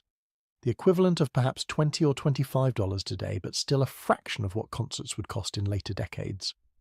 The economic model was simple. Artists went on tour to sell records. The concert itself was advertising, a way to generate excitement and word of mouth. The real money came from album sales, from the vinyl records and 8-track tapes that fans would buy after seeing the show. The arena shows drew the biggest names: Aerosmith and Led Zeppelin, the Eagles and Fleetwood Mac. These acts filled stadiums and convention centres, thousands of fans packing in to see rock and roll performed at full volume. The energy at these shows was electric, the crowd singing along to every word, lighters held aloft during ballads, the entire venue united in shared experience. Mother Blues on Lemon Avenue became legendary among Dallas music fans for more intimate shows. The club hosted acts that would later become icons, in settings where the audience was close enough to touch the performers. The venue had maybe a few hundred seats, meaning that you could watch future legends in a room where everyone felt close to the stage, where the sweat from the performers was visible, where the music felt personal rather than distant. Buddy magazine chronicled the scene with enthusiasm and attitude. The publication was named after Buddy Holly, the Texas rock and roll pioneer who had died in a plane crash in 1959. As its founder put it, Buddy Holly changed his life. The magazine covered the local music scene, profiling bands and reviewing concerts, arguing about which artists were authentic and which were selling out. The radio stations of the era shaped the music scene in ways that would be impossible in later decades of corporate consolidation. Kazoo, known as The Zoo, was an FM rock powerhouse that introduced Dallas listeners to progressive and album-oriented rock. The DJs had freedom to play what they liked, to break new artists, to shape musical tastes according to their own judgment rather than corporate playlists. Record stores were community gathering places, not just retail establishments. You would go to Sound Warehouse or Peaches not just to buy albums but to browse, to discover, to talk with the staff about what was new and interesting. The employees were often musicians themselves or at least serious fans, and they could steer you toward albums you would never have found on your own. These conversations shaped tastes and built communities. One of the most legendary concerts in Dallas history took place on January 10th, 1978, when the Sex Pistols played the Longhorn Ballroom. The venue was an unlikely choice. The Longhorn had been built by Texas swing legend Bob Wills and had hosted country and western acts for decades. Its stage had seen the greatest names in country music, artists who embodied tradition and craftsmanship, and now it was hosting punk rock, the aggressive, confrontational music that seemed designed to destroy everything country music represented. The band was on their only American tour, a 12-day exercise in barely controlled chaos. Manager Malcolm McLaren had deliberately booked them into venues in the South and Southwest, away from the major media markets of New York and Los Angeles, hoping that the culture clash would generate controversy and attention. The Dallas show delivered on that promise. The audience was a mix of punk fans who had read about the movement in imported British magazines, curious locals who wanted to see what the fuss was about, and country music regulars who had wandered in not knowing what awaited them. Tension filled the air from the moment the doors opened. The punks with their safety pins and ripped clothing eyed the cowboys with their boots and belt buckles. The cowboys eyed the punks with a mixture of confusion and contempt. Beer was thrown. Insults were exchanged. The band antagonized the audience, Johnny Rotten sneering at the crowd between songs, and the audience responded in kind. 4 days later, the Sex Pistols would play their final show in San Francisco, where the band dissolved in acrimony and exhaustion. But that night in Dallas, punk rock had announced itself to Texas, and the music scene would never be quite the same. Texas artists were also making their mark on the national scene. ZZ Top, the bearded rockers from Houston, regularly played Dallas venues on their rise to national fame. Their blues rock sound seemed to capture something essential about Texas, something raw and powerful and authentic. The music scene was one of the ways Dallas was changing, loosening the buttoned-up conservatism that had defined it for generations. Young people who might once have conformed to their parents' expectations were finding new ways to express themselves, new communities to belong to, new sounds to shape their identities. In April of 1978, CBS aired a 5-part miniseries about a wealthy Texas oil family and their feuds, schemes, and romantic entanglements. Nobody expected much from it. The time slot was late on Sunday nights, traditionally a dead zone for television. The producers were not sure it would continue beyond those initial 5 episodes, but audiences responded. The miniseries drew strong enough ratings to earn a pickup for a regular series, and Dallas premiered as a weekly show in September of that year. The show revolved around the Ewing family, owners of an independent oil company called Ewing Oil and a sprawling cattle ranch called South Fork, located just north of Dallas. At the center of the drama was J.R. Ewing, the eldest son, a scheming oil tycoon who would do anything to increase his power and wealth. Larry Hagman played J.R. with a combination of charm and menace that made him one of television's great villains. He smiled as he destroyed competitors. He cheated on his wife Sue Ellen with a parade of mistresses. He manipulated his brothers and betrayed his business partners. He lied and schemed and backstabbed with such gusto that audiences could not look away, and audiences could not get enough of him. The genius of the show was making the villain the most entertaining character on screen.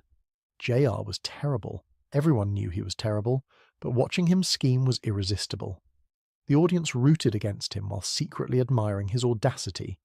He was what every ambitious person might become if they abandoned their scruples entirely. South Fork Ranch, the fictional Ewing home, was filmed at a real property in Parker, Texas, about 25 miles north of Dallas. The house had been built in 1970 and was known locally before television transformed it into one of the most famous residences in the world. The ranch became a tourist destination almost immediately. Fans came from across the country, and eventually from around the world, to see the white mansion where the Ewings lived. They posed for photographs at the entrance gate. They imagined themselves at the poolside breakfast table where so much drama had unfolded. Texas Stadium appeared in the opening credits, its distinctive silhouette becoming instantly recognizable to viewers worldwide. The shot established Dallas as a place of ambition and modernity, of gleaming stadiums and towering skylines. The show captured something real about Dallas in the 1970s and early 80s. The oil wealth that JR pursued was the same wealth transforming the actual city. The combination of old money and new money that drove the show's social dynamics mirrored the tensions in real Dallas society. By the end of the 1970s, Dallas was one of the most popular shows on television. International audiences were particularly captivated. The show aired in more than 90 countries, from Europe to Asia to South America. The cliffhanger became the show's signature device. Each season would end with a shocking revelation or dramatic event, leaving viewers to wonder what would happen next over the long summer hiatus.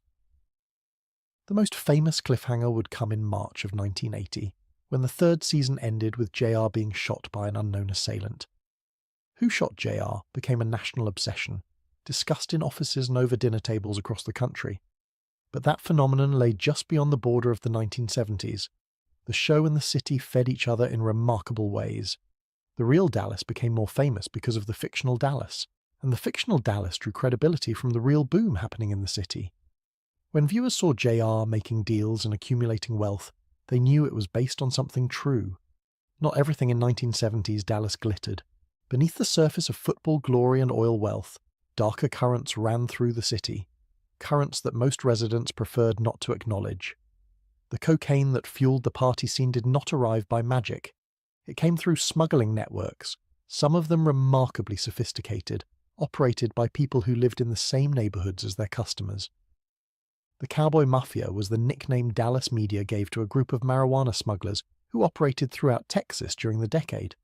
At their peak, they were reportedly among the most prolific drug smugglers in the state, moving tons of product across the border and into American markets. The group was connected to prominent Texas businessmen who saw drug trafficking as just another entrepreneurial venture, a commodity trade with unusually high profit margins. Banks and legitimate businesses were used to launder the proceeds, the dirty money mixed with clean until no one could tell the difference. The operation ran for years before law enforcement finally caught up, and when the arrests came, the name surprised people who thought they knew their community. Organized crime had a presence in Dallas as well, though not as prominent as in some other American cities. The Dallas crime family, connected to larger networks in New Orleans and Kansas City, had operated gambling and other rackets through the mid-century. The men who ran it lived in nice houses and belonged to civic organizations. They sponsored Little League teams and contributed to charities. By the 1970s, law enforcement believed the family had become largely inactive following the death of its longtime boss, though rumors persisted that successors had simply become more discreet. The mob was not gone, some said, just better hidden. The illegal gambling operations continued, the loan sharking continued. The violence was less visible, but the networks remained. The police faced their own controversies throughout the decade. Relations between the Dallas Police Department and minority communities were often tense, the legacy of decades of discrimination and abuse. Officers who would be polite and professional in Highland Park could be aggressive and dismissive in South Dallas. The badge meant different things in different neighborhoods. High-profile incidents inflamed existing tensions between officers and the communities they served. Shootings that might have been justified, or might not have been, became symbols of systemic injustice. Protests followed. Investigations were launched and completed, usually exonerating the officers involved. Trust eroded further with each cycle. South Dallas remained a world apart from the glittering nightlife of Greenville Avenue and the wealth of Highland Park. The neighborhood had been the center of Black Dallas since the Jim Crow era. when segregation confined African Americans to specific areas of the city. By the 1970s, many of the formal barriers had fallen, but the economic disparities remained stark. While North Dallas boomed with new construction and young professionals, South Dallas struggled with poverty, unemployment, and neglected infrastructure. The schools were underfunded compared to their suburban counterparts. Job opportunities were limited, the businesses that had once served the community having closed or moved away. The contrast with the prosperity visible elsewhere created frustration and resentment that would simmer for decades. West Dallas was even more desperate, a neighborhood of unpaved streets and substandard housing where some residents still lacked indoor plumbing. The Lid smelter that had operated there for decades had poisoned the soil and the children, leaving a legacy of illness that would take generations to address. The residents were poor, mostly Mexican-American, and largely invisible to the Dallas that celebrated itself on television. Even in the prosperous parts of Dallas, not everything was as it seemed. The same banks that were lending freely to oil speculators were making decisions that would lead to collapse. Loans were approved on handshakes and optimism, the collateral valued at inflated prices, the due diligence perfunctory at best. The savings and loan institutions that proliferated across Texas were taking risks that would eventually destroy them. Deregulation had freed them to invest in speculative real estate, and they had plunged in eagerly. When the investments went bad, the institutions would fail, and the taxpayers would be left with the bill. The real estate developments going up on former farmland were sometimes built on fraud and wishful thinking. Appraisers inflated values. Developers took fees and moved on to the next project. The buyers assumed appreciation would make everything work out. Sometimes it did, often it did not. The bust would come eventually. It always does after a boom. But in the 1970s, few people wanted to think about that. The party was too good, the money too easy, the future too bright with apparent possibility. What was it actually like to live in Dallas during the 1970s? Beyond the headlines and the history, what did ordinary life feel like for the hundreds of thousands of people who called this city home? Imagine waking up in an apartment in the village on a Saturday morning in, say, 1976. The air conditioning hums against the Texas heat, working to keep the interior comfortable while the temperature outside climbs toward triple digits. The unit vibrates slightly with the effort, a background noise so constant you barely notice it anymore. Through the thin walls you can hear your neighbour's radio playing, maybe the Eagles or Fleetwood Mac or that new disco song everyone seems to be dancing to. The smell of bacon drifts through from somewhere, making your stomach growl. You make coffee in a percolator, the old-fashioned kind that fills the kitchen with that distinctive bubbling sound, because drip machines are still a novelty that most people have not yet adopted. The morning paper lies on your doorstep, delivered before dawn by a teenager earning money for college or a car. You flip through it with your coffee, catching up on the news. The Cowboys are preparing for their next game. Another office tower is breaking ground downtown. A local politician is embroiled in some scandal that will be forgotten by next week. If you have plans for the afternoon, maybe you head to North Park Center, the shopping mall that opened in 1965 and quickly became a Dallas institution. You drive there, of course, because Dallas is a car city, designed around the automobile. Its distance is too vast and its public transit too limited for any other option. North Park was different from other malls of the era. It featured serious art in its public spaces, sculptures and paintings that would be at home in a museum. The architecture was clean and modern, with gardens and fountains creating an atmosphere of sophisticated calm amid the commerce. Skylights brought natural light into the corridors. The stores were upscale, catering to the tastes of a city that was learning to think of itself as sophisticated. You might browse the stores, have lunch at one of the restaurants, see a movie at the cinema. The mall was becoming the centre of suburban social life, replacing the downtowns of an earlier generation. Teenagers gathered there on weekends. Families made it a destination. The food court hummed with conversation. Valley View Mall offered another option, more middle class in its orientation, its stores catering to families rather than aspirational shoppers. Prestonwood Centre was growing in the northern suburbs, following the population as it spread ever outward across the prairie. For dinner, the options reflected the city's character and its history. Tex-Mex was a Dallas staple, the fusion cuisine born from the border region, where Texas and Mexico blended together into something, neither quite one nor the other. El Fenix had been serving enchiladas and tacos and chili con carne since 1918, its locations gathering places for generations of Dallas families. The cheese enchiladas came smothered in chili gravy, a combination that would puzzle a visitor from Mexico City but seemed perfectly natural to anyone raised in Texas. The chips and salsa arrived before you even ordered, warm and salty and addictive. The margaritas were served in glasses the size of your head. Barbecue offered another option, Texas-style beef brisket smoked low and slow over post oak until it achieved that perfect combination of crispy bark and tender meat. Sonny Bryan's operated from a tiny building near Love Field Airport, its smoke visible from blocks away, the line stretching out the door at lunchtime. You ate standing up or in your car because there was barely room inside for the pit, let alone customers with plates. Steakhouses catered to the business crowd and special occasions. Dallas had money, and money liked red meat. Thick cuts of beef served on sizzling platters with baked potatoes and salad bars. The cattlemen who had built fortunes on Texas ranches wanted to eat what they raised, and the oil men who had more recently made their millions were happy to join them. On Sundays, much of Dallas went to church. This was still the Bible Belt, and Baptist churches anchored communities throughout the city. First Baptist Dallas, with its massive downtown campus, was one of the largest congregations in America. Its pastor was a figure of civic importance.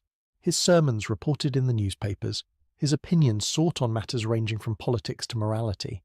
Smaller churches served neighborhoods and suburbs, their parking lots filling every Sunday morning with families in their best clothes. Sunday school preceded the main service. Potluck dinners followed. The church was not just a place of worship, but a center of community life, where people met their neighbors, found support in difficult times, celebrated milestones together. The rhythm of life was shaped by the seasons, though in Texas the seasons were less about cold and snow and more about gradations of heat. Summer arrived early, in April or May, and stayed late, often through October. Months of temperatures regularly exceeding 100 degrees made outdoor activity an early morning or late evening pursuit. Air conditioning was not a luxury but a necessity, the technology that had made modern Dallas possible. Without it, no one would willingly live through a Texas summer. The houses were sealed tight against the heat, their windows rarely opened, their inhabitants moving from air-conditioned home to air-conditioned car to air-conditioned office. Spring brought bluebonnets to the highway medians and the fields outside of town, the state flower painting the landscape in brilliant blue. Families would drive out to photograph their children sitting among the flowers, an annual ritual that filled photo albums across the state. Fall brought football, and football in Texas was not just a sport but a religion of its own. High school games on Friday nights drew entire communities to stadiums across the Metroplex.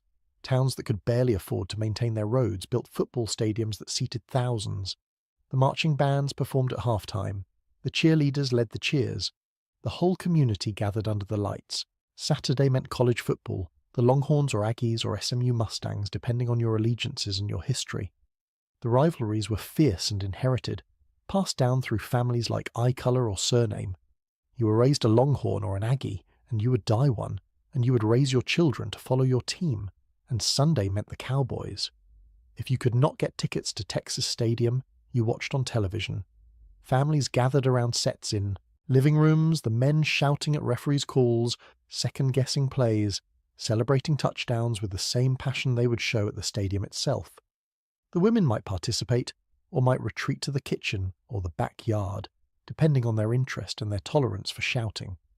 Children played outside until dark, riding bicycles through suburban streets, gathering for pickup games of football or baseball in vacant lots. The concept of stranger danger had not yet taken hold. Parents trusted their neighborhoods, or at least trusted them enough to let kids roam without constant supervision. You came home when the streetlights came on. The State Fair of Texas came every October, transforming Fair Park into a carnival of fried food and carnival rides. Big Tex, the 52-foot-tall cowboy statue, welcomed visitors with a booming greeting that could be heard across the grounds. Fletcher's corny dogs were essential eating, the corn-battered hot dogs on sticks that had been invented at the fair decades before. Cotton candy and funnel cakes and fried everything competed for attention. The Cotton Bowl hosted the annual Texas-Oklahoma football game, half the stadium in burnt orange and half in crimson, the fans separated by a line down the middle of the field. The rivalry was personal and passionate, and the game determined bragging rights for an entire year. Winter, such as it was, brought the occasional ice storm that shut down the city. Dallas did not own snowplows because snow was rare enough to be a novelty. When it came, schools closed and offices emptied, and children went outside to experience this strange white substance falling from the sky. The ice melted within days, and life returned to normal. It was, in many ways, a simpler time, though that simplicity was partly illusion. The problems were real even if people preferred not to discuss them. The inequalities were vast even if they were easy to ignore from the right zip code. Racism persisted in housing patterns and hiring practices even as the legal structures of segregation fell away. Women faced barriers in the workplace that would be illegal within a generation. Gay residents lived in shadows, their existence acknowledged only in whispers. But for those who fit into the mainstream of Dallas society, the 1970s offered a quality of life that felt, at least in the moment, like something close to ideal. The economy was growing, housing was affordable, the future seemed bright with possibility.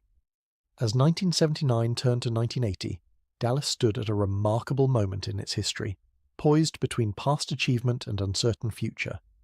The Cowboys had just returned from another Super Bowl, their 5th appearance in 9 years, though they had lost to Pittsburgh in a game that came down to the final minutes. It had been a classic, 35-31, both teams trading touchdowns until the final whistle. Roger Staubach would retire after the season, ending an era but leaving behind a legacy of excellence that would define the franchise for generations. Captain Comeback. The nickname followed him into retirement, a reminder of all those fourth-quarter rallies, all those games that seemed lost until Staubach found a way to win. 23 times he had led the Cowboys back from fourth-quarter deficits to victory. The Hall of Fame awaited him, a certainty from the moment he announced his retirement. The television show, Dallas, was about to air the episode that would make it a global phenomenon. In March of 1980, someone would shoot J.R. Ewing in his office at Ewing Oil, and for the next 8 months the world would wonder who had pulled the trigger. Who Shot J.R. would become the biggest cultural event in television history, discussed in offices and over dinner tables across the country and around the world. The resolution, aired in November of 1980, would draw more than 80 million American viewers, the highest-rated episode of any television series in history at that time. It was a shared cultural moment, one of the last before cable television and the internet would fragment audiences into smaller and smaller niches. Oil prices continued to climb as the decade ended, reaching highs that seemed impossible just a few years earlier. The Iranian Revolution had disrupted supplies, and the resulting panic had pushed prices to $40 a barrel, more than 10 times what they had been before the first oil crisis. The money kept flowing into Dallas, feeding the construction boom that was transforming the skyline. New towers rose downtown, their mirrored glass reflecting the Texas sun. Reunion Tower was under construction, its distinctive ball shape soon to become a symbol of the city. The Hyatt Regency was expanding, office buildings were going up faster than anyone could count them. The cheerleaders had become international ambassadors, travelling on USO tours and appearing on television shows around the world. Their poster remained one of the best-selling images in America. The squad that had started as a publicity experiment had become an institution, as famous as the team they cheered for. The transformation from a city known for tragedy to a city known for triumph was complete. When people around the world thought of Dallas now, they thought of football and oil and glamour, of J.R. Ewing and Roger Staubach and those cheerleaders in their blue and white uniforms. It was a remarkable act of civic rebranding, accomplished not through advertising campaigns, but through achievement and entertainment that people actually wanted to consume. But there were warning signs for those willing to see them, shadows at the edge of the bright future everyone assumed was inevitable. The oil market that had fueled the boom was based on artificial scarcity created by OPEC's production limits. If those limits loosened, if new supplies came online from Alaska, or the North Sea or elsewhere, prices could fall as quickly as they had risen. The wells that had made fortunes at $40 a barrel might become worthless at $20. The real estate market was showing signs of overbuilding. Office towers were going up faster than tenants could fill them. The vacancy rates were climbing, though developers kept building, confident that growth would continue forever. The banks that had lent freely during the boom years would eventually need to collect on those loans, and many of the borrowers were already stretched thin. The savings and loan institutions that had proliferated across Texas were taking risks that would eventually destroy them. The regulations that had governed them for decades had been loosened, allowing them to invest in speculative real estate deals that promised enormous returns. When those deals went bad, the institutions would collapse, taking depositors' money with them and requiring the largest government bailout in American history. The party culture that had defined the decade was beginning to exact its toll. Cocaine addiction was destroying lives, the drug that had seemed so glamorous revealing its darker side. Careers were derailed, marriages ended. Some users progressed from recreational use to dependence to desperation. The hangover from the party was setting in. Drunk driving was killing people on the highways. The permissive laws that allowed open containers in vehicles enabling tragedies that would eventually force reform.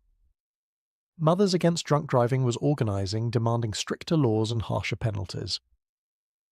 The era of drinking and driving without consequence was ending.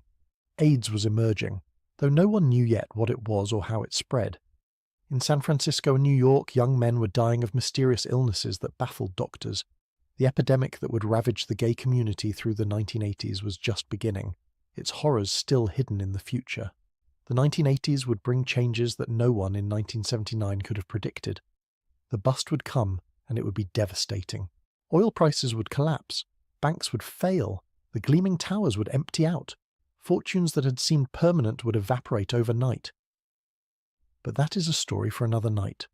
Tonight we remember Dallas as it was at the end of the 1970s, a city transformed, a city that had taken tragedy and turned it into triumph, a city of football dynasties and cheerleader revolutions, of oil fortunes and disco nights, of television dreams and real-world ambitions. The people who lived through it did not know they were creating history.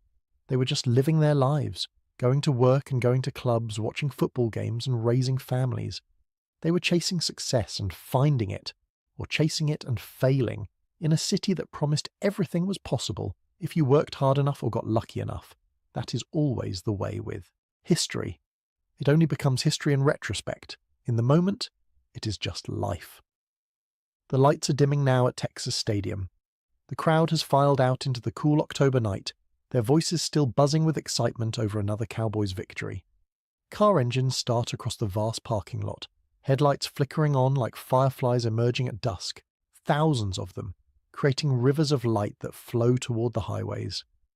Somewhere in that parking lot, a father is carrying his sleeping child to the car. The boy is worn out from the excitement, exhausted from the noise and the cheering, from the hot dogs and the sodas and the sheer sensory overload of his first Cowboys game. But even in sleep, he clutches a pennant he will keep for the rest of his life, the star logo pressed against his small chest.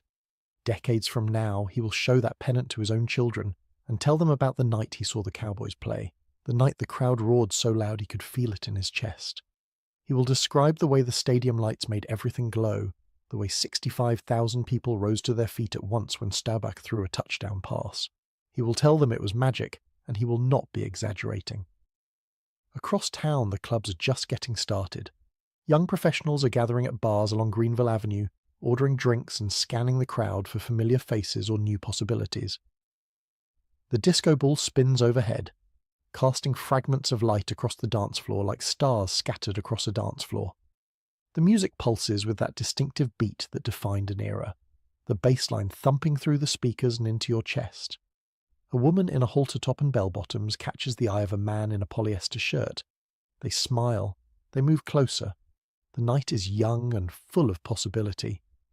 Whatever happens between them, they will remember this moment, this time, this place where everything seemed possible and the future stretched out infinite before them. In Highland Park, behind the manicured hedges and imposing facades, families are settling in for the evening. The chandeliers dim in the formal dining rooms where dinner has concluded. Perhaps they are watching television in the den, the fictional Ewings scheming on screen while real schemes unfold in boardrooms downtown. Or perhaps they are planning their week ahead, the charity galas and country club dinners, the business lunches and social obligations that structure their lives. Their children are upstairs, supervised by nannies or au pairs, growing up in a world of privilege that will shape everything they become, and in apartments across the city, in the suburbs that stretch toward the horizon in every direction, in the neighborhoods old and new that make up this sprawling metropolis, people are going about their lives, making dinner, putting children to bed, planning for tomorrow, dreaming of what they might become. A young accountant is reviewing numbers at his kitchen table, preparing for a presentation that might earn him a promotion. A nurse is getting ready for the night shift, putting on her uniform and checking her watch. A mechanic is having a beer after a long day, watching television and thinking about the car he is rebuilding in his garage. A teacher is grading papers, red pen moving across page after page of student work. None of them know that they are living through a particular moment in history. None of them feel the weight of the era the way we feel it looking back. For them, it is just Tuesday night. It is just their life. The decade has no label yet, no shape or meaning beyond the days as they pass. This was Dallas in the 1970s, a city of contradictions and ambitions, of glamour and shadows, of remarkable achievement and troubling inequalities. A city that took one of the worst moments in American history and somehow emerged transformed, wearing a new identity that would define it for decades. The Kennedy assassination would never be forgotten. Dealey Plaza would always carry that weight of history, the tourists coming to stand where the motorcade passed, to look up at the window where the shots were fired. But Dallas had found a way to become something more, to add new chapters to its story, to give the world new images and new associations. When you thought of Dallas after the 1970s, you might still think of November 1963, but you would also think of Texas Stadium and the Cowboys, of cheerleaders and oil wealth, of the Ewing family and their endless scheming. The city had not erased its past, but it had created a future compelling enough to compete with it. The skyline would continue to grow in the decades ahead, towers rising ever higher, the city spreading ever outward across the Texas plains. The bust would come and the boom would return and the bust would come again, the cycles of fortune that define Texas history repeating themselves generation after generation. The Cowboys would have lean years and glory years, championships and disappointments, but they would remain America's team, the brand too powerful to diminish. The village would eventually be redeveloped, its aging apartments replaced by newer construction. Greenville Avenue would transform from singles bars to upscale restaurants and back again. The nightlife would shift to other neighborhoods, Deep Ellum and Uptown, as the generations changed and the fashions evolved. But something of the 1970s would remain in the city's DNA, a memory of that moment when Dallas reinvented itself, when oil money flowed freely and the Cowboys won championships, and the cheerleaders danced, and the whole world watched a television show named after the city. Thank you for spending this time with me tonight, dear friends. I hope this journey through 1970s, Dallas has given you something to dream about as you drift off to sleep. Perhaps you will dream of Texas, Stadium, the lights blazing and the crowd roaring, the energy of 65,000 people united in hope. Perhaps you will dream of disco nights and live music, of Neiman Marcus elegance and oil-field fortunes, of a city reaching for greatness and, for one shining decade, touching it. If you enjoyed this journey through time, please do subscribe to the channel and give this video a like. Your support helps bring more stories like this one to your ears, more nights of history and imagination to carry you into sleep. Leave a comment and let me know where in the world you're listening from tonight. I love hearing from you, learning about the places and people who have found their way to these stories. Perhaps you have connections to 1970s Dallas, memories of your own, or stories passed down from parents and grandparents. Perhaps your family lived there, worked there, watched the Cowboys at Texas Stadium, or danced at clubs along Greenville Avenue. I would love to hear your stories. Until next time, dear friends, sleep well, dream of better days and brighter tomorrows, and remember that history is not just something that happened long ago to people very different from ourselves. It is the story of people just like us, living their lives, making their choices, creating the world that we inherited. The past is not so far away. It lives in the stories we tell, in the buildings that still stand, in the memories passed down through families. Close your eyes, and you can almost hear the crowd at Texas Stadium, almost smell the popcorn, almost feel the energy of 65,000 people believing together that their team could not lose. The lights are off now at the stadium. The parking lot is empty. The city sleeps, dreaming of tomorrow. Good night.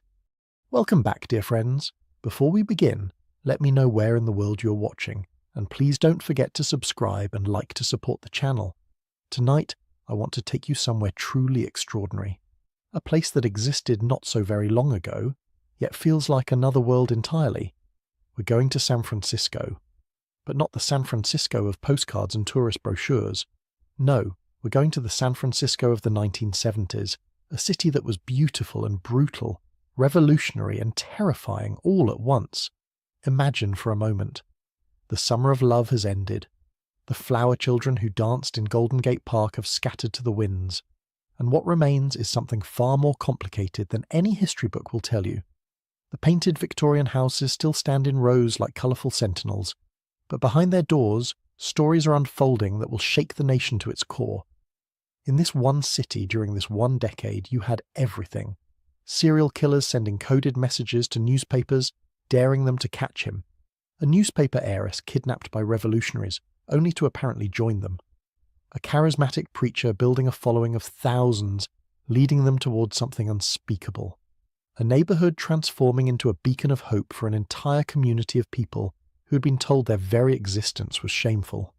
Rock and roll legends living in mansions, throwing parties that lasted for days, and through it all, the fog rolling in from the bay, as if trying to hide what was happening from the rest of the world.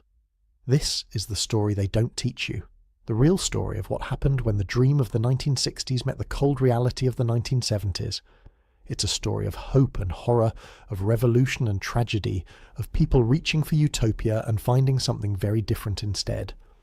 So settle in, get comfortable, and let me take you back. Back to a time when anything seemed possible in San Francisco, for better and for worse. Back to the streets where legends walked and monsters lurked. Back to the decade that would change America forever. Let's begin. To understand what San Francisco became in the 1970s, you first have to understand what it was leaving behind. And nothing captures that transformation quite like what happened to a little neighbourhood called Haight-Ashbury. If you had walked down Haight Street in the summer of 1967, you would have seen something remarkable. Young people everywhere, wearing flowers in their hair, colours so bright they almost hurt your eyes, music drifting from open windows, the smell of incense mixing with the salt air from the bay, free food being handed out in the parks, free medical care at a clinic that asked no questions, a genuine experiment in a different way of living. They called it the Summer of Love, and somewhere between 75,000 and 100,000 young Americans descended on this compact neighbourhood of elegant Victorian houses searching for something they couldn't quite name. Freedom, perhaps. Meaning. A community that cared about people instead of money. They came because they believed, truly believed, that they could build a better world right here on these few city blocks. But here's what they don't tell you. By the time 1970 arrived, the Summer of Love was already a memory turning sour. The cameras had left. The national magazines had moved on to other stories. And what remained in Haight-Ashbury was something far darker than anyone had imagined possible. The residents who had been there from the beginning saw it coming. In October of 1967, just a few months after the Summer of Love's peak, they organised something called the Death of the Hippie Ceremony. It was a mock funeral, a piece of street theatre complete with a coffin and mourners dressed in black. They walked through the streets of the Haight, carrying signs that read, "Hippie, son of media." The message was clear. Stay away. The party is over. What the newspapers created, the newspapers have killed. But people kept coming anyway. They came because they had heard the stories. They came because they had seen the magazine covers. They came searching for a dream that had already died, and what they found instead was a nightmare. By 1970, heroin had replaced LSD as the drug of choice in the Haight. The difference cannot be overstated. LSD, whatever its dangers, was a drug of expansion, of seeking. Heroin is a drug of escape, of disappearing. And people were disappearing into addiction, into the streets, into graves. The beautiful Victorian houses that had once been communes full of artists and musicians became flop houses and shooting galleries. Criminal gangs moved into the vacuum left by the idealists. The free love that had been celebrated became, in too many cases, a pretense for exploitation, and worse. The Haight-Ashbury Free Clinic, which had been founded to help young people through bad acid trips, found itself treating infections from dirty needles and wounds from violent assaults. The crime statistics tell part of the story. Murder rates in the neighborhood soared, robbery became commonplace. The peace and love generation found itself living in a war zone. But statistics can only capture so much. What they can't capture is the feeling of walking down a street that had promised utopia and finding despair instead. And then there were the deaths that made national headlines. In October of 1970, within weeks of each other, two of the brightest stars of the San Francisco music scene died of drug overdoses. Janis Joplin, the Texas blues singer who had electrified audiences with Big Brother and the Holding Company, was found dead in a Hollywood hotel room, a victim of heroin. She was 27 years old. Just 18 days earlier, Jimi Hendrix had died in London, also from drugs. He was 27 as well. These deaths seemed to symbolize something larger. The incredible creative energy that had flowed through San Francisco in the 60s was being extinguished, one candle at a time. The music would continue, but the innocence was gone. Perhaps the most chilling detail of the Hate's decline is one that most people don't know. In the late 60s, freshly released from prison, a man named Charles Manson spent time in the Hate, recruiting followers. He was just one face in the crowd then, another bearded figure spouting philosophy about love and freedom. Some of the young people who joined him in those San Francisco days would later participate in the most infamous murders of the decade. Manson didn't create the darkness that consumed the Hate, but his presence there, in those final days of innocence, serves as a reminder of how thin the line is between idealism and madness, between seeking enlightenment and losing yourself entirely. The residents who had tried to warn everyone, who had staged that funeral for the hippie in '67, were proven right. But being right brought them no comfort. Their neighborhood, the place they had loved and tried to protect, was irrevocably changed. Many of them left, scattering across California, forming communes in rural areas, trying to recreate somewhere else what they had lost in the Hate. By the early 70s, walking down Hate Street was an exercise in melancholy. The psychedelic storefronts remained, their paint fading. The Victorian houses still stood, beautiful in their architecture but hollow in their souls. Young people still drifted through, but they had a different look in their eyes now, not hope, something closer to desperation. The summer of love lasted one season. The winter that followed would last for years. But here's the remarkable thing about San Francisco. Even as one dream was dying, others were being born. The creative energy didn't disappear. It transformed. It flowed into new neighborhoods, new movements, new ways of imagining what a city could be. The story of the Hate's decline is just the first chapter of the 1970s. What came next was even more extraordinary. While the streets of the Hate were struggling through their dark transformation, the music that had made San Francisco famous continued to evolve. And if you want to understand the soul of 1970s San Francisco, you have to understand its soundtrack. Let me take you to a house. Not just any house, but perhaps the most legendary rock and roll residence in San Francisco history. 2400 Fulton Street, a magnificent Victorian mansion sitting right at the edge of Golden Gate Park. In 1968, Jefferson Airplane, already one of the biggest bands in America, bought this house and made it their headquarters. They promptly painted the exterior black and gold. Every band member's name was on the deed, and what happened within those walls became the stuff of legend. The mansion wasn't just a place to live, it was a culture center, a gathering place, a symbol of everything the San Francisco music scene represented. The parties at 2400 Fulton were epic. There's a famous story about Thanksgiving of 1968, when Owsley Stanley, the legendary audio engineer who was equally famous for being the first person to synthesize his own LSD, somehow obtained an advance copy of the Beatles' Hey Jude. He wired the entire house with speakers and played that song in every room, over and over all night long. Young fans, mostly teenage girls, would sit on the wall across the street, hoping for a glimpse of Grace Slick or Paul Kantner. Some of them would eventually work for the band, transitioning from groupies to secretaries to public relations staff. The boundaries between audience and artist were permeable in ways that seem impossible now. Just a few blocks away, another legendary band was making history. The Grateful Dead had emerged from the same Haight-Ashbury scene that produced Jefferson Airplane, but their trajectory was different. While the Airplane chased commercial success and radio hits, the Dead built something more unusual: a community. The Dead's concerts were never just concerts. They were events, gatherings, almost religious experiences for the devoted fans who called themselves Deadheads. The band would play for hours, their improvisational jams stretching songs into epic journeys. Their sound man, Owsley Stanley, the same Owsley from that Hey Jude party, designed the legendary Wall of Sound, a speaker system so massive and innovative that it changed what live music could be. In 1970, the Dead released 2 albums that captured the strange duality of the moment. Working Man's Dead and American Beauty were departures from their earlier psychedelic explorations.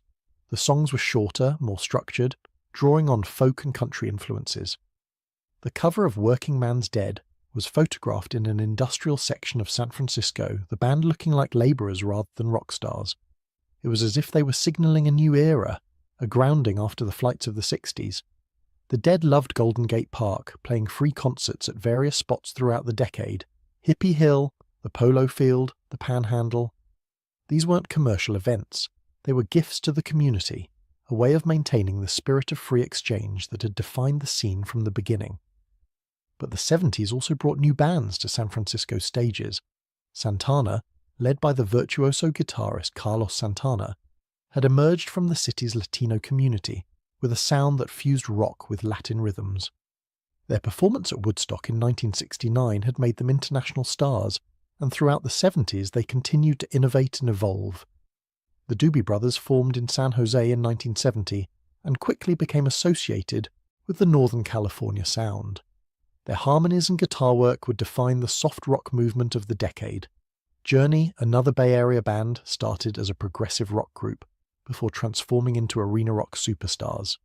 Tower of Power brought funk and soul to the mix, their horn section becoming one of the most recognizable sounds in popular music. Behind all of this music stood Bill Graham, the concert promoter who had transformed live rock performance into an art form. Graham had opened the Fillmore Auditorium in 1966, and after a brief closure, he reopened it as the Fillmore West in 1968, turning it into the most important rock venue on the West Coast. The psychedelic posters advertising shows at the Fillmore became collectible art. The light shows that accompanied the music were pioneering visual experiences. Graham understood that a rock concert could be more than entertainment. It could be transcendence. In February of 1970, Ralph Gleason, the jazz critic who had championed the San Francisco sound, filmed a concert at the Family Dog Ballroom that captured the scene at its peak. Santana, the Grateful Dead, and Jefferson Airplane all played on the same bill, and the night ended with an all-star jam featuring members of all 3 bands. Watching that footage now, you can see the community that existed among these musicians. They weren't competitors. They were neighbours, friends, fellow travellers on a strange and beautiful journey. As the decade progressed, the music scene continued to evolve. The late 70s saw something entirely new emerge from San Francisco: punk rock. The Mabuhay Gardens, a Filipino restaurant and nightclub in North Beach, became the CBGB of the West Coast. Bands like the Dead Kennedys and the Avengers rejected everything the hippie generation had stood for. Their music was fast, angry, confrontational. They looked at the idealism of the 60s and saw only failure and hypocrisy. The Dead Kennedys' lead singer, Jello Biafra, had a particular genius for provocation. The band's name itself was designed to shock. Their songs attacked politicians, corporations, the California establishment, and sometimes the very audience listening to them. It was a different kind of rebellion than what had come before, but it was unmistakably San Franciscan in its irreverence and ambition. Perhaps the most symbolically important musical event of the decade came on New Year's Eve, 1978. The Grateful Dead played the final show at Winterland, Bill Graham's other legendary venue. The concert stretched through the night, the Dead playing set after set as if reluctant to let go. The Blues Brothers opened the show. After their set, they retired to Jefferson Airplane's mansion at 2400 Fulton for an after-party that reportedly featured the largest pile of cocaine anyone present had ever seen. When the sun rose on January 1st, 1979, an era had ended. But the music that San Francisco had given to the world continued to echo. The songs written in those Victorian houses, recorded in those makeshift studios, performed on those legendary stages, they didn't disappear when the venues closed. They became part of the American songbook, part of our collective memory, part of who we are. While rock and roll dominated the cultural conversation about San Francisco in the 70s, another musical tradition was quietly being destroyed. And this story, the story of the Fillmore District's jazz scene, is one of the great tragedies of the decade. To understand what was lost, you have to go back to the 1940s. During World War II, African Americans from across the country came to San Francisco to work in the shipyards. They needed places to live, and in a segregated city, their options were limited. Many of them settled in the Fillmore District, a neighborhood that had been home to Japanese Americans until President Roosevelt signed the order that sent them to internment camps. The black community that grew in the Fillmore was extraordinary. By the late 40s and 50s, the neighborhood had earned the nickname the Harlem of the West. Clubs lined both sides of Fillmore Street, each one offering a different flavor of jazz, blues, and rhythm and blues. You could start your evening at one end of the strip and work your way down, hearing different bands, different styles, the music flowing from open doors into the cool San Francisco night. The most legendary of these clubs was Jimbo's Bop City. It was an after-hours joint, the kind of place that didn't really get going until the regular clubs closed at 2 in the morning. Jimbo's would stay open until 6, sometimes later, and the musicians who played there were giants. Billie Holiday, Dizzy Gillespie, Charlie Parker, John Coltrane, Miles Davis. They would finish their paid gigs at the fancy downtown hotels and then come to the Fillmore to really play, to stretch out, to jam with their peers without worrying about what the audience wanted to hear. The Fillmore wasn't just about music. It was a complete community. Black-owned businesses lined the streets. There were restaurants and barbershops, churches and social clubs. Families put down roots. Children grew up knowing their neighbors, knowing the merchants, feeling a sense of belonging that was hard to find for black Americans in most of the country. By the early 1970s, the African American population of San Francisco reached its peak, about 13% of the city's total population. Much of that community was concentrated in the Fillmore and in Bayview Hunters Point. It was a vibrant, vital presence in the life of the city, and then came urban renewal. The city government looked at the Fillmore and saw blight. They saw old Victorian houses in need of repair. They saw density and crowding. What they didn't see, or chose not to see, was a community. They called their plan redevelopment. The people who lived through it called it Negro removal. The A2 redevelopment project, which began in 1966 and continued through the end of the 70s, was devastating. It covered about 70 city blocks. When it was finished, up to 13,500 residents had been displaced. Over 4,500 households were destroyed. 5,000 units of low-rent housing were demolished. The city promised that the residents could return after the rebuilding. This promise was a lie. The new housing that replaced the old was far more expensive. The people who had built their lives in the Fillmore found themselves scattered across the Bay Area, their community shattered, their networks of mutual support broken, and the jazz clubs closed. One by one, they disappeared. Jimbo's Bop City had already closed its doors in 1965, a casualty of changing times and changing tastes. But the clubs that remained, the venues that had kept the flame alive, they couldn't survive the destruction of their neighborhood. When you demolish the houses around a nightclub, you demolish its audience. Terry Hilliard was a young bass player in those days, playing with house bands at Fillmore venues. Years later, he would reflect on what was lost. The Fillmore was a place where talent could be developed, he said. Whether it be music, art, dancing, or whatever it was a place where you could express yourself and be accepted by others, and you had an audience. That audience was gone now. The musicians who had made their living in the Fillmore faced impossible choices. Some left San Francisco entirely, heading to New York or Los Angeles or wherever they could find work. Some stayed but abandoned music, taking day jobs to survive. The infrastructure that had supported a musical community for decades was simply gone. Mary Stallings, a jazz vocalist who had performed at the Fillmore Club, still lives in San Francisco, but she says that going back to the old neighborhood breaks her heart. "I was trying to explain that in another interview," she once said, "and I didn't get very far because I cried like a baby. I missed the community feeling, the feeling of family." The destruction of the Fillmore's black community is one of the hidden stories of 1970s San Francisco. While the city gained a reputation for tolerance and progressive values, it was simultaneously destroying one of its most vibrant neighborhoods. The contradiction is difficult to reconcile, but it was very real.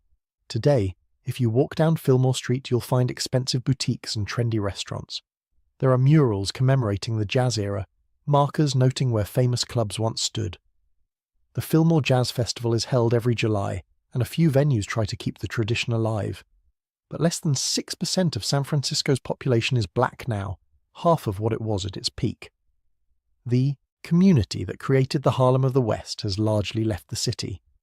The music lives on in recordings. You can still hear Billie Holiday singing at Jimbo's, still hear the late-night jam sessions that went until dawn. But the community that created that music, nurtured it, supported it, that community exists now only in memory. It's a loss that San Francisco has never fully reckoned with, a wound that has never fully healed. The 1970s in San Francisco weren't just about music and social change. They were also about fear, a kind of fear that seeped into everyday life, that made people look over their shoulders, that turned ordinary activities like walking home at night into calculated risks. The source of that fear had a name.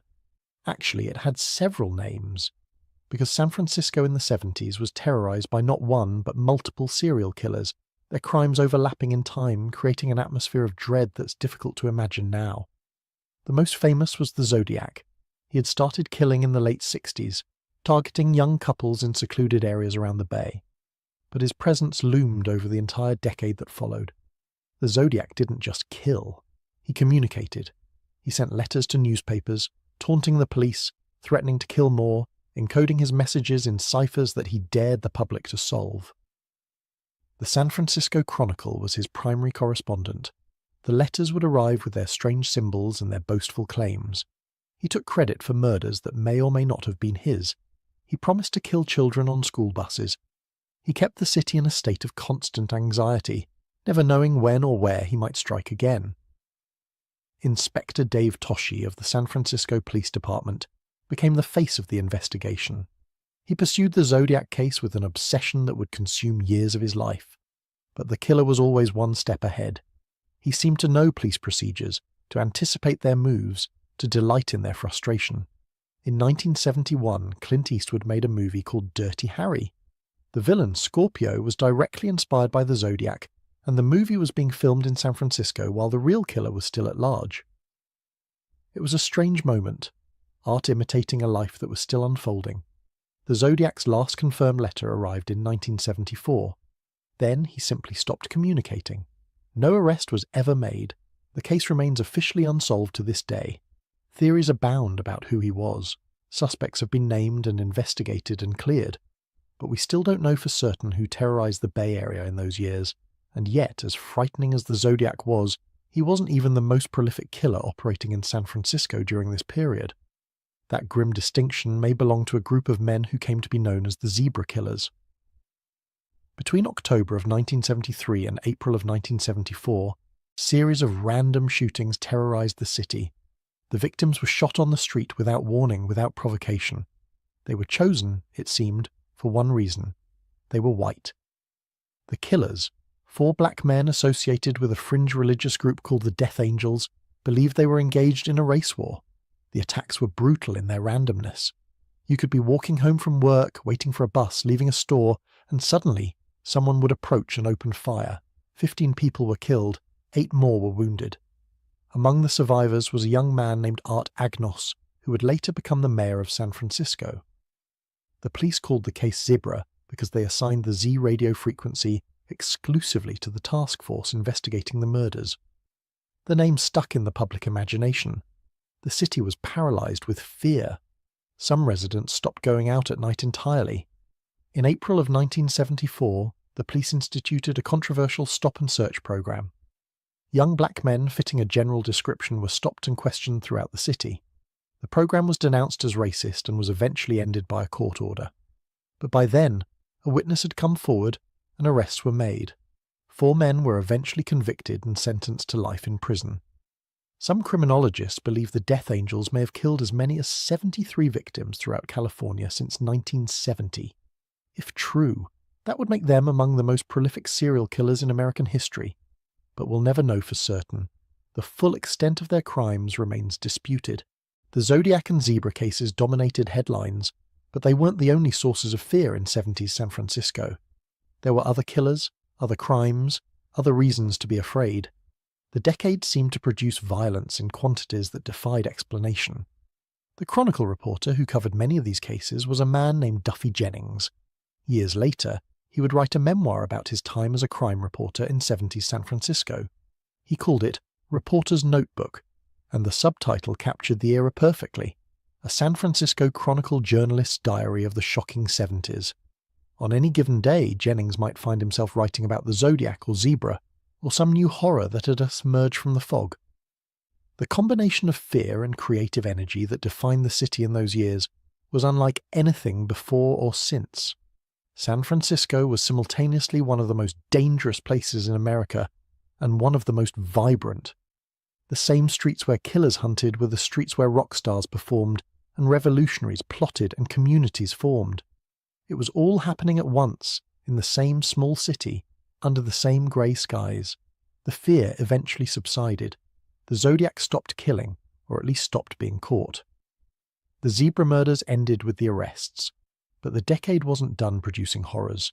The worst was yet to come, and unlike the serial killers who operated in shadows, what happened next would unfold in the full glare of publicity, with consequences that would shake the entire nation. On the evening of February 4th, 1974, a 19-year-old college student named Patricia Hearst was in her apartment near the University of California, Berkeley. She was the granddaughter